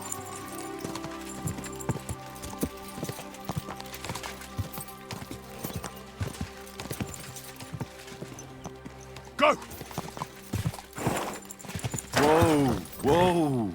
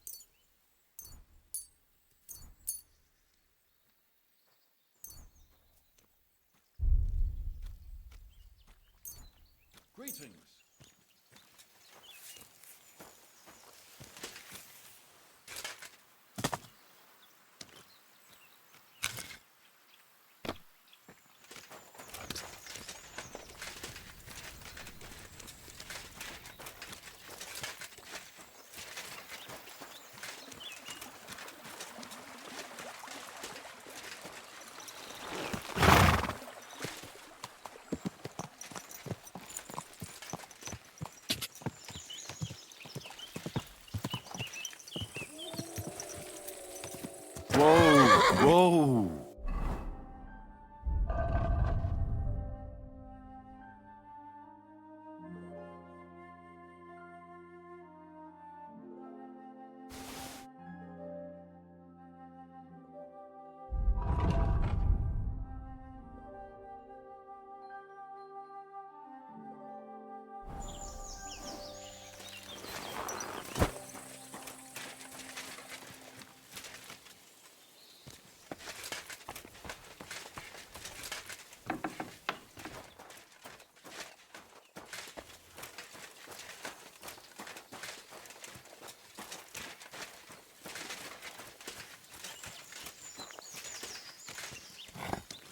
Good day.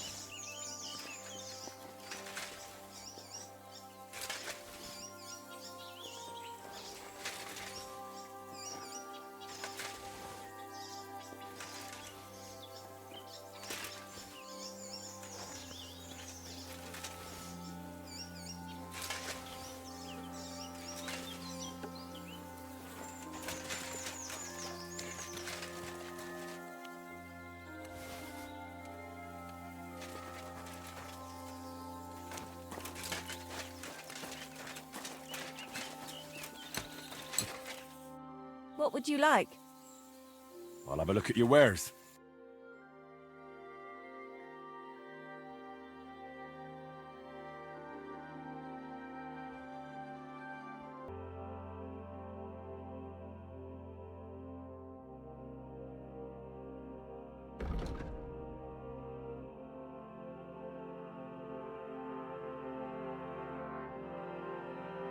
Why are you wasting my time if you don't want anything then?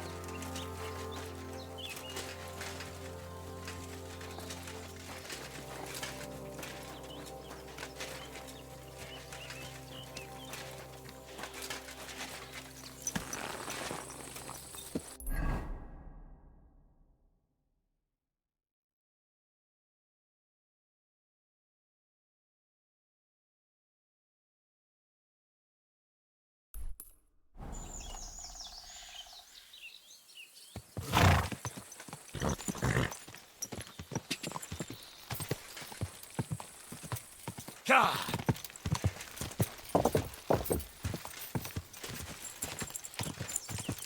Ka!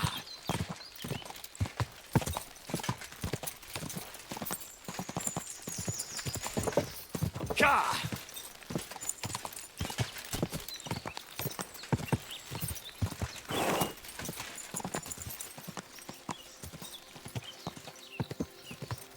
Ka!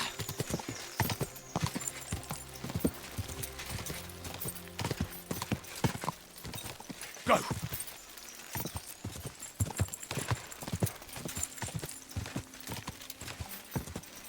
Ka!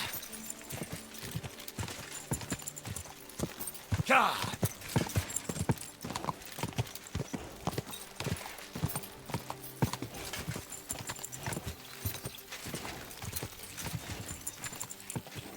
Ka!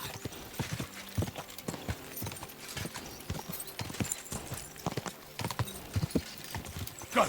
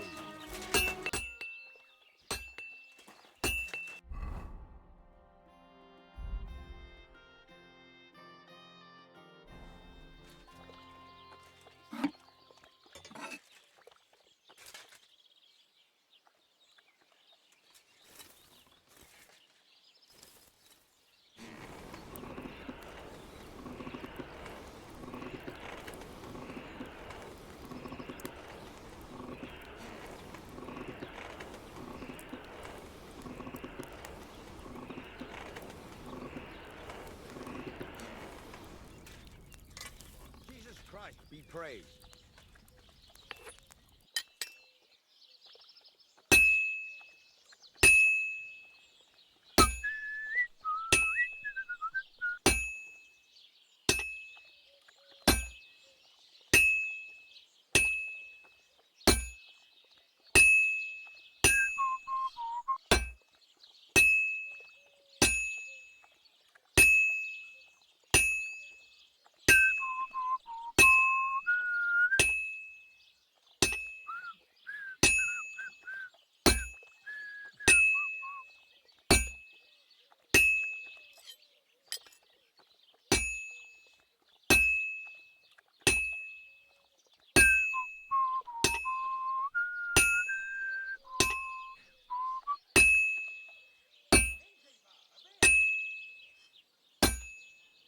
Well, I'm about half done.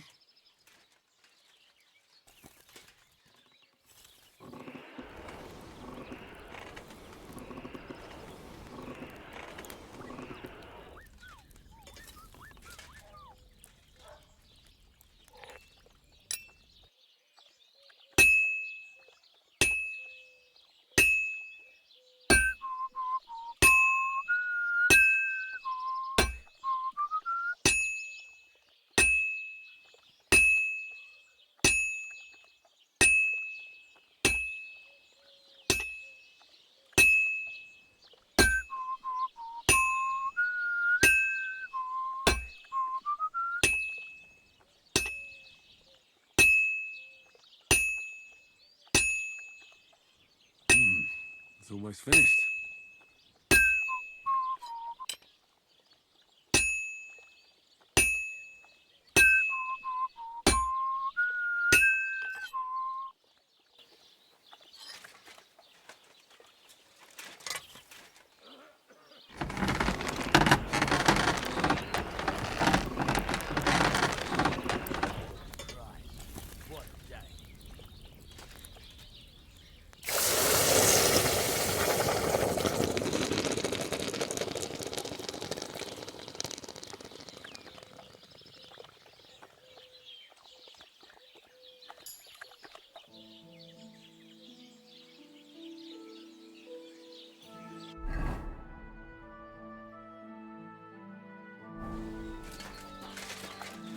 Excuse me?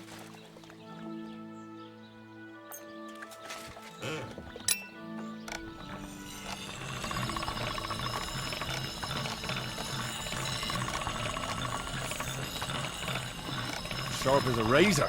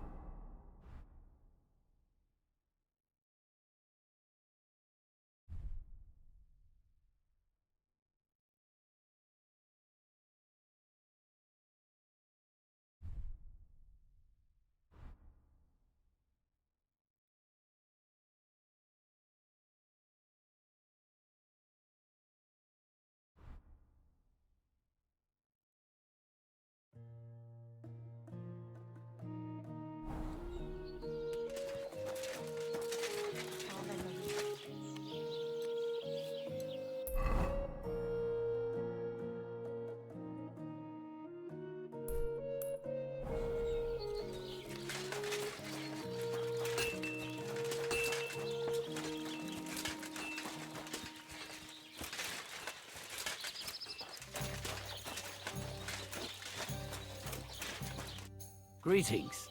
Do you need something? I found the water goblin's silver axe. What do you mean? You want another? What axe? The one from your story. 2 brothers, a silver axe, a water goblin. One brother got the axe, the other got drowned. You know. Wait, so you actually found it? Do you have it? I have to see it. Here you go. It's not possible. Where did you find it? I just followed your story. I found the pier by the rock tower pond, then went up to the old oak tree, then the big stone beside the road. Doesn't really look like a woodcutter's axe. Are you sure this is really it? But you didn't say it was a woodcutter's axe. You only said the water goblin's axe was silver. I did, but still. In all the years that story's been told, everyone thought it was just a fairy tale for children. It has 4 different endings nowadays. When Johann and Jaleov tells the tale, it's about 2 sisters, and the water goblin grants one of them a pair of silver slippers. The other sister was jealous, but she didn't bother with the water goblin. She found her sister straight away and pushed her off a cliff in Apollonia. It's the same story, but Johann gave it some extra colour. Best not go looking for the slippers too. Although, with your luck... Take care, friend.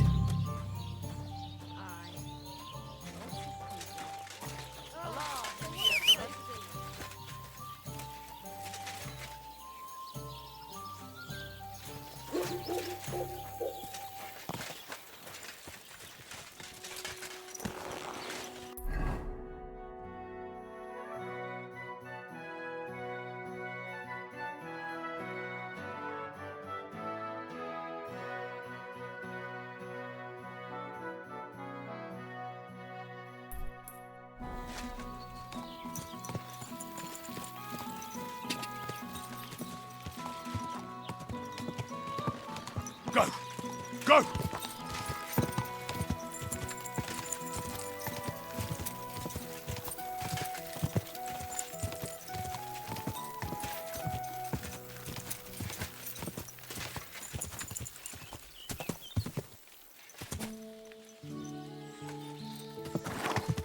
Go!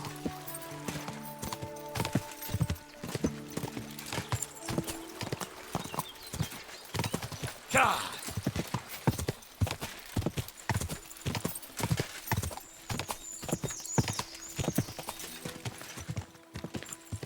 Quick!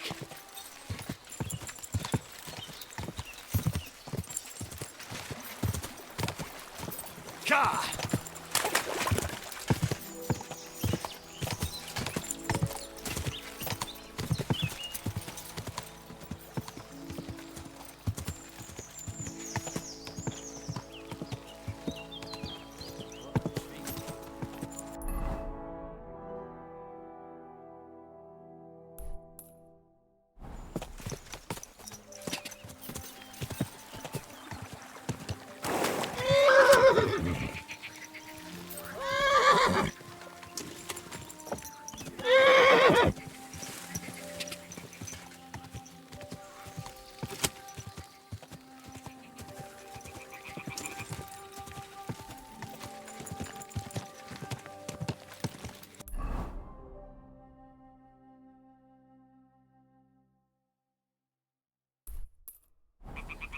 Quick!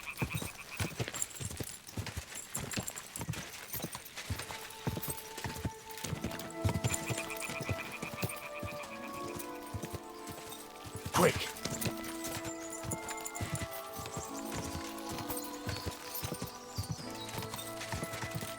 Ka!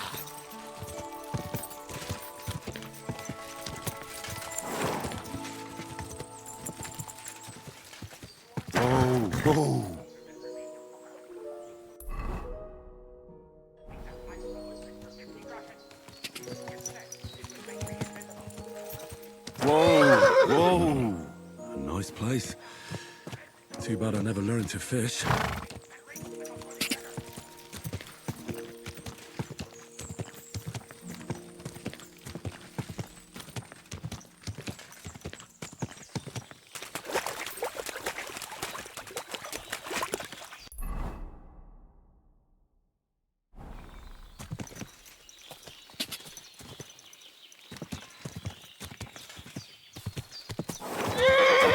Quick!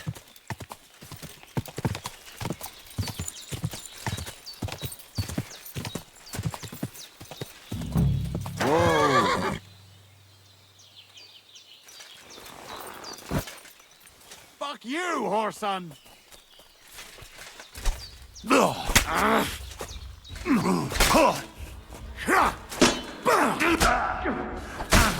Wanker!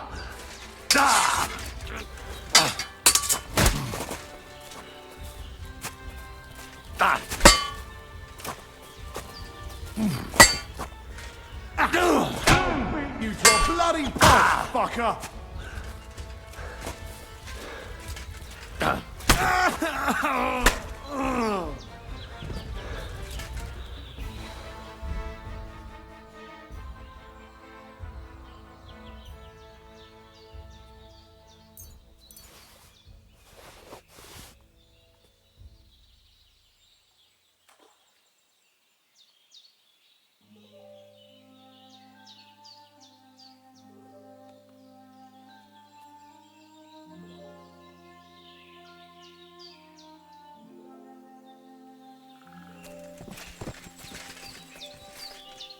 Dead, and robbed of everything, just like Capon left him. And there's no trace of Mutt.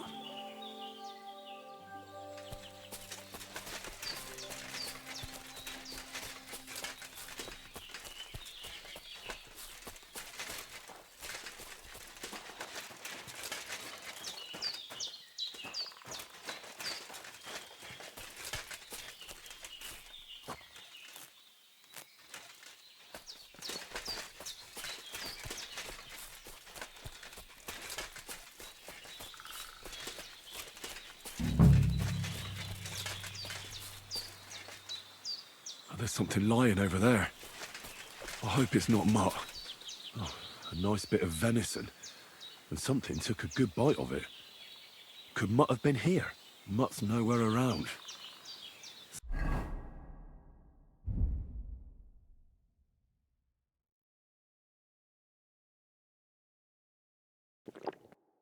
Someone must have taken him in.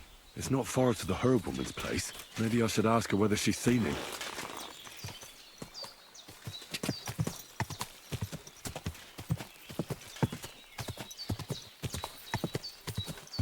Quick!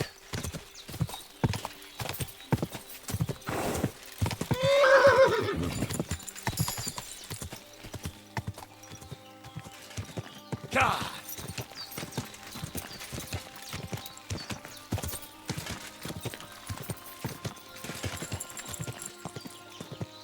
Whoa! Whoa!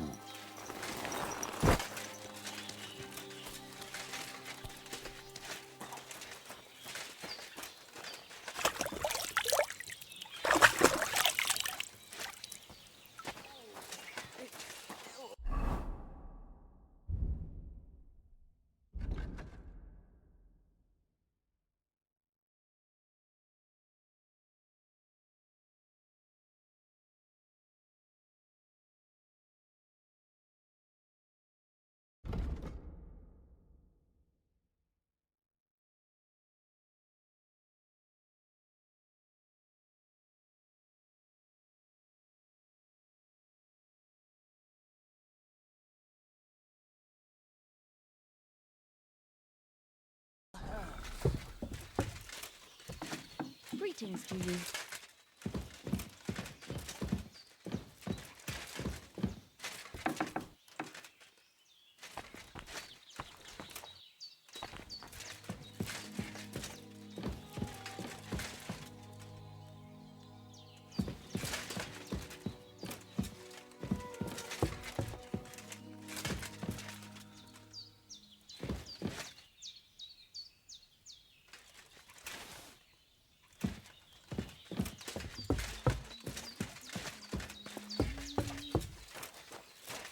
Greetings.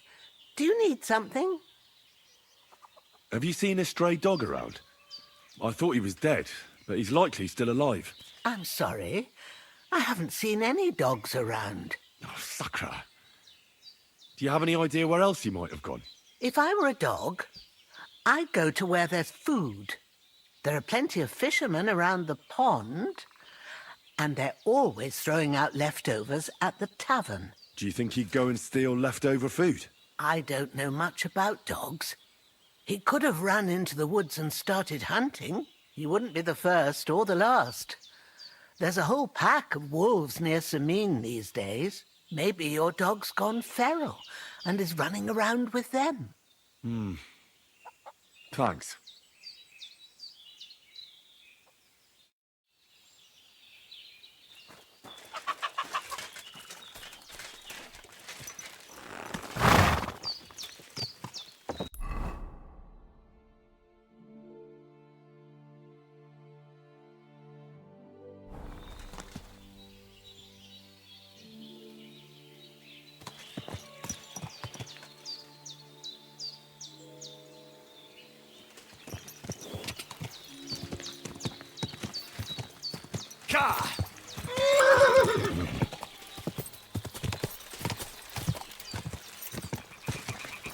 Quick!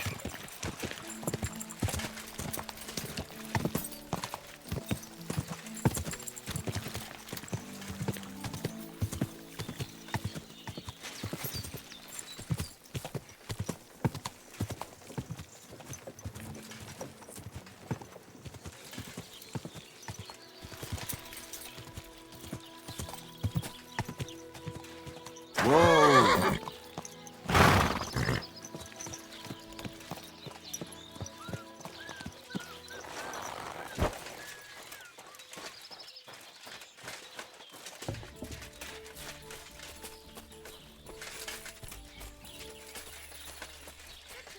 Blessings to you.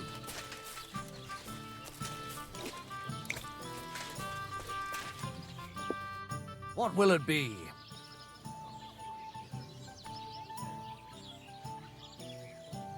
Show me your wares.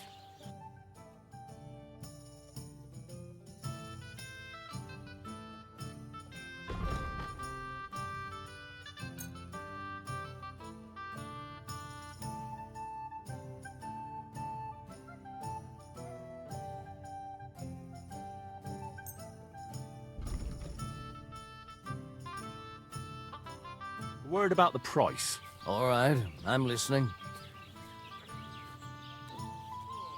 How's this? We're getting close. Lower your price a little more and we can shake hands.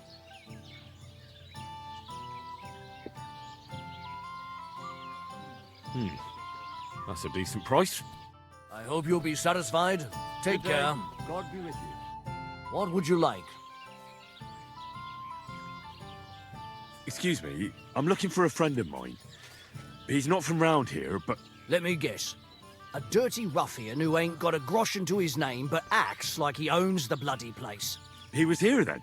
Aye, he was. He was larging it up good and proper, and then he found some lads who paid his bill, unfortunately. What do you mean by that? Why unfortunately? Because they're right ruffians who are always up to no good. But still, birds of a feather, eh? In the end, they left like best pals, but I've got no idea where they went. What's going on around here, innkeeper? You're not going to believe this, but 2 local lads claim they found a water goblin's treasure. God be with you. You have a water goblin here? It would be a wonder if we didn't, with all the ponds around. He's got a hut nearby. If you follow the right bank of the Rock Tower Pond, you'll find it hidden in the reeds. Where did you say the water goblin's hut was?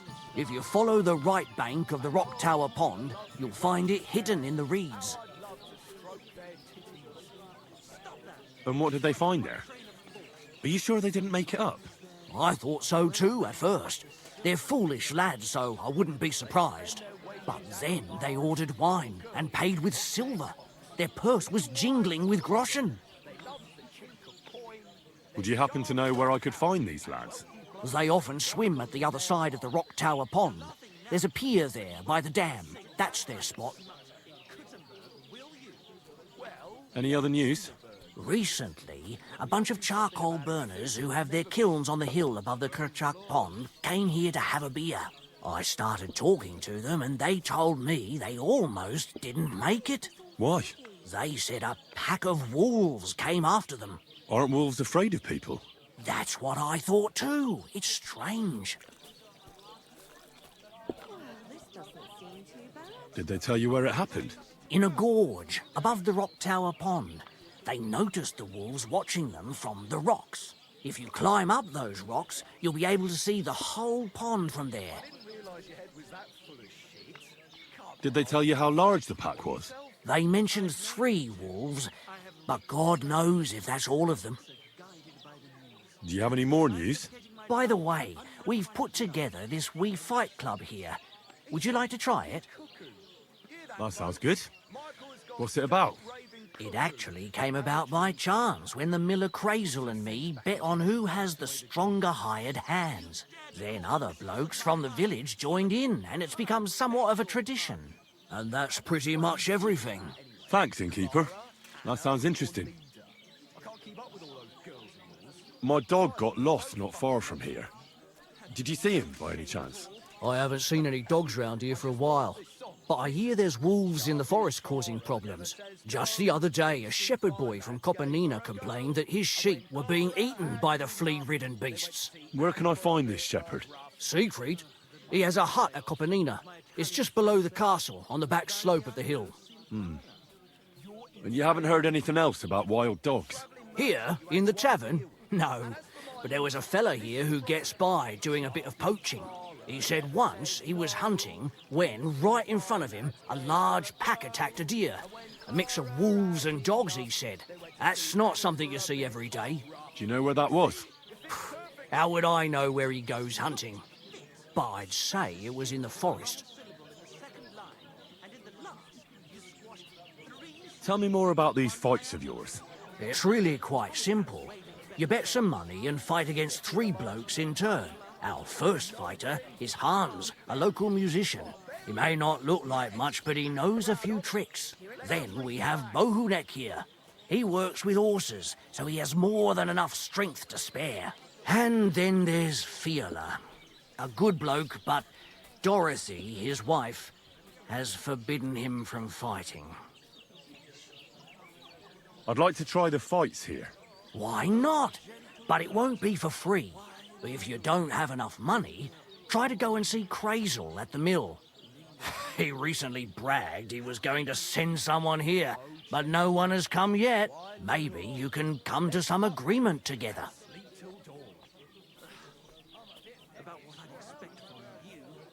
I prefer to pay for myself. I see you are a man of action. I like it. The fights can get started then. Or they could. But as I said, old Fiala is sitting at home in the doghouse. His old woman won't let him fight anymore. So you took my money for nothing? Easy, lad, easy. We'll sort something out. What if you tried to talk to Dorothy? You're a stranger. Maybe she won't be as sharp with you as she is with us. Go and see her. She manages the baths behind the inn. It's no more than 5 steps. All right, then. I'll see what I can do. Poetry. Right, and you've come up with some real pearls.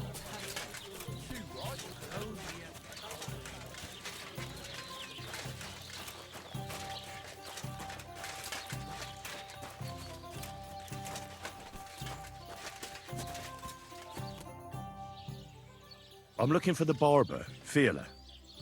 Then you found him. What can I do for you? Well, hurry up. There's some fights to be fought. The whole tavern is waiting for you. I know, but my Dorothy has forbidden me from going.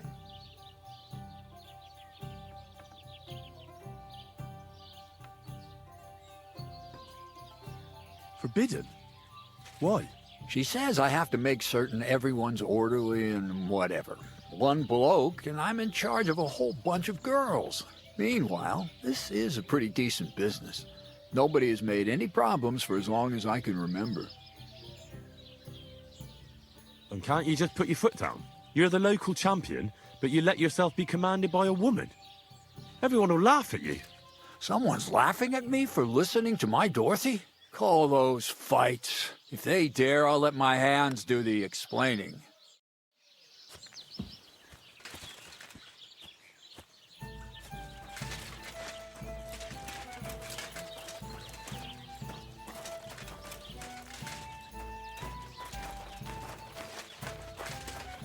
Ah, so you changed your mind? Are you waiting for something? A musician and a fighter. You don't see that every day. When you spend as much time as I do in Kneipen und Schenken and catch so many Schläge, you learn to return them. No, I get that. But why are you fighting for money? I've been here a long time and I would like to travel a bit further. Every groschen helps. Where are you headed? Württemberg, Prag, Wien. Wherever my feet will take me. Or a willing foreman will carry me. So maybe I shall end up in the next tavern or in the Dunghaufen behind the village. Come and fight. Wunderbar. Ausgezeichnet. Möchtest du wetten? It's more fun when you have something to lose or win. Here you go. That is what I like to see.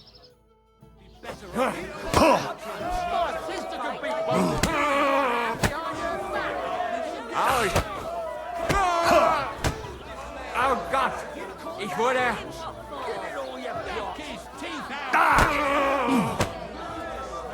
Au! Meine Nase!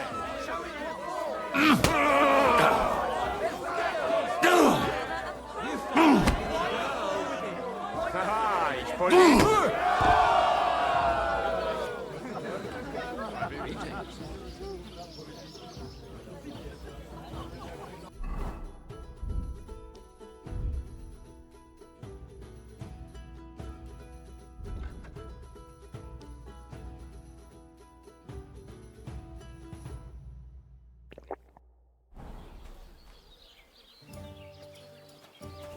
Greetings, friend. Greetings to you, friend.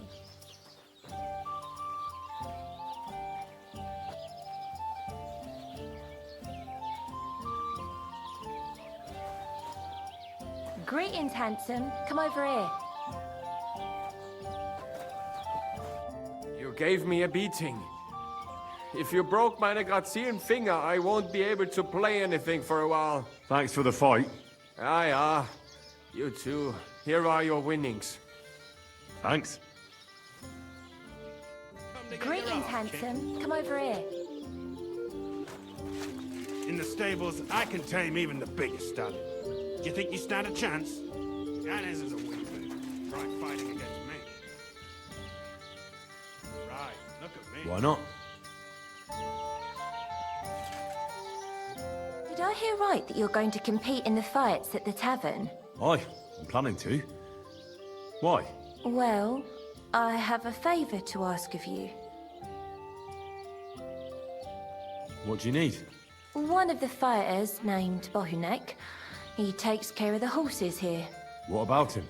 I want you to give him a proper beating, so he won't be able to sit for at least a week. And why? Did something happen? He often comes to see me, pretends he likes me, but last time he came drunk. He ordered a bath, something to eat and drink, but then he suddenly knocked the tray out of my hand and started groping me. Wait, he... No, luckily not. But when I pulled away from him, he hit me so hard I thought he'd knock my eye out.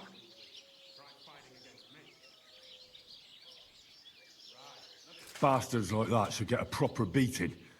Hitting girls. So you'll give him a hiding? You better believe it.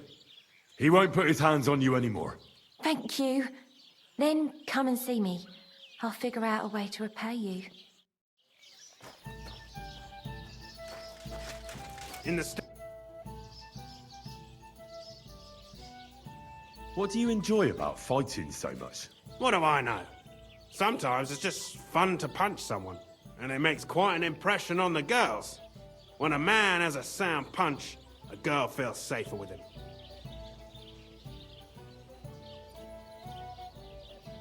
Do you show off like that often? Only when I have a feeling some wench might be watching. And that's nearly always, since the bathhouse is next door. So if you thought I ever go easy on anybody, you couldn't be more wrong. Let's fight. It'll be my pleasure. But before we start, I'll collect the bets. Do you have any money? I do. Here you go. And now, pray. Wipe the floor with Get a move on.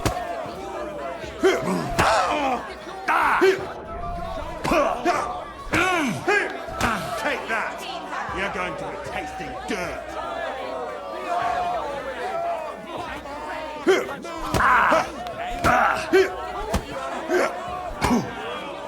Get a move on, you snail. My.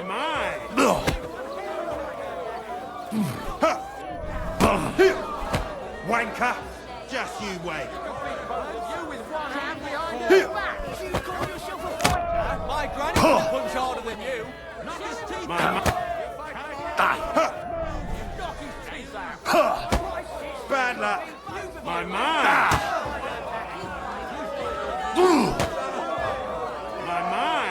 That land's a kicker. You're going down.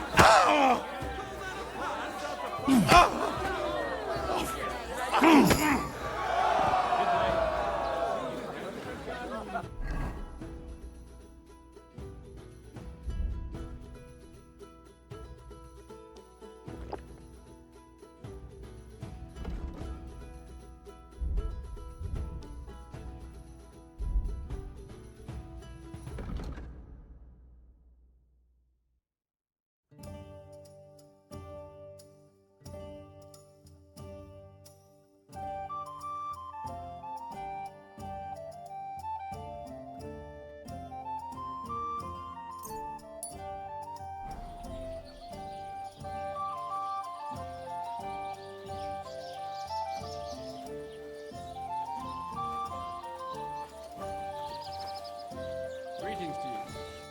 You don't look like it, but you're a good fighter. Here you go. And you owe me a tooth, you cunt. An eye for an eye, a tooth for a tooth. What the fuck are you on about? That's for Anna. And if I ever hear you touched her again, I'll use my steel instead of my fists. All right, fine. I'll leave her alone.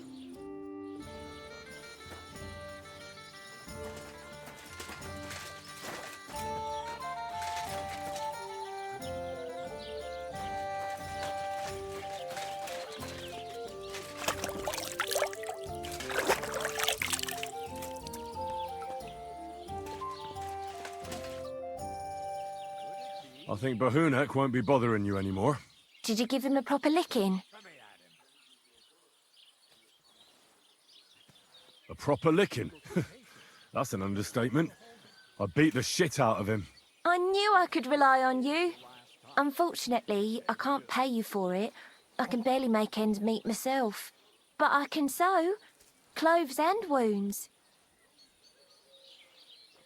Thanks. That'll come in handy. And I can also teach you something. How to mix a special ointment or to make a few stitches with a needle. What do you say?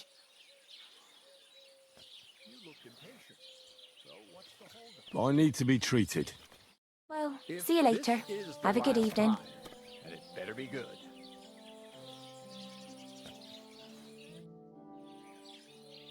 I'd like to learn something. And what would you like?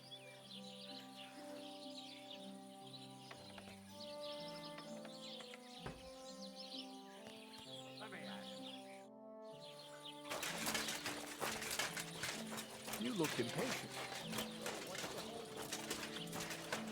I was really looking forward to this.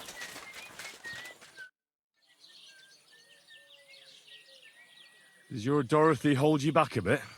Think whatever you want, but she turned me into a decent bloke. She's only trying to keep me away from temptation. And what were you before? A drunken good-for-nothing who could even lose his own soul at dice. So what did she see in you? That's a long story, but it involves Dorothy, me, a pitchfork, and the arse of one uppity customer. So, are we gonna fight or not? You better believe it. But we have to bet first, right? Let's make this interesting. The bet sounds good. Here you are. That's what I like to see. Fight! Show him what for! My sister could beat both of you with one hand behind her back.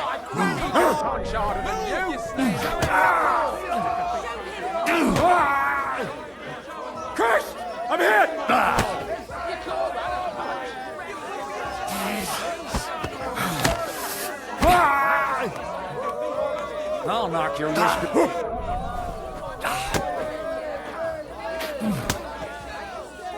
You want to try me?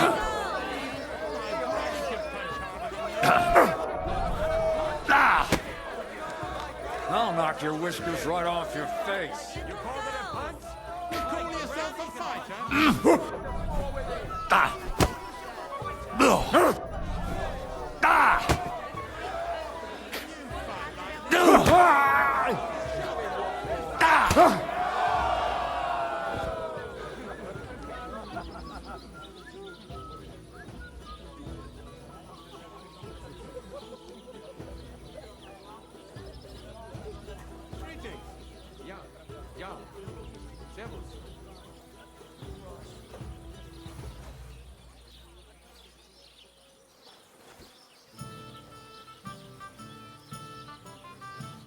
Dorothy was right.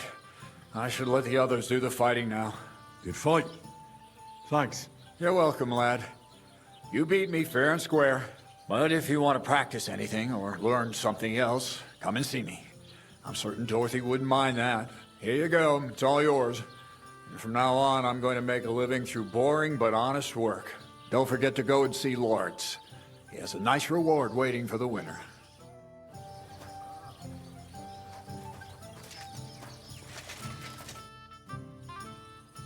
I'd like to learn something. What are you interested in?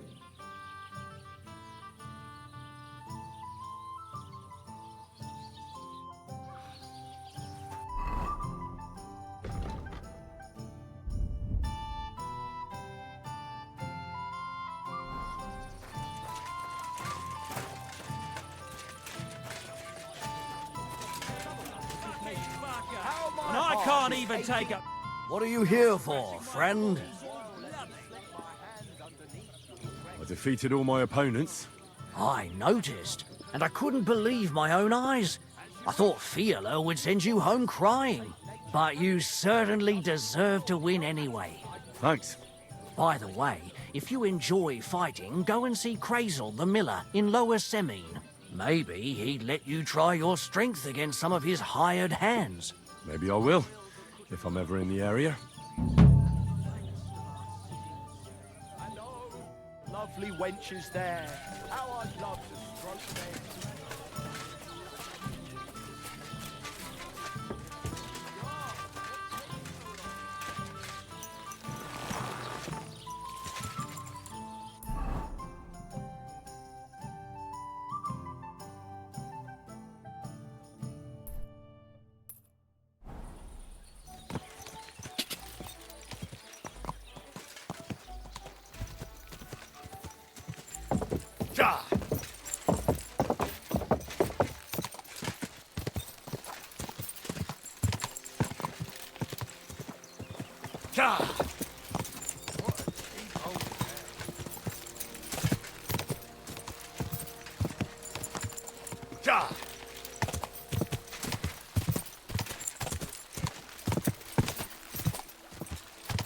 Go!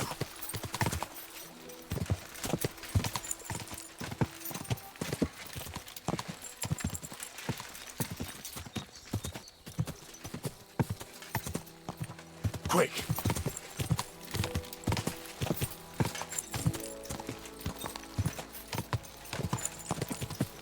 Ka!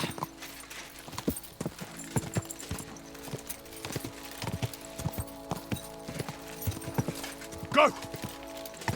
Ja!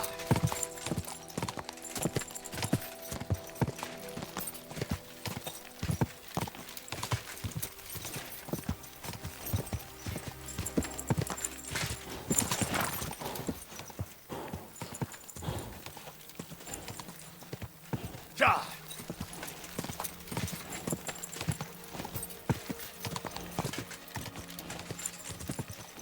Ja!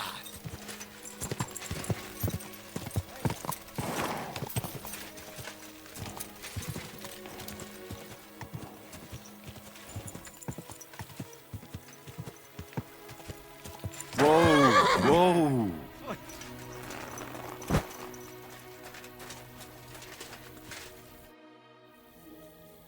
I hear you have some problems with wolves. You can say that again.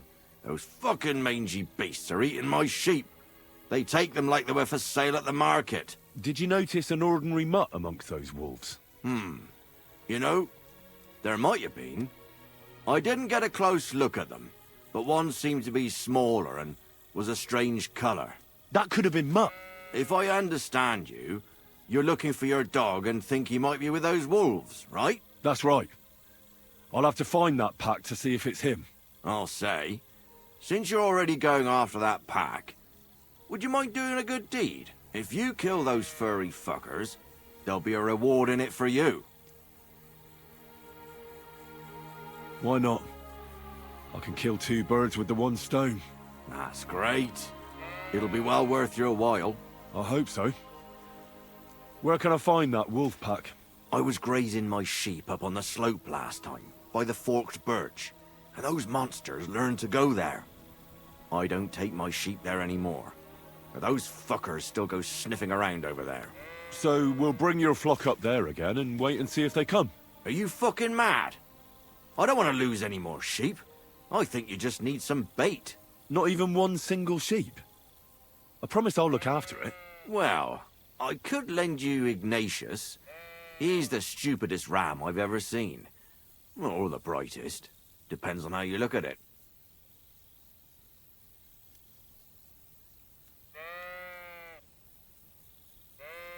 What do you mean? Can he do somersaults? Does he know how to count? That'll be all I need. The only thing that little devil knows how to do is piss me off. When I want him to move, he sits still. When I want him to sit still, he fucks off to where I can't find him. I know people like that. Right. But you can tell a person to fuck off. But when it's a sheep, you're wasting your breath. And on top of that, you have to take good care of him. So I'll take Ignatius and use him as bait? Right. But he's so stupid he's smart. I'm certain he'll come back to me. All right. I'll take Ignatius and go and have a look around that forked birch. Will he come with me, or will I have to lead him up somehow? That bugger will follow you himself. Just wave a carrot in front of his face. He's mad for carrots. I can't even count the times he's rammed his way into my house to get some. I happen to have one here. If you take it with you, he'll follow you around like a loyal dog. When you get to the pasture, just throw the carrot and then go and hide. Ignatius will stay there. Where can I hide there? There's a thicket across the road. But don't worry. If the wolves go after the sheep, they won't notice you. But you'll hear them from far away as they get closer. I don't know anything more horrifying than the sound of their damned howling. Take care.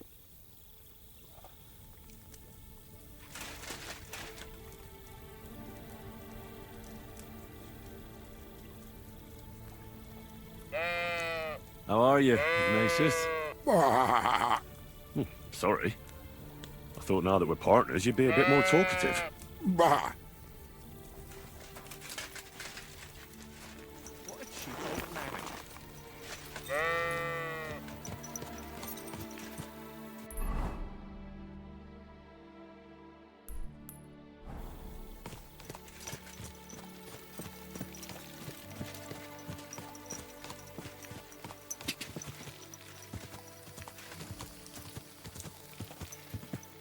Whoa! Whoa!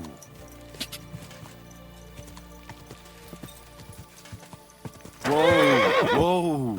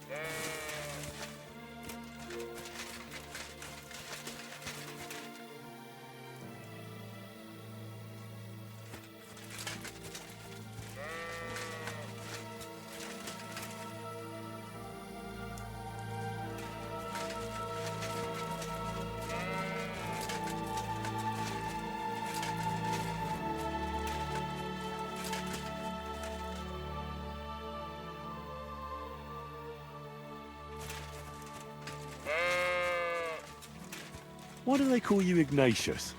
Bruh. All right. Keep it to yourself.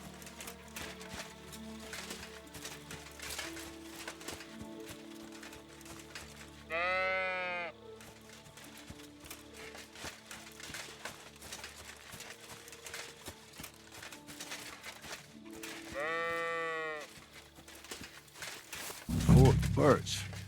I think I've found the spot. Well, Ignatius, I'll put your snack right here. Now, come and eat it up. Once you see a wolf, just out loud, and then run away. All right? I'll be hiding in the bushes, and we'll jump out to save you in time.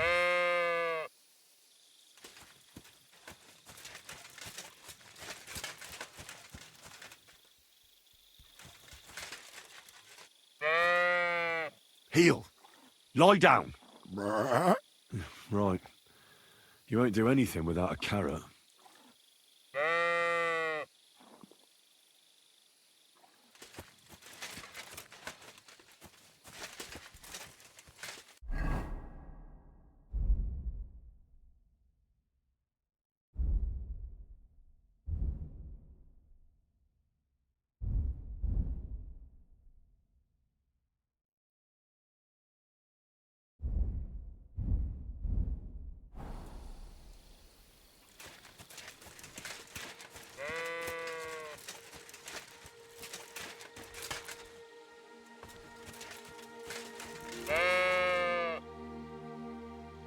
Do you want to go back home? You must be afraid. Mike, you aren't afraid of anything. I respect that.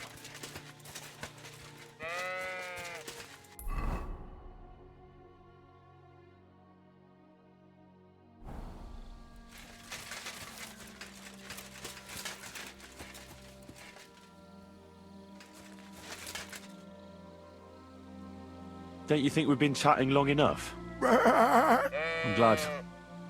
Let's go and get this over with. Heel. Lie down. Right. You won't do anything without a carrot.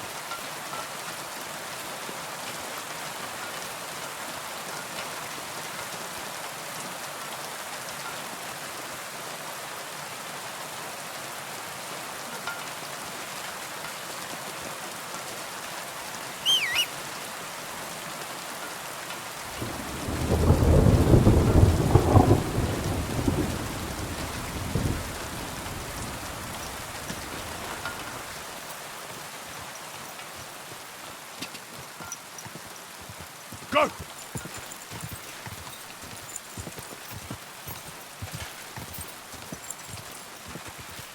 Quick!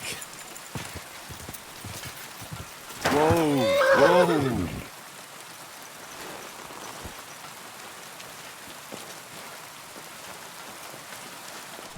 Huh? What are you doing here?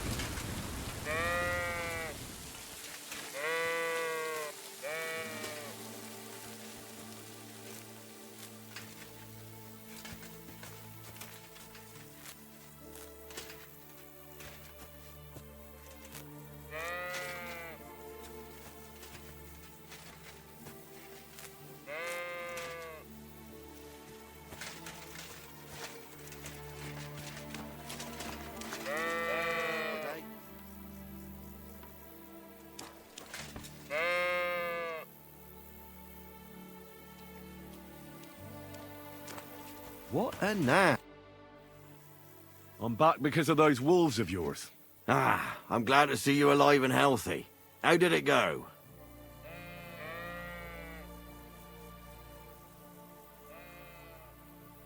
Well, there were too many of them, so I ran away. Sacra. You didn't do much, did... Jesus Christ. I gave you my Ignatius. That poor little creature. In the belly of a wolf. God damn it. Now I'm gonna have to go and beg that old drunk gamekeeper. I didn't find my dog among them. Did you try to ask our gamekeeper? He might be a drunk, but he'd probably notice a stray dog in the woods. He doesn't live far away. Down the hill here along the road. Right on the rock above the pond. God be with you.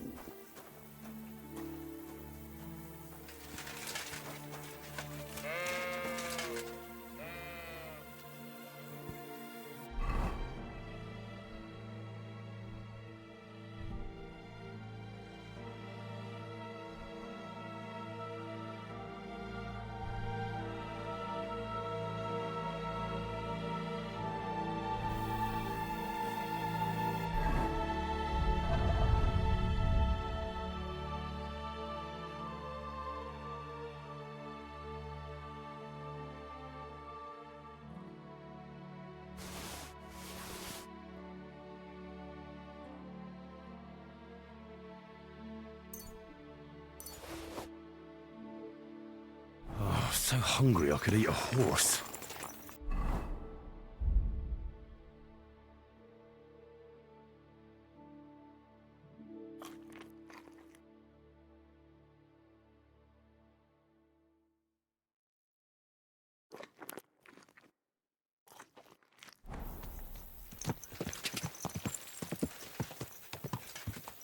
Go!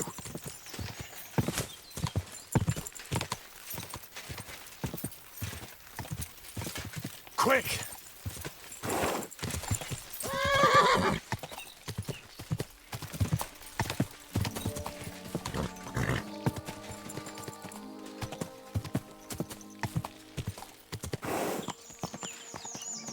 Whoa!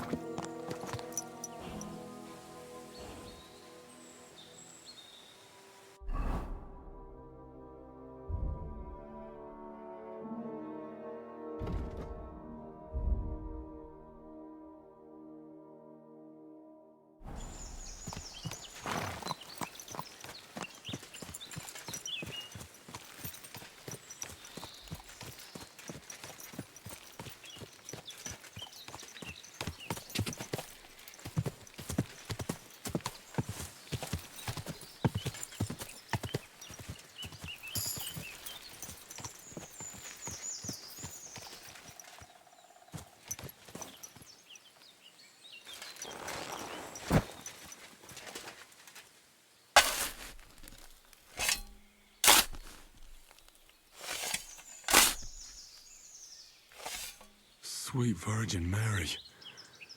This must have been a pregnant woman.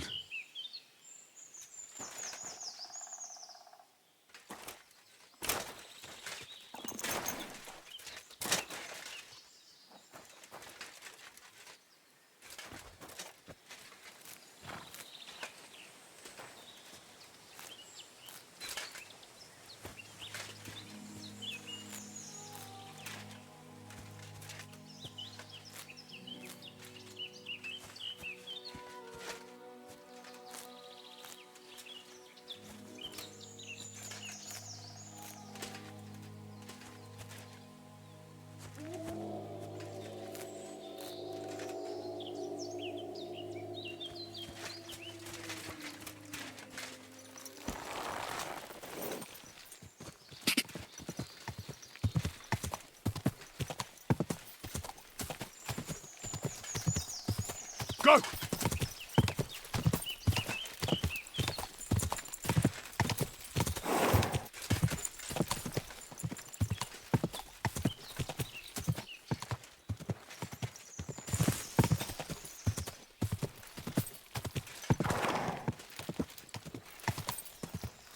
Whoa! Whoa!